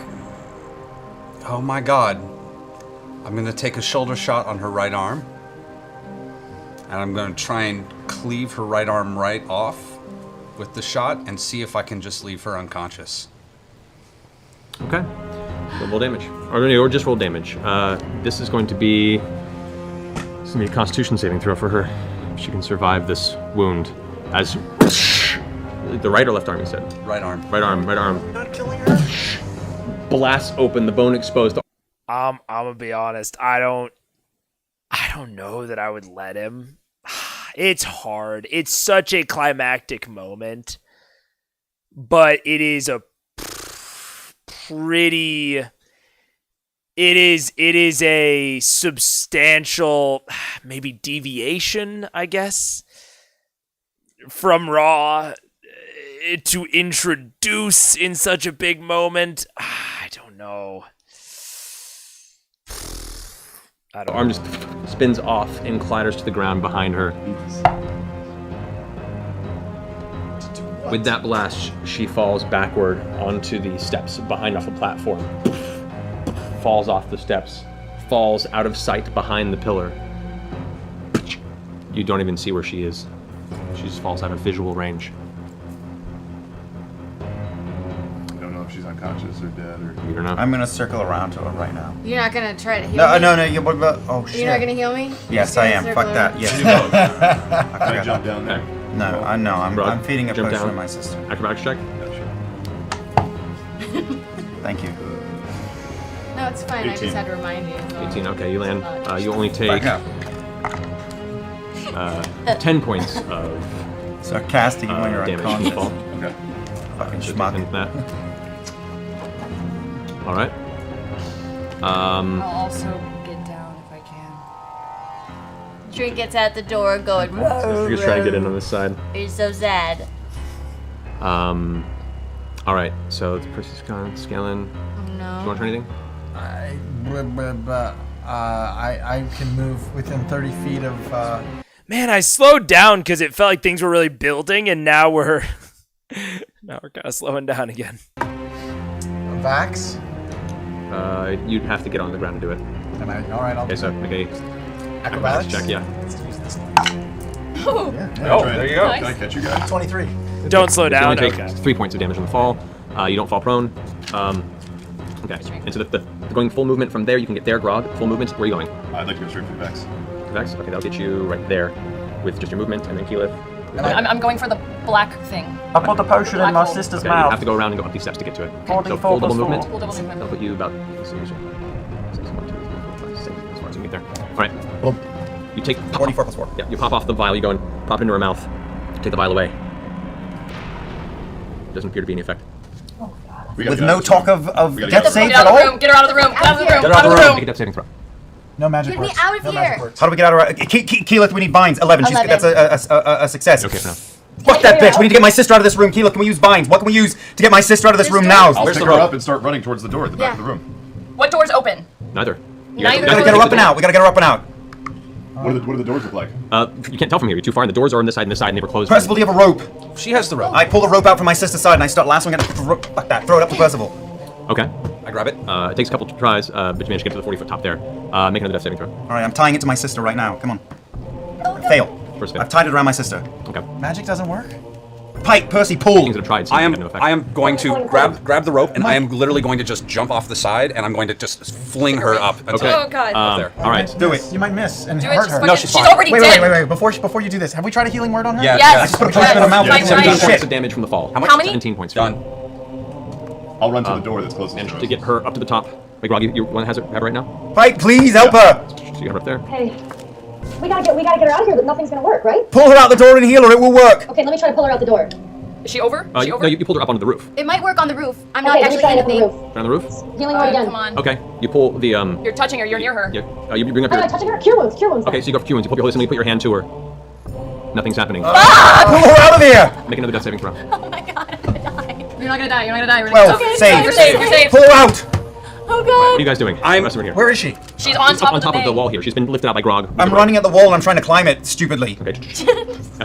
Roll a climb check. Roll athletics. Penny. What about the little penny? The dime. What if we gotta 15. get that out of the room? What if we gotta 15? get away? You get part way up. You're Actually, can I climbing toss? over bodies. Or using Can I bodies on the wall throw? to Can I climb throw Vax something real quick? Can I toss him something? up. Here, you can move up and do it, yeah. I don't know. Before he runs that way, can I toss you the immovable rod? He doesn't even pay attention. He just bolts past towards the wall. He's already out. Never mind. I'm running. I'm trying to get to this black hole. Okay. Whatever. This is what it looks like. Good call. So you get up there and... I get to it. Divine intervention right now. That's your full turn. You can. That's my full turn? You want to do Divine Intervention? Yeah. Okay. Go ahead and roll. What is that? That's a Where'd you Just ask for God for a favor? Roll a d10 and then another d10, and let me know the numbers in succession. Jesus. 12. You are what level? 11. Unfortunately, that just fails. I scream at the top of my lungs, pull her out of here! I'm still climbing Trying dead to climb back bodies. up as well. So I've got a hold of the rope, and I'm just like toss her off, and I'm just trying to yell toss her off because that way we'll see if we can counterweight her back down. I'm at the top, so we can Jump gently down? get her down. Yeah, I can jump down with you. Okay. Okay, so... I'll jump and hold her. Okay. Jump down. I'll ride the rope up. Okay, well, you're on the same side as them jumping down now. Yeah, but I'm holding. Oh, that's right. They're not. So they Never would mind. You would just they come down to meet you. I'll just be Have I reached the top? We'll say now you've managed to climb up towards the top. I want to pick up Pike under my arm like a fucking football and run forward after my sister. Pick her up and bolt off the side. Once we hit the ground, I want to. I mean, we're outside of the room, right? Yeah. Should we try that Cassandra's there? got a healing potion. There's going to be Cassandra's got one too. 14 points of fall damage to you as you land, because right now you're not carefully landing. This is just clutching her and jumping off. Yeah. You make an acrobatics check. It's 20. 20. Okay. Yeah, you managed to take only 2 damage from the fall. Make another saving throw. Believe in you. 13, good. Save, 6 save, save. I've That's only 3. found And I'm one. planting Pike glowing saves. ectoplasm form right down on my sister's chest. No, it Can I doesn't put a mean con- she just can I- can't fail 3 3 times. Can I put a comment? If she gets I have 3, a she goes back to comment. 1. Try pouring a comment. Are we outside succeed of 3 the times. place now? You succeeded 3 times. No, she succeeded twice. 3 times. You succeeded Twice. 3 times. 3 times. 3 times. Yeah. So with that, as you're carrying her there, there's a moment where all of a sudden Vex's eyes open. Vex is sitting there, looking around, confused, catching her breath in Grog's arms as he's like bolting down the steps of the ziggurat. So He's so terrible. Maybe we should get out of here. Do something to that little ball. I'm alone with the little ball, aren't I? Villains. Okay. So I'm gonna go up to it. Can I tell any type of Man, but I'm really back and forth on whether that should have just been handled in initiative or not, because there was a lot of chaos and overlapping stuff which helped with the intensity, but I also think that a lot of the players got stepped on there. Like, Scanlan did almost nothing. Grog kept trying to do stuff and, like, kind of getting bowled over by Liam. So, like, it was intense, but, like, the tediousness of the, like, people getting ignored and, like, trying to, like, manage it all out of initiative, I don't know, it gave me a little bit of a weird feeling. I don't know. The dog cam flashing green adds to the stressful feeling. I have no control over that, unfortunately. It's the just the GoPro software. Big time steamrolled by Liam, yeah. Which, like, he was RPing well, so I don't want to get too down on him. But that RP outside of initiative just led to a lot of people not getting to participate, which is weird. So it's a hard line to cut. And I think that as a DM, if you're already running late and you already kind of want to end this session, you don't want to go back into initiative because it just slows everything down. So I get Matt's choice here, but it does feel a tiny bit uncomfortable. Oh, yeah, and also, they not only do individual XP, but, like, there have been times where, like, significant parts of the party have been different levels, even within the core 6. So I think, like, 2 of them only leveled to 12, like, a session or 2 ago. So, yeah, Pike's just been gone, so she hasn't gotten the XP. When Liam gets an idea, he gets 10 ideas along with descriptions. Oh. Yeah, it was very in-the-moment RP. Would never call it an intentional thing. It felt very vax for him to do what he was doing. It did. It did, and that is why, again, I don't want to get too on him. It is unfortunate that proper RP in this case made it to where other players kind of couldn't play. Because, like, if we're putting ourselves into the fiction, yeah, Vax can be doing all of that, but, like, Grog would still have his autonomy. Scanlan would still have his autonomy to, like, pursue things. Whereas at a TTRPG table, that roleplay, it sucks the air out of the room. It is adjacent to, like, Tiberius roleplay. And again, like, I think Liam was okay. I think he's fine. But it is a thing to consider, especially when you have this many fucking people, that intensity of roleplay is really going to step on people. And maybe the players at the table are just okay with that. Maybe they're okay just getting stepped on occasionally and just, like, not getting to participate. But the problem with that is, like, in some cases that's very okay, but when the stakes are so high, them not getting to participate, it's just like with the acid, right? There's a timer of, like, he's having her roll death saves before everyone's gotten a chance to act. Like, she was rolling death saves with only, like, 2 or 3 actions between. Scanlan did not take an appropriate amount of actions. No one took really an appropriate amount of actions between those death saves. So you're taking something that is explicitly meant to give everyone time to react to it while it's happening, and you are not allowing them that interaction. And we already know that Matt is stingy about his death. He's not just going to let them insta-revivify her. That's, you're playing with fire a little bit. The stakes are very high to allow that sort of agency strip. It's very okay when the stripping of that agency is maybe when the stakes are a little bit lower, but it gets a little bit more iffy in this case. Magical properties from it, just kind of from looking at it. Make an Arcana check. Oh, Jesus. Oh, Jesus. Oh, that's good. That was 17. I was 19 total. 19 total? You have no idea what this is. You haven't seen something like this before. You inspect it very closely, and it's literally just like the sphere has been shrunk to the size. You look very closely, it looks like it's spinning impossibly fast in place. They're still in there. I can go check. Spinning. Yeah, Topaz, very fair. Very fair. I also saw your fun fact earlier about both of them targeting Vex. That's hilarious. But yeah, survived Finger of Death, and then it literally feels like the Bruce Banner jumping out of the ship trying to Hulk out only to fucking splat onto the Rainbow Bridge. I got that too. Go check on Lady Fast. Shithead. Yeah? Okay, I'm gonna turn back and go check on Lady Shithead. Okay. Why I'm still in this room? We should get out of here. What are the I'm gonna try and open the doors from that side, see if there's any way to open them. Okay. Make a strength check. What are the net of dead bodies doing? Are they limp? They're just limp and still, like, in the tapestry, arms fallen. It's not moving. Yeah, I'm with you. I'm right here with you. 11. 11. Doors aren't budging. Here, you take your sister. I'll go back to the doors. Right. I I take go my back sister to and the cradle doors her. and try the doors. Okay. Strength check. Can I try to cure wounds again on Vex? Okay, you run up to Vex as she's in Vax's arms. Once again, the spell slot is expended, but no magic seems to appear. There is some sort of blockage or void of magic use in this vicinity. Even outside of this building? Outside the thing? Even outside the building. 19. The doors slam open from the force of Grog's foot, opening the passageway inside the room. Would my sunbeam still be up? No, so that's past from now. Can I make my way over to Scanlan to go check on Lady Briarwood? Sure. You eventually make your way there at a full run. You run around the corner. You can see She her. alive, dead? She is on the ground, unconscious, sitting in this kind of carved hand symbol in the ground. We want this girl alive for some We just need reason? to get her out of there. I don't I think can't move her. I'm way Okay. Well, we gotta 3 figure out what levels we're doing tall. with the little black ball of universal death. Let's get her Just out of there. Let's just get us out of here. We just leave it? No.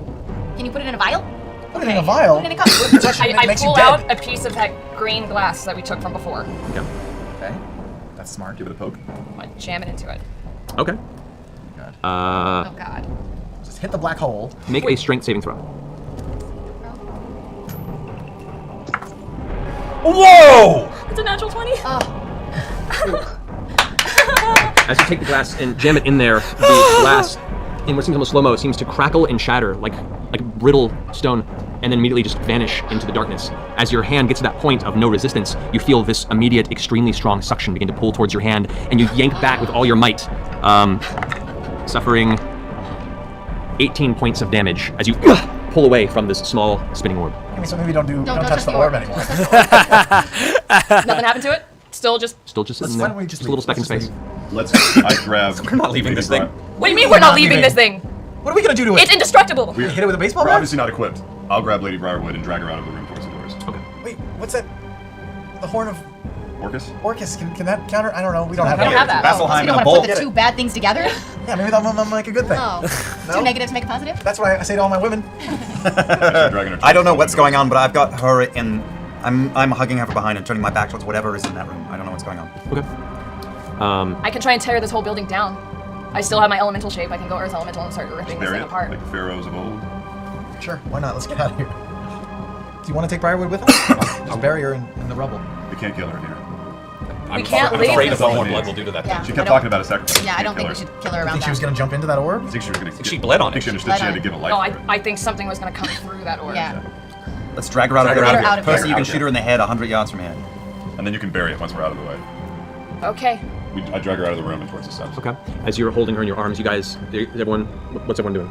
Everyone get out. I'm picking up my sister and lurching after Grog. I'm picking you up and I'm lurching after Grog. So as Grog rushes Better down the steps of the ziggurat, clutching the unconscious and bleeding body of Lady Delilah Briarwood. Cassandra's still tied up, Vax by the way. rushing behind, carrying the barely conscious, limp body of Vexalia.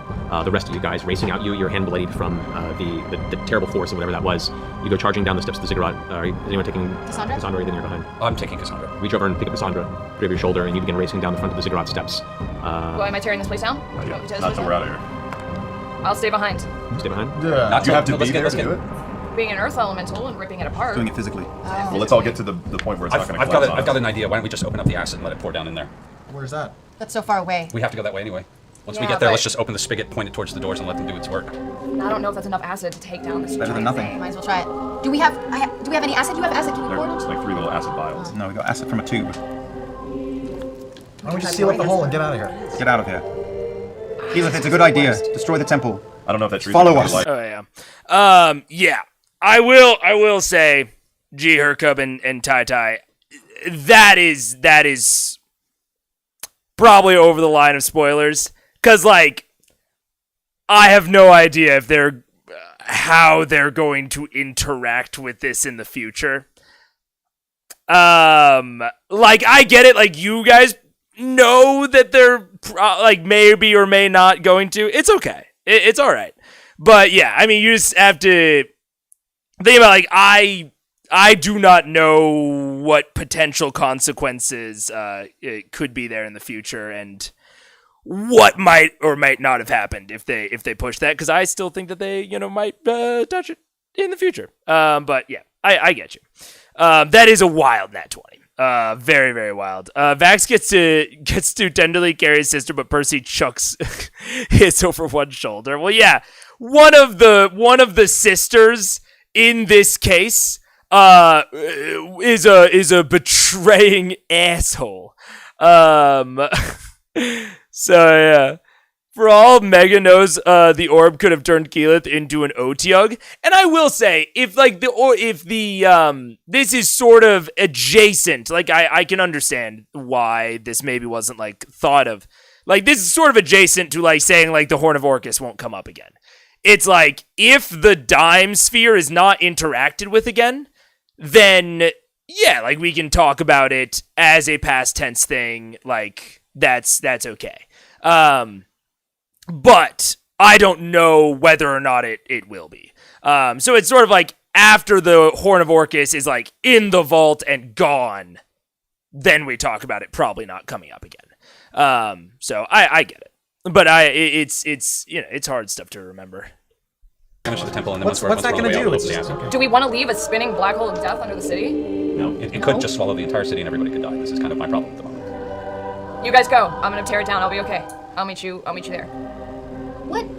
No. She can earth shape. I'll be okay. She'll be fine. I push my sister into Grog's massive arms because he can hold fucking 5 people, and I start running back towards the ziggurat. Okay. I'm laying on top of Lady Briarwood right now. Yes, you are. Great.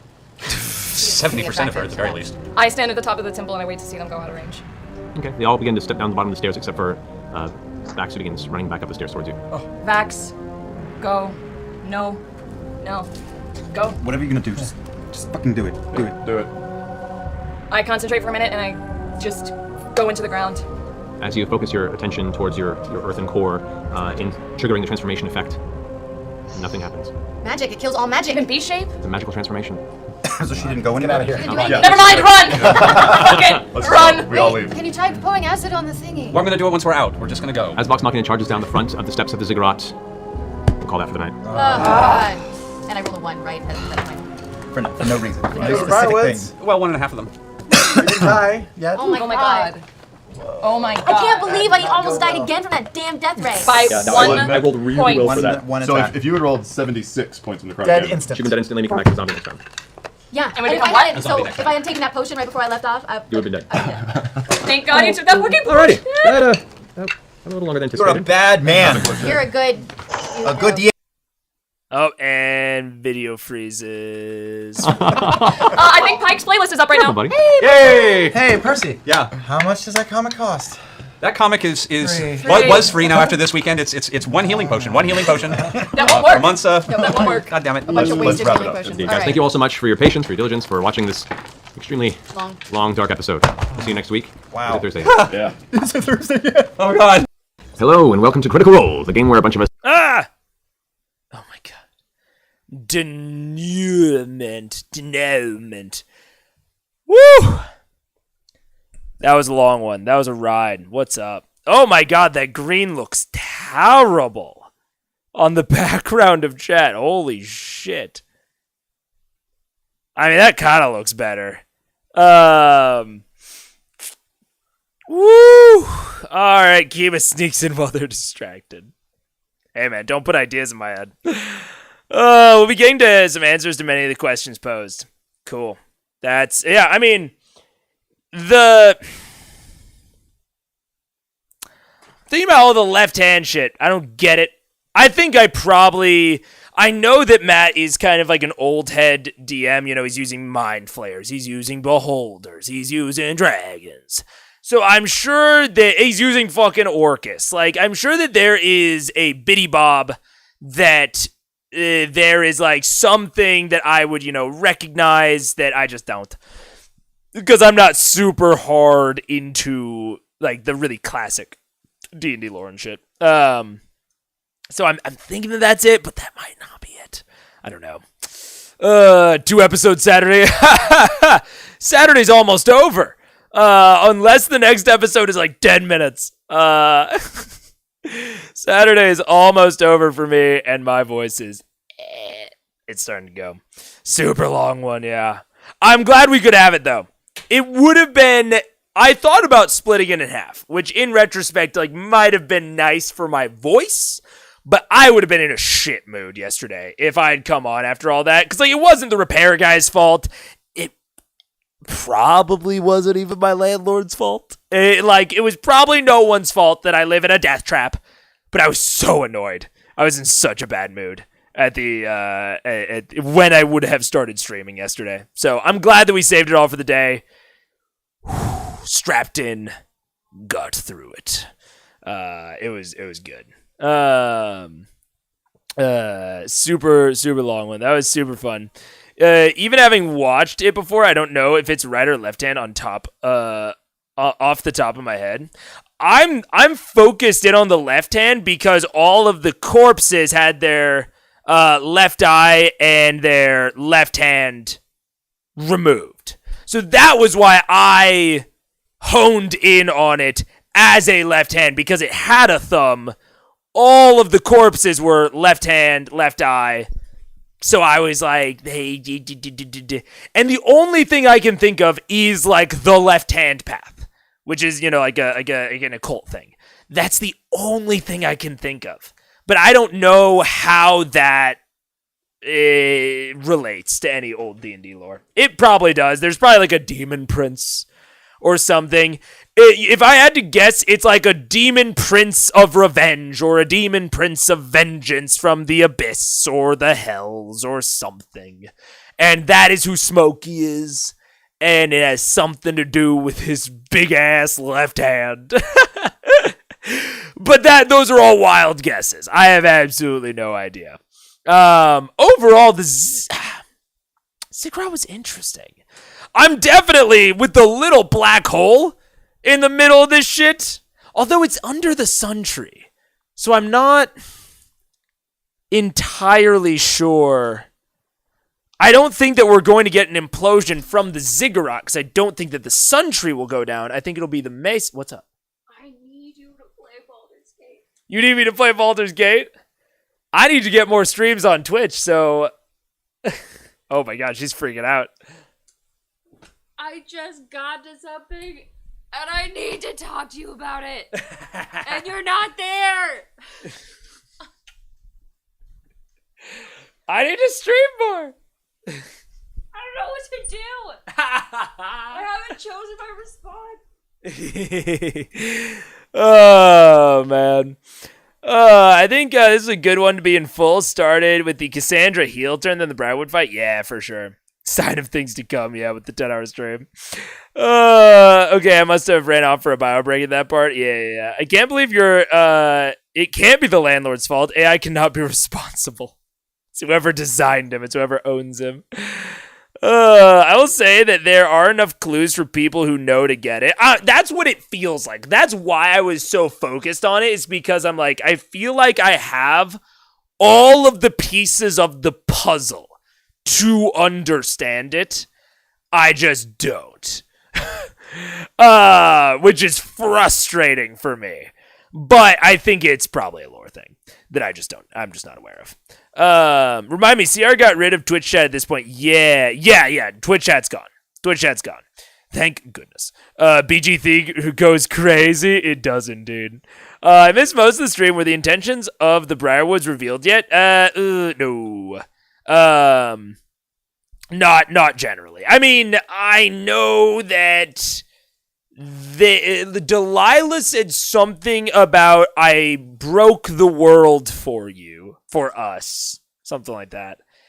And it has been told to us by Ripley that, like, it has been told to us by Ripley that that they are like zealot. They have like zealotous faith.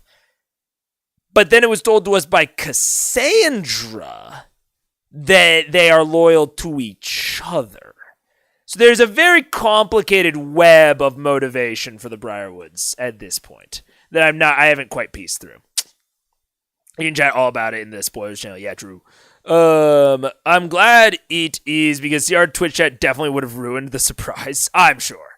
And I did have a habit of looking in the Twitch chat. Yeah, ask us in the Discord, those questions maybe instead. Yeah, it's fair.